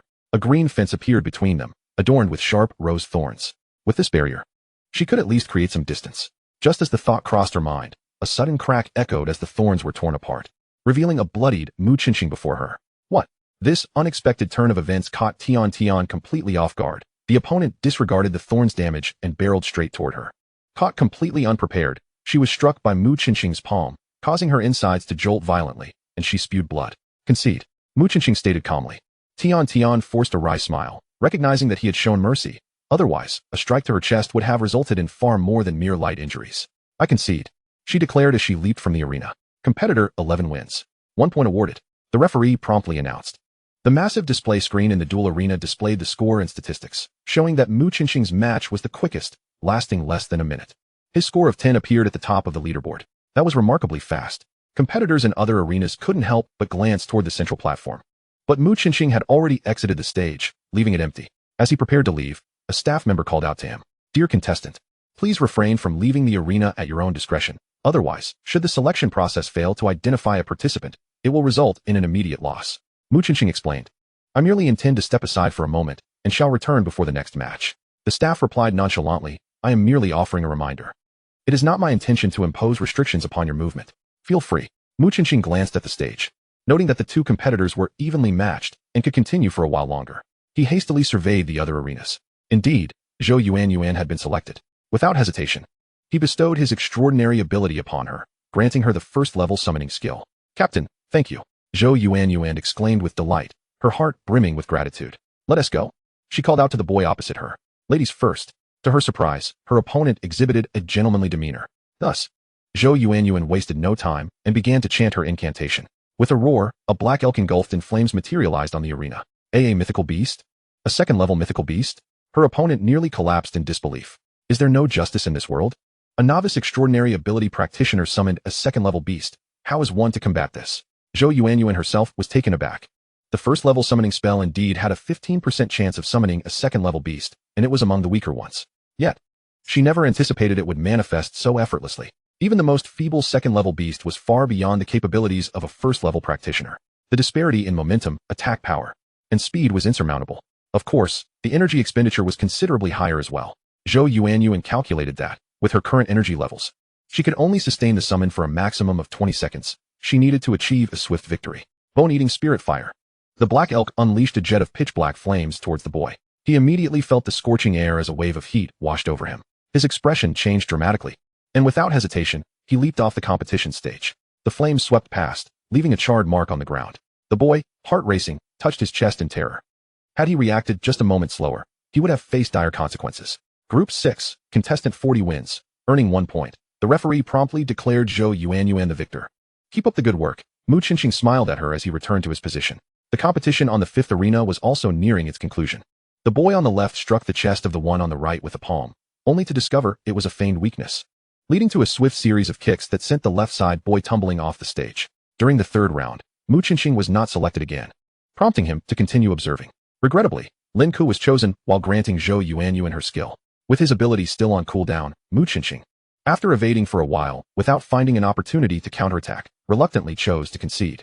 As the matches intensified, the number of injured participants grew steadily. Fortunately, the organizing committee had anticipated such circumstances, preparing a substantial number of healing extraordinary ability practitioners for on-site treatment. Mu Qinxing quickly deduced that these individuals must be members of the Cosmic Union or its affiliated agencies. Otherwise, no organization could produce such a wealth of healing experts. Having participated in 4 matches, Mu Qinxing faced opponents of relatively modest strength, securing victories with relative ease. The only participant possessing illusion skills posed a minor challenge. Ultimately, Mu Qinxing feigned a weakness, allowing his opponent to land a successful attack, only to subsequently bind him with an ice arrow and execute a series of fierce punches. He emerged victorious in all matches, while Wang Shuiying also performed commendably, achieving 4 wins and 1 loss, maintaining a position in the upper tier. However, the other 3 competitors were far less fortunate. Zhou Yuanyuan's win rate was relatively high due to her good fortune, as 4 of her matches coincided with Mu Qinxing's rest periods, granting her his skill support. Additionally, her first match had indeed intimidated her opponents, as 3 of them chose to concede almost immediately upon the summoning of the mythical beast. By the end of 6 matches, she had achieved 5 victories and 1 loss, the latter being a voluntary concession. The plight of Lin Ku and Yu Mingchu was dire. The former secured only 1 victory in 5 matches, while the latter managed 2 wins out of 6, teetering on the brink of the bottom of the leaderboard. Wait a moment, referee, I have a suggestion. I wish to compete in the remaining 3 matches simultaneously, me against 3. Is that permissible? The referee appeared taken aback. Such an audacious request was unprecedented. For the majority of competitors, their strengths were closely matched, with numerous instances of mutual constraint. The prospect of 1 against 3 seemed utterly implausible. The referee, momentarily at a loss, sought guidance from the organizers. Soon, he received a response. The committee approved Mu Qinxing's audacious proposal. A beam of light descended upon Mu Qinxing, while 3 additional beams swept over the others. The remaining competitors of Team 5 were filled with exhilaration, hoping to be illuminated by the beams. 3 against 1. This was an unmissable opportunity for easy points. Those who had faced Mu Qinxing previously hung their heads in dismay, realizing they had squandered a golden chance. Contestants 10, Zhao Xueming, 55, Luo Feng, and 47, Hu Lingling, please step onto the stage. The selected individuals were overjoyed, promptly hopping onto the arena. The match commenced. At the referee's signal, the 2 competitors charged forward. Among them, Zhao Xueming and Hu Lingling were close combat practitioners, while Luo Feng utilized starbound bindings, attacking from a distance with starlight. In the instant of their charge, Luo Feng initiated an attack to restrain Mu Qinxing. Although the trio were strangers, their cooperation was remarkably fluid, devoid of any hesitation. Chapter 61, Remarkable Achievements. Zhao Xueming and Hu Lingling reached Mu Qinxing's side and launched their attacks simultaneously. A hit. Joy surged within them. This Mu Qinxing seemed utterly inept, claiming he could take on 3 opponents. He couldn't even evade a basic attack. However, in the next moment, their expressions shifted dramatically, as Mu Qinxing, struck by their blows, transformed into an illusion and vanished. A mere afterimage, they hurriedly turned around, only to find Mu Qinxing delivering a powerful strike to Luo Feng's shoulder, sending him reeling backward. The 2 quickly rushed to support, with Zhao Xueming activating his ultimate skill, the flowing steps, allowing him to swiftly position himself beside Mu Qinxing, striking at his left shoulder. This maneuver not only aimed to thwart the opponent, but also harbored ulterior motives. Should Mu Qinxing neglect to defend and persist in attacking Luo Feng, it would play perfectly into his hands. Once the former knocked the latter off the stage, the true victors would only be he and Hu Lingling. If Mu Qinxing chose to defend, that too was acceptable. They could encircle him within their trio and secure a point with certainty. He effectively handed the choice to Mu Qinxing. 2 bottles of poison, 1 must be chosen. True to form, Mu Qinxing opted not to defend, absorbing Zhao Xueming's strike and, utilizing the momentum, delivered a double impact to Luo Feng. Poor Luo Feng, originally a ranged attacker, was unable to withstand Mu Qinxing's ferocious assault, coupled with Zhao Xueming's strike. He was sent flying several meters away, tumbling off the stage. Although his injuries were not severe, allowing him to continue fighting, the rules dictated that any contestant who fell from the stage would be declared defeated. Gasps echoed from the crowd, as the majority had not anticipated that. Under such extreme conditions, Mu Qinxing could eliminate an opponent. Regrettably, according to the rules of multi-opponent challenges, victory was necessary to earn 3 points. In this scenario, should he ultimately lose, he would gain not a single point. The current situation, it seemed, was decidedly unfavorable. Mu Qinxing was struck by Zhao Xueming, who exerted considerable force to ensure Luo Feng was knocked off the stage, resulting in him being propelled to the edge of the arena. This maneuver, akin to him bracing himself against an incoming assault, undoubtedly inflicted significant injury upon him. Zhao Xueming and Hu Lingling, of course, would not grant him the luxury of recovery and adjustment time, attacking him from both sides. Frost arrow. Mu Qinxing raised his hand and shot an arrow towards Zhao Xueming. Once the arrow was released, he turned back and unleashed his full power with the charging tiger fist against Hu Lingling, entirely exposing his back to Zhao Xueming. This audacious move left the audience below in astonishment.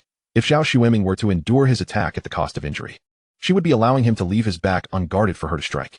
Mu Qinxing's confidence was astonishing. On what grounds did he believe a single arrow could deter Zhao Xueming?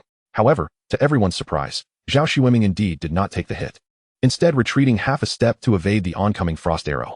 Was it due to a lack of combat experience? Most spectators speculated this to be the case. Such reasoning was the only way to explain why Zhao Xueming relinquished such an excellent opportunity for a pincer attack. In a private box on the second floor of the Grand Duel Arena, several mysteriously adorned individuals, including Wang Shuyan, fixated their gaze on Ring 5. This individual is quite formidable, one of the women remarked. Uffed, he's merely average. Just a junior ability user. Is he truly worth your concern? I believe it's not him who is impressive, but rather the other three who are woefully inadequate. Another woman countered instantly. A middle-aged man chuckled. Hua.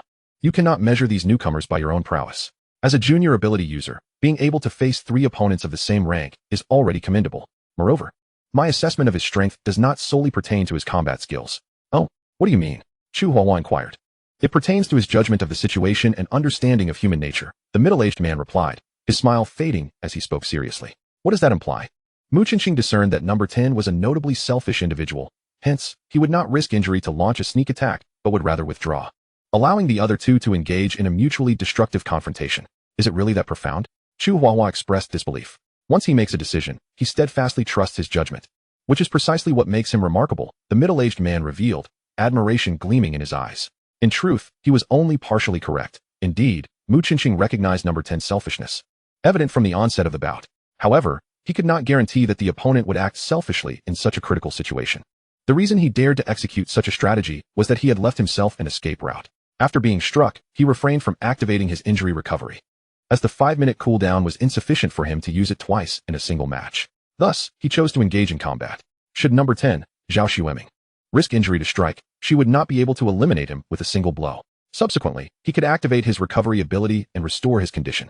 Conversely, if his prediction about her evading was accurate, he could save his skill for later. As anticipated, Zhao Xueming's selfishness prevailed. She believed that allowing the injured Mu Chenxing and Hu Lingling to clash once more would present her with an opportunity. Faced with Mu Chenxing's storm-like assaults, Hu Lingling clearly panicked. The anticipated pincer attack never materialized, and she found herself being relentlessly pushed back by her opponent. At that moment, she began to realize that Zhao Xueming had intentionally led her into a trap. Recalling the scenario when Luo Feng was eliminated, she finally understood that Zhao Xueming harbored ulterior motives, seeking to claim points solely for herself. Fine, since you lack virtue, do not blame me for my ruthlessness. Mu Chenxing, shall we discuss a matter? How about we eliminate Zhao Xueming first? Hu Lingling suddenly proposed. Upon hearing this, Mu Chenxing had yet to react. But the audience below erupted into an uproar. What is this nonsense? Weren't we promised a 3-on-1? Are they turning on each other? Had they not witnessed the fierce battle prior and recognized that the opponents were randomly selected by the arena? They might have assumed that this was a premeditated scheme between Mu Chenxing and Hu Lingling to cheat and sabotage their adversary. Have you lost your mind? Zhao Xueming exclaimed. Utterly bewildered, she never anticipated that the situation would devolve into her facing 2 opponents alone. Mu Chenxing chuckled. She isn't mad. She merely disapproves of your tactics. With that, he turned to launch an assault on Zhao Xueming, showing no intent to remain a bystander. Under the combined onslaught of the two, Zhao Xueming finally comprehended the predicament Mu Chenxing had faced earlier. As he neared the brink of being knocked off the stage, he steeled himself and reached for Hu Lingling. At that moment, Hu Lingling was just exhausted from her moves and was unable to defend herself. Zhao Xueming cackled, if you dare to betray me, then you shall fall with me. If we are to perish, let us perish together. A soft chuckle echoed in her ears. Suddenly, Zhao Xueming felt a sharp pain radiating from her wrist as her grip on Hu Lingling faltered. Hu Lingling was taken aback, never expecting Mu Chenxing to intervene and save her. Had Zhao Xueming succeeded in pulling her down, Mu Chenxing would have claimed victory and secured 3 points effortlessly. Why? Hu Lingling questioned. Come, I shall grant you an opportunity for a proper duel. Mu Chenxing replied without elaboration. All right, although I know I cannot defeat you, I wish to test the limits of my abilities. Hu Lingling nodded earnestly. The two assumed their stances and resumed combat. Mu Chenxing refrained from employing any tricks, engaging Hu Lingling purely with the charging tiger fist. After 3 minutes of fierce exchange, Mu Chenxing ultimately outmaneuvered Hu Lingling and emerged victorious. Thank you for allowing me to realize the gap between us, Hu Lingling expressed, devoid of disappointment despite her defeat. She was acutely aware that Mu Chenxing had not fought with his full strength, while she had nearly exhausted her spiritual energy. Number 11, Mu Chenxing wins. He gains 3 points. As news of Mu Chenxing's victory reverberated throughout the arena, his name once again graced the top of the display screen, boasting a flawless record of 7 wins and 0 losses, accumulating a total of 7 points. Notably, the most impressive aspect was that he had secured the final 3 points in a single match. Mo Jinyu knocked his opponent off the stage with a single punch and glanced at the scoreboard. His record now stood at 5 wins and 0 losses, maintaining an undefeated streak. However, compared to Mu Chenxing's 3-on-1 feat, even achieving 7 victories felt somewhat lacking. Indeed, that individual was truly exceptional. Yet, the victorious Mu Chenxing had no time to revel in his accomplishments. He swiftly began bestowing his abilities upon his teammates. At that moment, The only combatant still engaged on the field was Wang Shuiying, who was locked in a fierce struggle, having exhausted nearly all his resources. Both fighters were considerably worn down. But Wang Shuiying appeared in a more dire state. His opponent's attacks were stronger, and his injuries were more severe. His endurance had solely stemmed from an indomitable spirit and the robust physique honed during a month of training. The opponent recognized Wang Shuiying's precarious condition and remarked, "Brother, it's merely a single point. There's no need to push yourself so hard. If you continue, your body won't withstand it. Even with a healer, you might suffer lasting repercussions." Wang Shuiying's eyes widened as he retorted fiercely, "Bring it on. I will not concede unless I am completely incapacitated." "Very well, you are a worthy adversary. Allow me to deliver the final blow." The opponent summoned his remaining strength for one last attack. Bang! The sound of their bodies colliding resonated. Wang Shuiying's palm accurately seized his opponent's incoming fist. How is this possible? The opponent was bewildered. How did Wang Shuiying suddenly become so vigorous and full of life? Unexpected, isn't it? With a firm shoulder shove, Wang Shuiying sent his adversary staggering several steps back. I concede. The opponent, unlike Wang, was not one to stubbornly persist in an unwinnable situation. As the referee declared the match concluded, Wang Shuiying emerged victorious in all four encounters. Glancing back at Mu Qinxing in the audience, he offered a grateful smile, yet inwardly lamented the widening gap between himself and the captain. Previously, Mu Qinxing was unable to bestow non-offensive skills upon them. Now, however, he could grant himself healing abilities. Indeed, it was Mu Qinxing who had just provided him with a healing skill. After fervently aiding his teammates, Mu Qinxing's extraordinary ability had evolved to a second tier, enabling him to transfer any basic skill to his comrades. The decision not to grant Wang Shuiying a basic summoning skill was not without reason. As Wang's spiritual energy was nearly depleted, even if he were given a summoning skill, he would be unable to utilize it. However, with the healing skill bestowed upon him, he could leverage his own abilities to triumph over his opponents. With Mu Qinxing's support, Yu Mingqiu, Lin Ku, and Zhou Yuanyuan finally experienced a streak of consecutive victories. Their adversaries suddenly perceived a transformation in demeanor, shifting from the impression of facing a weak opponent to confronting a terrifying presence. As expected, one summoning beast after another materialized on the field. Although there were not many second-tier aberrations, the majority were first-tier beasts. Nonetheless, this was sufficient.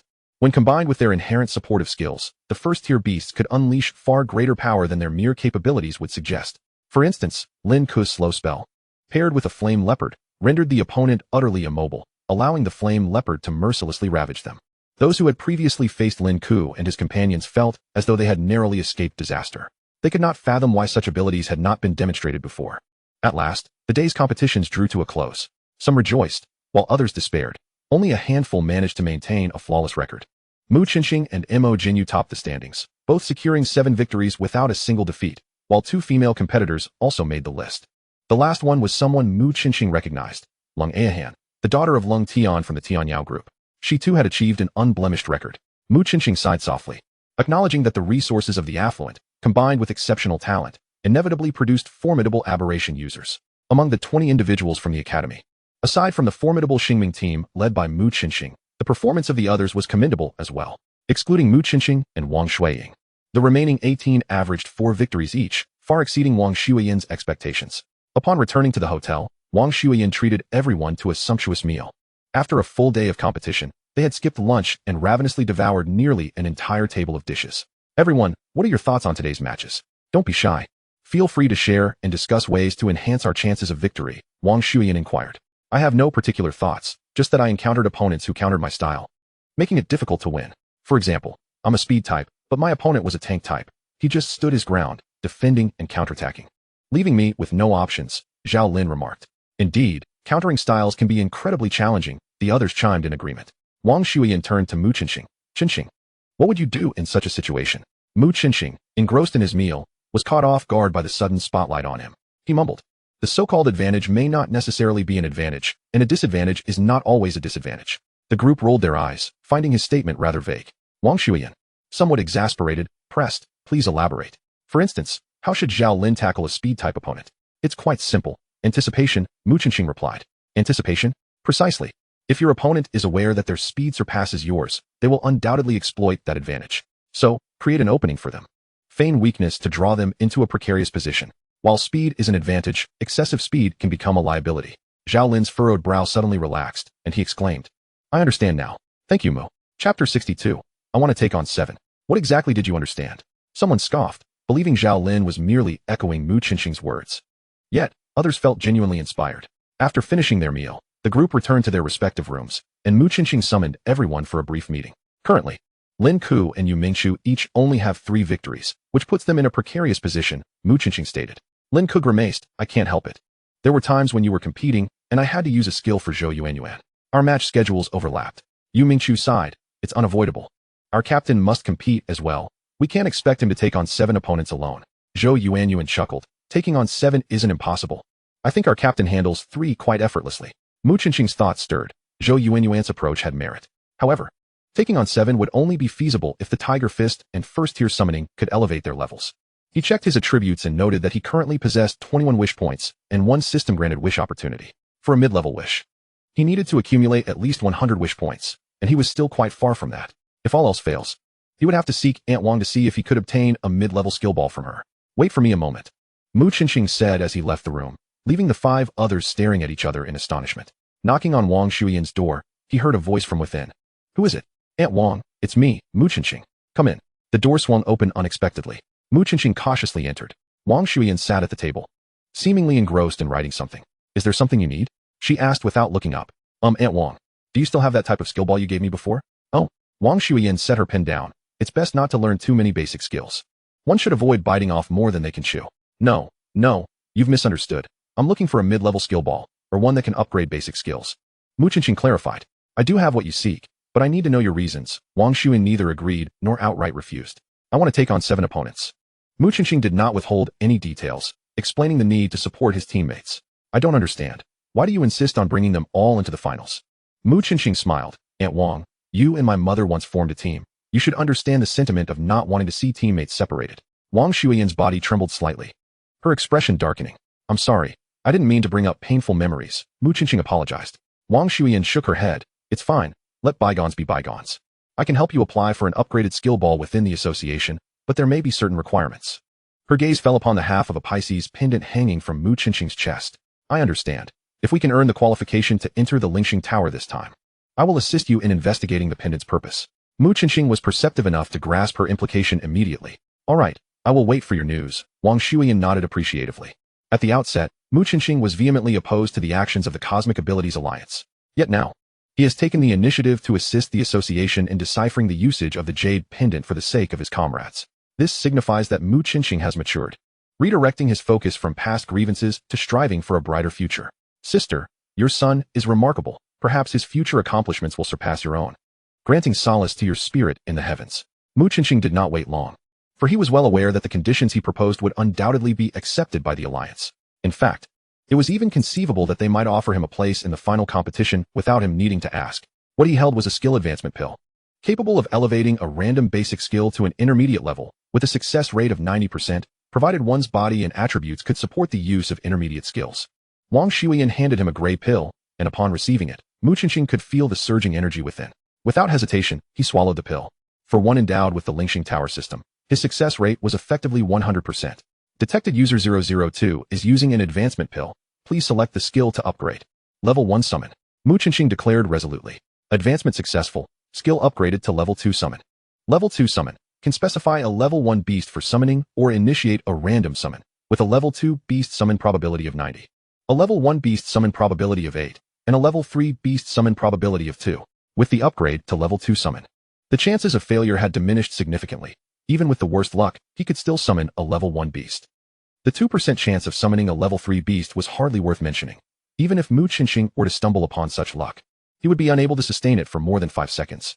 Thank you, Aunt Wang. I must take my leave. Mu Qinqing bid farewell. As he reached the door, Wang Shuyan called out, Be careful. Your performance has already attracted quite a bit of attention. Understood, Mu Qinqing nodded. Upon returning to his room, he found the others still present. Boss, you finally returned. What on earth were you doing, leaving so abruptly? Lin Ku inquired. The tension in his demeanor noticeably dissipated. Mu Qinqing smiled. I have both good news and bad news. Which would you prefer to hear? Yu Mingchu interjected. Naturally, the good news. The good news is, I can take on 7 opponents at once. What? Boss, are you serious? Everyone's faces displayed a mixture of astonishment.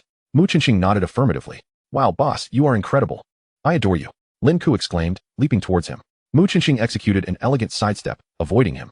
I have some bad news as well. I can no longer provide you with summoning skills. Your level 1 summon has upgraded? Shen Ningming was the first to catch on. Indeed. Well, that certainly puts us in our place. Lin Ku lamented. They were unaware of how Mu Qinxing had managed to upgrade his skills in less than an hour.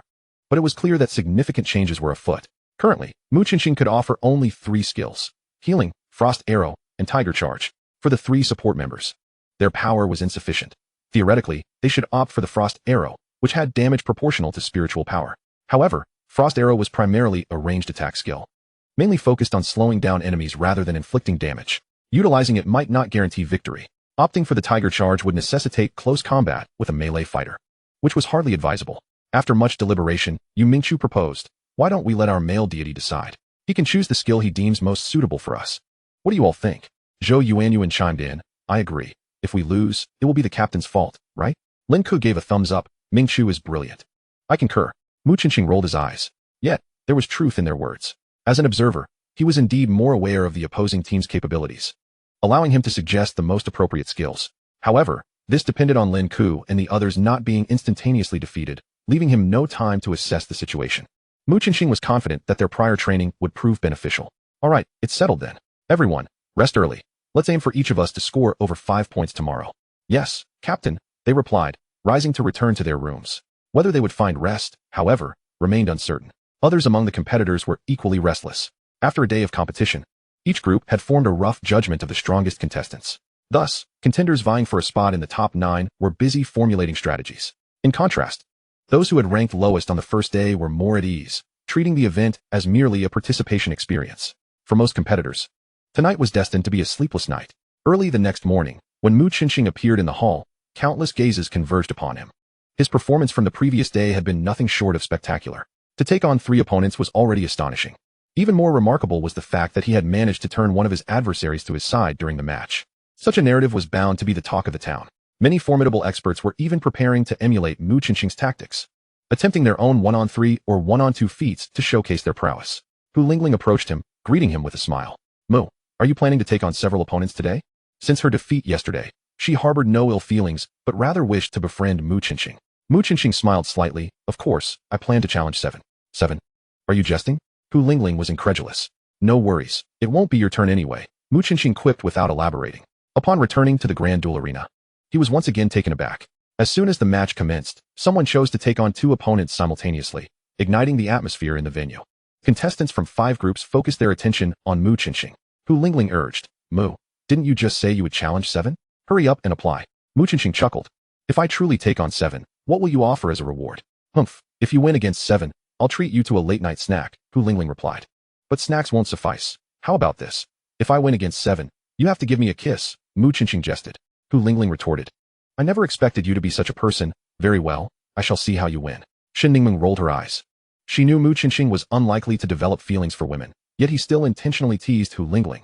What a rascal. Mu Qinxing laughed heartily. "Haha. Then keep your eyes wide open. I hereby apply to challenge 7 opponents at once." "What? You're serious?" Hu Lingling exclaimed in shock. She had thought Mu Qinxing was merely joking, while he was indeed strong, based on their previous encounter. His upper limit seemed to be 1 against 3, taking on 7 was implausible. Insanity. To attract a woman's attention, he was treating his record as a joke. Many shook their heads, unconvinced of Mu Qinxing's chances. Did he truly believe that a stroke of luck in a bizarre 1-on-3 match would enable him to take on 7? Heh, isn't he just asking to hand out points? I hope I get picked. I want to see if this Mu fellow is really that formidable. Nearby competitors scoffed. Moreover, the majority held little faith in Mu Qinxing. As the beam of light descended, the 7 opponents were determined, 4 males and 3 females, comprising 5 melee fighters and 2 ranged attackers. The eldest among them cautioned, "Ladies and gentlemen, I hope we can unite and spare no effort in bringing our adversaries down. Otherwise, we might meet the same fate as contestant number 10 yesterday, dispersed and annihilated." The others nodded in agreement. With the referee's command, the 2 ranged attackers struck first. One wielded an energy cannon, while the other unleashed stardust attacks. They maneuvered in a coordinated manner, forcing Mu Qinxing to retreat toward the edge of the arena. The 5 melee fighters advanced in a layered formation, far more intricate than the previous trio's assault. This arrangement not only exhibited a sense of stratification, but also covered a vast majority of the attack area. The 7 individuals were strangers to one another, which underscored the effectiveness of the special abilities program established by the Dragon Nation, as it facilitated collaborative strategies. Facing the fierce onslaught of 5, Mu Qinxing remained unperturbed. He deftly evaded the energy cannon's blast and swiftly raised his hand, unleashing an ice arrow aimed at the fastest assailant. The individual attempted a slight dodge, but Mu Qinxing waved his hand, summoning a colossal red pentagram before him. "Beware." Upon witnessing such an enigmatic skill, the five halted in their tracks, hesitating to advance. A thunderous trumpet resonated, prompting everyone on the platform to cover their ears. They were soon met with the terrifying sight of a massive elephant, larger than all five of them combined, emerging from the red pentagram. It was a level 2 beast, the celestial sound elephant. Some spectators recognized the extraordinary creature summoned by Lingxing. The celestial sound elephant ranked among the more formidable level 2 beasts, boasting immense size and formidable defense. Capable of unleashing sonic attacks in addition to physical assaults. For novice ability users, it presented an overwhelming challenge. Attack the celestial sound elephant directly. The elder competitor reacted quickly, realizing that even with 7 individuals, confronting a celestial sound elephant alongside a master was a futile endeavor. However, this competition did not necessitate defeating the elephant. They merely needed to subdue Lingxing. Consequently, they maneuvered around the elephant, intent on directly assaulting Lingxing. Yet, the ensuing spectacle left them utterly demoralized. The celestial sound elephant coiled its trunk, placing Lingxing upon its back. Now, the 5 melee fighters were compelled to confront the elephant first, leaving only the 2 ranged attackers capable of targeting Lingxing. Lingxing pointed at one of them, and the celestial sound elephant charged forth, barreling toward the 2 ranged assailants. Panic gripped their hearts as the energy cannon struck the elephant's thick scales, inflicting no significant damage. Attempting to evade, an ice arrow suddenly soared through the air, drastically reducing one assailant's mobility. The culprit was, of course, Lingxing. In that moment, he and the celestial sound elephant operated as a seamless duo, akin to a melee ability user and a ranged skill wielder collaborating closely, establishing a significant advantage in the skirmish. The slowed competitor could not escape the elephant's impact, merely grazing it, yet he was forcefully propelled out of the arena. Sturdy, invincible, and terrifying. In truth, over 90% of those present had never encountered a level 2 beast, completely unprepared to counter its might. Moreover, with a master coordinating alongside it, they found themselves utterly bewildered, regardless of their thoughts. Lingxing commanded the celestial sound elephant to eliminate the last remaining ranged attacker before deftly weaving through the center of the 5 opponents. This time, he did not remain on the elephant's back. Instead, he leaped down to attack alongside it. The robust celestial sound elephant and the ethereal Lingxing unleashed their distinctive styles of assault upon their foes. Regardless of who landed a blow, the consequence was singular: elimination. Before long, Lingxing and the celestial sound elephant dispatched 2 more contestants, leaving only 1 remaining. At that moment, the celestial sound elephant dissipated into a beam of light, vanishing through a spatial rift as the summoning duration expired. Turning to the last standing contender, Lingxing smiled. "My friend, would you care to try again?" The individual forced a rueful smile, replying, "Mu, you are far too formidable. I initially thought you were boasting. Yet it is clear you have not only spoken the truth, but have also been modest. With your current prowess, taking on 7, or even 10, would pose no challenge. So what will it be?" The man declared, "I shall fight to the end. To engage with a future super expert is worth it, even if I lose. I shall have stories to tell in front of my juniors." Without hesitation, he charged forth, only to be struck down by a single palm to the chest, after which he simply vanished. Lingxing executed a precise and practiced combo, sending him tumbling off the platform. The so-called tale seemed rather tragic. Lingxing emerged victorious, earning 7 points, as the referee promptly announced. At that juncture, Lingxing's 14 points had established a considerable lead over the second-place contender. Mo Jinyu observed the scrolling data with a wry smile, reflecting that he had never contemplated a 1 versus 7 scenario. Clearly, he had underestimated that individual. After successfully overcoming 7 opponents, Lingxing's expression remained impassive as he returned to the spectator stands. Meanwhile, in a private room on the 2nd floor, several members of the Cosmic Ability Union surrounded Wang Shuiyan. "Sister Wang, is this the skill orb you provided him yesterday? Remarkably, he has assimilated it in just 1 night?" One woman inquired, astonished. Wang Shuiyan replied with a smile, "Not quite. I merely bestowed upon him an orb capable of upgrading." A man added, "The stronger he becomes, the greater the likelihood of uncovering the secrets of the Pisces Jade Pendant. Stay vigilant. It seems that some mysterious figures from the Red Sun Nation have been infiltrating Kyoto. We must exercise utmost caution, especially in safeguarding Lingxing, ensuring he does not fall into their hands." "Understood, Captain." Unbeknownst to Lingxing, who had just dispatched his adversaries, numerous eyes were watching him from the shadows. At that moment, he was intently focused on the ongoing matches, tirelessly relaying skills to his teammates.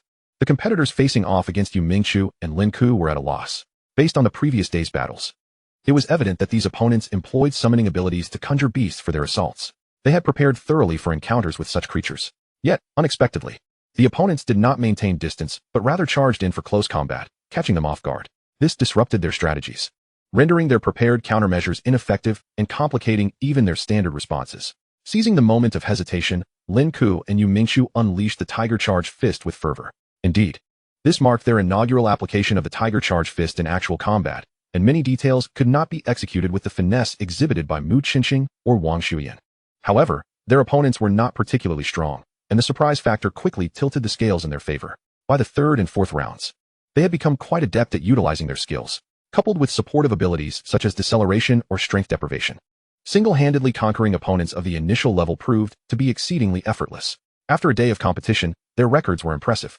Lin Ku and Yu Mingqiu emerged victorious in all their matches, while Wang Shuyan and Zhou Yuanyuan suffered a single defeat. Wang Shuyan's opponent possessed superior strength and spiritual energy. Despite his valiant efforts, he ultimately succumbed in a battle of endurance. Zhou Yuanyuan, on the other hand, found herself utterly outmatched. The adversary was a speed-oriented competitor, while Yuan was still engaged in manifesting her spiritual energy to create a blockade. Meanwhile, the opponent had already reached above her head. She immediately employed the Tiger Charge Fist in response, but regrettably, the opponent's proficiency in skills was significantly superior, resulting in her unfortunate defeat. After enduring these two setbacks, they finally comprehended that, in the face of truly formidable combat specialists, the contributions of support-type abilities were, indeed, woefully limited. This revelation perhaps elucidated the rationale behind selecting powerful combat-oriented ability users. Without the skill support of Mu Qinxing, it would have been exceedingly challenging for them to secure even a single victory. Hey, why ponder so much? There are no endless possibilities. We have the backing of our male deity. If they choose to envy us, let them stew in their jealousy, Yu Mingqiu remarked dismissively, much to the amusement of the crowd, who erupted in laughter. In the ensuing days, everything proceeded remarkably smoothly. As usual, Mu Qinxing faced 7 opponents single-handedly. However, after effortlessly emerging victorious on the third day, during the remaining 4 days, at least 3 of the 7 challengers selected to concede whenever Mu Qinxing took them on, with instances of all 7 choosing to forfeit as well. Lin Ku stood 7th in their group, Yu Mingqiu 6th, Zhou Yuanyuan 4th, and Wang Shuiying also 4th, effectively securing their positions among the top 60. Dear classmates, after an intense 7 days of preliminary trials, we have determined the top 60 contenders for this national competition. Each participant will receive a prize provided by the Cosmic Ability Federation, including 1 million dragon coins and a set of ability equipment valued at 2 million. Wow, that's quite generous. The crowd gasped in astonishment. However, the members of the Star Dream Team regarded this with disdain, for 2 million worth of ability equipment was trivial. The cheapest set they owned was valued at 15 million. Upon receiving the prize, Mu Qinxing immediately passed it on to Hu Lingling. Are you truly giving me this battle rope, Mu? Hu Lingling exclaimed in delight. Mu Qinxing nodded. Of course, with my capabilities, do you think I need it? Hu Lingling eagerly affirmed. That is true. Well then, I shall gratefully accept it. Wow, Mu Qinxing is simply too kind. Why wasn't I placed in his group? Even if I cannot make it to the top 60, I could still receive rewards. Don't even think about it. Even if you were grouped with him. With your looks, he wouldn't spare a glance. You know nothing. My beauty is of a natural kind. Yu Mingqiu and the others followed suit, randomly gifting the acquired battle robes to those not included in the top 60 list. This action sparked considerable excitement, as those receiving the robes praised Yu Mingqiu and her companions for their generosity, while those who withheld their rewards faced discreet scorn. This led to an exceedingly awkward atmosphere. Some affluent young heirs, not lacking in wealth, imitated the gesture and also gifted their battle robes, as they were of little value and could earn them a good reputation. Cui Ruzhen was utterly incensed by the members of the Star Dream Team. After struggling to secure 9th place, she barely obtained her entry ticket and reward. As soon as the Star Dream Team relaxed, countless eyes turned toward her. To refuse would be to lose face. To give would leave her somewhat reluctant. These battle robes were not easily purchasable, even with money. Moreover, she sensed that her standing with Sun Binji was waning, and she needed to carve out an escape route for herself. Let them criticize. After all, they would only dare to do so in their minds, where she could not hear them. Ultimately, she chose to keep the prize for herself.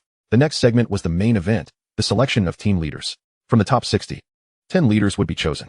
Students participating in the team leader selection, please stand in the registration area and await registration. In the center of the 5th competition platform, 2 beams of light divided the stage into 2 sections, one for forfeiture and the other for registration. Surprisingly, the number of registrants was not as high as anticipated. Ultimately, only 24 remained in the registration area, less than half. The Star Dream Team registered only Wang Shuiying and Mu Qinxing. The former was likely there merely for participation, as he could not possibly leave the Star Dream Team to form another team. The rules for this round of competition were significantly simpler. First, a draw would determine one-on-one matches to identify the top 12 contestants. Another draw would follow, with the 6 victors automatically becoming team leaders. The remaining 6, alongside the 12 losers, would draw again to select the top 9. Afterward, a vote among all 60 contestants would identify one lucky individual from those 9. The remaining 8 would continue in one-on-one matches to determine the top 4. The lucky individual would have the right to challenge any of the 4. And upon a successful challenge, the defeated contestant would be eliminated, allowing the challenger to enter the top 4. This process would yield all 10 team leaders. Yu Mingqiu chuckled. This competition format is rather interesting. Everyone has at least 2 chances. Lin Ku remarked, regardless of how the groups are formed, the ultimate determinant of victory is the contestant's strength. I have faith our leader will make it into the top 6. Zhou Yuanyuan chimed in cheerfully. Lin Ku, what kind of talk is that? I believe our captain will secure first place. Mu Qinqing shot them a stern glare. You guys ought to draft a script before boasting, as the saying goes. There are always greater heights and stronger individuals in this world, with ability users as numerous as cattle. We must remain vigilant against arrogance. The captain's admonitions are well taken. We shall strive onward, Zhou Yuanyuan responded playfully, though it was uncertain whether she had grasped the essence of his warning. To Mu Qinqing's surprise, his first opponent turned out to be an old acquaintance. Observing the displeased expression of Lingxing, he couldn't help but find amusement in the situation. In truth, their relationship was devoid of any real animosity. At most, she had lost a bit of face due to him. Lingxing snorted disdainfully. Mu Qinqing, at long last. I've found an opportunity to avenge the humiliation you inflicted upon me. Were it not for you, I would not have strived to cultivate my abilities and enter the national competition. I suppose I ought to thank you for that. Mu Qinqing smiled wryly. If that is the case, Miss Lung, there is no need to dwell on past grievances. Let bygones be bygones. Lingxing laughed heartily. It's not that simple. Unless you allow me to give you a good beating. Mu Qinqing shook his head. That's out of the question. I too aspire to the captaincy. How about this? After the competition, come find me at room 807, and I'll let you have your way. Such a lack of sincerity. Lingxing exclaimed, pointing her finger into the void. Mu Qinqing's expression shifted slightly as he instinctively retreated. He vividly remembered that Lingxing's skill was void-piercing, capable of penetrating space to launch a short-range attack. After retreating, he soon realized that no attack had emerged from the spot where he had initially stood. Lingxing giggled mischievously. I never expected that the renowned 1-against-7 expert, Mu Qinqing, would be so easily frightened by a mere girl. Mu Qinqing found himself speechless. This young lady truly possessed a crafty mind. Suddenly, he felt a chill run down his spine, prompting him to dive forward without hesitation. A flying dagger whizzed past his afterimage, embedding itself in the stone pillar of the competition stage. Had he not evaded just in time, the blade would have struck him in the back. What a terrifying attack, executed without any warning. The most astonishing part was that the woman was still smiling, launching a sneak attack amid her playful demeanor. Remarkably, Mu Qinqing was not deceived by her theatrics. He accurately discerned the location of her strike. Lingxing's expression grew slightly serious. She had never anticipated that such a sneak attack could be evaded, choosing a spot far from Mu Qinqing to launch her flying dagger, specifically to prevent him from sensing the spatial fluctuations. In truth, they were all mistaken. Mu Qinqing had indeed not anticipated the situation and was genuinely bewildered by Lingxing's performance. However, the muscle memory cultivated during training prompted Mu Qinqing to instinctively evade at a critical moment.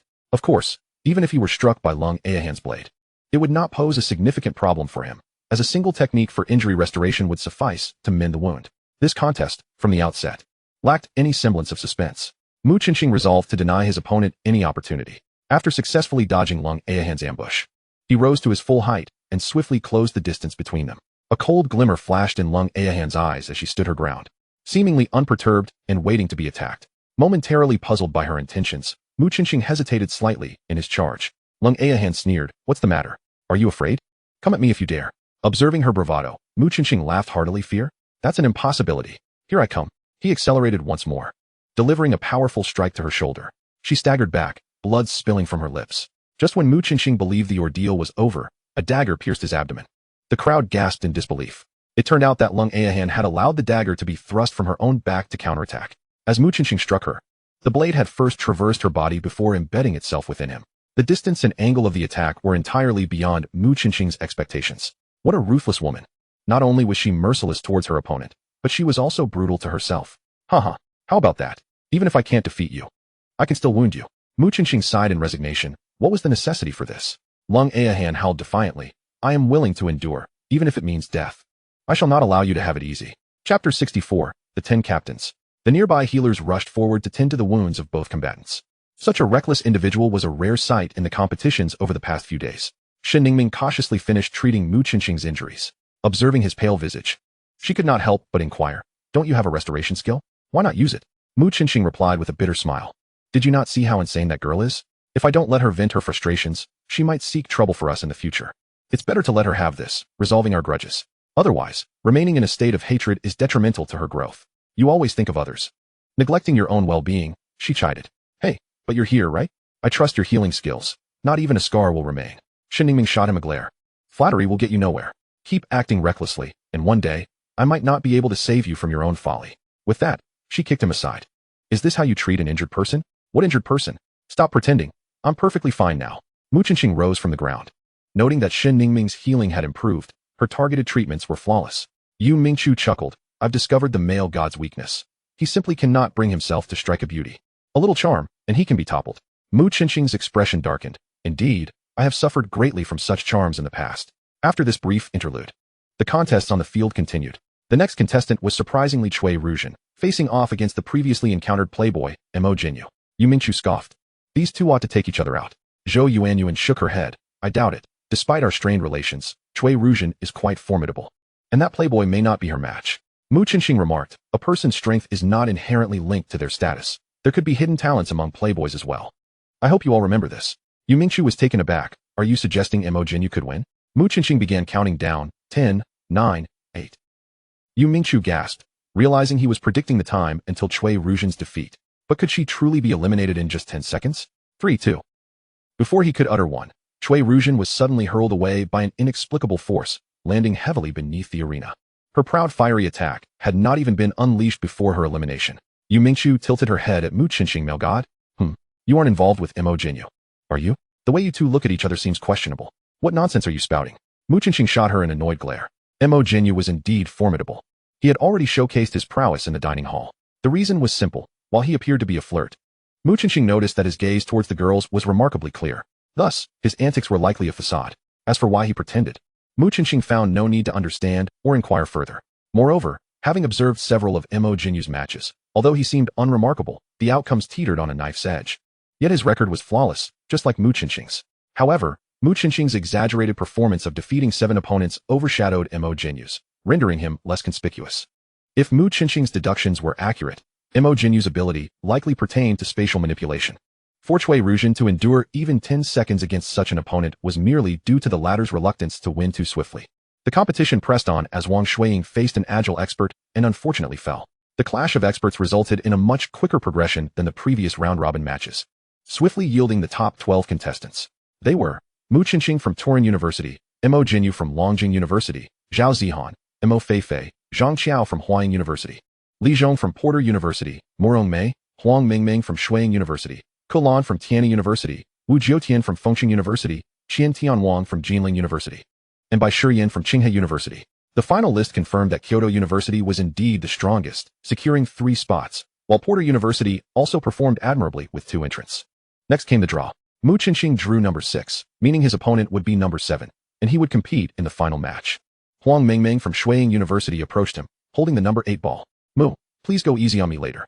Mu Qinxing smiled. What, are you afraid? Huang Mingming stuck out her tongue. Just don't let me lose too embarrassingly. If you're worried about an embarrassing loss, then just concede. Why don't you show a little compassion? Huang Mingming, if you wish to win on the field, focus on studying your opponent, not resorting to such underhanded tactics. I don't need your lecture. We'll see on the field. Huang Mingming huffed and stormed off. Yu Mingchu gave Mu Qinxing a thumbs up. Male god.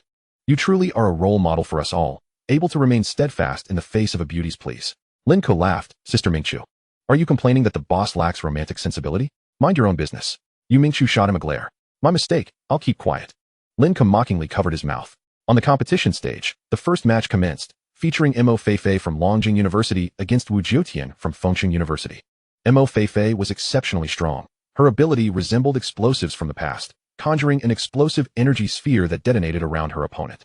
However, Wu Jiutian's response was nothing short of captivating, earning widespread applause.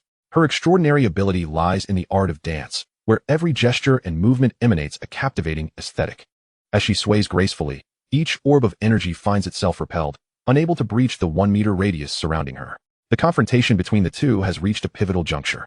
Mo Feifei eschews minor skills in favor of amassing energy, preparing for a decisive strike. Wu Jiutian, of course, cannot allow her to gather power unimpeded and promptly launches an assault. Her dance steps are not merely defensive. When she attacks, they become a dazzling spectacle that leaves opponents bewildered and defenseless. You've fallen for it. As Wu Jiutian charges within mere inches of her, Mo Feifei spreads her fingers wide and releases 10 bombs. It turns out her earlier feigned concentration was a ruse to entice Wu Jiutian into a reckless attack. The 10 energy bombs detonate, and at such close range, Wu Jiutian has no means of evasion. Resolute, she chooses to press on with her own offensive. Boom, boom, boom.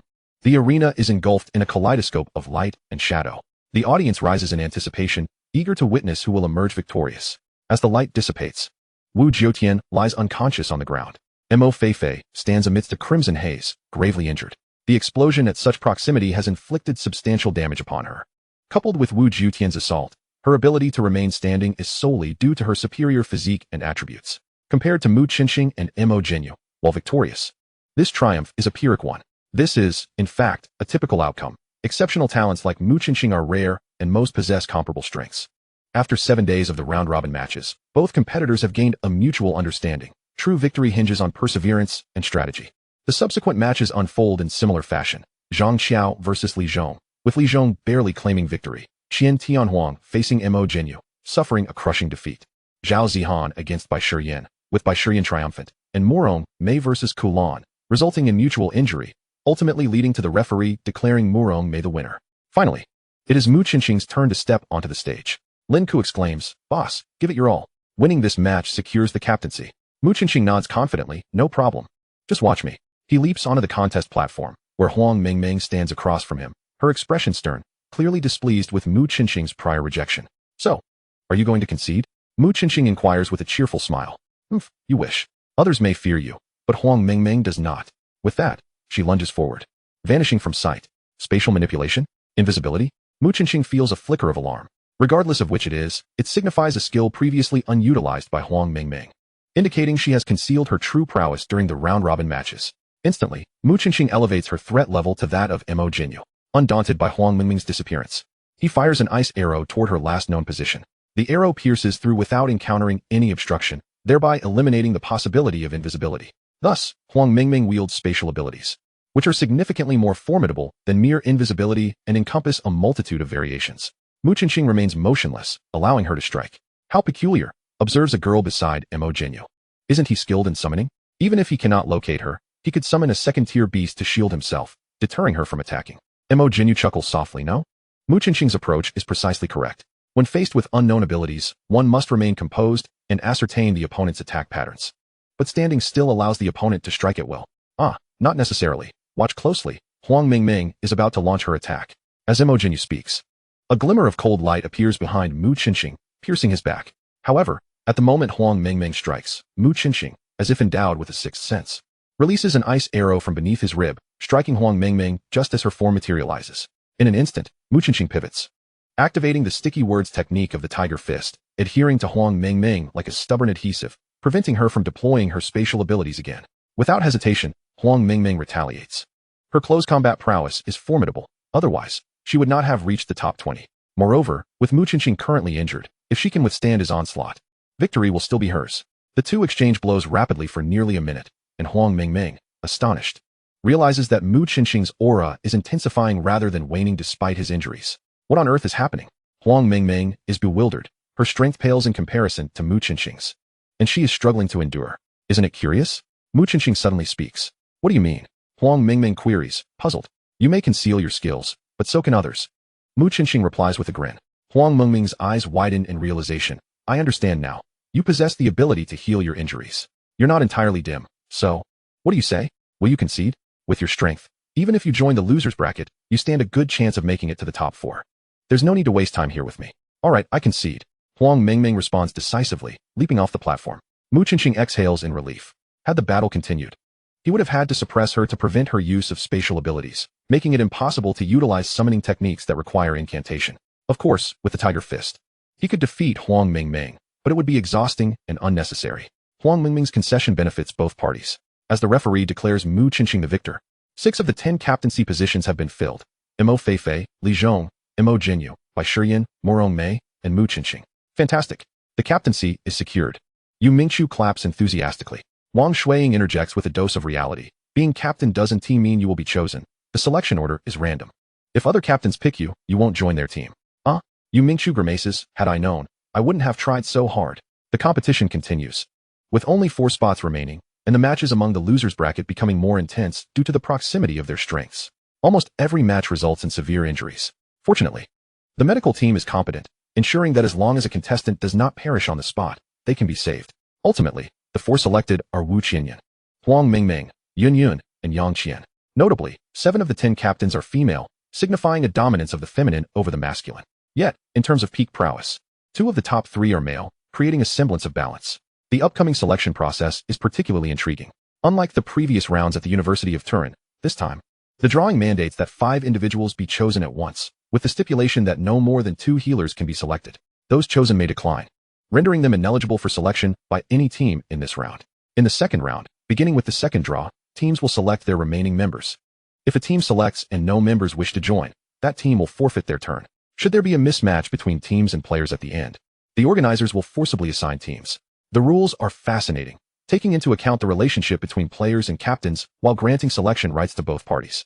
Next comes the drawing segment, where Mu Qinxing neither advances nor retreats, drawing the number 5. Ladies and gentlemen, the individuals I wish to select are Lin Ku, Yu Mingqiu, Zhou Yuanyuan, Wang Shuiying, and Shun Ningming. I kindly ask the 4 team leaders before me to refrain from selecting these 5, so as not to waste time with refusals. Mu Qinxing directly announces his chosen candidates. Chapter 65, The Feigned Death Scheme. Ding. Congratulations to user 002 for completing the wish task, earning 10 wish points and 10 friendliness points. Congratulations on completing the hidden task of the selection competition, earning 1 intermediate wish. The moment the Xingming team completed their task, the system's voice echoed in Mu Qinxing's mind. An intermediate wish was unexpectedly rewarded, equating to 100 wish points. How delightful. Mu Qinxing felt great joy in his heart, contemplating how to utilize this intermediate wish when the time came. After the teams were formed, Teacher Wang led the 60 students into a vast base, brightly illuminated. They gathered in a plaza, where Liao Shuai appeared on the podium. However, today he donned a different outfit, strikingly similar to the battle robes previously purchased by the Xingming team, yet even more resplendent. Congratulations on entering the final competition. Your teams will compete against contestants from countries such as the Red Sun Nation and the Western 8 nations. However, this competition differs from ordinary contests. Any means may be employed, and life and death are of no concern. What? The crowd gasped in shock. The implications of life and death were terrifying. Was this truly a competition? Many gazes were filled with astonishment and confusion. Indeed, this competition is not only for your personal honor, but also for the dignity of our nation. Therefore, personal lives must be set aside. If anyone wishes to withdraw, please step forward now. The crowd exchanged glances, remaining silent, with not a single person expressing the desire to leave. Excellent. Henceforth, the prestige of our dragon nation rests upon your shoulders. Here is a confidentiality agreement and a life and death clause for you to sign. An assistant distributed the contracts to each individual, which primarily concerned the assumption of personal risk. After everyone signed, each received a peculiar pill radiating an unusual luster. Mu Qinxing instantly recognized it as an intermediate ability pill. 60 intermediate ability pills are undoubtedly a significant investment, worth at least 3 billion dragon coins. Naturally, if this could secure an additional entry into the Lingxing Tower, such an expenditure would be trivial for the Cosmic Ability Alliance. These are intermediate ability pills, which possess a certain probability of granting you an intermediate ability. They are exceedingly precious and serve as your reward. Furthermore, should you achieve a ranking, even greater rewards await. The crowd erupted in ecstatic cheers. Intermediate ability pills. The chance to comprehend an intermediate ability was indeed a rare opportunity. For the next month, all participants would remain here, prohibited from leaving, to undergo intensive training aimed at familiarizing themselves with their newly acquired intermediate abilities. The captains of each team would oversee the daily lives and training of their members. Soon, Mu Qinxing and the others received keys to their apartments. Each team was assigned a separate villa, with meals delivered daily by the cafeteria staff. Mu Qinxing noted that the meals were specially curated, quite similar to the previously enjoyed set menus at Dragon Nation restaurants. As the saying goes, too much leads to indigestion. Acting on Mu Qinxing's suggestion, Yu Mingqiu, Lin Ku, and Zhou Yuanyuan chose to enhance their basic skills. Lin Ku mastered the doubling slow technique, reducing an opponent's movement and attack speed by 70% for 30 seconds. With a 5% recovery of speed each second, culminating in a fixed stun effect lasting 1 second upon the technique's conclusion. Zhou Yuanyuan's Spirit Lock and Power Lock upgraded to an all-attribute ceiling barrier, allowing her to specify targets. Enemies' attributes would diminish by 50% within the barrier, while allies would see a corresponding enhancement.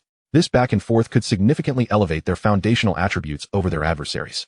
Yu Mingqiu's original weakness probe evolved into the intermediate weakness expose. This time, Mu Qinxing guided her to absorb a new auxiliary skill, Swift Spirit, enhancing her casting speed by 30%. This skill could be utilized not only for her benefit, but also for her teammates. Shin Ningming's healing technique evolved into the extraordinary healing technique, significantly improving her healing capabilities, reducing consumption, and granting a dispelling effect during combat. It could negate various debuffs such as slow effects and doubled consumption. Wang Shuiying received a genuine intermediate ability of his own, Mirror Flash, which allowed him to split himself into two, with each clone inheriting 80% of his base attributes and other abilities. This meant that each clone could independently replicate a basic combat ability. For instance, Ice Arrow and Tiger Charge could be coordinated between clones. If one clone was defeated, the other would assume the primary role, sustaining significant injury yet remaining alive. Mu Qinxing found his situation particularly intriguing. He already possessed an intermediate wish, enabling him to actively request an intermediate ability. However, after contemplation, he decided to retain it, as it might prove useful in unforeseen ways. As for the intermediate ability orb, he opted to enhance his Tiger Charge into Phantom Tiger Charge, significantly increasing its power and speed while gaining the ability to penetrate space for attacks. Of course, this meant Wang Shuiying would need to seek another basic ability to replicate, as he could no longer utilize Tiger Charge. The months swiftly passed. Mu Qinxing received word that delegations and competitors from the Red Sun Nation and other countries had arrived in Longjing. With the official competition set to take place in the Grand Duel Arena the day after tomorrow, Mu Qinxing approached Wang Shuiying with a singular request. He would strive for victory with all his might, but should he win, every member of the Xingming team must secure a spot in the Lingxing Tower.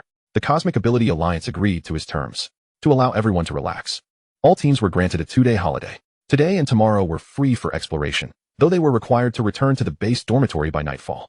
Upon exiting the base, the group marveled at the long-lost sunlight, feeling as though they had been reborn. Yu Mingqiu declared, "I don't care. Today I must explore the shopping malls of Longjing. It's a rare opportunity, and I haven't had the chance to browse yet. Who wants to join me?" Zhou Yuan offered to accompany her. Lin Ku and Wang Shuiying preferred to indulge in a feast at the antique snack street instead. This left Mu Qinxing and Shin Ningming. With a smile, Shin Ningming inquired, "Qinxing, where would you like to go for a stroll?" Mu Qinxing gazed at the cerulean sky and suggested, "I've heard that there is a dragon lake in the capital, formed automatically when the Lingxing Tower appeared. It's now a renowned tourist attraction. Shall we go boating on Dragon Lake?" Shin Ningming readily agreed. As they prepared to hail a cab, a voice called out from behind, "Wait a moment, you two." Mu Qinxing turned to see Mo Jinyu approaching briskly, arm in arm with a girl. "Allow me to introduce my girlfriend, Zhao Qiuer. She is an ordinary person without abilities." "Hello." Mu Qinxing and Shin Ningming greeted her. Mu Qinxing scrutinized Zhao Qiuer, sensing something amiss, yet he refrained from voicing his thoughts, curious about Mo Jinyu's intentions. "Are you two headed to Long Lake?" Mo Jinyu inquired. "I can take you there. I'm quite familiar with the area." Mu Qinxing glanced at Shin Ningming, who smiled and replied, "Sure, let's go together. The more the merrier." The four of them hailed a vehicle and set off towards Long Lake. Barely 10 seconds after their departure, 3 or 4 black carriages stealthily trailed behind them. Half an hour later, they arrived at Long Lake. Mu Qinxing intertwined his arm with Shin Ningming's as they strolled leisurely to the lake's edge. Gazing at the boundless water surface, Mu Qinxing felt a broadening of his heart. Numerous, unknown mystical creatures frolicked in the water, all of which posed no threat. Otherwise, they would have long been driven away by the authorities. Various boats of distinctive shapes glided leisurely across the lake. "Allow me to treat everyone to a boat ride," Mo Jinyu suggested with a smile. "It would be a pity not to visit the center of the lake while we're here." Mu Qinxing nodded. "Then I shall graciously accept your offer." The four rented a medium-sized canopy boat, powered by manual labor with 2 hand-crank paddles. With enough effort, they could navigate forward. Soon, the boats swiftly left the shore, heading towards the center. Shortly after their departure, 3 small boats gradually descended into the water, surrounding them in a menacing formation. At that moment, Mu Qinxing lifted the curtain to observe the positions of the small boats behind them. "Mo, what is going on?" he asked, his expression calm. Mo Jinyu sighed. "It seems you have already discerned the truth. Those individuals are sent by my brother and father." "Oh, your brother and father? Are they here to protect you, or to eliminate you?" Mo Jinyu shook his head. "Not to kill me, but to kill her." He pointed to his girlfriend, Zhao Qiuer. Mu Qinxing frowned. "Why? Do they disapprove of your relationship with Zhao Qiuer?" Mo Jinyu gazed at the approaching boats, his face clouded with distress. If only it were merely disapproval. To be frank, Zhao Qiuer is actually a shape-shifted mystical beast.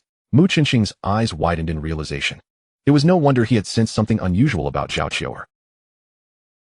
The notion of a human falling in love with a mystical beast was something he had only encountered in science fiction novels, never in reality. Mo Jinyu explained. "I pretended to be a frivolous heir to confuse my brother, to make him believe that I had no interest in the family business, and to keep my father oblivious to Zhao Qiuer's true nature. However, my outstanding performance in this national competition has drawn my brother's attention, has it not?" Nodding, Mo Jinyu continued. "Indeed, my brother reported to my father that Zhao Qiuer is a mystical beast, claiming that all my abilities stem from her, that they are merely her enchantments. Consequently, He demands that I kill Zhao Qiu'er to prove my own capabilities. At this point, Mo Jinyu paused. His gaze filled with tenderness as he looked at Zhao Qiu'er. But how could I possibly harm Qiu'er? Though she is merely a mystical beast. Her sincerity towards me surpasses that of any human. Therefore, even if it costs me my life, I shall protect her. What do you wish for me to do? Mu Qinxing asked. Kill Qiu'er, Mo Jinyu declared sternly. What? Shen Ningming gasped in shock. The small boats gradually closed in around them. Young Master Mo, you cannot escape. Our master has ordered that the beast must die today. Come back with us. Very well, tell my father that for the sake of the Mo family, I will personally slay Zhao Qiu'er today, to provide him with an explanation. Mo Jinyu gestured grandly as Zhao Qiu'er, bound tightly, was brought aboard the deck by Mu Qinxing. Zhao Qiu'er glared coldly at him. Mo, I misjudged you. You would forsake our bond for material gain, and now you wish to kill me? Mo Jinyu replied with a cold smile. I apologize, but I cannot protect you alone. Since you are destined to die, why not contribute a little? So that my affections for you are not in vain? My dear brother, cease your theatrics. Knowing you as I do, it is impossible for you to sacrifice your beloved for the sake of inheritance. Here is a suggestion, relinquish the inheritance to me, allow Zhao Qiu'er to hide. And once I have secured the family's power, you can take her back. Would that not be a win-win? A man resembling Mo Jinyu appeared from one of the boats. He was Mo Tianyu, Mo Jinyu's brother. Humph, Mo Tianyu, do not think I am unaware of your clandestine dealings with the Red Sun Kingdom. Handing over the family power to you would only lead to its ruin. Mo Jinyu retorted with scorn. Mo Tianyu's expression darkened. Brother, refrain from making baseless accusations. I have no ties to the Red Sun Kingdom. Very well, if you desire the Mo family's position so ardently, then act upon it, Mo Jinyu challenged. He turned to Zhao Qiu'er, his eyes brimming with emotion. Zhao Qiu'er's eyes were red as she shook her head. Why, Mo? We could leave the Mo family and escape to a peaceful place together. Mo Jinyu shook his head. I'm sorry, love without wealth cannot endure. Farewell, my beloved. With that, he drew a sharp dagger from his pocket and plunged it directly into Zhao Qiu'er's heart. Mo Tianyu's eyelids twitched in disbelief. He had never anticipated that Mo Jinyu would truly kill his beloved in opposition to him, a stark contrast to the intelligence he had received. With a thud, Zhao Qiu'er's lifeless body sank into the lake, stirring up a crimson splash. Mo Jinyu's eyes reddened, tears streaming down as he shouted at Mo Tianyu. Qiu'er is dead. Are you satisfied now? Humph. Now that the threat has been eliminated, return with me to meet our father. Mo Tianyu stated, his mood far from pleasant. Mo Jinyu maintained a grim expression, waving his hand to signal the boats to return. As they departed, the lake regained its tranquility. Suddenly, the water's surface rippled, and Shen Ningming resurfaced, carrying Zhao Qiu'er on her back. The injuries Zhao Qiu'er had sustained were completely healed by Shen Ningming. Miss Shen, thank you for your assistance. Zhao Qiu'er expressed gratefully. There is no need for thanks. You should be grateful to Qinxing and your boyfriend. It was their brilliant idea, Shen Ningming replied. Soon, a speedboat sped towards the center of the lake, piloted by none other than Mu Qinxing, who pulled both women aboard. As soon as Zhao Qiu'er stepped onto the boat, she knelt before them. Mu Qinxing hurriedly helped her up. There is no need for such formalities, Miss Qiu'er. For the time being, you must remain hidden. Chapter 66. The competition begins. After ensuring Zhao Qiu'er's safety, Mu Qinxing and Shen Ningming returned to the bustling streets. Shen Ningming sighed. I never imagined that the seemingly lecherous and arrogant young Master Mo would turn out to be so passionate. Mu Qinxing chuckled. That was merely a facade. However, his feelings for Zhao Qiu'er seemed genuine. I never expected such a rare breed among mystical beasts. Shen Ningming giggled, referring to them as a breed feels quite strange. Her laughter resembled 1,000 pear blossoms in bloom, leaving Mu Qinxing mesmerized.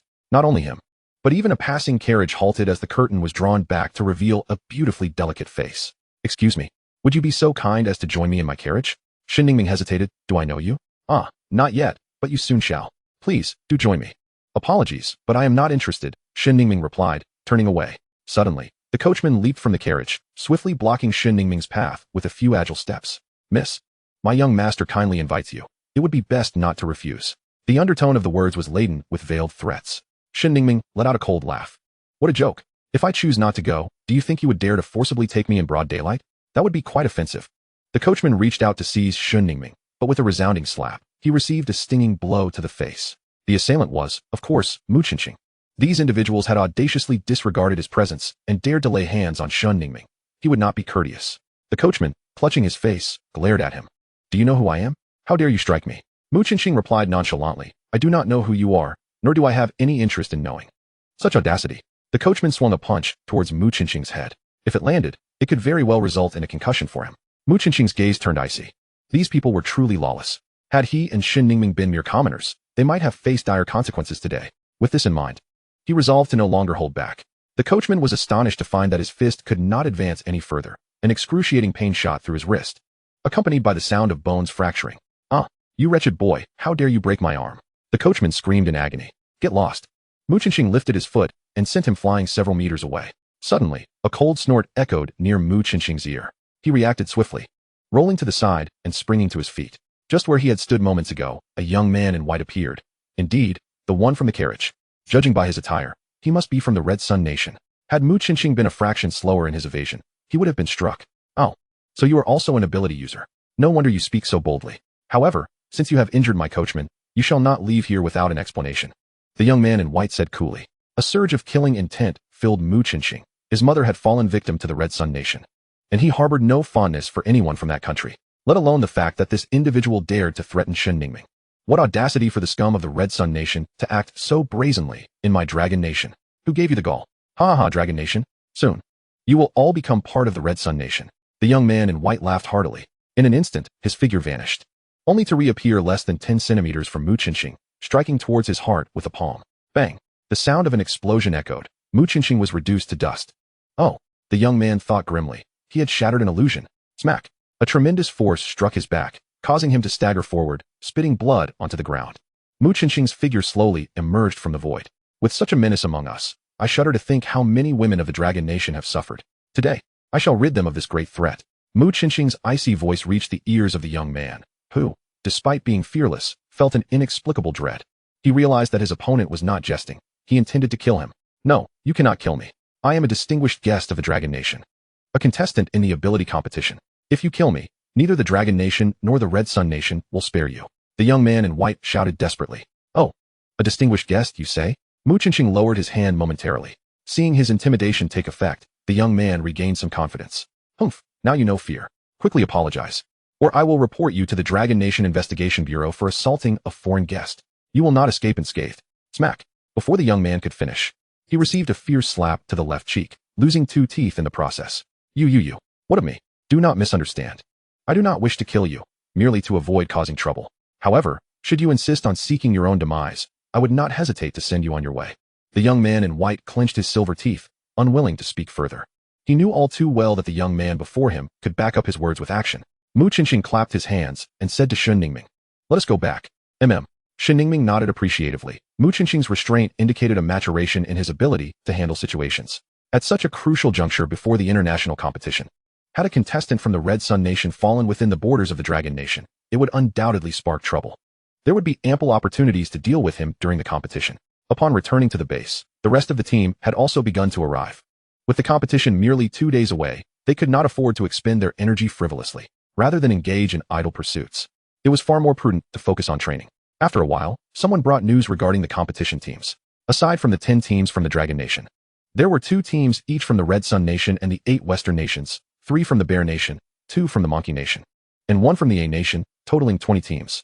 Ultimately, only 4 would advance. The competition format was straightforward. A draw would determine matchups, with one match deciding the winner. Team 1 would face Team 20, and so forth. The victors would enter the winner's bracket while the defeated would move to the loser's bracket. Each group would engage in another round of elimination, with 5 teams from the loser's bracket being completely eliminated, while 5 from the winner's bracket who lost would compete against the 5 victors from the loser's bracket to determine the top 5 in the loser's bracket. Next, the loser's bracket would undergo a draw to stage 2 groups of matches, with the victors, along with 1 team receiving a bye, entering the winner's bracket, culminating in a final draw among 8 teams. The 4 winning teams would secure their spots for the Lingxing Tower. Thus, if Mu Chenxing wished for all members of the Xingming team to qualify, it would prove quite challenging. At the very least, 2 teams from the Dragon Nation must emerge victorious, and ultimately the Cosmic Ability Alliance must select all members of the Xingming team for entry into the tower. Achieving either condition would be no small feat according to the intelligence provided by the organization. The teams from the Red Sun Nation, Bear Nation, and the 8 Western Nations all possessed intermediate ability users. Intermediate ability users differed from those in Mu Chenxing's group. To be classified as such, one must possess mastery over intermediate abilities and have all attributes exceeding 50. Hence, the adversary's foundational capabilities far surpassed those of the Dragon Nation's teams. Mu Chenxing examined the composition of the Dragon Nation teams, considering that the most promising contenders were the Xingming team and the one led by Mo Jinyu. However, for both to advance, they could not draw each other in the final round. It was a daunting challenge indeed. Observing the somber expressions of his comrades, Shen Ningming smiled. "All right, isn't it a bit premature to dwell on such thoughts?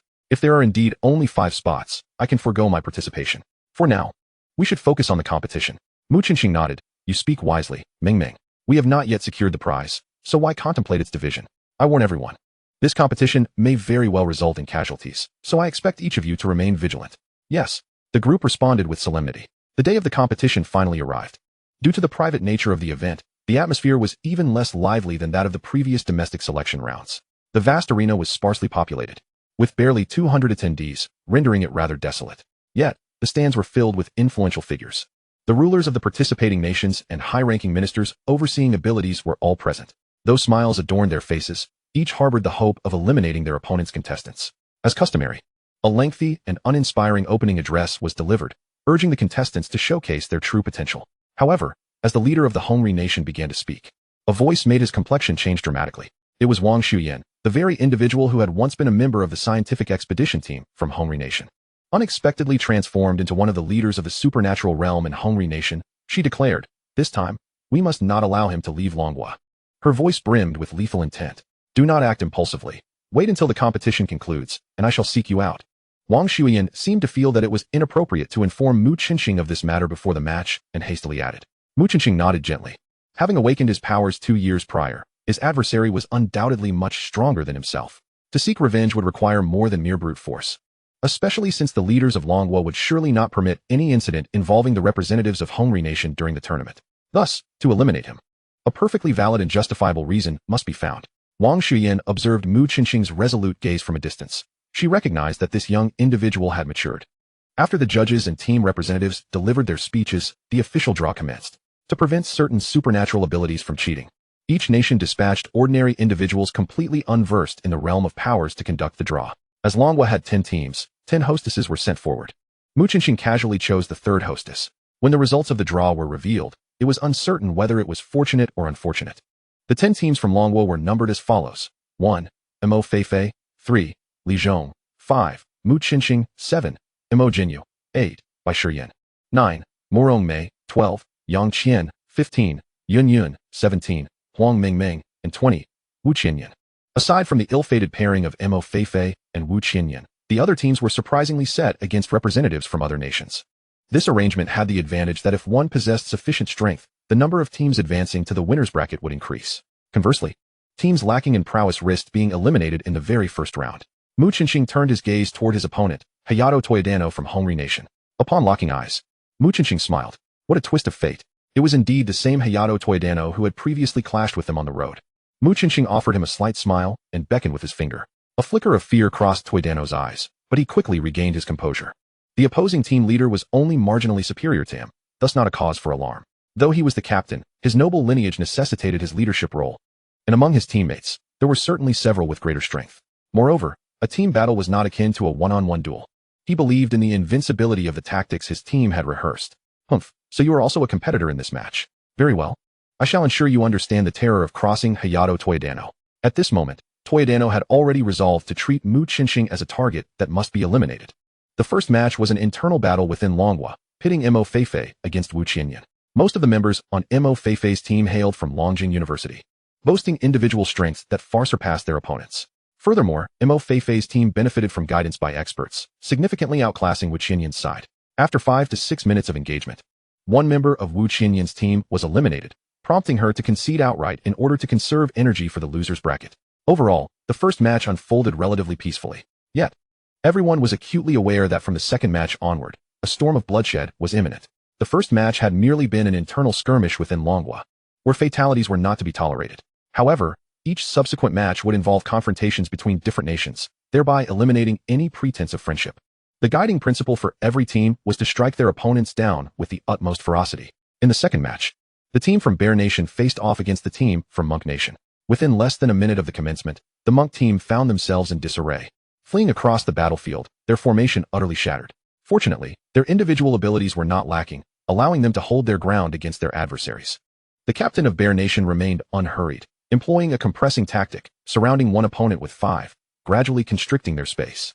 By the 4th minute, one member of the Monk team was eliminated. Surprisingly, the remaining 4 did not attempt to launch a counteroffensive to save their comrade. Instead, they kept their distance. Thus, the match devolved into a game of eagles capturing chicks. The members of the Monk team refused to surrender, even if only one remained, continuing to evade capture. Ultimately, the match stretched on for 13 minutes, a veritable marathon. Of course, the outcome had been sealed the moment the first member of the monk team was eliminated. Yu Mingqiu expressed his disbelief. Is this monk nation's team here to amuse us? Knowing they cannot win, they should concede sooner. What a waste of time. Mu Qinxing replied with a slight smile. Perhaps they are merely here to make an appearance. Remarkably, Mu Qinxing's conjecture proved accurate. The number of awakened individuals in Monk Nation was inherently limited, and those with the talent to cultivate into formidable warriors were even rarer. They had barely managed to assemble a team with competitive semblance. In truth, their participation was more for show than genuine competition.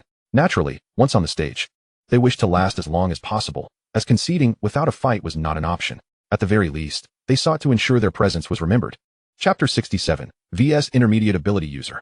The third match was about to commence, serving as the first true test for the team from Longhua. The members of Li Zhong's team appeared somewhat apprehensive. Teacher Wang offered soothing words to calm their nerves, encouraging them to maintain a steady mindset. Everyone, just perform as you do in training. Even if you lose, no one will blame you. However, remember this, do not wager your lives. Preserving your life is more important than anything else. Yes, Teacher Wang. Li Zhong took a deep breath and led his team onto the stage. As it was a 5-on-5 match, they had left one substitute on the sidelines. The substitute seemed relieved and fervently cheered for his teammates from the sidelines. Their opponents consisted of the number 2 seed from Bear Nation, led by an intermediate ability user. Mu Qinxing found it somewhat perplexing. Given that Lingxing Tower resided within the territory of Longhua, how could these teams, particularly those from distant nations like Monk Nation, manage to find intermediate ability users? While most university students in Longhua were merely at the beginner level, Mu Qinxing turned to Wang Shuiyan to voice his concerns. Wang Shuiyan smiled and explained, it's quite normal. Longhua's policy promotes universal ability enhancement, resulting in a larger base of ability users. In contrast, nations like Monk and Shiba, with smaller populations, consolidate resources, forcibly elevating some who would otherwise remain at the beginner level to intermediate for the sake of competition. However, the consequence of this approach is that these individuals may remain forever trapped at the intermediate level, unable to advance. Yet, if they lose control over Lingxing Tower as a result, would that not be a case of losing more than they gain? Wang Shuiyan shook her head, it matters not. Even an intermediate ability user is not guaranteed victory. The nation has faith in you, and I have faith in you. As long as you secure your passage into Lingxing Tower, Longhua will have a future. Mu Qinxing smiled wryly. You all still have your eyes set on the Shuiyu Jade pendant, don't you? Indeed, Wang Shuiyan affirmed. The Shuiyu Jade pendant undoubtedly conceals the secrets of Lingxing Tower or serves as the key to unlocking its interior. Once acquired, I am confident that Longhua will ascend to become the most powerful nation in the world. Observing Mu Qinxing's expression of dissatisfaction, Wang Shuiyan reassured him. Do not let the pressure weigh too heavily on you. Even if you do not make it, the organization will still ensure you receive a spot. Mu Qinxing shook his head. I am not worried about failing to secure a place in the top 4. I believe in myself and my teammates. The top 4 is undoubtedly within our grasp. What I fear is that the secret of the Pisces Jade pendant, once unraveled, may not bode well for humanity. Yet, Mu Qinxing remains exceedingly confident. Even if there are intermediate ability practitioners, the Xingming battle team is not to be underestimated. Without taking risks, how can one reap rewards? You need not dwell on these matters. Focus on performing well in the competition. The Li Zhong team has already commenced. Let us observe the match. Mu Qinxing nodded, redirecting his gaze to the arena. As the match began, the intermediate ability practitioner from Bear Country launched a ferocious assault. The tactics of Bear Country mirrored their name, wild and reckless, lacking any semblance of coordination, as one individual relentlessly targeted the members of Li Zhong's team. Such a box-style tactic proves effective when one's individual prowess far exceeds that of the opponent. However, after the initial half-minute of chaos, Li Zhong organized an effective defense. He, alongside a healer, managed to withstand the onslaught of the intermediate practitioner 2-on-1, pushing him away from the center of the battlefield. Despite being outnumbered 3-4, the remaining trio displayed superior teamwork compared to their adversaries, and their individual strengths were not lacking either. The scene quickly descended into a stalemate. Yu Mingqiu inquired, my idol. Who do you think will emerge victorious? Mu Qinxing sighed. I fear Li Zhong may not prevail. Why? It is quite simple. Although the 3-on-4 situation presents a slight advantage, it cannot be immediately converted into a decisive victory. The crux lies in the 2-on-1. While Li Zhong manages to hold his ground, observe the healer's techniques, far too rudimentary, wasting a considerable amount of spiritual energy. If this continues, their duo will not endure much longer. Shen Ningming nodded in agreement. In approximately half a minute, Li Zhong should concede. Indeed, after around 25 seconds of continued combat, Li Zhong was struck in the right shoulder. His healer, however, failed to administer aid, as her energy had been depleted. Zhou Yuanyuan sighed. I never anticipated that the outcome would hinge upon the healer. Ming Ming, it seems we must rely on you. No need. Mu Qinxing shook his head. Why not? Had our team faced the previous Bear Country squad, I would have instructed Shin Ningming to single-handedly restrain their intermediate practitioner while we swiftly eliminated the remaining 4. Shin Ningming chuckled wryly. Qinxing, please do not jest. How could I possibly contend against an intermediate practitioner alone? Mu Qinxing smiled. You certainly can, for you embody both a healer and a ranged combat ability practitioner. Shin Ningming suddenly understood Mu Qinxing's intent. With the frost arrows in her possession, she could seamlessly fulfill both offensive and healing roles. Although this approach demands considerable energy, her reserves are nearing that of an intermediate practitioner, and her proficiency in healing has reached a commendable level, allowing her to manage her consumption effectively for about a minute. This duration would be ample for the other battlefield to annihilate their foes. A gasp arose from the sidelines as the intermediate practitioner from Bear Country seized the opportunity while Li Zhong was wounded, launching another powerful strike, this time directly to his abdomen. Li Zhong barely had time to concede before losing consciousness. Fortunately, the healer reacted swiftly, immediately calling for surrender, otherwise she would have been the next target without any protection. The Li Zhong team faced defeat. On the surface, the disparity appeared vast. Even 2-on-1, they could not prevail. In reality, had their execution been more refined, their teamwork more fluid, it is conceivable that victory could have been theirs. In the arena, mere fractions can lead to entirely divergent outcomes. Li Zhong was carried off by the healer from Dragon Country for treatment, while the other team members hung their heads in despair. Despite all arguments, they represented Dragon Country in their inaugural battle against foreign competitors. Yet they lost so utterly without a fight. How could they not experience any psychological turmoil? In the 4th match, the Mank Seed team faced off against Huang Mengming's team. From Mu Qinxing's perspective, he held considerable optimism for this team. The reasoning is straightforward. This team, from captain to members, exhibits remarkable boldness. Their style bears a slight resemblance to that of Bear Country, albeit without an overemphasis on individual aggression. They combine audacity with teamwork. Provided they can neutralize the 2 intermediate practitioners from Mank Country, they stand a chance. Indeed, in this match, the Mank team boasts 2 intermediate practitioners and 3 primary practitioners. The latter's skill levels are significantly below average, with base attributes scarcely exceeding 20. This indicates that Mank Country has concentrated all its resources on nurturing the 2 intermediate practitioners. Lin Ke speculated. Although the opposing team has 2 intermediate practitioners, I sense this match is more manageable than the first, if we can swiftly eliminate those primary practitioners. With a 5-2 advantage, I refuse to believe we can lose. Mu Qinxing shook his head. If you adhere to your strategy, Huang Mengming is destined for defeat. Why? The 3 primary practitioners on the opposite side are evidently a weak link. Isn't it sound strategy to capitalize on their shortcomings? Lin Ke retorted, somewhat dissatisfied. Yu Mingchu tapped his head. With your intellect, you dare question my idol? Your strategy is undoubtedly flawed. Oh, pray tell, how is it flawed? Yu Mingchu pondered.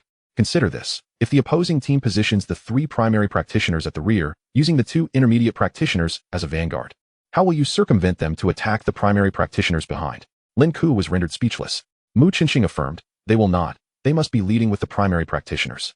As soon as he spoke, the arrangement on the battlefield was complete, and indeed the 3 primary practitioners from Mank Country fanned out in a crescent formation, charging to the forefront. Though Lin Ke felt chastised, he was elated, for his idol had spoken truthfully. I fail to comprehend. Is the opposing captain a fool to arrange their formation in such a manner? Lin Ke was baffled. Mu Qinxing chuckled. Do not equate them with the Dragon Country team. In Mank Country's formation, these 3 are merely fodder, and their demise would not be lamented. Lin Ke and Yu Mingchu grasped the implication. These 3 primary practitioners were mere tools. In the face of the adversary's fearless charge, Huang Mengming opted not to eliminate the 3 expendable fighters first. Instead, the 5 split into 2 groups, simultaneously attacking the junction of their formation, with one group targeting a rear intermediate practitioner. The crowd erupted in astonishment. This team dared to prioritize eliminating the opponent's elite. But could this truly succeed? Even in a 3-on-1 or 2-on-1 scenario, it would be exceedingly difficult to swiftly defeat an intermediate practitioner. Should the 3 primary practitioners turn back, they would find themselves encircled, with no room to evade. The outcome soon became apparent. The 2 intermediate practitioners were besieged, yet the other 3 failed to respond promptly. Moreover, even when they eventually returned, they found themselves unable to intervene effectively. Huang Mengming's trio shifted positions with remarkable speed. Given the 3 primary practitioners' abilities, they were utterly clueless on how to launch an attack. In truth, their best course of action at that moment would have been to assault the duo. A mere disruption in rhythm would suffice. After all, a 2-person team attacking an intermediate practitioner is insufficient. At best, it would result in a stalemate. If the 3 joined in, regardless of whether they landed a hit, as long as they caused some disruption, the intermediate practitioner could extricate themselves to assist the other side.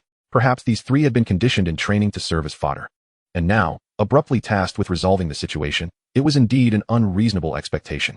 Alternatively, they might harbor resentment towards their role as expendables, intentionally refraining from aiding, believing it justified since their own strength was inadequate.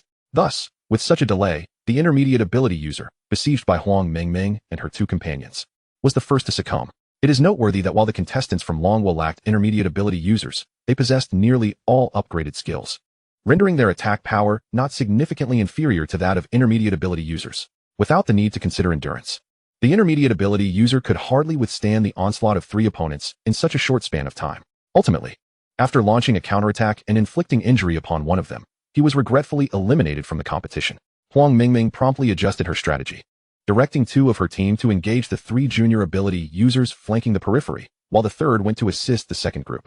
Upon noticing the incoming assault, the 3 fled without hesitation, as their captain had instructed them to attract the enemy's attention as much as possible before being eliminated. However, circumstances had changed.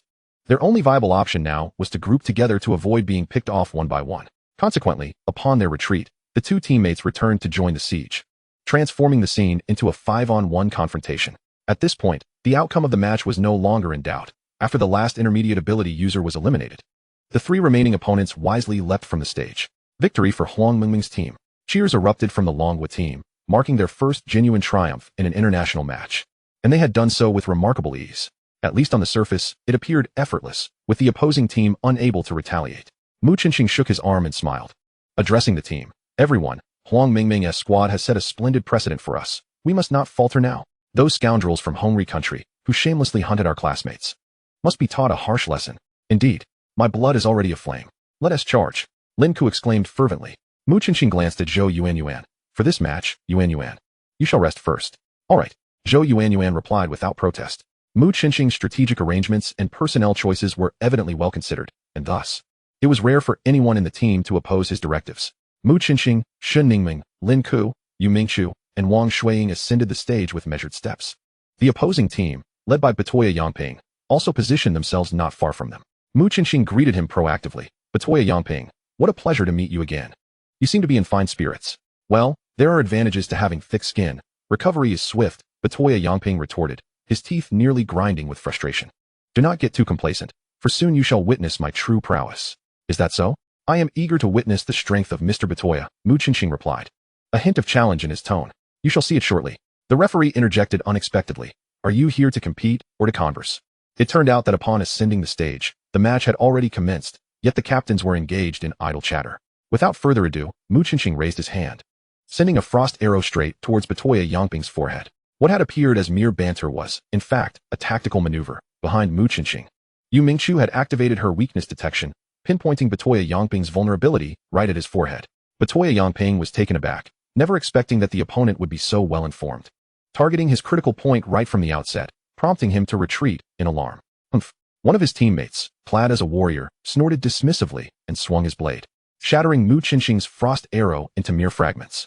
Impressive. This individual must be an intermediate ability user. Batoya Yangping exhaled in relief, grateful for his prior knowledge of Mu Qinxing, which allowed him to respond swiftly. However, just as he was reveling in his own cleverness, a second frost arrow appeared behind him. Chapter 68. Defeating Batoya Yangping. The angle and timing of the arrow were exceedingly cunning, seemingly calculated to predict his dodging direction. Clang. A crisp sound rang out as another ability user from behind Batoya Yangping deflected the frost arrow. Astonishingly, yet another intermediate ability user.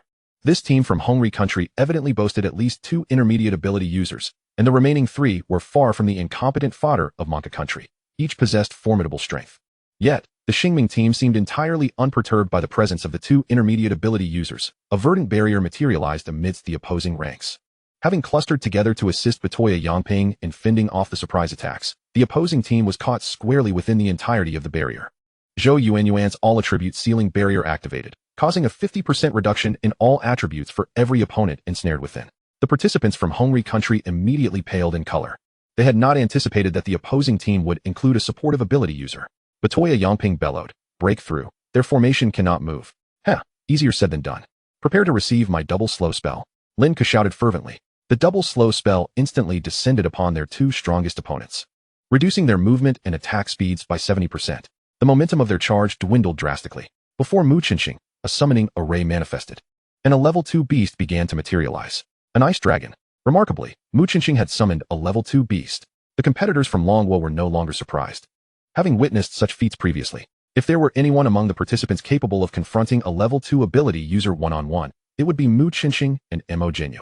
With the Ice Dragon now in play, the temperature of the arena plummeted several degrees. Attack! Mu Qinxing commanded decisively. A chilling storm erupted from the Ice Dragon's maw, assailing every opponent on the field. An area of effect attack, truly befitting a level 2 beast. Someone among the audience sighed in admiration. However, as the attack dispersed, it was likely that not a single opponent could be eliminated, revealing a notable flaw. Defend! Batoya Yongping roared immediately. Another ability user from his team stepped forward, enveloped in a dazzling rainbow shield that gradually expanded to encompass all his teammates. The frost struck, shattering the shield. But the remaining force was insufficient to inflict fatal damage upon those within the formation. Nonetheless, the individual who had conjured the shield appeared pale, clearly having expended a significant amount of energy. Coupled with the effects of the all-attribute ceiling barrier, the consumption had doubled. It was evident that this individual would be unable to cast such a barrier skill again. In this moment of delay, Mu Qinxing and Wang Shuiying had already plunged into the fray. The Phantom Tiger Fist and the Tiger Charge were unleashed simultaneously, with their target not the two intermediate ability users, but rather Batoya Yongping. Batoya Yongping was taken aback. Had Mu Qinxing turned this competition into a personal vendetta?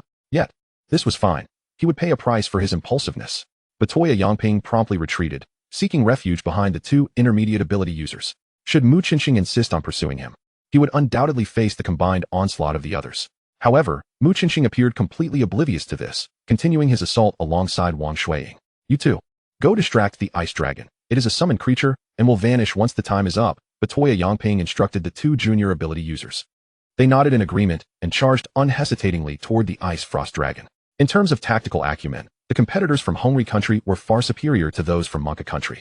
The reason Batoya Yongping dared to take such action was that he had discerned that the remaining members of Mu Qinxing's team were all supportive ability users, and they had already expended their skills, rendering them negligible threats.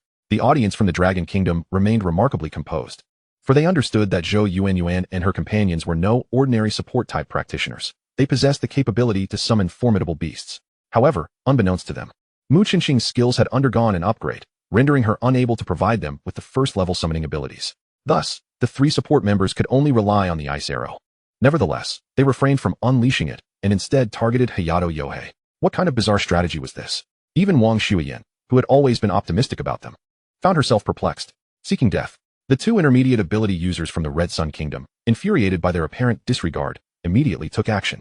Both wielded high-energy particle streams, and their chosen target was none other than Mu Qinxing. With two intermediate abilities attacking the same individual, it was evident that the Red Sun Kingdom was intent on murder. This could end badly. Surely Mu Qinxing wouldn't be eliminated in an instant. It was a possibility. The Red Sun Kingdom's members were indeed lethal. Many from the Dragon Kingdom began to worry for Mu Qinxing. Within the Dragon Kingdom, they were rivals. In the face of outsiders, they were brothers. Of course some, like Cui Ruzhen, secretly hoped for Mu Qinxing's demise. Mu Qinxing deftly maneuvered, attempting to evade the oncoming high-energy particle streams. However, the skill appeared to possess a homing function. No matter how she dodged, it relentlessly pursued her. Bang!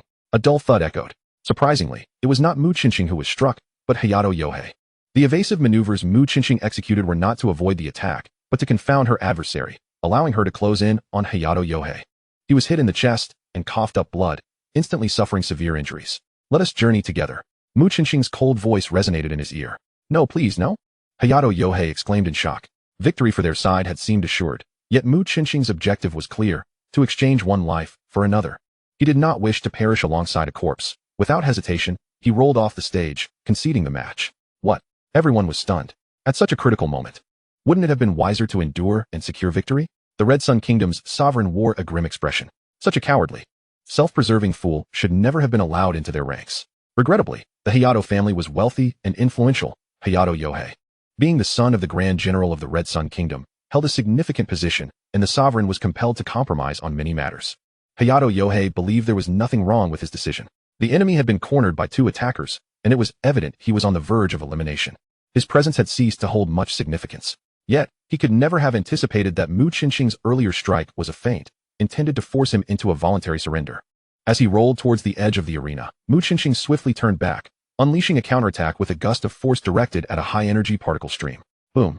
Two thunderous explosions reverberated. The area was engulfed in a swirling mist, leaving the audience unable to discern what transpired within. Had Mu Qinxing perished? It seemed unlikely. She had just managed to block one of her opponent's attacks. However, Even a single hit from an intermediate ability user could be lethal.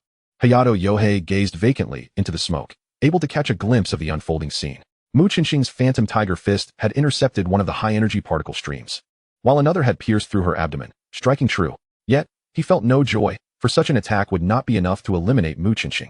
If it couldn't kill her, and with a healing ability user present, it was essentially futile. Indeed, Shen Ningming emanated a soft white light, and the gaping wound in Mu Qinxing's abdomen began to mend at a visible pace, ultimately returning to its pristine state. As the smoke dissipated, the audience gasped in astonishment at the sight of Mu Qinxing emerging unscathed from the onslaught of two intermediate ability users. My heavens, how could this be possible? Did you not see that girl beside her? She is a healing ability user. She must have intervened. Yet, withstanding the attacks of two intermediate abilities was still a terrifying feat. The spectators from the Dragon Kingdom erupted in frenzied excitement. It was evident to all that the 5 members of the Red Sun Kingdom were significantly stronger than the previous team from the Manga Kingdom. And under such a configuration, Mu Qinxing's squad had somehow gained the upper hand. Conversely, the 2 junior ability users were struggling to withstand the Frost Dragon's relentless assault. That was a second-level beast, an elite variety possessing exceptional offensive capabilities. Quickly, eliminate one, Mu Qinxing bellowed. He was not as optimistic as the viewers below. While the enemy was indeed down a member, the summoning time for the Frost Dragon was drawing near. The overall strategy was sound, but he had somewhat underestimated the strength of the 2 junior ability users.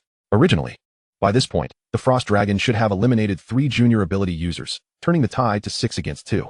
Moreover, it was becoming increasingly problematic as Zhou Yuanyuan and Lin Ke's skills were nearing their expiration. Should the opponents unleash all their offensive power, he and Wang Shuiying would undoubtedly be unable to withstand it. Ice Arrow, Zhou Yuanyuan, Lin Ke, and Shen Ningming each conjured an ice arrow. Their target was singularly focused, the intermediate ability user positioned closest to Mu Qinxing. A chilling aura enveloped the intermediate ability user, who could not comprehend how a support-type practitioner could launch an attack, and an attack that rivaled that of a distinguished offensive ability user. Mu Qinxing and Wang Shuiying surged forward simultaneously. In that fleeting moment, he tragically found himself outnumbered 5-1. This time, no one could save him. The intermediate ability user was eliminated. Simultaneously, another intermediate ability user's high-energy particle stream struck. Mu Qinxing boldly stepped forward, absorbing the blow with her body while simultaneously activating her injury recovery. In an instant, she returned to normal, far quicker than any healing spell could achieve. It even made her question whether she had struck an illusion. Faced with the same 5-1 onslaught, he too was swiftly eliminated. Mu Qinxing decisively turned to confront the remaining 2 junior ability users. One of the individuals engaged with the Frost Dragon reacted swiftly, realizing the situation was dire. He abandoned his comrade, who was still recovering on the ground, and leaped off the stage. Without hesitation, Mu Qinxing severed his heart vein before he could utter a word of surrender. You. The junior ability user's eyes widened in disbelief as he fell to the ground. Defeated, a profound silence enveloped the arena. This marked the first instance of a fatality in the competition, leaving everyone profoundly shaken, so much so that they were momentarily speechless. Hayato Yohei bellowed, "You bastard! You had already won. Why did you have to kill him? Referee, apprehend him immediately." Mu Qinxing deliberately committed murder and should be disqualified. Facing legal consequences, the sovereign of the Red Sun Kingdom cast a dark glance at the sovereign of the Dragon Kingdom.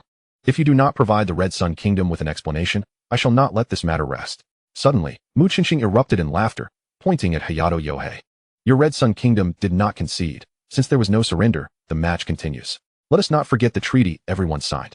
This is a battle where lives are at stake for victory. It is not a mere game. If you are unprepared for death, do not disgrace yourselves on the stage. When your Red Sun Kingdom members attacked me, were they not aiming to take my life? To cast blame for his demise, it is not I, but you, Yohei Hitano. No, no, no. How can you lay the fault at my feet? Spare your futile defenses, you murderer." A wave of panic washed over Yohei Hitano. "Huh, not your fault. Had you not fled in the heat of battle, would your comrades have found themselves ensnared? Had you not abandoned them, it would have been I who perished. Very well.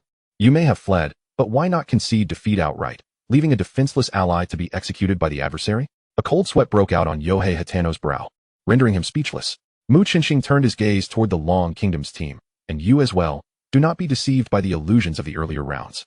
This is neither a training ground nor a friendly match within our homeland. When you step onto the arena, it is either victory or defeat. If you cannot secure a win, then concede decisively, lest you squander the lives of your comrades." Upon finishing his words, Mu Qinxing did not await the judge's declaration of victory, but leapt down from the platform and returned to the resting area of the Long Kingdom. The sovereign of the Long Kingdom wore a satisfied smile, greatly approving of Mu Qinxing's remarks. He addressed the sovereign of the Red Sun Kingdom, saying, "In the arena, casualties are inevitable, a consensus we have long accepted, Thus I cannot acquiesce to your demands. Should you have any grievances, let them be proven through performance on the field. Humph. Worthless fools. The sovereign of the Red Sun Kingdom could only huff disdainfully, directing his ire entirely at Yohei Hitano. You Mingchu sidled over, my idol. You were exceptionally dashing just now. Mu Qinqing shook his head. Dashing? I miscalculated. You achieved such a splendid victory, yet lament a miscalculation? The others were perplexed. Mu Qinqing spoke truthfully. He indeed had not met his tactical objectives. From the moment he acquired intelligence on the opponents, he envisioned this strategy, with the initial plan being to eliminate 3 novice ability users, including Yohei Hitano, as sacrificial pawns. Defeating intermediate ability users was feasible, but killing them posed a formidable challenge. However, had the adversaries been reduced to merely 2 intermediate ability users, even with a substitute, they would have had only 3. Unable to stir significant turmoil in the loser S bracket. Yet, the opponents proved far more formidable than the records indicated, rendering the initial ambush and Ice Dragon's assault fruitless, ultimately necessitating his direct intervention to secure a kill. Victory was indeed achieved, yet the defeated team could still muster a 5-member squad, and they would be all the more cautious in subsequent matches. In this light, the endeavor was not entirely successful. Chapter 69, A Gruesome Battle. Of course, this assessment pertains to the benefit of other teams. For Star Dream Team, it was a considerable triumph. Not only did they bolster their reputation, but they also instilled immense pressure on the remaining teams, under which many may falter. Next up was the second seed from the Western 8 Kingdoms facing off against the Yun team. As the two teams took the stage, the spectators from the Long Kingdom shouted for the defeat of the Western 8, urging no mercy. The atmosphere grew exceedingly awkward. The sovereign of the Western 8 Kingdom wore a grim expression, yet could utter no protest.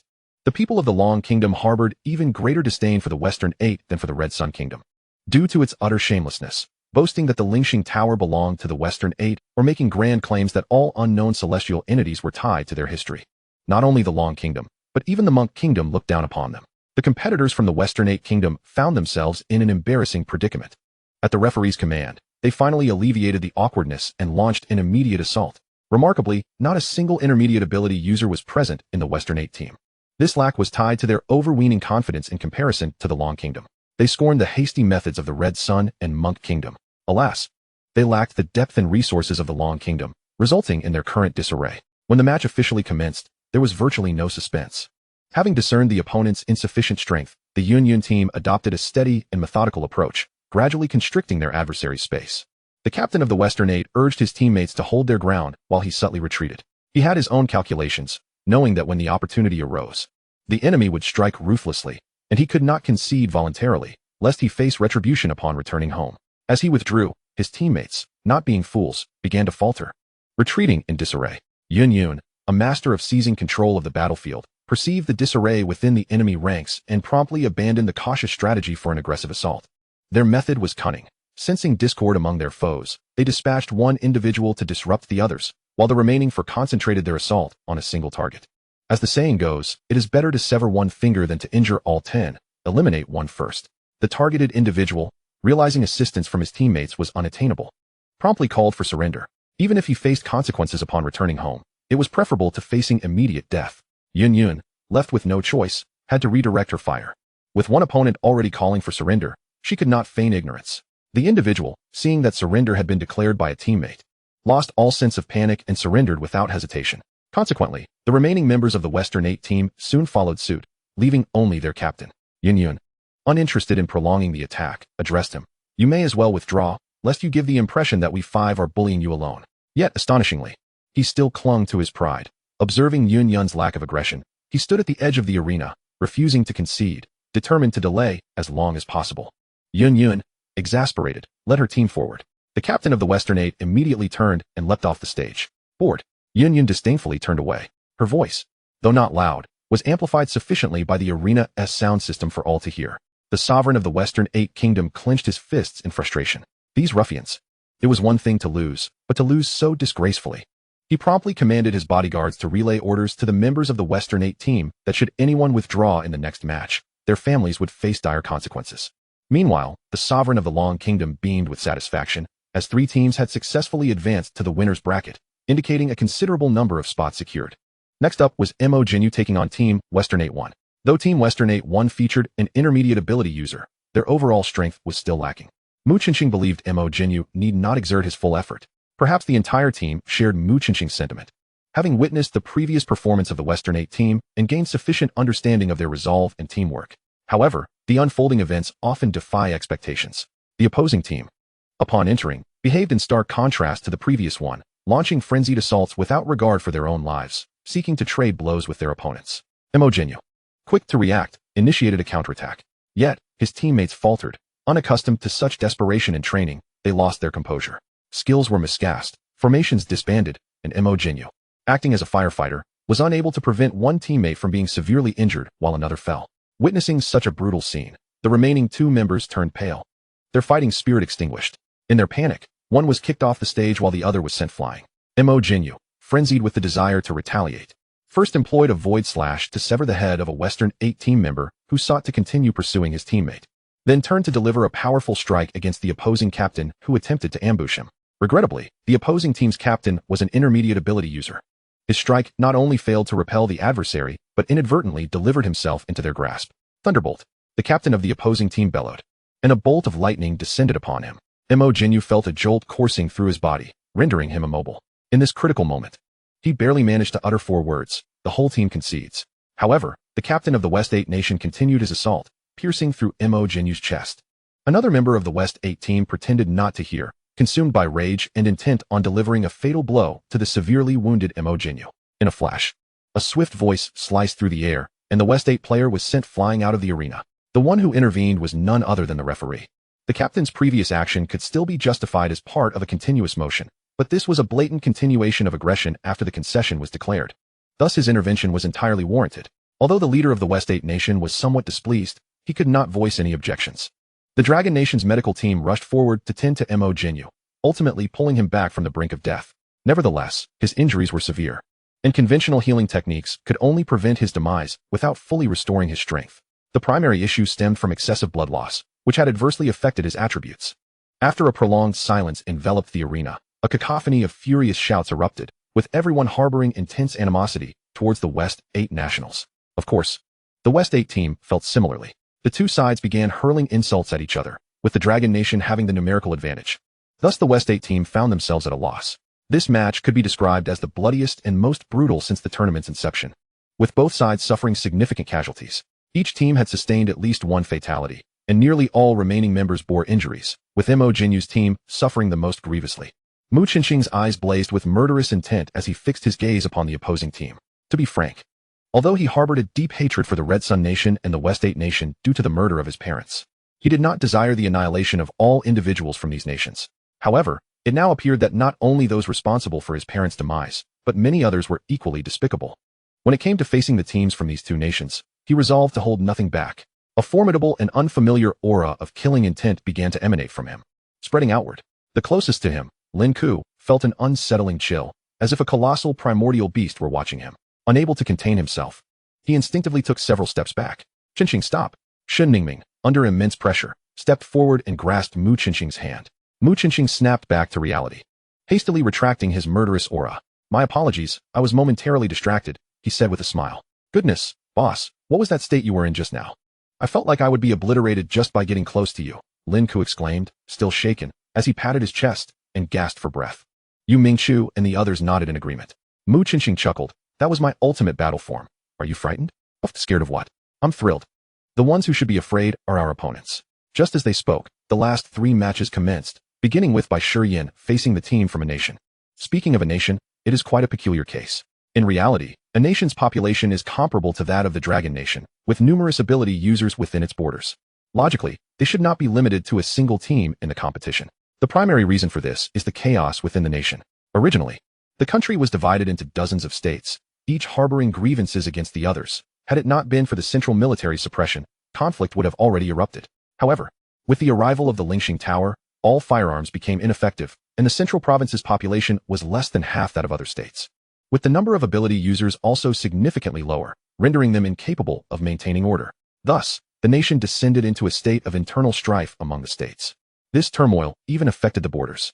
Fortunately, the Dragon Nation responded promptly, enlisting several members from the Cosmic Ability Alliance to eliminate over 1,000 unruly nation ability users at the border, which finally deterred them from causing further disturbances in the Dragon Nation's direction. Initially, the Dragon Nation had no intention of granting them a participation slot. However, After persistent pleas from the central government, who assured that they would manage the borders and prevent a nation's ability users from encroaching upon Dragon Nation territory, they finally secured a team for the competition. Thus, they were reluctant to employ lethal force against the Dragon Nation's team and even sought to curry favor with them to confront the Red Sun Nation and the West 8 Nation. Consequently, when the match began, the captain of a nation declared, "Let us engage in friendly exchanges and keep it light." Bashirian readily agreed. During the battle, a nation's team displayed considerable strength, boasting a competent intermediate ability user among them. Moreover, their teamwork was remarkably cohesive, suggesting they had undergone extensive training together. Bashirian's team was somewhat weaker, and after a few minutes of stalemate, they gradually began to falter. Realizing victory was unattainable, Bashirian graciously conceded. This match could be regarded as the most peaceful, aside from the initial internal conflict, with both sides showcasing their abilities without incurring any casualties. Next up was Yang Jing facing off against the second team from the Red Sun Nation. Although designated as the second team, it was led by two intermediate ability users. Yang Jing lacked the offensive capabilities and summoning powers exhibited by Mu Qinxing, rendering him unable to execute a strategy of isolation and encirclement. From the outset, he found himself on the defensive, being suppressed by the two intermediate ability users from the opposing side. Soon, all 5 members of his team sustained varying degrees of injury. Recognizing the futility of victory, the opposing team gradually turned to lethal intentions, prompting Yang Jing to concede swiftly, thereby concluding the match. Following this bout, the countenance of the Dragon Nation's leaders grew somber. The primary concern was the significant oversight involving Mo Jinyu's team, which was initially expected to secure victory. It was worth noting that the Dragon Nation had 10 teams participating, yet only 3 had advanced thus far. They were far from achieving even half of their potential. The final match's probability of success appeared grim as well. Morong Mei faced off against the third team from the Bear Nation. While the third team of the Bear Nation was naturally inferior to the first and second teams, like the Dragon Nation, these ability users were genuinely trained, and it was questionable how much they truly lagged behind. In fact, during internal training matches, the third team had previously triumphed over the second team, albeit on rare occasions. However, in a single elimination format, securing just one victory sufficed. As the match commenced, the Bear Nation's team employed their typical strategy, where one individual would focus on one opponent, each engaging in separate skirmishes, an aggressive and direct approach. This tactic was intended to compensate for their lack of coordination. To Mu Qinxing's surprise, Morong Mei did not counter this one-on-one approach with team collaboration. Instead, she chose to dismantle her team, sending individuals forward one by one. As a result, the battlefield resembled 5 individual one-on-one matches. Yu Mingchu, puzzled, inquired, "Boss, what is Morong Mei doing? Isn't she falling right into the opponent's rhythm and at a disadvantage?" Mu Qinxing glanced at the unfolding matches and smiled subtly, having grasped Morong Mei's intent. "You see, aside from the leftmost match where she is being pressured, the other 4 one-on-ones are showing a certain advantage." Lin Ku interjected, "I understand now. Morong Mei is employing the strategy of Tianji's horse racing." Yu Mingchu shot him a glare. "You don't know anything." Mu Qinxing chuckled. This time, he actually got it right. Given that both sides possessed roughly equal strength, Morong Mei matched her weakest member against the opposing strongest, thereby ensuring that the remaining 4 positions could suppress their opponents. Thus, even if one match was lost, the other 4 could secure victory. It's that simple? Then Morong Mei is practically guaranteed to win. The moonlit night often evokes a sense of unreality. Of course. This signifies the adaptability of our Dragon Nation's tactics, which are beyond the comprehension of those foolish bears, Lin Ku declared with pride. Mu Qinxing chuckled bitterly. While the tactics are commendable, they may not necessarily ensure victory. Why? Just look at the battlefield. If we were to tally the individual matches, Morong Mei would undoubtedly be victorious. However, fundamentally, this is still a team competition. Upon casting a glance at the arena, Yu Mingchu immediately grasped Mu Qinxing's point. Indeed, Morong Mei's team held an advantage in 4 of the battlefields, yet it was merely an advantage and could not swiftly translate into triumph. The weakest member of their team had already been pushed back repeatedly by the opponents, barely holding on. Had the players from Bear Nation shown no restraint, he would have long succumbed. Nevertheless, his elimination was imminent. Once he was ousted, the opposing team would swiftly gain a 2-to-1 advantage, thereby reversing the tide of battle. The situation would unfold like a line of dominoes, leading to the inevitable collapse of Morong Mei's team. As anticipated, within 5 minutes of the first defeat, Morong Mei's team was systematically eliminated. Chapter 70. Farewell to Mu Lanli. The first day's competition had officially concluded, yet discussions about the matches continued unabated, with some reveling in joy and others drowning in despair. Although 3 teams from the Dragon Nation had advanced, there was little cause for celebration. This was due to the fact that 7 teams from the Dragon Nation would face elimination in the upcoming losers bracket, with at least 2 teams likely to be ousted. Furthermore, the teams descending from the winners bracket were not weak, and the probability of only one, Mo Jinyu, breaking through was quite high. However, The morale of Mo Jinyu's team had suffered a significant blow due to casualties, casting doubt on their ability to perform optimally. Moreover, after the first round of competition, everyone had gained a deeper understanding of their opponent's strengths and abilities, ensuring that the second round of battles would be even more intense.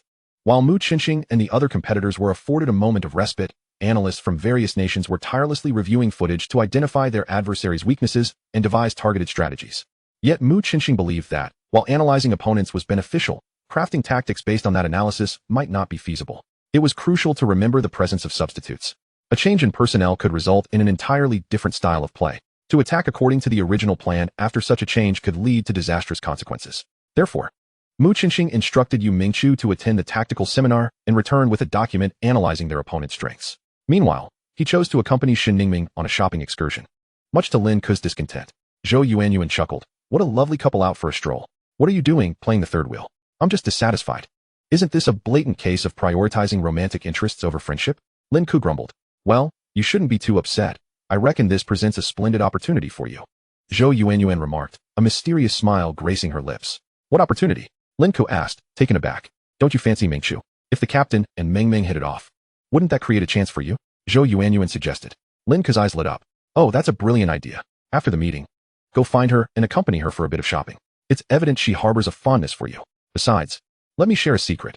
Mingqiu once confided in me that she feels increasingly distant from Mu Qinxing, leaving her quite lost. This is the perfect moment to break through her emotional barriers. Zhou Yuanyuan smiled. Wow, you certainly have a knack for this, Lin Ke said, looking at her with newfound admiration. Of course, being a woman myself, I understand when women are most vulnerable. By intervening now, you can help her choose between her illusions and the tangible reality, and women often lean towards what they can truly grasp. All right, I'll wait outside the conference room. If this works out, I'll treat you to a grand feast for a month. Lin Ke hurriedly dashed out. Zhou Yuanyuan sighed softly, feeling a wave of weariness wash over her. The words she had spoken about Yu Mingqiu were, in fact, a reflection of her own feelings. She too harbored affection for Mu Qinxing, albeit she had chosen to keep her feelings concealed deep within her heart. As Mu Qinxing's strength grew, his bond with Shen Ningming appeared markedly closer than with anyone else. Zhou Yuanyuan felt no envy. Instead, she began to ponder whether her feelings for Mu Qinxing would ever find expression. Perhaps, like Yu Mingqiu, she too should contemplate letting go. By the lakeside in the park, Mu Qinxing and Shen Ningming sat quietly on a stone platform, gazing at the shimmering waters. Shen Ningming rested her head against Mu Qinxing's shoulder, sighing. Half a year ago, when I rescued you from the mountains, I truly believed you wouldn't survive. Mu Qinxing chuckled. Indeed, had it not been for you, I would not be here today. So, shouldn't you repay me? Shen Ningming gazed intently into his eyes. What do you wish for in return? Let me think. How about a kiss? Without waiting for Mu Qinxing's consent, Shen Ningming pressed her soft, warm lips against his. Mu Qinxing stiffened momentarily, as if to withdraw, but Shen Ningming had already released him. Apologies, I couldn't resist, she said with a playful grin. Humph, if you act so mischievously next time, I'll spank you, Mu Qinxing warned playfully. Go ahead. I'm not afraid of your threats, Shen Ningming retorted confidently. Just then, a voice that sent a chill through Mu Qinxing resonated from behind them. This voice was all too familiar, a sound he could never forget. Mu Qinxing trembled involuntarily. Shen Ningming glanced up to see a woman clad in a pristine white dress standing behind them. The first impression she gleaned from this woman was one of unparalleled beauty, so exquisite that she seemed almost otherworldly. Despite considering herself a beauty, the sight of this woman ignited an uncontrollable sense of inferiority within Shen Ningming, prompting her to lower her gaze. Why, after all we've shared, have you forsaken your old love for a new one? The woman in white chuckled lightly. Mu Qinxing inhaled deeply and turned to face her. The visage that met his eyes was still that of perfection. Nay, it was even more stunning than before. Gone was the youthful innocence she once possessed. She had fully blossomed into a mature beauty. Mu Lanli, who exactly are you? Mu Qinxing demanded. Lanli smiled. I still prefer you to call me Lear. You believe that after such a betrayal, we could ever return to the past? Mu Qinxing scoffed. Do not speak so harshly. My actions were ultimately for the fate of all humanity, Lanli countered, shaking her head. Mu Qinxing fixed his gaze upon her, noting her calm demeanor, devoid of any hint of remorse. So what was my purpose in thwarting your efforts to save all of humanity? To his astonishment, Mu Qinxing found himself maintaining an unexpected calmness as he faced Lanli once more, contrary to what he had anticipated. Even he was taken aback by this newfound composure. You do not understand, nor do you need to. Just know that I have always loved you, she declared. You are speaking nonsense, Shen Ningming exclaimed, abruptly lifting her head and pointing at Lanli. If you truly love Mu Qinxing, why would you seek to harm him? Are you aware that Qinxing almost didn't survive? Had I not discovered it in time and possessed some medical knowledge, he would have perished. If you truly love Qinxing, Why can't you disclose all the truths to him and join forces to save the world? Ultimately, you do not genuinely love Qinqing. You are merely exploiting him. Mulanli was slightly taken aback. The girl before her, who appeared relatively weak, managed to transcend her oppressive aura and dared to utter such words. Intriguing. So, you are willing to sacrifice everything for the sake of the star, are you? Absolutely. Shen Ningming replied without hesitation.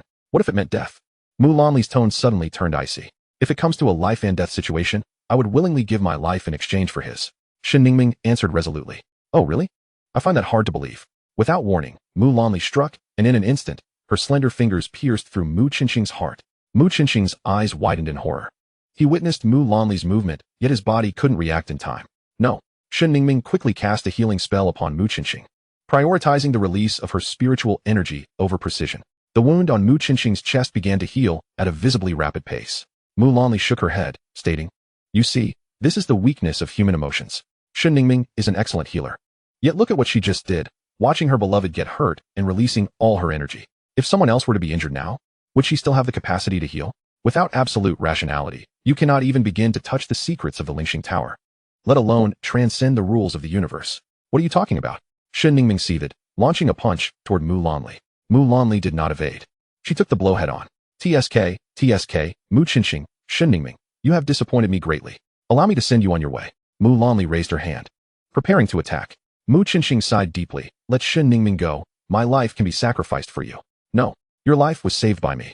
I will not allow you to die. If you wish to harm Mu Qinqing, then come for me. Shen Ningming resolutely shook her head, glaring at Mulanli. Ming, why must you do this? Shen Ningming smiled softly. Qinqing, I have long made up my mind to be with you in this life. If we are to die, then let us die together. Do you think I can live on if you perish? Mu Qinqing nodded vigorously. Then let us unite our strength and fight together.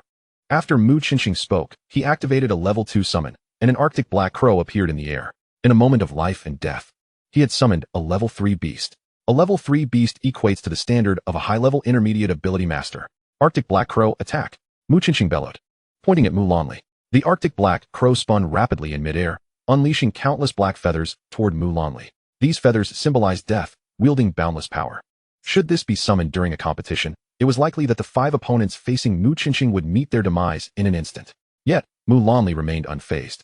She merely raised her hand and lightly pointed, causing the myriad of flying feathers to reverse course. The Arctic black crow was instantly struck by several feathers, turning to ash and vanishing.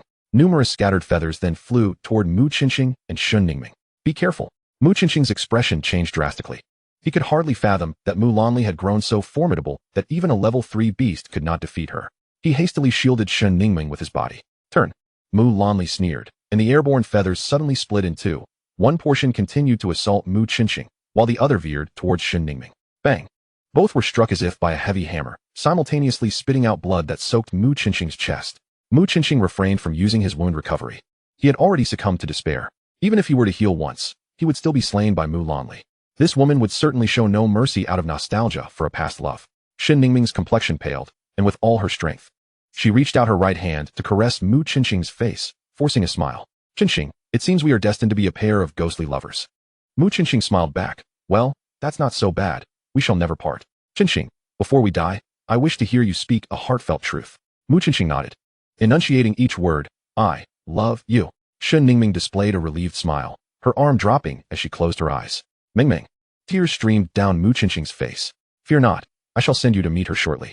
Mulanli approached slowly, raising her arm. For the sake of our past as lovers, I will ensure your departure is painless. Mulanli's fingers aimed at Mu Qinqing's forehead. Buzz. A verdant light radiated from Mu Qinqing's chest, enveloping both him and Shen Ningming. As Mulanli's fingers struck the barrier, a searing heat surged into her fingertips, transforming her originally fair fingers into charred black. Mulanli's eyes widened in disbelief. This is the Pisces barrier. How can this be possible? She possessed only a single Pisces jade pendant. It was inconceivable that she could activate the barrier. Unwilling to accept defeat, Mulanli attacked the barrier again. This time, the barrier not only repelled her assault, but also unleashed a green light directly toward her heart. A mouthful of blood erupted from Mulanli's mouth. She had lost track of how long it had been since she sustained such a grave injury. The barrier began to emit a low hum, serving as a warning that if Mulanli did not retreat, she would be killed by it. Mulanli cast a lingering glance at the two unconscious figures, reluctantly retreating. Mu Qinqing gradually awoke, surveying his surroundings, which were adorned with stark white walls. He sat up from the bed and looked around, muttering to himself. Where is this? You are awake? Wang Shuiyan's voice came from beside the bed. Aunt Wang, what's wrong? Where's Mingming? How is she? Mu Qinxing suddenly recalled the events that had transpired. His last memory was of the Pisces jade pendant on his chest glowing after being stained by his and Shen Ningming's blood, forming a barrier that blocked Mu Lanli's strike. After that, he could remember nothing. Do not worry, that girl is fine. What exactly transpired? Why were you both covered in blood, fainted there? Were you ambushed by someone trying to kill you? Wang Shuiyan's tone was laced with a chilling intensity. Mu Qinxing hesitated, pondering whether to mention Mu Lanli's involvement. That woman was far too terrifying, her strength unfathomable. Even Aunt Wang might not be her match. Revealing this would only endanger Wang Shuiyan. It's a bit complicated. I will explain later. I need to check on Shen Ningming first. Mu Qinxing swung his legs over the bed and prepared to rise. Just as he was about to move, a multitude of messages flooded his mind. Chapter 71, Unexpected Rewards. Congratulations, User 002. For completing the hidden task, activating the Pisces Jade Pendant 12, reward, a substantial increase in basic attributes. Congratulations, User 002, for shattering Mu Lanli's desire to kill you, earning 50 wish points and 50 hatred points. Congratulations, User 002, for completing the leveling task. You have been promoted to an Intermediate Ability Master, gaining the Intermediate Ability Reaper's Flash, along with one opportunity for a basic ability upgrade wish. Congratulations, Shen Ningming's affection level has risen to 100. You have acquired the skill Hearts in Sync. As Mu Qinxing absorbed this information, he found himself momentarily at a loss for words. Fortunately, he was able to bring up the attribute panel for review. User 002. Attributes: Strength 77, Average 25. Agility 75, Average 28. Constitution 60, Average 21. Spirit 85, Average 29. Skills: 1.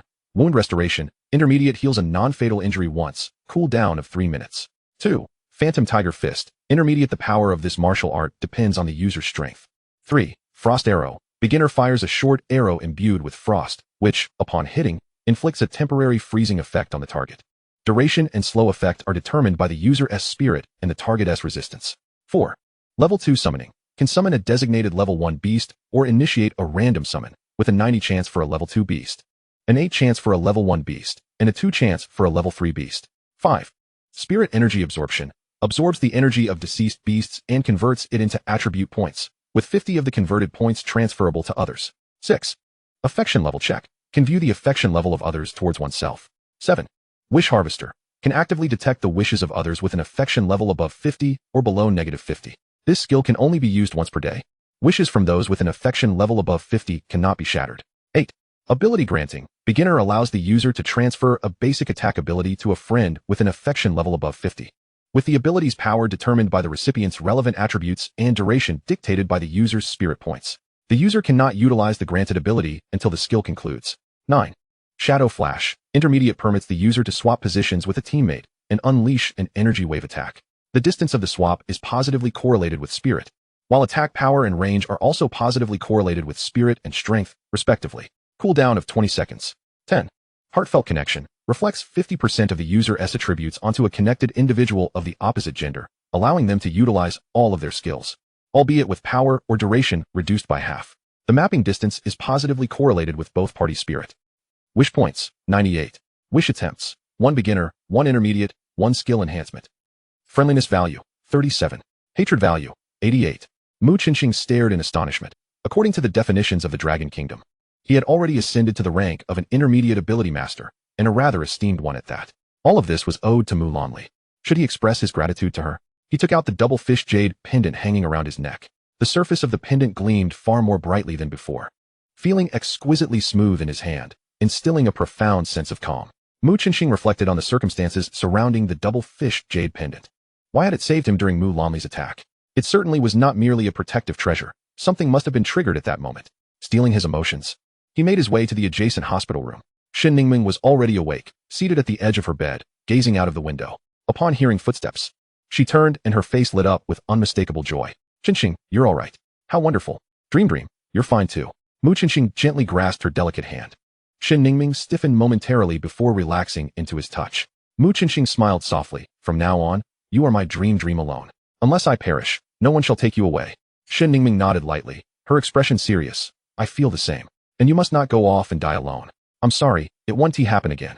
Would you like to hear about my story with Mu Lanli? A fleeting image of a woman in white flashed through Shen Ningming's mind, and the thought of her sent a shiver down her spine.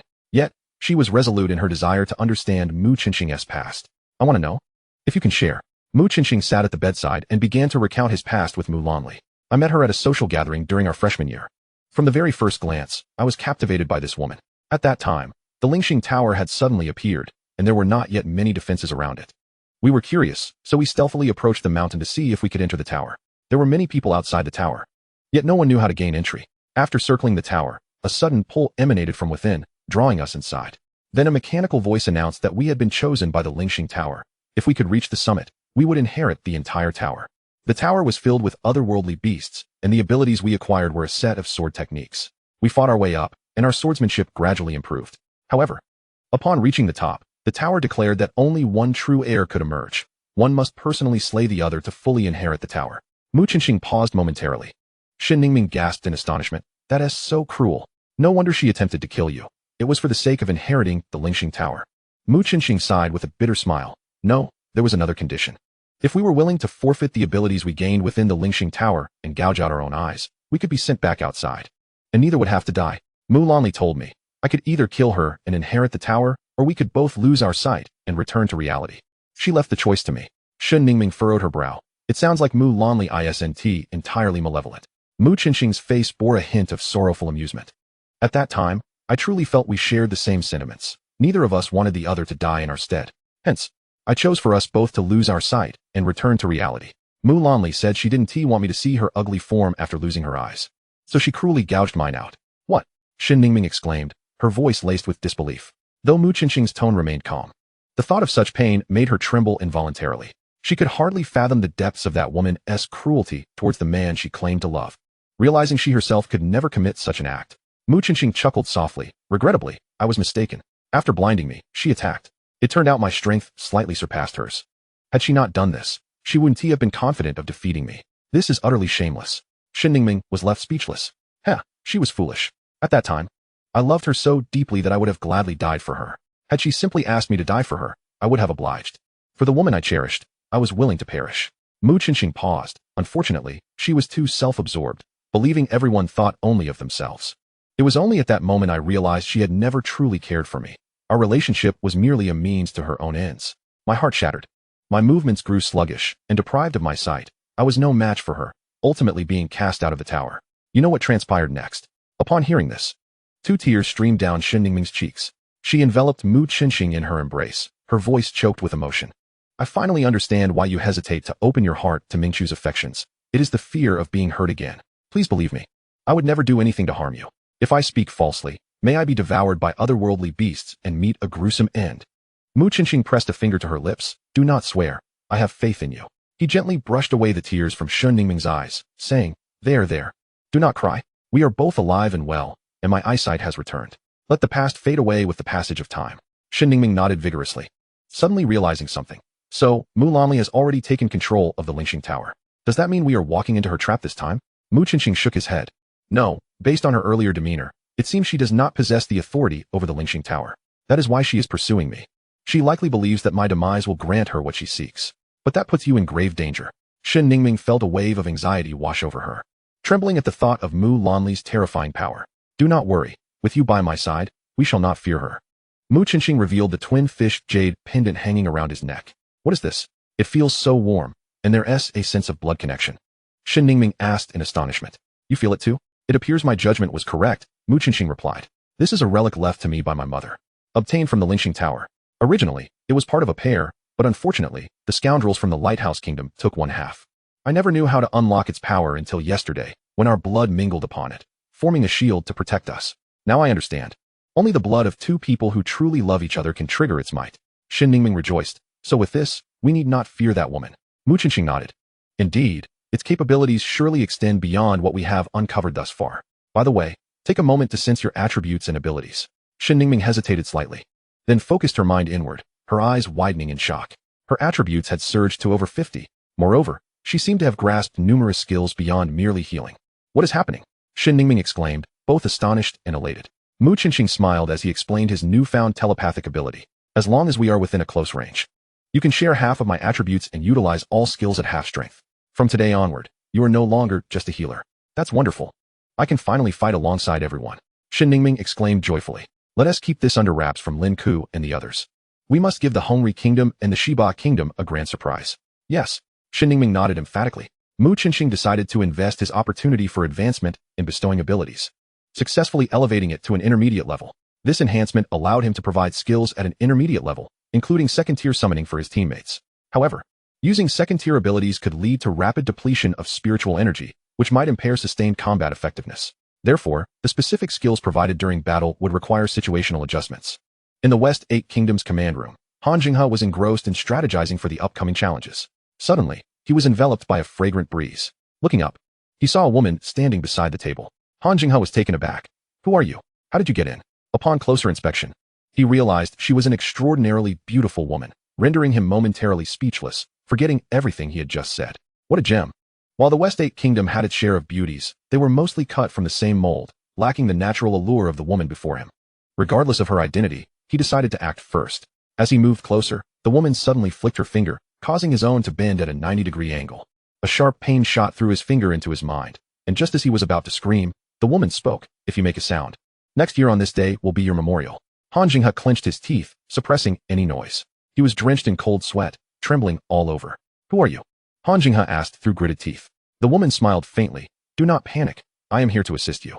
"Assist me? Is this how you offer help?" Han Jinghe retorted angrily. "You were the one who tried to make a move first, so do not blame me. Now, time is of the essence. I have a box of pills called ability induction pills. Taking them can double an ability user's base attributes and allow the use of intermediate abilities.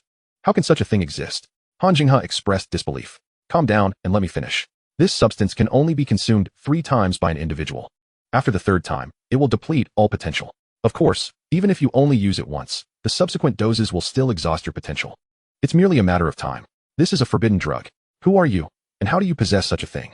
Han Jinghe understood the implications of depleting potential. The West 8 Kingdom had engaged in extensive research on forbidden drugs to rapidly enhance strength, with the most severe side effect being the total depletion of one's potential, leading to death. However, even the most potent forbidden drugs available domestically could not achieve the effect of doubling attributes in such a short time while granting the ability to comprehend intermediate powers. He did not doubt the authenticity of the woman's claims, as there was no reason for her to divulge the side effects if she intended to deceive him. "Why do you want to help me? Don't be so quick to thank me. Providing you with ability induction pills comes with conditions." Han Jinghe braced himself, sensing that it was not as simple as it seemed. "What is the condition?" "Rest assured, this condition will be beneficial for you as well. If you encounter Mu Qinxing's team from the Dragon Kingdom, you must find a way to kill him." Chapter 72, The Origin of the Lingxing Tower. Bang! The last of her teammates was sent flying, their body severed in 2. "I'll fight you to the death." Shen Ningming charged bravely at the towering tentacle beast, which loomed 10 stories high. Boom! She moved swiftly but was sent hurtling back even faster. Her consciousness began to fade into darkness. Ningming battle team, challenge on the 5th level of Lingxing Tower failed. The emotionless voice of the system echoed across the base. Slap! Shen Ningming slammed her palm on the table, her beautiful face flushed with anger. 10 times. This is our 10th failure. The members of the team around the table bowed their heads, daring not to breathe. Not to mention her strength, simply her identity as the sole daughter of Shen Tianya, the commander of the 1st Special Operations Team of the Dragon Kingdom, was enough to leave them feeling suffocated. Ding ding ding. Contact number 001 requests a holographic video call. Do you wish to connect? A notification sounded from Shen Ningming's wrist communicator. Connect. Suddenly, a tall man appeared in the room. He appeared to be in his 40s. With an oval face and dressed impeccably in a suit, strikingly handsome like a movie star. If encountered on the street, no one would guess he was the commander of the Dragon Kingdom's battle team. "Oh, who has made our precious daughters so upset? Don't tell me you're still stuck on the 5th level, haha." Shen Ningming's expression darkened. "I'm hanging up. Wait, I'm here to offer you some advice. If you wish to improve quickly, seek out this person as a coach." Shen Tianya sent Shen Ningming an image. The man in the picture had a head of white hair, distinct features, and a teardrop mole just below his eyelid. "This man is so handsome." Shen Ningming gasped. Hee. That essay photo from 15 years ago. He is a big uncle now. You and he have no chance." Shen Tianya chuckled. "I'll send you the address privately. I have other matters to attend to, so I'll hang up now. Good luck, you are my best daughter." After Shen Tianya finished speaking, he abruptly hung up the video call with a resounding clap. The members of the Lemon team could not help but stifle their laughter. It seemed that their captain's unreliable demeanor was likely inherited from her father. Shen Ningming opened a private message, and an introduction card appeared before her eyes. Mu Qinxing, age 36, a member of the Pioneer Exploration Team 15 years ago, a legendary soldier in the Dragon Kingdom's Special Forces and one of the founders of the Yuan realm. Subsequently went missing under mysterious circumstances and was discovered in the Ordinary Zone a year ago. currently residing at number 47, Wuxin District, Tianlai City. This message is classified and will self-destruct in 10 seconds. A 21-year-old soldier king. Now that is quite impressive. Shin Ningming felt a slight shock within her. However, why would such a person reside in the ordinary zone? 15 years prior, 7 oddly shaped Lingxing Towers descended upon Earth, accompanied by tsunamis, earthquakes, and various mutated creatures. Later, 2 additional Lingxing Towers were discovered on the moon and beneath the sea, totaling 9. Countries organized exploration teams to uncover the secrets of these Lingxing Towers, and ultimately, the Dragon Kingdom's pioneer exploration team acquired alien technology from the towers, creating the virtual world known as the Yuan Realm for humanity. The Yuan Realm is divided into 9 regions: Dragon Kingdom, Mao Kingdom, Xing Kingdom, Sunset Kingdom, West 8 Kingdom, Antarctica, Chiyu Archipelago, Deep Sea City, and Moon City. Each of these regions houses a Lingxing Tower, mirroring the real world. Within the Yuan Realm, one can cultivate, acquire skills, and explore the Lingxing Towers to earn various rewards, all without the risk of genuine death. Thus, a worldwide frenzy of challenges ensued, with countless teams entering to take on the trials. Chapter 73, The Turn of Events. Ladies and gentlemen, today we will determine the top 5 teams in the losers bracket, with the eliminated teams losing their chance to compete entirely. I hope everyone can give their utmost effort. According to the draw results, the first match will be between Team 8 and Team 12. The losers bracket match officially commenced. Although there were no matches for the winners bracket today, Mu Qinxing accompanied Shin Ningming to the arena to observe the proceedings. Unexpectedly, the first match turned out to be a domestic battle within the Dragon Kingdom. Whether this was a blessing or a curse was uncertain. Shin Ningming sighed. Of course, it is a good thing. While ensuring that one team can advance, neither side will engage in a life or death struggle. Mu Qinxing considered it to be a significant advantage. Facing teams from the West 8 Kingdom or the Red Sun Kingdom, they might not secure a victory. Moreover, should tempers flare, it was possible that a life-for-a-life scenario might arise, regardless of others' opinions. Mu Qinxing believed that sacrificing the lives of Dragon Kingdom citizens for those of the West 8 Kingdom and others was simply not worth it. As the battle commenced, Team 8, led by Shi Yan, exhibited slightly stronger offensive capabilities than Team 12, led by Yang Jing. However, Yang Jing employed a strategy of flanking and delaying, ultimately securing victory through superior endurance. Shi Yan grasped Yang Jing's hand and whispered, "Congratulations. You must give those little devils a good thrashing next. Avenge our fallen classmates." Yang Jing nodded vigorously. "Rest assured, we certainly will." The second match featured Wu Qianyan against the second team of Manka. This team presented themselves as mere tourists, lacking both strength and strategy, not to mention a fighting spirit. If they managed to maintain their lineup intact on the first day, it was only because the Bear Kingdom team had not fought to the death. Hence, Wu Qianyan's instructions to her team were straightforward: engage in one-on-one confrontations to swiftly eliminate the opponents. As the competition ignited, Wu Qianyan targeted the opposing team's captain, a tall, malnourished individual. Without a moment's hesitation, she launched an attack. However, a flash of green light flickered in the eyes of the tall individual. As Wu Qianyan leaped into the air, she found herself inexplicably frozen, unable to move. What kind of supernatural ability is this? Wu Qianyan was taken aback, struggling with all her might, yet it felt as if she were ensnared in quicksand. The more she fought, the tighter her bonds became. The tall individual advanced, swiftly stripping her of her clothing. This sudden act incited outrage among the spectators, particularly those from the Dragon Kingdom, whose eyes blazed with a fierce desire for vengeance. A cruel smile spread across the tall individual's face as he brutally bent Wu Qianyan's arm at a shocking 90-degree angle. The sound of cracking bones echoed throughout the arena. Wu Qianyan gasped sharply, the intense pain crashing into her mind. Yet, in her bound state, she could not even scream. "Damn it, are you even human? If I ever get my hands on you, I will carve your flesh piece by piece." Some team members began to curse, but the tall individual remained oblivious, methodically breaking each of Wu Qianyan's limbs. At that moment, the constraining effect dissipated and Wu Qianyan plummeted to the ground, unconscious from the excruciating pain. Her other 4 teammates fared no better. They were astonished to discover that the strength of this team was entirely different from what they had encountered before.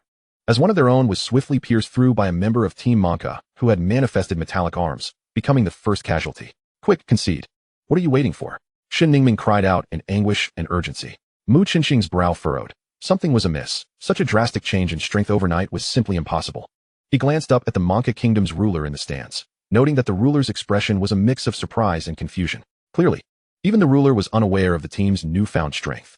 Regardless, the fact that these individuals dared to deliberately torment the Dragon Kingdom's contestants had placed them firmly on Mu Qinxing's kill list.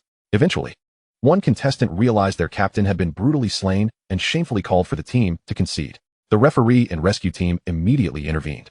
Fortunately, despite the brutal treatment, Wu Qianyan still clung to life. The Dragon Kingdom's advanced healing arts were employed to snatch her back from the brink of death. However, her injuries were severe, and her fundamental attributes had plummeted. It would take at least a month of recovery for her to return to her former glory. The most heart-wrenching news was that 2 of her teammates had been killed on the spot. No amount of healing magic could revive the dead. As the stretcher passed by Mu Qinxing, Wu Qinyan's gaze was filled with yearning. Mu Qinxing nodded, his voice low yet resolute. Focus on your recovery. I will avenge everyone. Thank you, Wu Qinyan whispered, closing her eyes as she was carried away from the arena. The third match commenced, with Murong Mei facing off against the second team of the West 8 Kingdom. This team had performed poorly, having been slaughtered by Yun Yun the previous day. However, having witnessed the earlier debacle with Team Maka, Murong Mei dared not let her guard down. As the match began, she immediately instructed her team to adopt a defensive formation, assessing the state of their opponents.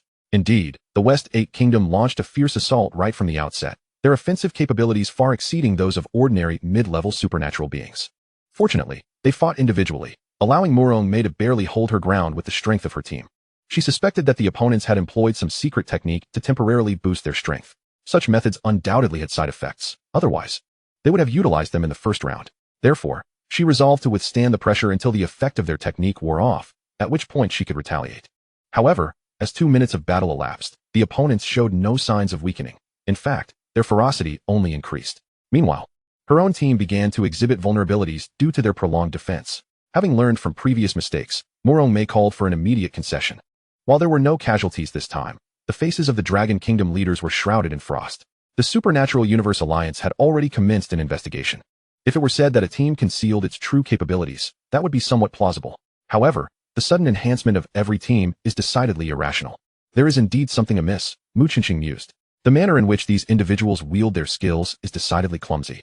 Akin to a destitute individual unexpectedly acquiring a fortune of billions, utterly at a loss as to how to spend it.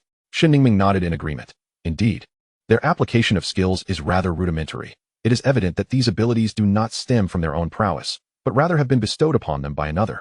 It resembles the way your skills augment abilities. Yet, there is a notable distinction. It seems their foundational attributes have also seen a significant enhancement. This cannot simply be the result of skill bestowal. No skill can sustain such effects for an extended duration, especially considering they represent 2 distinct national teams. It is plausible that some form of drug is involved, reminiscent of the stimulants prior to the apocalypse, Mu Qinxing speculated. Is it possible to pause the match and investigate? Shen Ningming inquired, casting a glance towards the leadership area, but no one signaled a desire to halt the competition. Mu Qinxing offered a wry smile. That is impossible. The abilities and training methodologies are classified, and we have no authority to scrutinize their training methods. Are we to simply stand by and witness their deceit? Shen Ningming expressed her indignation. I shall devise a plan, Mu Qinxing declared, striding towards the resting area of Mo Jinyu's team. Typically, during the competition, entry into another team's resting area is prohibited, yet the staff, perceiving the fire in Mu Qinxing's gaze, feigned ignorance and turned a blind eye. At that moment, Mo Jinyu was engaged in a serious tactical discussion with his teammates. His team had suffered the unfortunate loss of a member in the first match, and after a day spent providing psychological support, they had only just begun to recover. However, witnessing Wukianian's brutal demise at the hands of Team Maka had reignited the shadows in his heart. Moreover, they were about to confront Team Maka, which was even stronger than the second team. If the second team could experience such a substantial enhancement, how could they possibly contend with the first team? Despair and fear permeated the group, and Mo Jinyu was unable to offer his teammates any reassurance. Some even suggested conceding the match as soon as they took the stage. What? Are you all so cowardly that you wish to forfeit without avenging your fallen comrade? Mu Qinxing's calm voice echoed from outside. It's you? What are you doing here? This is not your team's resting area. A teammate who had just proposed conceding exclaimed, glaring at Mu Qinxing. How amusing. You are timid before your opponents, yet bold in addressing those who come to assist you. Mu Qinxing retorted with a cold smile. What do you mean by that? The individual challenged defensively. Silence. Mo Jinyu shot him a glare and turned to Mu Qinxing, clasping his fists. Brother Mu, what insights do you possess? Although he was unaware of how they had elevated themselves to the level of intermediate ability users, they were still merely intermediate users, and moreover, ones who were completely unskilled. Mo Jinyu sighed. While I take pride in my own strength, against 5 intermediate ability users, even if they are unpracticed, victory eludes us. What if I could grant you all intermediate abilities? What? Mo Jinyu was taken aback. While the two conversed, Li Zhong's team was engaged in a fierce battle against the first team from Hongri Nation, the very team that Mu Qinxing had eliminated. Strangely, this team appeared to be performing normally, without any signs of a sudden power surge. However, they were inherently stronger than Li Zhong's team, and despite their best efforts, they ultimately fell short. With 4 matches completed, for teams from Long Nation had been eliminated, with only one emerging victorious in internal competition, advancing to the final elimination rounds. Such a record fell far below expectations, and all eyes in Long Nation were fixated on Mo Jinyu's team. Should they also falter? The ensuing matches in the losers bracket would be characterized as a dismal defeat for Long Nation. Mo Jinyu took a deep breath and extended his palm. Brothers and sisters, let us charge forth. Let us show those scoundrels from Manka Nation a thing or two. The teammates placed their hands together in solidarity. The five of them ascended the stage with fierce determination. Upon witnessing their resolve, the captain of the Manka team scoffed, "Oh, I did not expect that after the preceding matches, you would still possess such spirit. Truly impressive. However, a match is a match. Mere spirit will not secure victory. I advise you to concede directly, lest you find yourselves in a state of lament, missing limbs and crying foul for our supposed bullying." His teammates erupted into laughter, completely dismissing Mo Jinyu. Had this been yesterday, they would have scarcely been able to touch the opponents, but times had changed. Now they could overpower their adversaries with relative ease. Mo Jinyu remained silent, awaiting the referee's signal to commence. The match begins with the referee's command. A circular summoning gate appeared before the 5 members of Mo Jinyu's team, followed swiftly by 5 ferocious second-level summoned beasts of varied forms. Impossible! The captain of Manka exclaimed in shock. Indeed, this was the effect of Mu Qinxing's skill enhancement after reaching the intermediate level. Not only could he bestow intermediate abilities, but there were also no longer any limitations based on affinity. The number of bestowed abilities was contingent upon his spiritual power. As long as his spiritual energy could sustain it, he could grant abilities to 100 individuals without issue. With his current spiritual power rating of 85, he could simultaneously bestow second-level summoning skills to Mo Jinyu's team for a duration of 30 seconds. 30 seconds may not seem long, but it was ample time to determine the outcome of a duel. The dragon roared, and the giant elephant trampled forward. Before the Manka team could react, 2 of their members were toppled. The captain was flung before Mo Jinyu by the giant elephant's long trunk. Dazed and unable to even concede before Mo Jinyu ruthlessly executed him with a void stab. After the kill, Mo Jinyu vanished, reappearing behind another teammate. Before the word concede could escape their lips, they were struck down by a gleaming longsword. In that moment, Mo Jinyu resembled a death incarnate traversing through the void. With every strike, a life was claimed. After the third opponent fell, one of the remaining members finally realized the necessity of conceding, shouting out in desperation. Unfortunately, what he cried was a personal surrender, not that of the team, prompting Mo Jinyu to mercilessly stab his sword into the chest of the 4th teammate. Match concluded. 4 opponents lay slain, the scene more shocking than the previous confrontation. The stands of Long Nation erupted in thunderous applause. The pent-up frustration finally vented. Mo Jinyu's expression remained stoic as he suddenly collapsed on the arena floor. Gasps filled the air as the medical team rushed forward to assess the situation, eventually exhaling in relief. He is fine. He merely overexerted himself. A brief rest will suffice. The continuous use of 5 intermediate abilities had pushed Mo Jinyu beyond his limits. He had been relying solely on sheer willpower. In that moment, every member of Mo Jinyu's team became heroes of Long Nation. Their gazes, however, drifted towards the resting area below. Without that individual, they would likely not have emerged as heroes, but rather would have risked their very lives. At least in this moment, Mu Qinxing was a deity in their hearts. Yet, Mu Qinxing simply smiled at them before departing the resting area and returning to Shen Ningming's side. "You certainly have a knack for revealing all the secrets of our team," Shen Ningming remarked with a smile. Mu Qinxing shrugged. Such secrets were bound to come to light eventually, and now the mystery of our team's strength is no longer solely attributed to my skill bestowal. "Oh, what is it then?" Shen Ningming inquired, taken aback. "It is you. Consider, if you will, the expression on the faces of your opponents when a healer with extraordinary abilities suddenly appears at the forefront of the team and unleashes a genuine phantom tiger fist." Mu Qinxing burst into laughter. Shen Ningming, Chapter 74, Finals of the Winner S Group. In light of the sudden surge in strength exhibited by the Western 8 nations and the Monk Kingdom, the Dragon Kingdom has commenced an investigation. However, the competition must persist. The lights in Mu Qinxing's room blaze brightly. In addition to the members of the Star Dream team, the members of Mo Jinyu's team are also present, engaging in discussions regarding the unforeseen escalation of power from the Western 8 nations and the Monk Kingdom. Mo Jinyu postulates it must involve the consumption of some illicit substances, forcibly inducing an elevation in their abilities. Shen Ningming nods in agreement. In medical practice, there exists a method known as needling to stimulate potential. Yet the repercussions can be dire, often resulting in the individual being unable to progress further for life, and in severe cases, risking their very existence. Surely not. Do they intend to use the nation's most promising youth for such endeavors? Even if they obtain the slots, what good will it do if these individuals are rendered ineffectual upon entering the Lingxing Tower? A female member of Mo Jinyu's team interjects. Mu Qinxing concurs. "I believe Brother Mo's analysis is accurate. These individuals' powers have undoubtedly surged overnight, and their grasp of intermediate abilities is quite rudimentary. Regardless of how they acquired these intermediate powers and became intermediate ability users, I shall not let them go unpunished for daring to intentionally eliminate competitors from the Dragon Kingdom. As he concludes, Mu Qinxing's eyes glint with icy resolve, a palpable aura of menace enveloping the room. Everyone, save for Shun Ningming, gasps in trepidation, feeling as though a dagger is pressed against their chests under the weight of Mu Qinxing's killing intent. Qinxing, Shun Ningming gently admonishes. I apologize. I lost control for a moment. Upon hearing Shun Ningming's voice, Mu Qinxing immediately reined in his aura.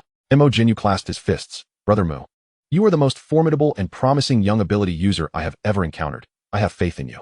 Rest well. For tomorrow our entire team will rally behind the Star Dream team. Thank you. Mo Jinyu departs with his teammates. The atmosphere in the room does not lift into excitement, but instead grows more somber.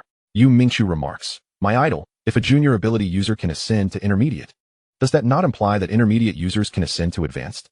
Given our current capabilities, we may find ourselves unable to contend with advanced ability users.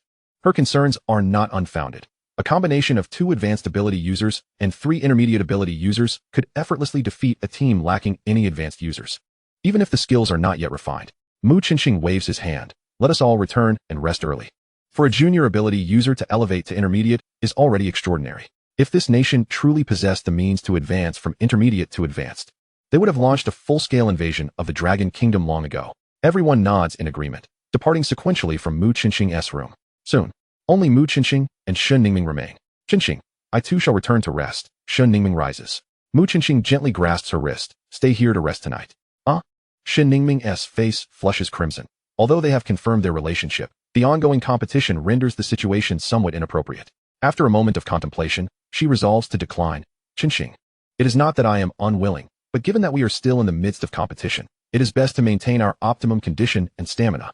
Mu Qinxing laughs heartily. My Ming, where did your thoughts wander? I merely wish for you to stay and strategize together, and to teach you some techniques of the Phantom Tiger Fist. Shun Ningming playfully punches Mu Qinxing's chest. You are incorrigible, failing to express yourself clearly.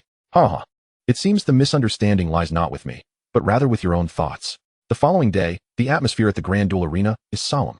Following yesterday's bizarre matches, each participating team exercises extreme caution, uncertain of the opponents they will face today. The matches of the Winner S group, progressing from 10 to 5, are as follows.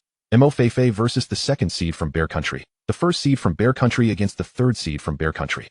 Huang Mingming against the team from a country, Mu Qinxing versus the 1st seed team from the Western 8 Nations, and Yun against the 2nd seed team from Red Sun Country.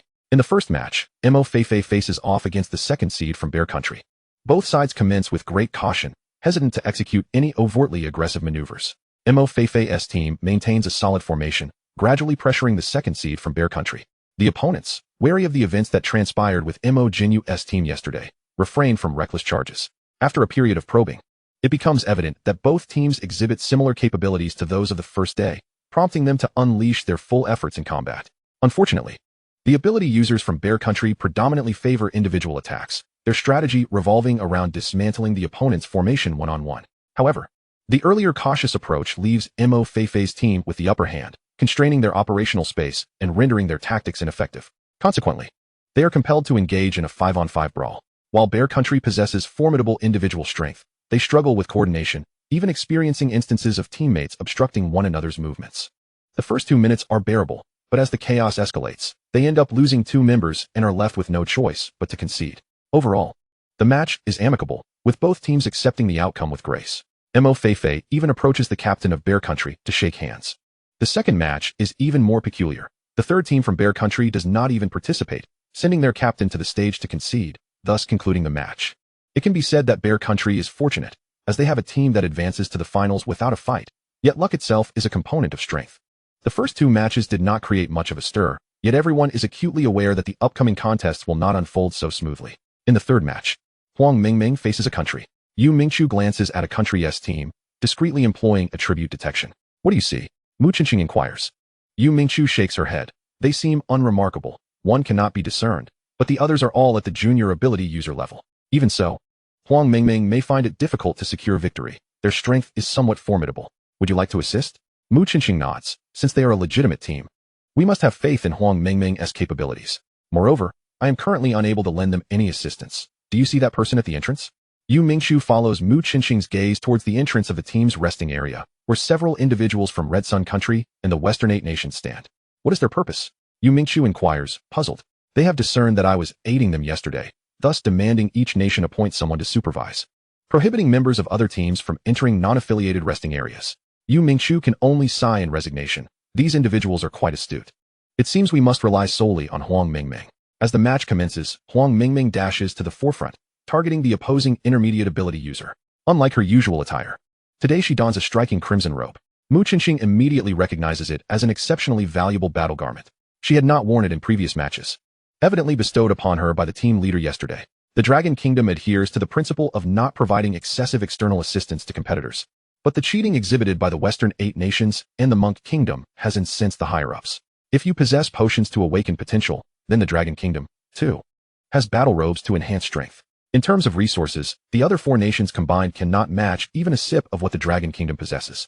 As Huang Mingming charges forward, the captain of a country sneers. Do you intend to employ the same tactics as before to surround and eliminate me? Do not underestimate me. Huang Mingming smiles. You are mistaken. I need not surround you to deal with you. Indeed, the other members of the team have begun to target their opponents, seemingly intent on providing Huang Mingming with a one-on-one environment. Ha ha ha. With your skills, if you seek destruction, I shall not hold back. How about we make a wager? My beautiful lady, if you lose the one-on-one, you accompany me tonight. If you win, this round shall be counted as your victory. What do you say, shall we gamble? Huang Mingming, disinterested in his vulgar taunts, summoned a fiery aura around her fist and charged at him with fervor. Captain Aguo surprisingly did not flinch. Instead, he opened his arms wide as if to embrace her.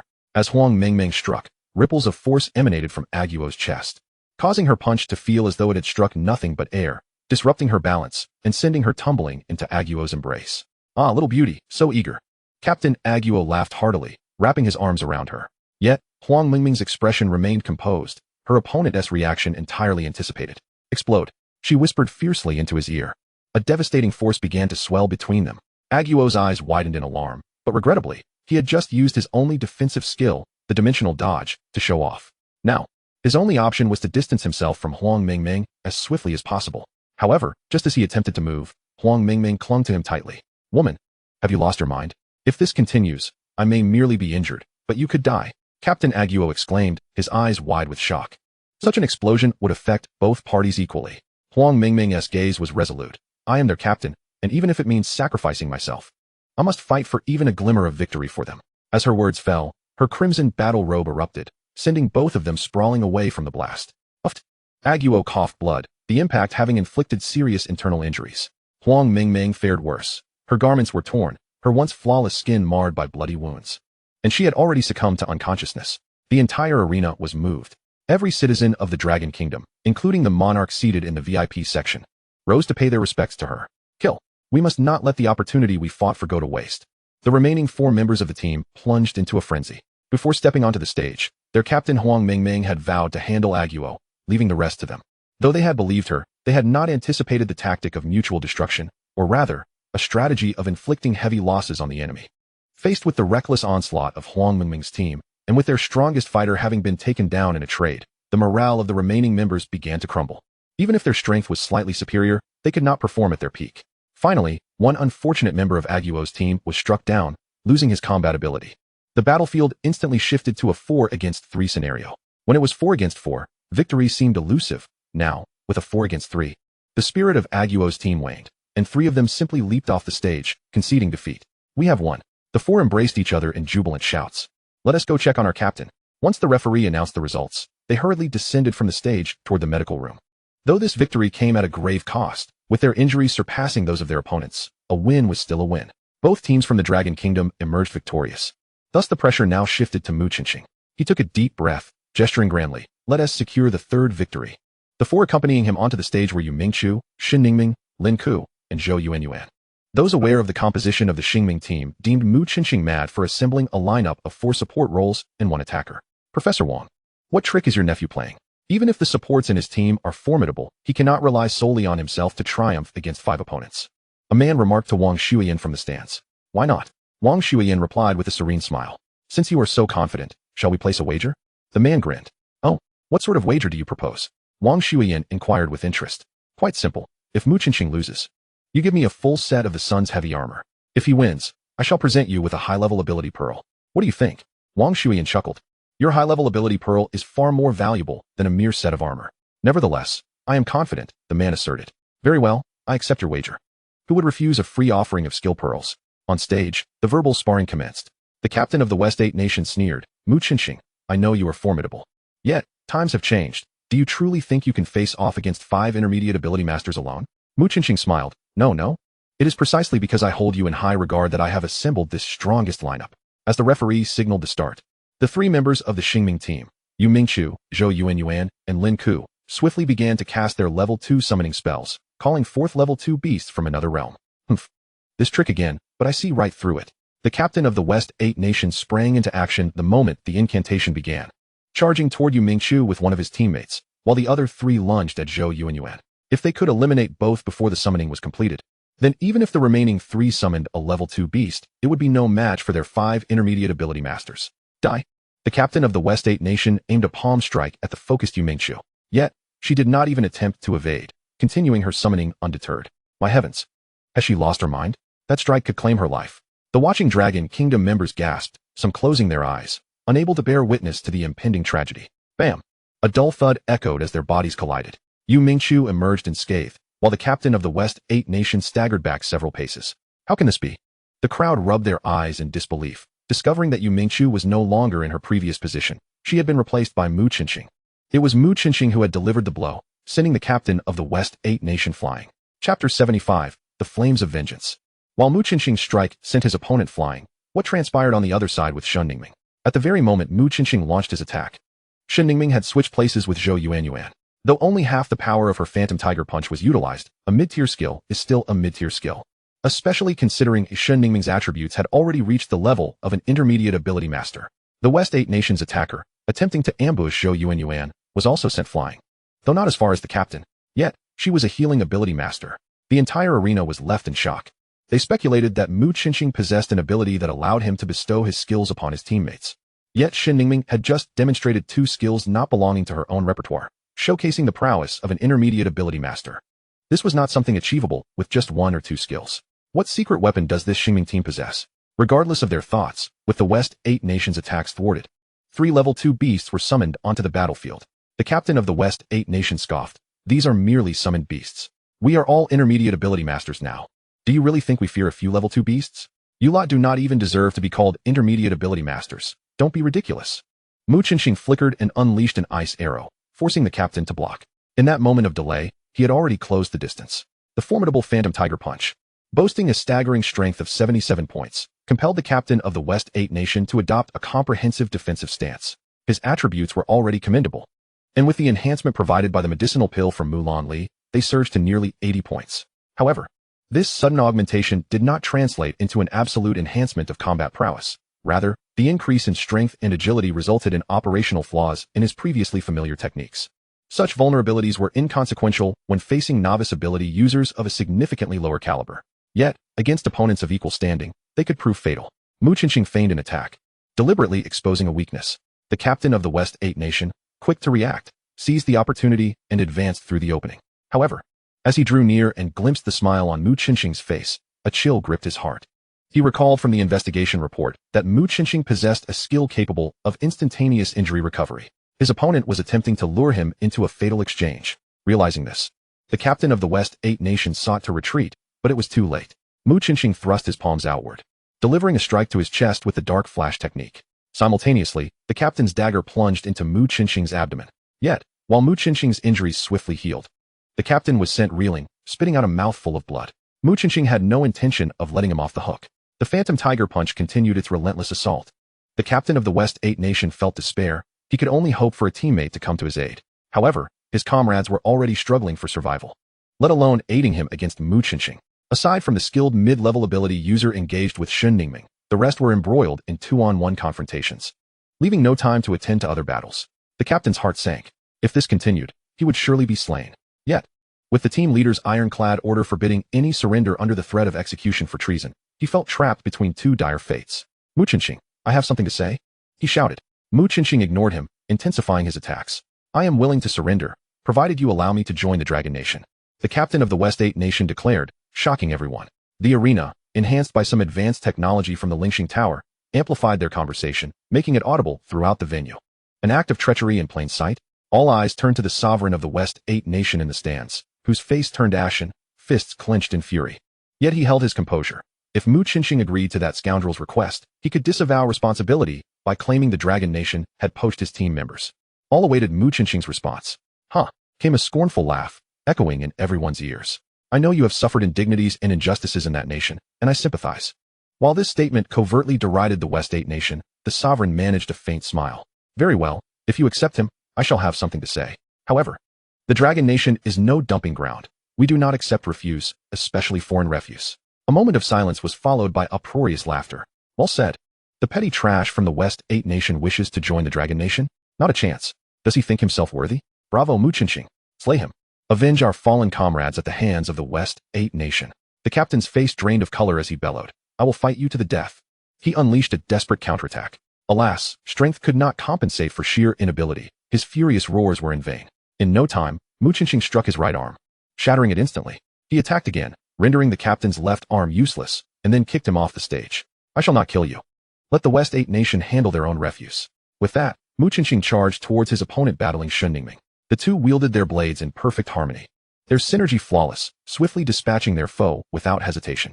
With their combined efforts, the other three battlegrounds soon bore no uncertainty, each ending in decisive victories, leaving no opportunity for surrender.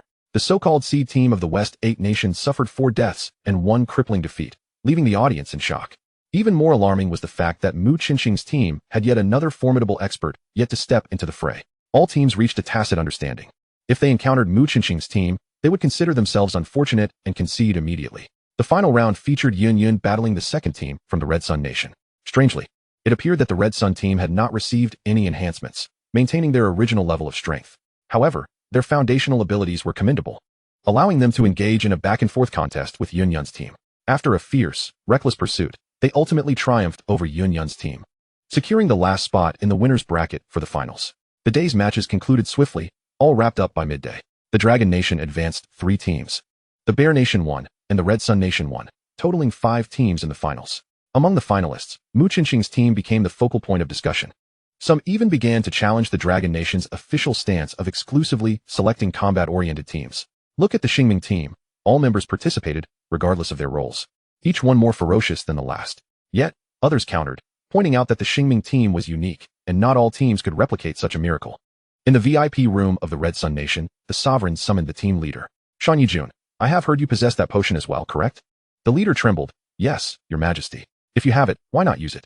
Your Majesty, the after effects of that potion are severe.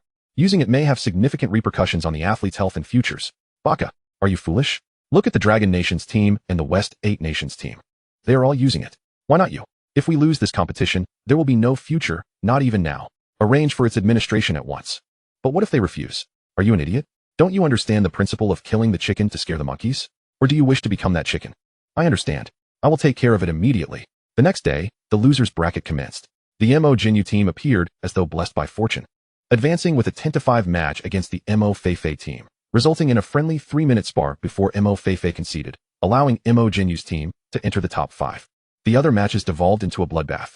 The Red Sun team, shedding their previous low profile, suddenly surged in power and unleashed a rampage, annihilating the second team from the Bear Nation, leaving no survivors and nearly provoking a riot among the teams on the sidelines.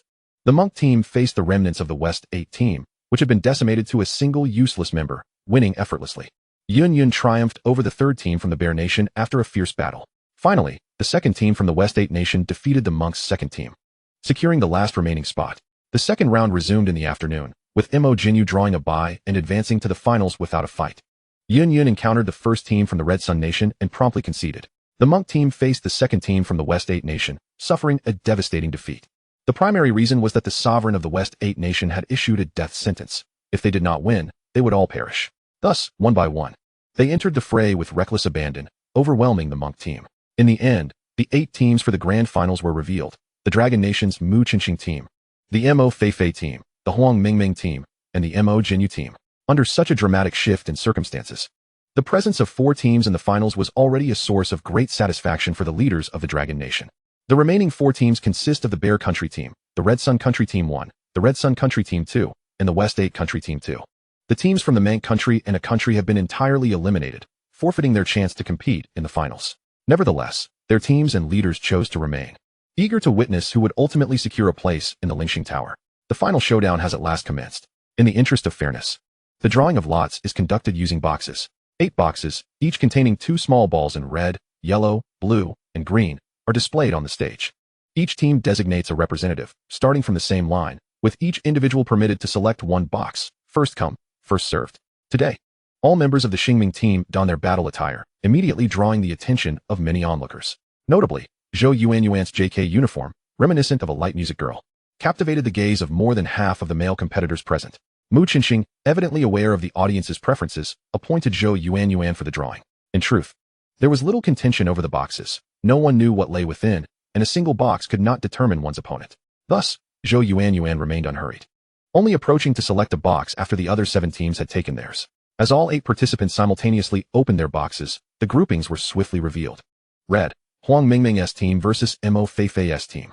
Yellow, Bear Country team versus Red Sun Country team 2. Blue, Mo Jinyu against West 8 Country team 2. Green, Mu Qinxing's team against Bear Country team 1. Upon the announcement of the matchups, the audience erupted into a chorus of astonishment. Except for the first inter-team battle, nearly every matchup was steeped in rivalry. As the competition commenced, given the significance of this final round, Huang Mingming and Mo Feifei clearly began to exert their utmost effort. Although there were no personal grudges between them, the battle was fiercely contested. With the team strengths closely matched, the exchanges were vigorous and relentless. The match endured for a full 15 minutes, with each side losing 3 members, yet ultimately, Mo Feifei's team narrowly emerged victorious. As both teams exited the stage, the audience erupted in applause, for such an evenly matched and thrilling contest was a rare spectacle in this grand tournament. Mu Qinxing mused that Mo Feifei had indeed faced considerable challenges. Not only did her team manage to avoid any casualties in the fray, but they also secured a place in the top 4. In the second match, Bear Country faced off against Red Sun Country Team 2, a clash that had nearly erupted into conflict the previous day. As the match commenced, Bear Country launched a fierce assault. This time, they appeared to have slightly refined their formation, with their 2 strongest fighters at the forefront, followed closely by 3 others, relentlessly pursuing and attacking a single opponent. They seemed completely indifferent to the prospect of victory, driven solely by the desire for vengeance for their fallen comrade. The entire team from Red Sun Country had elevated their abilities to the intermediate level, yet they could not match the strength of a bona fide intermediate ability user. Moreover, they appeared somewhat intimidated by Bear Country's onslaught. Indeed, they could sacrifice 1 or 2 members to stall the opposing team's main force while the others mounted a counterattack, aiming to eliminate the Bear Country members and seize victory. However, the question remained, who would dare take that risk and become the sacrificial pawn? Deep down, they believed wholeheartedly that even if the match were to be deemed illegal, Bear Country would still resort to violence, for they had never intended to win. In such circumstances, the formation of Red Sun Country began to falter, with each member retreating, hoping that a teammate would bravely absorb the incoming attacks. This disarray led to a significant drop in morale, akin to a pack of frenzied lions charging into a den of wolves. 1 member of Red Sun Country was torn apart, and the remaining participants instantly lost their resolve, hastily leaping off the stage in surrender. Yet 1 weaker member was seized by the captain of Bear Country, who bellowed in fury, drowning out the cries of surrender. With a powerful rip, he tore the unfortunate individual in 2, a blatant violation. They had clearly surrendered, yet still committed murder. The leader of Red Sun Country shouted, but no one paid him any heed. The referee, devoid of expression, announced Bear Country's victory. Mo Jinyu raised his arm, calling out to his teammates, brothers and sisters. It is time for us to exact our revenge. Observe how Bear Country vanquishes their foes. Give it your all, and avenge our fallen comrades. With fierce determination, the 5 members strode onto the stage. Opposite them, West 8 Country Team 2 exhibited equally fierce expressions. They too could not afford to lose. Failure would mean utter annihilation. The battle commenced. In this clash where neither side could afford defeat, strategy and technique lost their significance. It became a contest of sheer will to survive. Amidst the fervor, 1 individual remained strikingly composed, surveying the surroundings like a coiled serpent, poised to strike with lightning speed upon identifying a target. This individual was Mo Jinyu. Initially, the opponents were wary of his spatial thrust skill, but as the fight progressed, their focus shifted entirely to their immediate adversaries. At that moment, the opponent facing Mo Jinyu suddenly realized he had vanished. Be careful, he shouted urgently, but it was too late. Mo Jinyu's blade plunged into the heart of a nearby competitor from West 8 Country. Chapter 76, Allocation of Quotas. With the loss of a key player, West 8 Country became noticeably frantic. The more they rushed to alter their predicament, the more mistakes they made. On Mo Jinyu's side, All but him transitioned to a defensive stance while he prepared to strike from the shadows, with an assassin capable of inflicting fatal damage lurking. Despite the formidable strength of West 8 Country's members, they dared not unleash their full power, having to divide their focus to monitor Mo Jinyu's movements. Consequently, while Mo Jinyu may not have found a second opportunity to ambush, the endurance of West 8 Country's members began to dwindle significantly. Gradually, they recognized that their spiritual energy was running low. At that moment, the previously defensive members of Mo Jinyu's team launched a comprehensive counterattack. In the midst of chaos, the attention of West 8 Country's members began to wane. They struggled to contend with their immediate opponents, leaving little time to consider the threat posed by Mo Jinyu. Thus, a second member fell victim to Mo Jinyu's stealthy strike, followed by a third, and then a fourth. The final survivor, utterly terrified, succumbed to madness on the spot. "Don't kill me. Please, don't kill me." Mo Jinyu lifted his blade, but ultimately lowered it. There was no need to slay such a coward. In the third match, Mo Jinyu's team emerged victorious. The final match, the piece de resistance of the entire competition, was upon us. Mu Qinxing's team was set to face the main team from Red Sun Country. If one were to consider the previous records alone, Red Sun Country team 1 had no chance of overcoming Mu Qinxing's team. Surrender seemed their best option to preserve their strength. However, as the members of Red Sun Country took the stage, they appeared resolute, exuding confidence. Mu Qinxing felt a jolt of surprise. These individuals, fully aware of the disparity in strength, still maintained such formidable confidence, indicating that there must be some underlying support propelling them. He could not afford to lower his guard. Otherwise, they might suffer a significant setback. Mu Qinxing cautioned his teammates, "Be wary, there may be a trick afoot." Understood. This time, the 5 members of Mu Qinxing's team comprised himself, Shen Ningming, Zhou Yuanyuan, Lin Ku, and Wang Shuiying. The decision to exclude Yu Mingqiu stemmed from the fact that the opposing 5 had all elevated their abilities to the intermediate level, rendering Yu Mingqiu's perception skill less advantageous. Certainly, she complied without a hint of dissent, adhering to the team's arrangement. As the competition commenced, Mu Qinxing continued to bestow upon his teammates the formidable secondary summon ability, requiring minimal technique while establishing a favorable 9 against 5 scenario. All participating teams were acutely aware of this tactic and had devised various strategies to counter it. Ultimately, after much contemplation, the most effective countermeasure was determined to be preventing them from summoning the exotic beasts altogether. One team attempted this approach with commendable success, only to be seen through by Mu Qinxing, who cleverly turned this insight into a tactical advantage, catching their opponents off guard. Thus, nearly everyone was eager to witness what strategies the Red Sun Nation might employ to thwart Mu Qinxing's team from summoning their beasts. To their astonishment, the 5 members of the Red Sun team simply lined up, passively observing as Mu Qinxing's team summoned 4 secondary exotic beasts onto the field. Was it possible? If the Red Sun team was unwilling to engage, they might as well concede and avoid further punishment. Indeed, watching their opponents summon beasts while doing nothing would lead to a harsh reckoning when they were subsequently besieged. It seemed the members of the Red Sun team had grown overconfident, believing their enhanced abilities rendered them impervious to the threat posed by the few secondary exotic beasts. Various discussions echoed from the audience, with the majority opining that the Red Sun Nation was simply throwing in the towel. Meanwhile, Mu Qinxing and his companions sensed an unsettling shift in the atmosphere. As anticipated, when faced with the collective charge of the 4 exotic beasts, the Red Sun Nation did not concede. Instead, they clasped hands together, chanting incantations. Spirit Binding Array, activate. A colossal blue 6-pointed star materialized at the center of the dueling platform. This array bore a striking resemblance to Zhou Yuanyuan's formation, yet its area was vastly expanded, nearly enveloping the entire dueling stage. Then, a breathtaking spectacle unfolded. The 4 exotic beasts shrouded in the blue star transformed into mere motes of light and vanished. The audience rubbed their eyes in disbelief, confirming they were not mistaken. My heavens, what transpired? Had the 4 formidable secondary beasts been completely eradicated? What insidious means had the Red Sun Nation employed? TCH, you Dragon Nation folks are so melodramatic. When you can't win, you accuse your opponents of treachery. A chill ran down Mu Qinxing's spine as his worst fears materialized. The captain of the Red Sun team laughed triumphantly. Well, Mu Qinxing, your beastly army is not invincible after all. With just a minor ploy, I can entirely neutralize them. Without those beasts, how do you propose to contend with us mere junior ability practitioners? Mu Qinxing replied nonchalantly, though I know not the devilish pact you forged to sell your souls. The victor is not necessarily you. Ha ha ha, don't be a stubborn duck. As long as this array is in place, you shall summon no beast. Without your summons, what grounds do you have to defeat me? You will see. Mu Qinxing responded with an unwavering demeanor, though internally, he felt a surge of anxiety. Despite the opponent's bravado, the situation had indeed reached a critical juncture. Without the beasts as a buffer, it was implausible for him and Shen Ningming alone to withstand the assaults of the 5 intermediate ability practitioners. Mu Qinqing's mind raced as he sought a solution to the dire predicament. He still had one intermediate wish unutilized. A glint sparked in his eyes as he silently declared, Lingxing Tower System, I wish to invoke. Please articulate the content of your wish. I wish to comprehend a collective array formation, applicable regardless of whether the caster is a combat or support type. Mu Qinqing promptly articulated his request, careful not to impose excessive qualifiers that might jeopardize its success. After a tense 30 seconds, as the opposition commenced probing attacks, the system finally responded. Wish successful. Acquired ability, Qian Kuan Array. Qian Kuan Array, initiated by the caster, allowing for a maximum of 4 additional participants. Participants will continuously expend spiritual energy to maintain the array.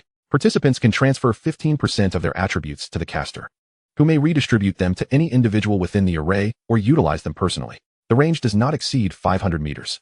When utilized personally, the attribute increases by an additional 5%.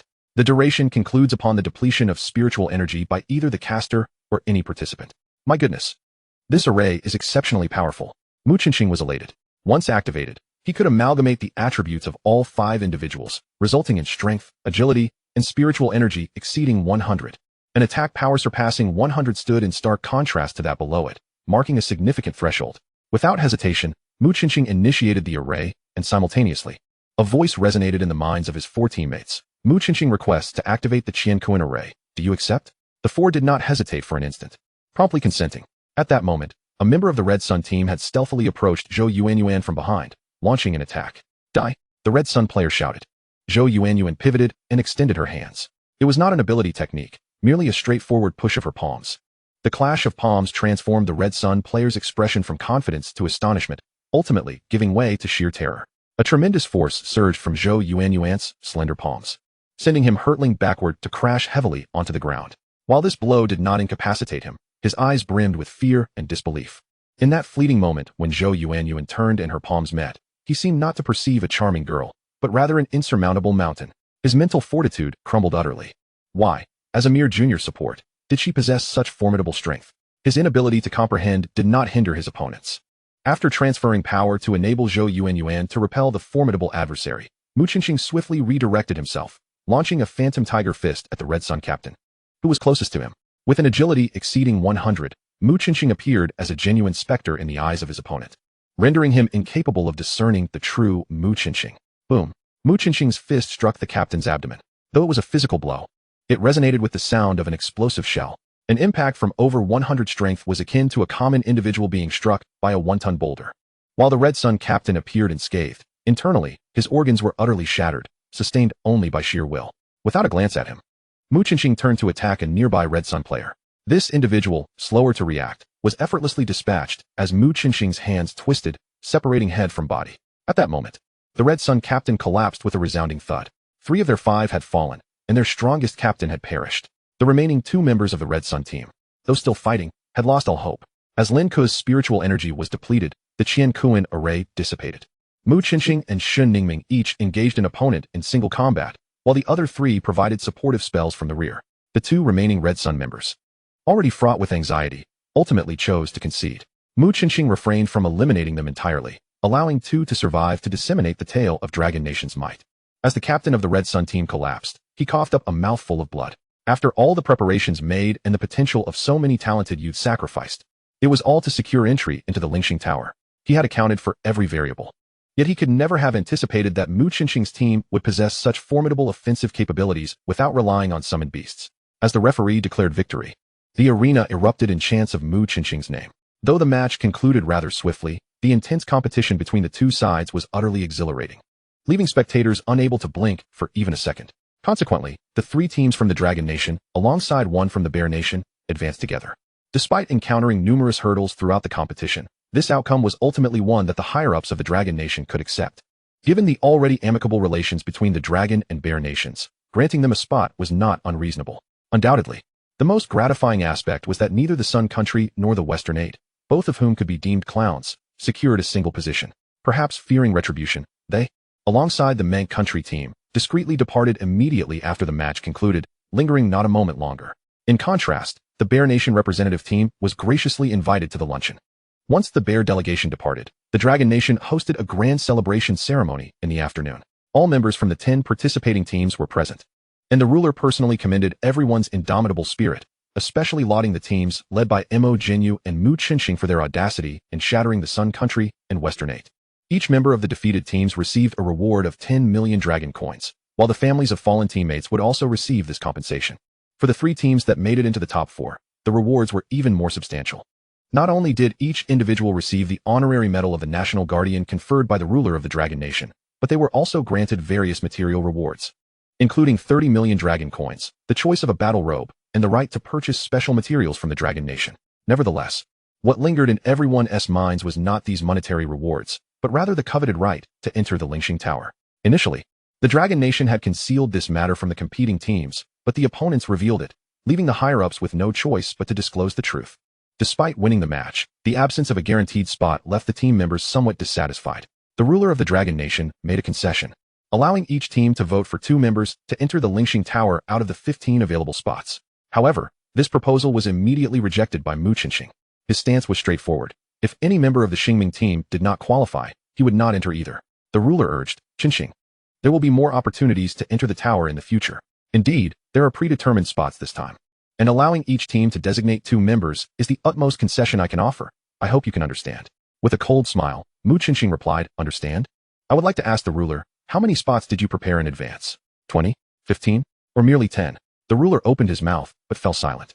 Mu Qinxing continued, I do not care how many spots you prepared. What if only one team enters the top 4? Will you not eliminate the excess spots? But, he interjected, there is no but. Had we known the situation would be like this, we could have exerted ourselves less. The availability of 15 spots is entirely a result of our collective effort. Why should we yield to those who contribute nothing, merely born into better circumstances? A middle-aged man nearby shouted, Mu Qinxing, show some respect. Respect? He scoffed. Those who do not even dare to compete. What else can they be but useless? Seeing him dare to retort, the middle-aged man was about to take action, but the ruler intervened, sighing, Mu Qinxing has a point. However, if your entire team enters, is that fair to the members of the other 2 teams? Mu Qinxing shook his head. It is unfair, but as the captain of the Xingming team, I must, albeit selfishly, fight for the interests of my team. My proposal is for all members of the Xingming team to enter, while the other 2 teams select 3 members each. The ruler frowned. With such a distribution, only 3 spots would remain, which was far too few. There is still time, he added. You could contemplate it further. And those desiring spots might purchase them from the contestants with money or other items. In any case, this is an outcome we all fought for, and it cannot be casually surrendered. After finishing, Mu Qinxing led his team out of the conference room. Chapter 77, Re-entering the Lingxing Tower. 2 days later, the 6 members of the Xingming team were training in the courtyard. Following a series of recent battles, everyone in the team had experienced significant enhancements. In terms of attributes, several members had reached a spiritual power level of 50, meeting the criteria for intermediate rank. Notably, both Yu Mingqiu and Wang Shuiying had comprehended new skills. Yu Mingqiu had grasped a skill called three-dimensional transfer, which allows her to transfer any opponent's three-dimensional attributes to herself or her teammates. The transfer percentage is proportional to her spiritual power and inversely related to the opponent's level. For instance, with her current spiritual power of 49, if she transfers Lin Ku's attributes, the transfer rate is approximately 15%. However, if she attempts to transfer Mu Qinxing's, the rate would significantly drop to 5%. Meanwhile, Wang Shuiying's skill had evolved from skill copy to skill theft, enabling her to decide whether to claim an opponent's skill as her own. Once successful, not only can she utilize the opponent's skill, but the opponent is rendered unable to use the skill that was stolen. Should these 2 advance to intermediate level, their skills would become formidable. Of course, they were already impressive in their current state. Suddenly, Wang Shuiyan entered the courtyard with the group. Upon seeing the smile on her face, Mu Qinxing suspected that his proposal had been approved. Aunt Wang, you're here to announce the list, aren't you? Wang Shuiyan nodded, indeed. After discussions with the Cosmic Abilities Union and the ruler, it has been decided that all 6 members of the Xingming team will be permitted to enter the Lingxing Tower during this opening. Wonderful. The courtyard erupted with cheers from the crowd. Once everyone calmed down, Mu Qinxing inquired, what about the other teams? Wang Shuiyan shook her head. Unfortunately, the ruler faced considerable difficulties as well, ultimately granting each team only 2 spots. However, they were compensated with substantial equipment and elixir subsidies. Mu Qinxing sighed, what a shame. Wang Shuiyan smiled. Not at all. Not everyone entering the Lingxing Tower will yield significant gains. Opting for risk-free acquisition of cultivation materials isn't necessarily a bad choice. Mu Qinxing nodded. If the goal was to become an ordinary ability user, seeking stability was indeed wise. However, to pursue the pinnacle of abilities, one must strive for every opportunity and leave the rest to fate. Wang Shuiyan remarked, the Lingxing Tower will open in 5 days. Someone will come to escort you then. In the meantime, you can enjoy some leisure in the city, but do not leave, lest circumstances change and you are unable to be informed in time. Mu Qinqing nodded. I understand. After Wang Shuiyan departed, Yu Mingchu exchanged glances with the others, and they suddenly surged forward, lifting Mu Qinqing high into the air. The boss is mighty. The cheers were ceaseless. Following the celebration, Mu Qinqing cautioned, although the Lingxing Tower presents many opportunities, it also poses numerous trials. Failure to pass these trials may result in the loss of benefits, or worse, endanger your lives. Everyone must remain vigilant. Linka rolled her eyes. Got it, boss. My ears are practically calloused from hearing you. Shen Ningming chuckled. Don't be impatient. Although Qinqing can be a bit verbose, it's all for your benefit and the team's. Mu Qinqing quickly retorted, Ming, don't speak out of turn. When have I ever been verbose? During the 5 days of waiting. Mu Qinqing granted everyone 2 days off for shopping, exploring, and enjoying themselves. By the 3rd day, he gathered everyone together to share some experiences regarding entering the Lingxing Tower. Previously, he had primarily recounted his grievances with Mulan, but this time he refrained from mentioning her and focused on essential precautions instead. Certainly, whether the Lingxing Tower of today is entirely akin to its former self remains uncertain. Nevertheless, it is imperative for everyone entering to exercise utmost caution, with a paramount piece of advice being to trust no one save for one's teammates.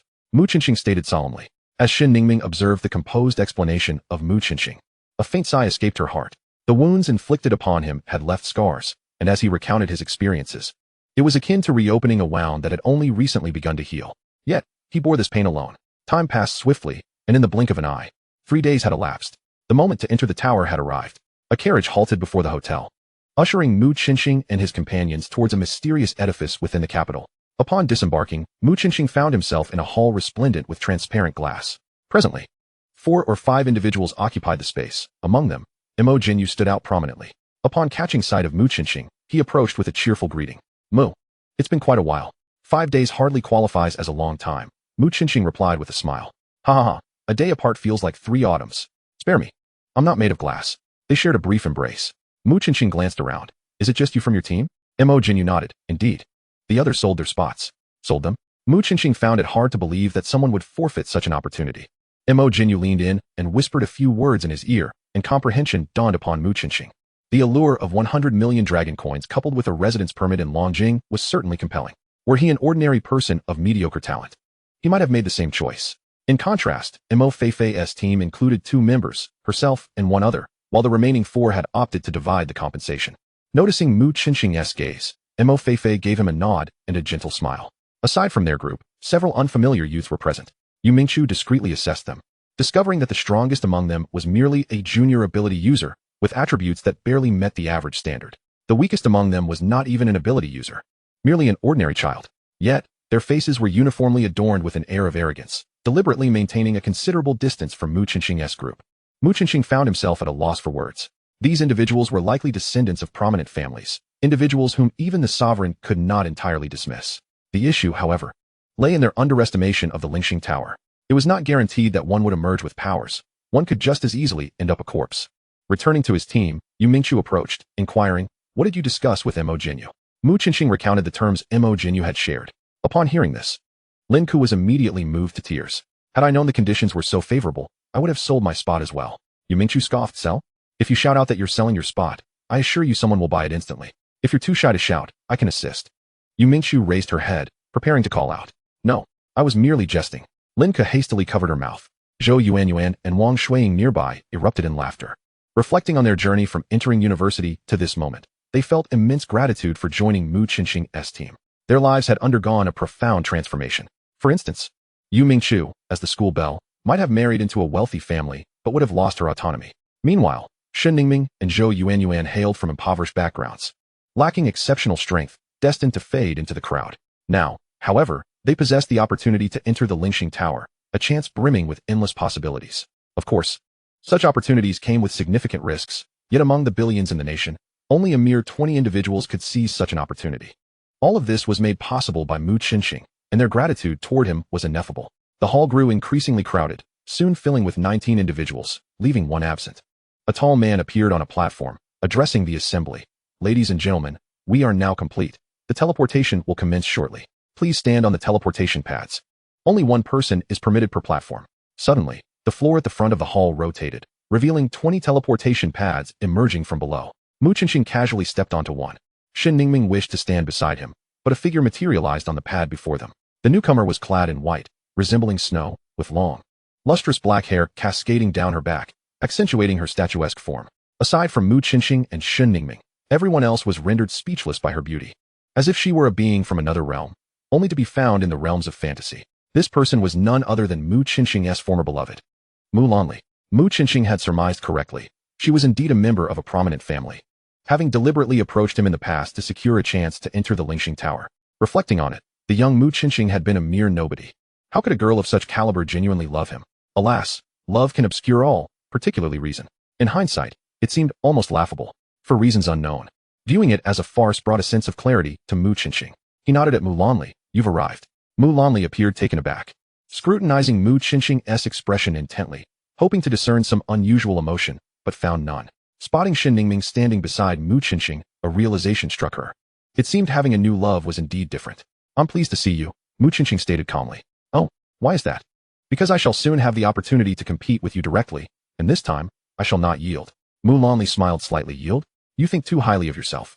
I advise you to submit to me. When I have fully mastered the Lingxing Tower, I can ensure that both you and your little girlfriend become executives. Second only to me. Mu Qinxing shook his head, averting his gaze. Ahem. The individual on the platform resumed. Please maintain your standing position and refrain from moving. The teleportation is about to commence.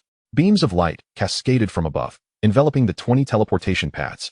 Mu Qinxing felt a peculiar warmth emanating from the light, and the Pisces jade pendant at his chest suddenly glowed, casting a green light that firmly connected him with Shen Ningming. Following this, he experienced a dizzying sensation as he was transported into an ethereal space. When the surroundings brightened once more, Mu Qinxing discovered himself within a modest room. To his surprise, Shen Ningming was there with him. Are you all right? Mu Qinxing asked urgently. I'm fine. Shen Ningming shook her head. But where are the others? Mu Qinxing replied. They may have been transported to different locations. If I am not mistaken, this should be the lowest chamber of the Lingxing Tower. The reason we Haven T separated is likely due to the influence of the Pisces jade pendant, which bound us together for simultaneous arrival. But how do we get out? Shen Ningming scanned the room, realizing that the door was locked from the outside, with no windows or any other means of egress. Welcome to the Lingxing Tower. The sudden mechanical voice overhead startled both individuals. User 002, do you wish to sever your binding with user 001 and forge a new bond with the current user? Please be advised that once you unbind, re-establishment of the bond will not be permitted. Mu Qinxing pondered momentarily and grasped the implication of the Lingxing Tower. User 001 referred to Mu Lanli. He nodded and declared, I wish to unbind from 001 and re-establish a connection with the user before me. Binding successful. You will become cooperative challengers with user 011. Please note, if either of you fails, all will be eliminated. User 011. Do you consent to the binding with user 002? I agree. Shen Ningming replied without hesitation. Binding successful. The challenge will commence in 5 seconds. Once initiated, it cannot be cancelled. 5, 4, 3, 2, 1, commence. The room vanished, and the two suddenly found themselves amidst a vast ocean. Beneath their feet floated a single large wooden pole, with each of them perched on one end. Do not move. Maintain your balance. Mu Qinxing admonished. Shen Ningming inquired in confusion. What are we supposed to do? There seems to be no land around. How shall we reach the shore? Be careful. No sooner had she spoken than an enormous, oddly shaped swordfish leapt from the water, thrusting its sharp snout towards Shen Ningming. Phantom charge tiger fist. Shen Ningming reacted swiftly, launching a counterattack with her fist. Boom. Her punch struck the fish's body, sending the swordfish back into the depths, while the wooden pole began to sway from her movement. Steady yourself, do not fall. Mu Qinxing exclaimed in alarm. Numerous exotic beasts lurked beneath the surface, and should they plunge into the water, their capabilities would be severely hindered. However, before they could stabilize the wooden pole, two swordfish simultaneously launched an assault, one targeting Mu Qinxing, the other aimed at Shen Ningming. Should their actions diverge, the massive pole would undoubtedly wobble, or worse, capsize. The moment to test their tacit understanding had arrived. Instead of retaliating with the charged tiger fist, Mu Qinxing leaned back, allowing the swordfish's sharp snout to graze past his chest and plunge into the water. His movement shifted his center of gravity slightly backward. Shen Ningming raised her hand, summoning a frost arrow, leveraging the rebound and the shift in Mu Qinxing's weight to deftly rotate the wooden pole approximately 15 degrees counterclockwise, narrowly evading the swordfish's attack. Impressive. Truly the scholar. Mu Qinxing praised, giving her a thumbs up. Shen Ningming smiled and replied, Don't be too quick to commend me. Let us find an exit, or we shall perish here at the hands of these fish.